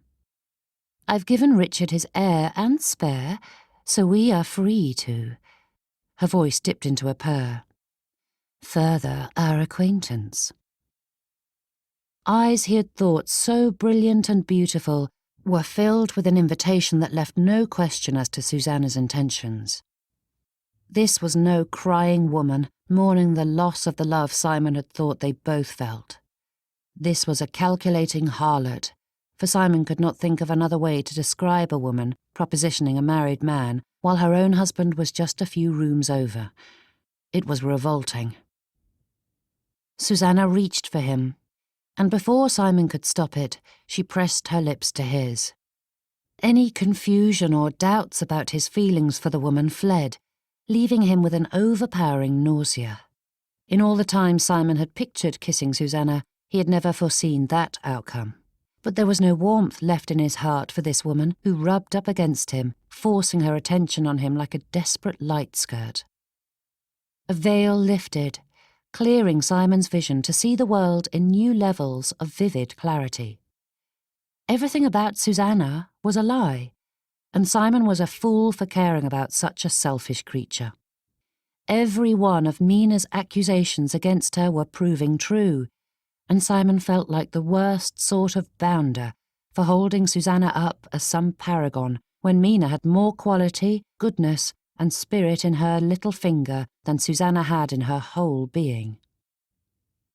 Simon forced the woman away, wiping at his mouth as though it would somehow erase the foul taste. "Go back to your husband, Mrs. Banfield," he said, putting distance between them. Her brow wrinkled, a coquettish smile twisting her lips. Simon could not fathom how he ever thought such a vile creature gorgeous. It was as though her features rearranged themselves into a completely different woman. Looking at her, Simon saw no beauty or attraction. Not even a morsel of his passion was left. Seeing the truth of who she was had erased it all. "My husband has been warming Priscilla's bed for a while," she said, "and he is welcome to her. I married him for his status, but now I desire more than a cold marriage bed." Mrs. Banfield stepped towards him again, but Simon held out a hand, stumbling in his haste to back away from her. "I would never break my marriage vows, not with you or anyone," he said. The woman crossed her arms, a huff of a laugh on her lips. "What marriage vows? As you have not graced your wife's bed, I see no marriage to speak of." Shock drained the colour from Simon's face, but a flush of anger quickly chased it away. "Who told you that?" he demanded. "Everyone in the neighbourhood knows you have no desire for Mina. How could you?" A groan escaped him, and Simon covered his face, wanting to disappear into oblivion. For Mina's name to be bandied about in such a manner was heartbreaking. For it to happen because of his own actions was unpardonable. Simon's heart wrenched at the thought of her being fodder for the town gossips. He knew enough of the world to know all blame would be laid at Mina's doorstep. She'd be viewed as the culprit, not Simon's fickle heart. Hands brushed his arms, and Simon reared back. "Do not touch me, madam." "Simon, why are you acting like this?" Pure, unfeigned confusion was written on her face. It seemed the only true thing about her. "I have not given you leave to use my Christian name, Mrs. Banfield," he said, crossing to the chair to retrieve his suit jacket. He couldn't stand being so undressed in front of her. "You cannot be serious," she said to his back. "You have made it all too clear you would welcome this." Simon gaped, his head jerking around to stare at Mrs. Banfield. "Whether or not my wife is here or on the other side of the world, it makes no difference. I am a man of honour, and I do not break my vows. And to think that you would do so under the same roof as your husband and children is abhorrent." Her face burned red, her whole body shaking, as Mrs. Banfield threw an accusatory finger at Simon. "You have flirted with me at every opportunity. You have sought me out time and again. You have done so openly, and in front of your precious wife.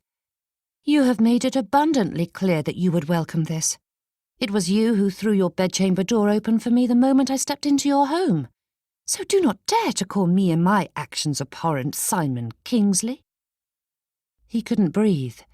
His strength drained from him, and his legs couldn't hold him upright anymore. Sinking onto the nearest piece of furniture, Simon thought back to his actions, but it all became a jumbled mess in his head. Though he had not thought his behaviour so unscrupulous, Mrs. Banfield's words confirmed every one of Mina's indictments. Any defence Simon may have mounted collapsed under the weight of Mrs. Banfield's recriminations. In all his life and all his disappointments and trials, Simon had never been one to cry, but he felt tears gathering in his eyes. He'd been such a fool, and that foolishness had hurt the one person in the world who did not deserve it.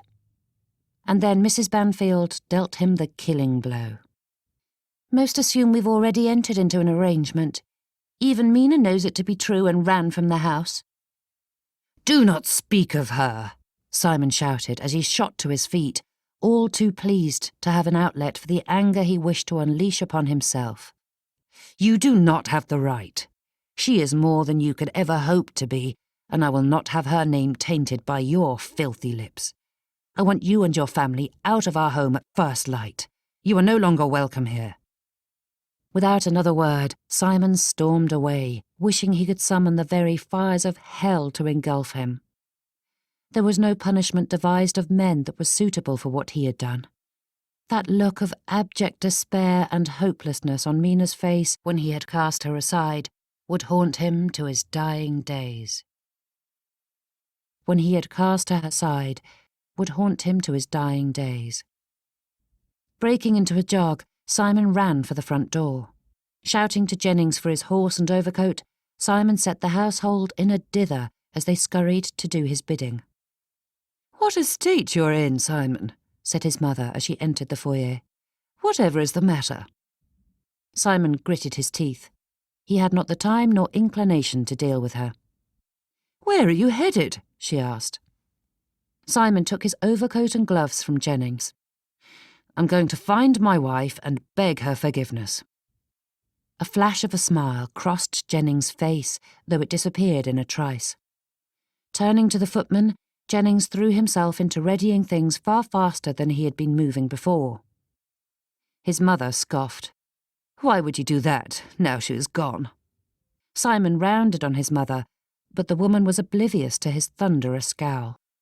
The look of confusion and disbelief on her face matched Mrs. Banfield so perfectly that Simon felt another wave of nausea sweep through him. They were two peas in a rotting pod. "Simon, why would you want that ungainly cow when you have a beauty like Susanna on your arm?" she asked. All movement in the hall stopped, silence descending as every gaze turned to his mother. With that amount of outrage pointed her direction, it was a wonder she did not burst into flames. "Stop!" Simon hissed through gritted teeth.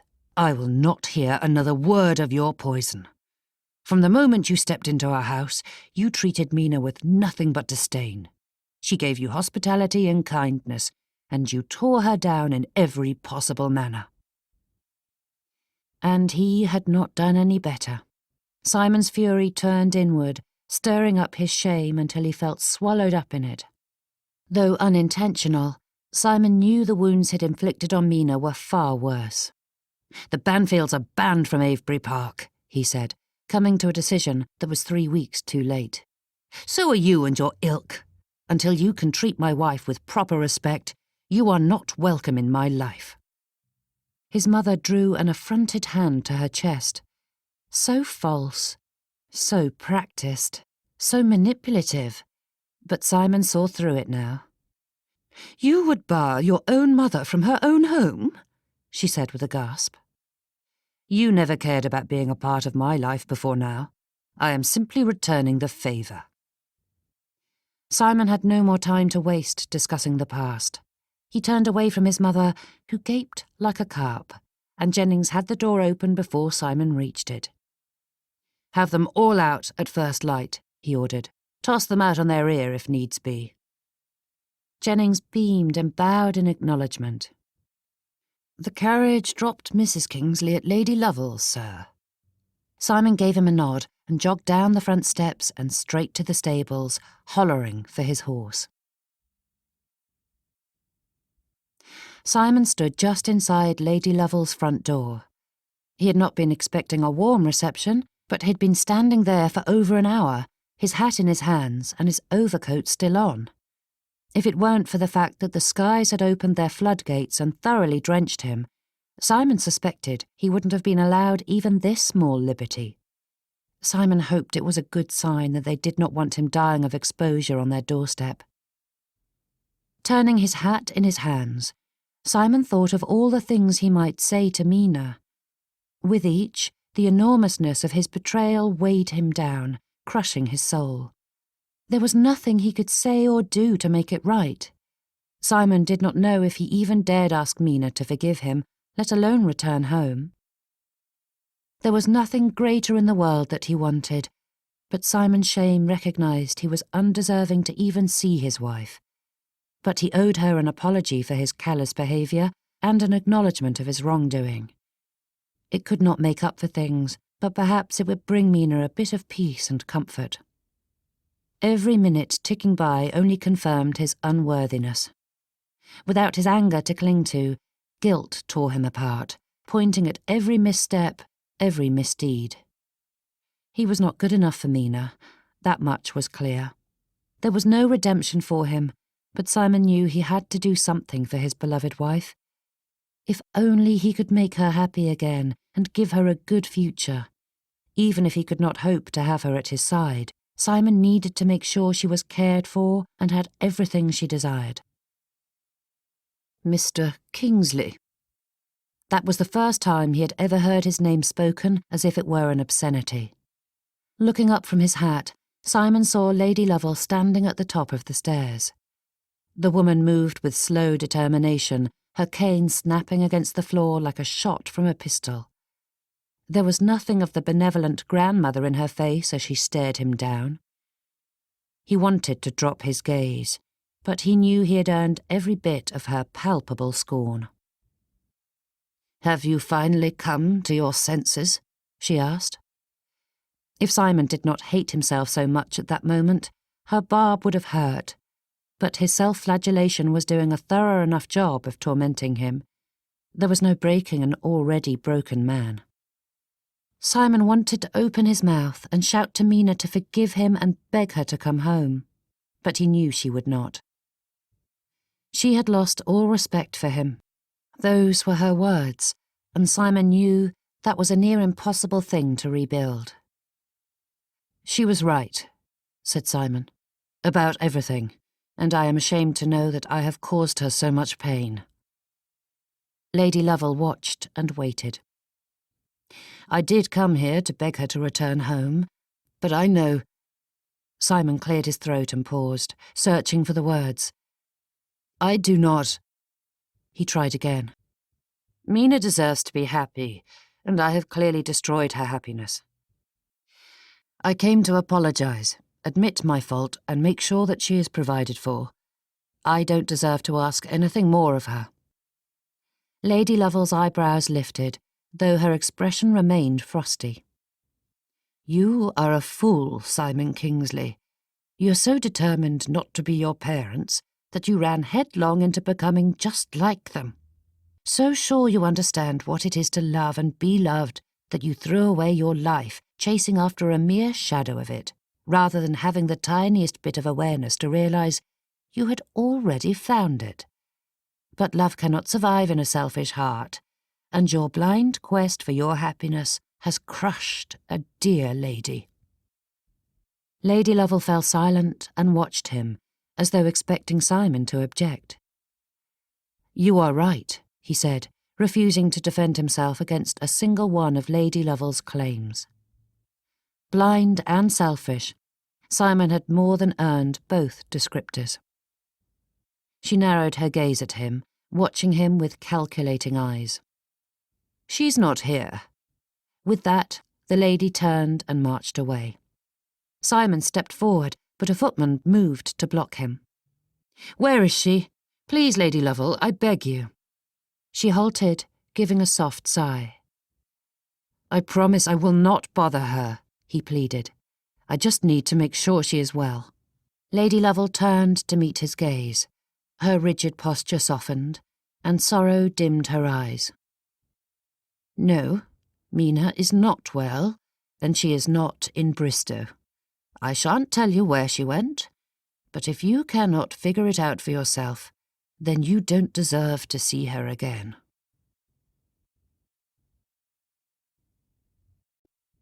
Chapter 31. Simon dropped from Spartan's back, his legs barely holding him upright. 2 days of riding. Every time he thought to rest, his need to see Mina pushed him forward. His boots sunk into the mud as he trudged towards the one door in England he did not want to visit. Objectively, the small house looked warm and inviting, but Simon suspected he would find neither during this interlude. With a bare moment of hesitation, Simon rapped his knuckles against the wood. The door opened, and a broad woman gave him a broader smile. "May I help you, sir?" "I'm looking for Mr. or Mrs. Voss," he said. Before the maid-of-all-work moved, Thea appeared and stepped around the woman, her expression vicious. Swinging her leg with all her might, Thea gave Simon a mighty kick to the shins. She must have been wearing iron slippers because it connected with such force that he felt it through his entire leg. Then the door slammed in his face, barely missing his nose. "Thea, please," he begged. "Just let me explain." But silence was the only reply. Turning around, Simon drew his greatcoat around him and plopped down on the front step. Sooner or later someone would have to speak with him. A few flutters of snow fell from the sky, sprinkling his jacket and hat, and Simon hoped it was sooner. The sun was setting when Simon heard a cheerful whistle coming down the lane. Frederick Voss passed through the front gate and froze when he saw Simon camped on the doorstep. Rising to his feet, he walked to Frederick, but before Simon uttered a single word, a fist struck his face, laying Simon flat on the ground. The easy-going man Simon knew was gone, and an avenging angel stood above him. "That is for making our wives cry," said Frederick. Simon grabbed his jaw and touched the tender spot. Getting to his feet, he flexed his mouth. How did I make Thea cry?" "By making Mina cry. They come as a matching set. If one cries, so does the other." Frederick stepped around Simon, heading for the front door. "Mina isn't here, so don't bother asking for her," he said, without giving Simon a backwards glance. "We received a letter from her saying she was alive and well, though it was so tear-soaked Thea could barely make out the words." Simon dropped his head. Just the thought of Mina suffering brought tears to his own eyes. Scrubbing at his face, Simon sniffed and rubbed at his nose. When finished, he found Frederick watching him, but Simon couldn't hold his friend's gaze. "I didn't come here expecting to find Mina. I know she would go to Rosewood Cottage, but I don't know where in Herefordshire it is. If I have to scour the entire county, I will, but I was hoping you would help me. I need to tell her she was right and apologise. I need to know she is safe and provided for. I will not impose upon her any further than that." It was silent for a long time before Simon finally met Frederick's eye again. The man looked grave, giving him a long, hard evaluation, and Simon knew he'd never measure up. After a moment, Frederick motioned for Simon to follow. They didn't go inside the house, but around to the garden, where a bench was sheltered from the weather. "Why should I tell you where Mina is?" asked Frederick. "Anyone with eyes could see that trollop was leading you a merry dance. You went from adoring your wife to chasing after a bit of petticoat in the blink of an eye. You broke Mina's heart and tossed her aside. So why should I help you?" Grateful that Frederick had opted to talk rather than run him through, Simon told him all, from the first moment he met Mrs. Banfield to the present, Simon held nothing back. Even the details he wished to never divulge, he shared. Having spent the last 2 days with nothing to occupy his time but his own guilty thoughts, Simon had done plenty of pondering and had plenty to say. The sun set and the stars filled the sky as he spoke. Lamps inside the house shone through the windows and onto the garden, giving the 2 men the barest of light. "Mrs. Banfield entranced me from the moment I saw her," he said, shuddering at the memory he had once held so dear. "I don't even know how to describe what I felt when I was near her. It was intoxicating. I thought it was love, but it's clear I have no idea what that word even means. It makes me sick that I harboured such feelings for her for so long." For years, even the thought of that woman would have been enough to stoke a blaze of emotions. But speaking of her now, dredged up no feelings in him, no pleasant ones at any rate. The hideousness of her character made it impossible to view her with anything but disgust, snuffing out any of the warmth he had previously felt. "And Mina?" asked Frederick, staring at the soggy ground as he gouged it with the heel of his boot. If it weren't for the fact that Frederick had landed him a facer, Simon might have thought he was uninterested in the conversation, but his throbbing jaw reminded him not to underestimate the jovial man. Mina. Her name felt sweet on his lips, and Simon allowed himself a moment to savour it, while he stared off at the distance, trying to capture in words the things he'd spent the last several days contemplating. "When I met Mina, it was different," he said. "We became fast friends. Being with her was so easy and enjoyable. She was interesting. Fascinating, really. I looked forward to seeing her whenever I could, anticipated the chance to talk with her. And the more I got to know her, the more I felt for her. It was greater than friendship, but since it was so different than my feelings for Mrs. Banfield, I didn't recognise it for what it truly was. I kept clinging to the past, blinding myself to what I'd found in Mina." Simon wished he could go back and shake sense into his past self, plant him a facer, and make him see the truth. Keep him from making all those horrible mistakes. Simon shifted, his eyes tracing the shapes in the darkness where he embraced the heartache he so justly deserved. "And what was that?" asked Frederick. Simon let out a breath, sending tendrils of fog swirling from his mouth. "Happiness. So much more happiness than I'd ever hoped to find in a marriage. Mina makes my world better just by being in it. She is the best person I know, my confidant and friend, and yet so much more than that." It was difficult to explain something Simon did not entirely understand himself, but the words kept coming true and unwavering from his heart. "She shines," Simon whispered. Mina's face came into his mind, and warmth filled his heart, burning strong and fierce, with a depth unlike anything he'd experienced before. Even covered in mud, with her hair falling to pieces and straw sticking this way and that, Mina is gorgeous, more beautiful than the finest of ladies swathed in silk and dripping with diamonds. It pained him to think that he had once thought her dowdy, unattractive. Frumpy was the terrible word Mina had used. Having been so obtuse, Simon couldn't pinpoint when it had changed for him.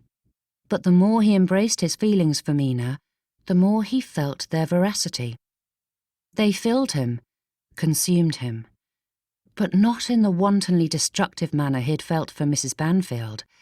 No, his feelings for Mina wove themselves into his flesh and his bones, strengthening and building him until he was so much more than he'd been before. More than he could ever be on his own. Simon paused, feeling for the truth of the words before he spoke them. "She is a part of my soul, and when she left, she took it with her." Mina was a miracle, and Simon had thrown her away. "It's best you leave." Those had been the words he had cruelly tossed at her. Mina, his strong and loving Mina, stood there in the road, pleading for him to see sense, and he had told her to leave. Clutching to his ridiculous pride, he had turned away the dearest person in his life. For a man who never cried, Simon was surprised to find more tears filling his eyes. He wiped at them, but it did little good, for more replaced them. Never had anything or anyone in his life mattered so much to him. He would give away Avebury Park in a trice to undo what he'd done to Mina. Frederick sighed. Many a person has mistaken attraction for love, only to have it fade away into bitterness, and many others have overlooked the possibility of it when they did not feel burning desire at the offset of the relationship. But real love is so much more than mere lust. His eyes turned to the window where Thea watched them with an unrelenting glower. When I first met Thea, I felt all that silly heart-pounding attraction that accompanies courtship. I loved her. Or at least I thought I did. But when I came to understand that all that surface emotion is nothing more than a poor imitation of what real love is, what I feel for her now is so much deeper and stronger. It's based on years of selflessness, friendship, and respect. We do have passion in our marriage too, but it has been fed by that love, and not the other way around. The flames versus the embers, mumbled Simon, thinking back to their conversation at that harvest festival. Only a month had passed since that moment, yet everything had changed for Simon. He hadn't understood Frederick's words then, but he felt them to his core now. Mrs. Banfield was a flame, hot and bright, but with little substance. Losing her had hurt, but only because he had fed the fire, stoking it, tending it, refusing to let it die. And with one gust of wind, it was gone, as though it had never been. But Mina was the embers. His feelings for her burned deeper and stronger, bringing with it a wealth of passion and desire that eclipsed what he'd felt before. Without her, Simon barely functioned, and he doubted he would ever recover from her loss. He loved Mina, and he had ruined it, destroyed it, trampled it beneath his boots. And now more tears were coming. "Farrow," said Frederick as he got to his feet and brushed off his trousers. Simon wiped at his eyes and glanced up at the man. "Farrow?" "The cottage is in Farrow," he repeated, crossing his arms. "Though you'd best not let Thea know I told you. She is more in favour of bludgeoning you than helping you." Simon stared at Frederick, understanding, refusing to dawn. "Go get Mina," said Frederick, as though explaining something very simple to the greatest simpleton. "And none of this apologising and crawling back home nonsense. Go fix what you have broken."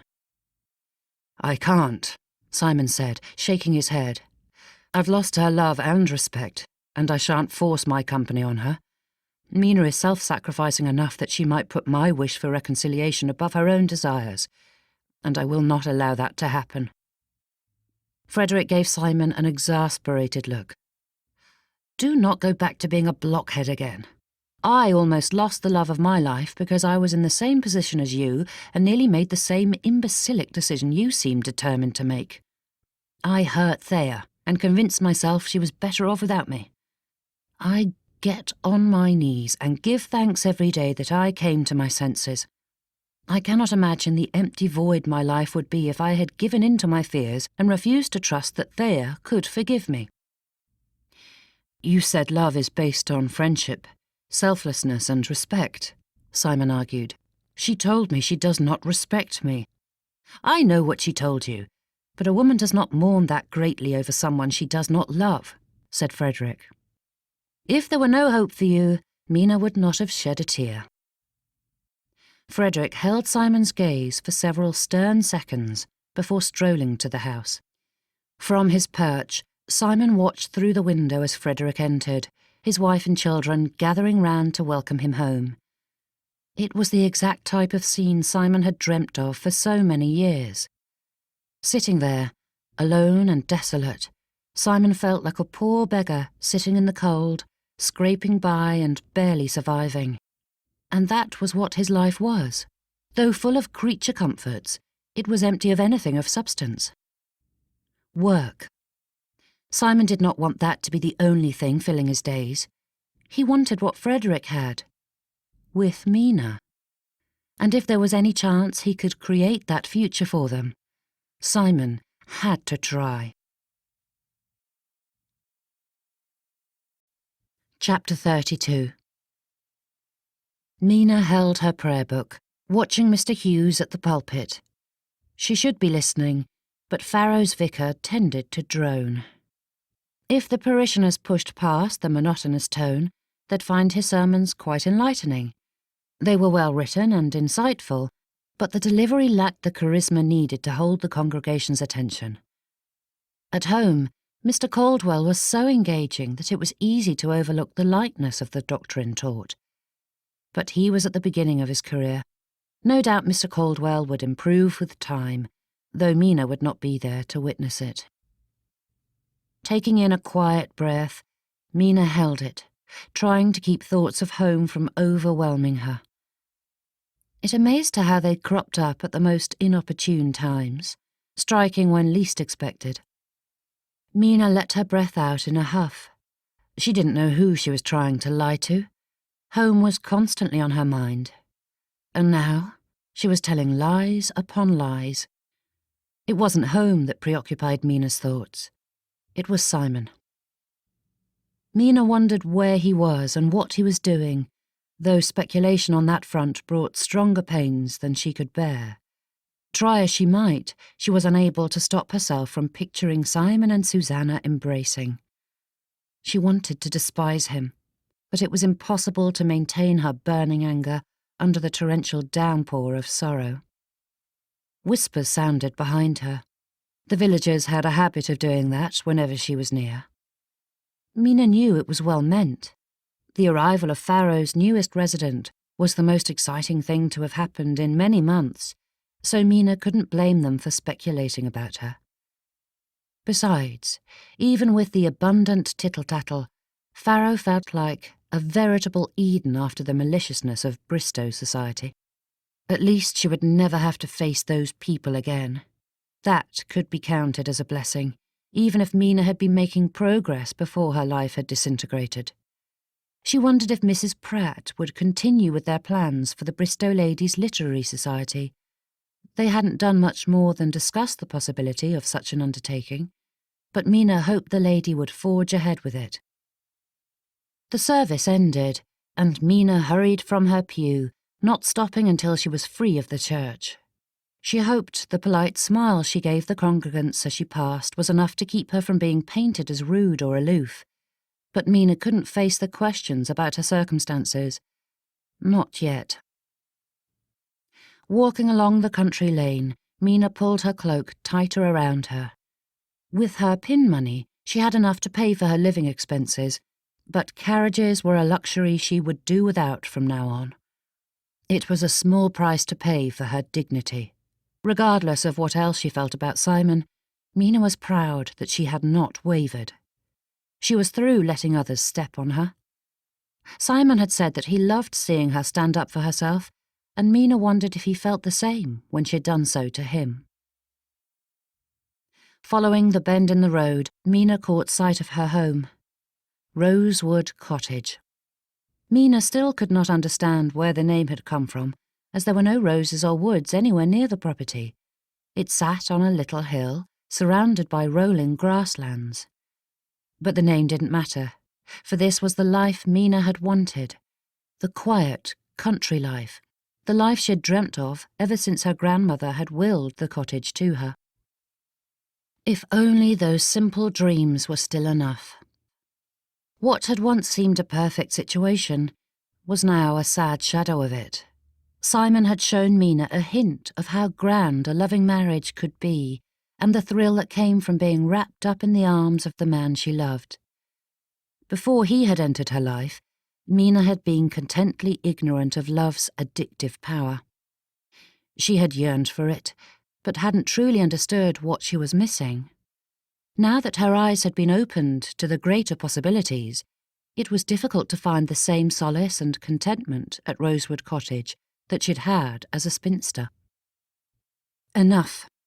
Mina halted, squaring her shoulders and giving herself a good mental shake. Taking a deep breath of the chill air, Mina forced her mind away from such damaging thoughts. She would heal. Her heart would mend. Grieving was necessary, but allowing such misery to fester would only make things worse. She would be happy again. With time. Somehow. Continuing down the road, Mina distracted herself with thoughts of pleasanter things. Surely her life would be different than at Avebury Park, but that did not mean she had to be miserable. She would write her brothers, giving them all the support and attention they needed. She would be a doting aunt to Nicholas's future children, and Mina wondered if she might write to little Eloise. Leaving her and those other lonely children had been difficult. Perhaps this afternoon Mina would sketch some more drawings for Eloise to colour and send them to her. Arriving at the front gate, Mina hoped Mrs. Engel had tea ready. She was frozen through and desperately needed the warmth. Mina pushed open the door and called out to the housekeeper as she removed her bonnet and cloak, placing them on the pegs beside the front door. Mina turned to find her sitting room filled with flowers. Every hothouse blossom in all of Herefordshire must have been there, creating a veritable garden in her little cottage. The scent of it filled her lungs, and her eyes roamed the rainbow of colours. It was breathtaking, and Mina was overwhelmed by the beauty of it. Until she saw an envelope nestled among a bundle of lilies. Dearest Mina. She recognised Simon's handwriting. Mina stared at the letter, a flutter of fear making her hands tremble. She couldn't do this again. She didn't have the strength to let him back into her life. To read his words would be to invite more pain by filling her head with dreams of a happy resolution for Simon and her. The fact that even a flicker of hope came unbidden into her heart at the mere sight of his note terrified Mina. No doubt Susanna had rejected him once she'd realised her opponent had quit the field, and now Simon wanted to make a go of it again by performing some grand romantic gesture that would convince his wife to come crawling back home. But Mina would not go back to being second best. And yet, her hand picked up the note, and her fingers broke the seal. A flower for every reason why I love you. Simon. Love. Mina's chin trembled. He wrote of love. A hand brushed her arm, and Mina whirled around to find Simon standing there, a look in his eye that Mina was too overwrought to understand. Mina, Simon whispered, reaching out for her, but she stepped back and bumped into an end table. Mina glanced around for a way to put distance between them, only to find herself blocked in by flowers and furniture. Simon's face fell, his hands dropping to his side. Tears filled her eyes, and Mina hated that they were there. She would not do this again. Not again. Her heart twisted at the sight of him. She yearned for his embrace, yet refused to allow herself to welcome Simon and his fickle feelings. Mina couldn't think. This was all too much. Mina, please. Love, she said, holding up the note. Her hand shook, crumpling the edge of it. You think that telling me what I have been desperate to hear will bring me back? I don't want false words, Simon, she said, tossing the paper away. They aren't false, Mina, he said, stepping closer, but Mina stepped back, bumping into the end table again. Dearest, please. His tone was agonised, but Mina could not see him through her tears. An arm wrapped around her, and a hand came to her face, brushing the droplets from her cheeks. Please don't cry, he whispered. Being encircled in Simon's arm felt like being home, as though it were meant only for her, but Mina knew it wasn't. Not in Simon's mind. Mina didn't know how to do this again, how to shove him away, but she knew she must. Mina pulled from Simon's grasp, and he released her, stepping back to give her space, though not enough for Mina's peace of mind. "Please, I cannot do this again," she said. "I am not strong enough for it. Please just leave me alone." His hands reached for hers, but Mina flinched away, and he took another step back. "You were right, Mina," Simon said, a desperate gleam in his eyes. "What?" Mina whispered. If it had been any other set of words, Mina would have kept pushing until Simon was out the door.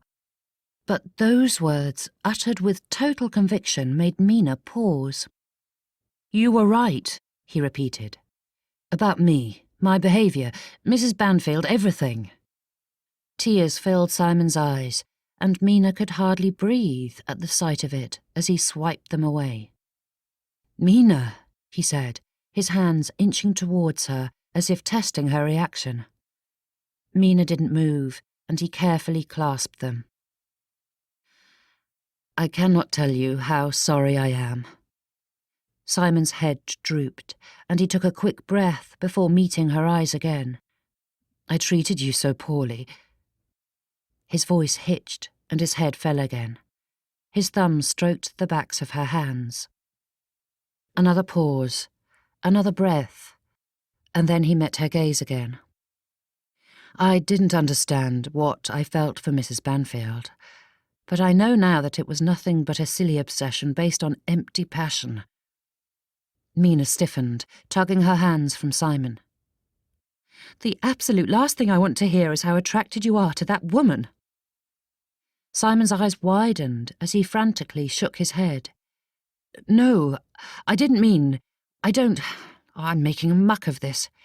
I did not mean it that way. Please, Mina," he said, his eyes closing and shoulders slumping.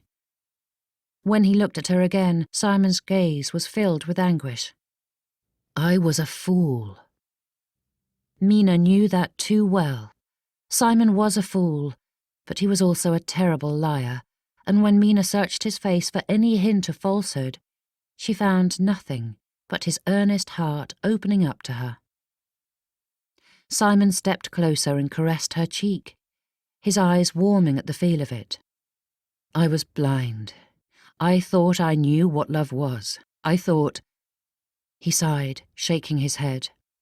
"It doesn't matter what I thought, but I know." His voice cracked again, and Simon cleared his throat. "I love you, Mina." The emotion in his eyes seized Mina's heart. It held every hope and dream she'd ever harboured, but it was too much to believe. Shaking her head, Mina tried to step away, but Simon pulled her closer, a tinge of desperation settling in his gaze. "My life is empty without you," he said, "and I cannot let you go without telling you that I love you, and that I despise myself for making you feel less than the miracle you are. You are not second-rate. You are better than I could ever hope for. My beautiful, loving wife." Tears rolled down Mina's cheeks. "I know I've hurt you," Simon whispered, "but please, let me try to make it right between us. I cannot live without my other half." His other half. Mina recognised the reference. Sitting beside him in the conservatory, Simon had opened up to her, sharing his deep yearning for a loving family of his own. All the years of searching for it had been based on witnessing only one successful example of it: the Lovells. He had described them as two halves that made a better whole. And now, Simon had just called her his other half. There was no calculation in his eyes. It was an earnest declaration, and in that moment it meant more to Mina than all the other words he had said, for she understood just how much it meant to him. They were two halves of a better whole. The two of them were Simon's ideal. There was so much Mina wanted to say, though she had no idea where to begin. There was too much in her heart and mind to put into words. Slowly, cautiously, Mina touched Simon's cheek. His eyes closed, and he leaned into her hand, sighing as if that little connection to her was a balm for his heart. "I love you," whispered Simon, the words sounding like the anxious prayer of a soul in need. Leaning in, Mina touched her lips to his. Simon flinched, his eyes flying open. He stared at her for a brief second, his eyes wide with shock. But there was an underlying desperation to believe that her gesture meant what he hoped it did. Mina moved to close the distance again, but Simon was quicker, his lips meeting hers as his arms clutched her tight against him. The feel of it was so much more than any of the other moments they had shared. Mina melted into him, allowing his love to wash over her. In that kiss, Mina felt the future unfolding before her, one with the type of love that lasted a lifetime and longer, a family of her own, and so many of the glorious things she had dreamt of. And most of all, Simon. Nothing in his life had prepared Simon for this moment. The power of Mina's touch and kiss drove all thought from his mind. He revelled in the feeling of her tender lips, her face, her hands. And yet it was more than that.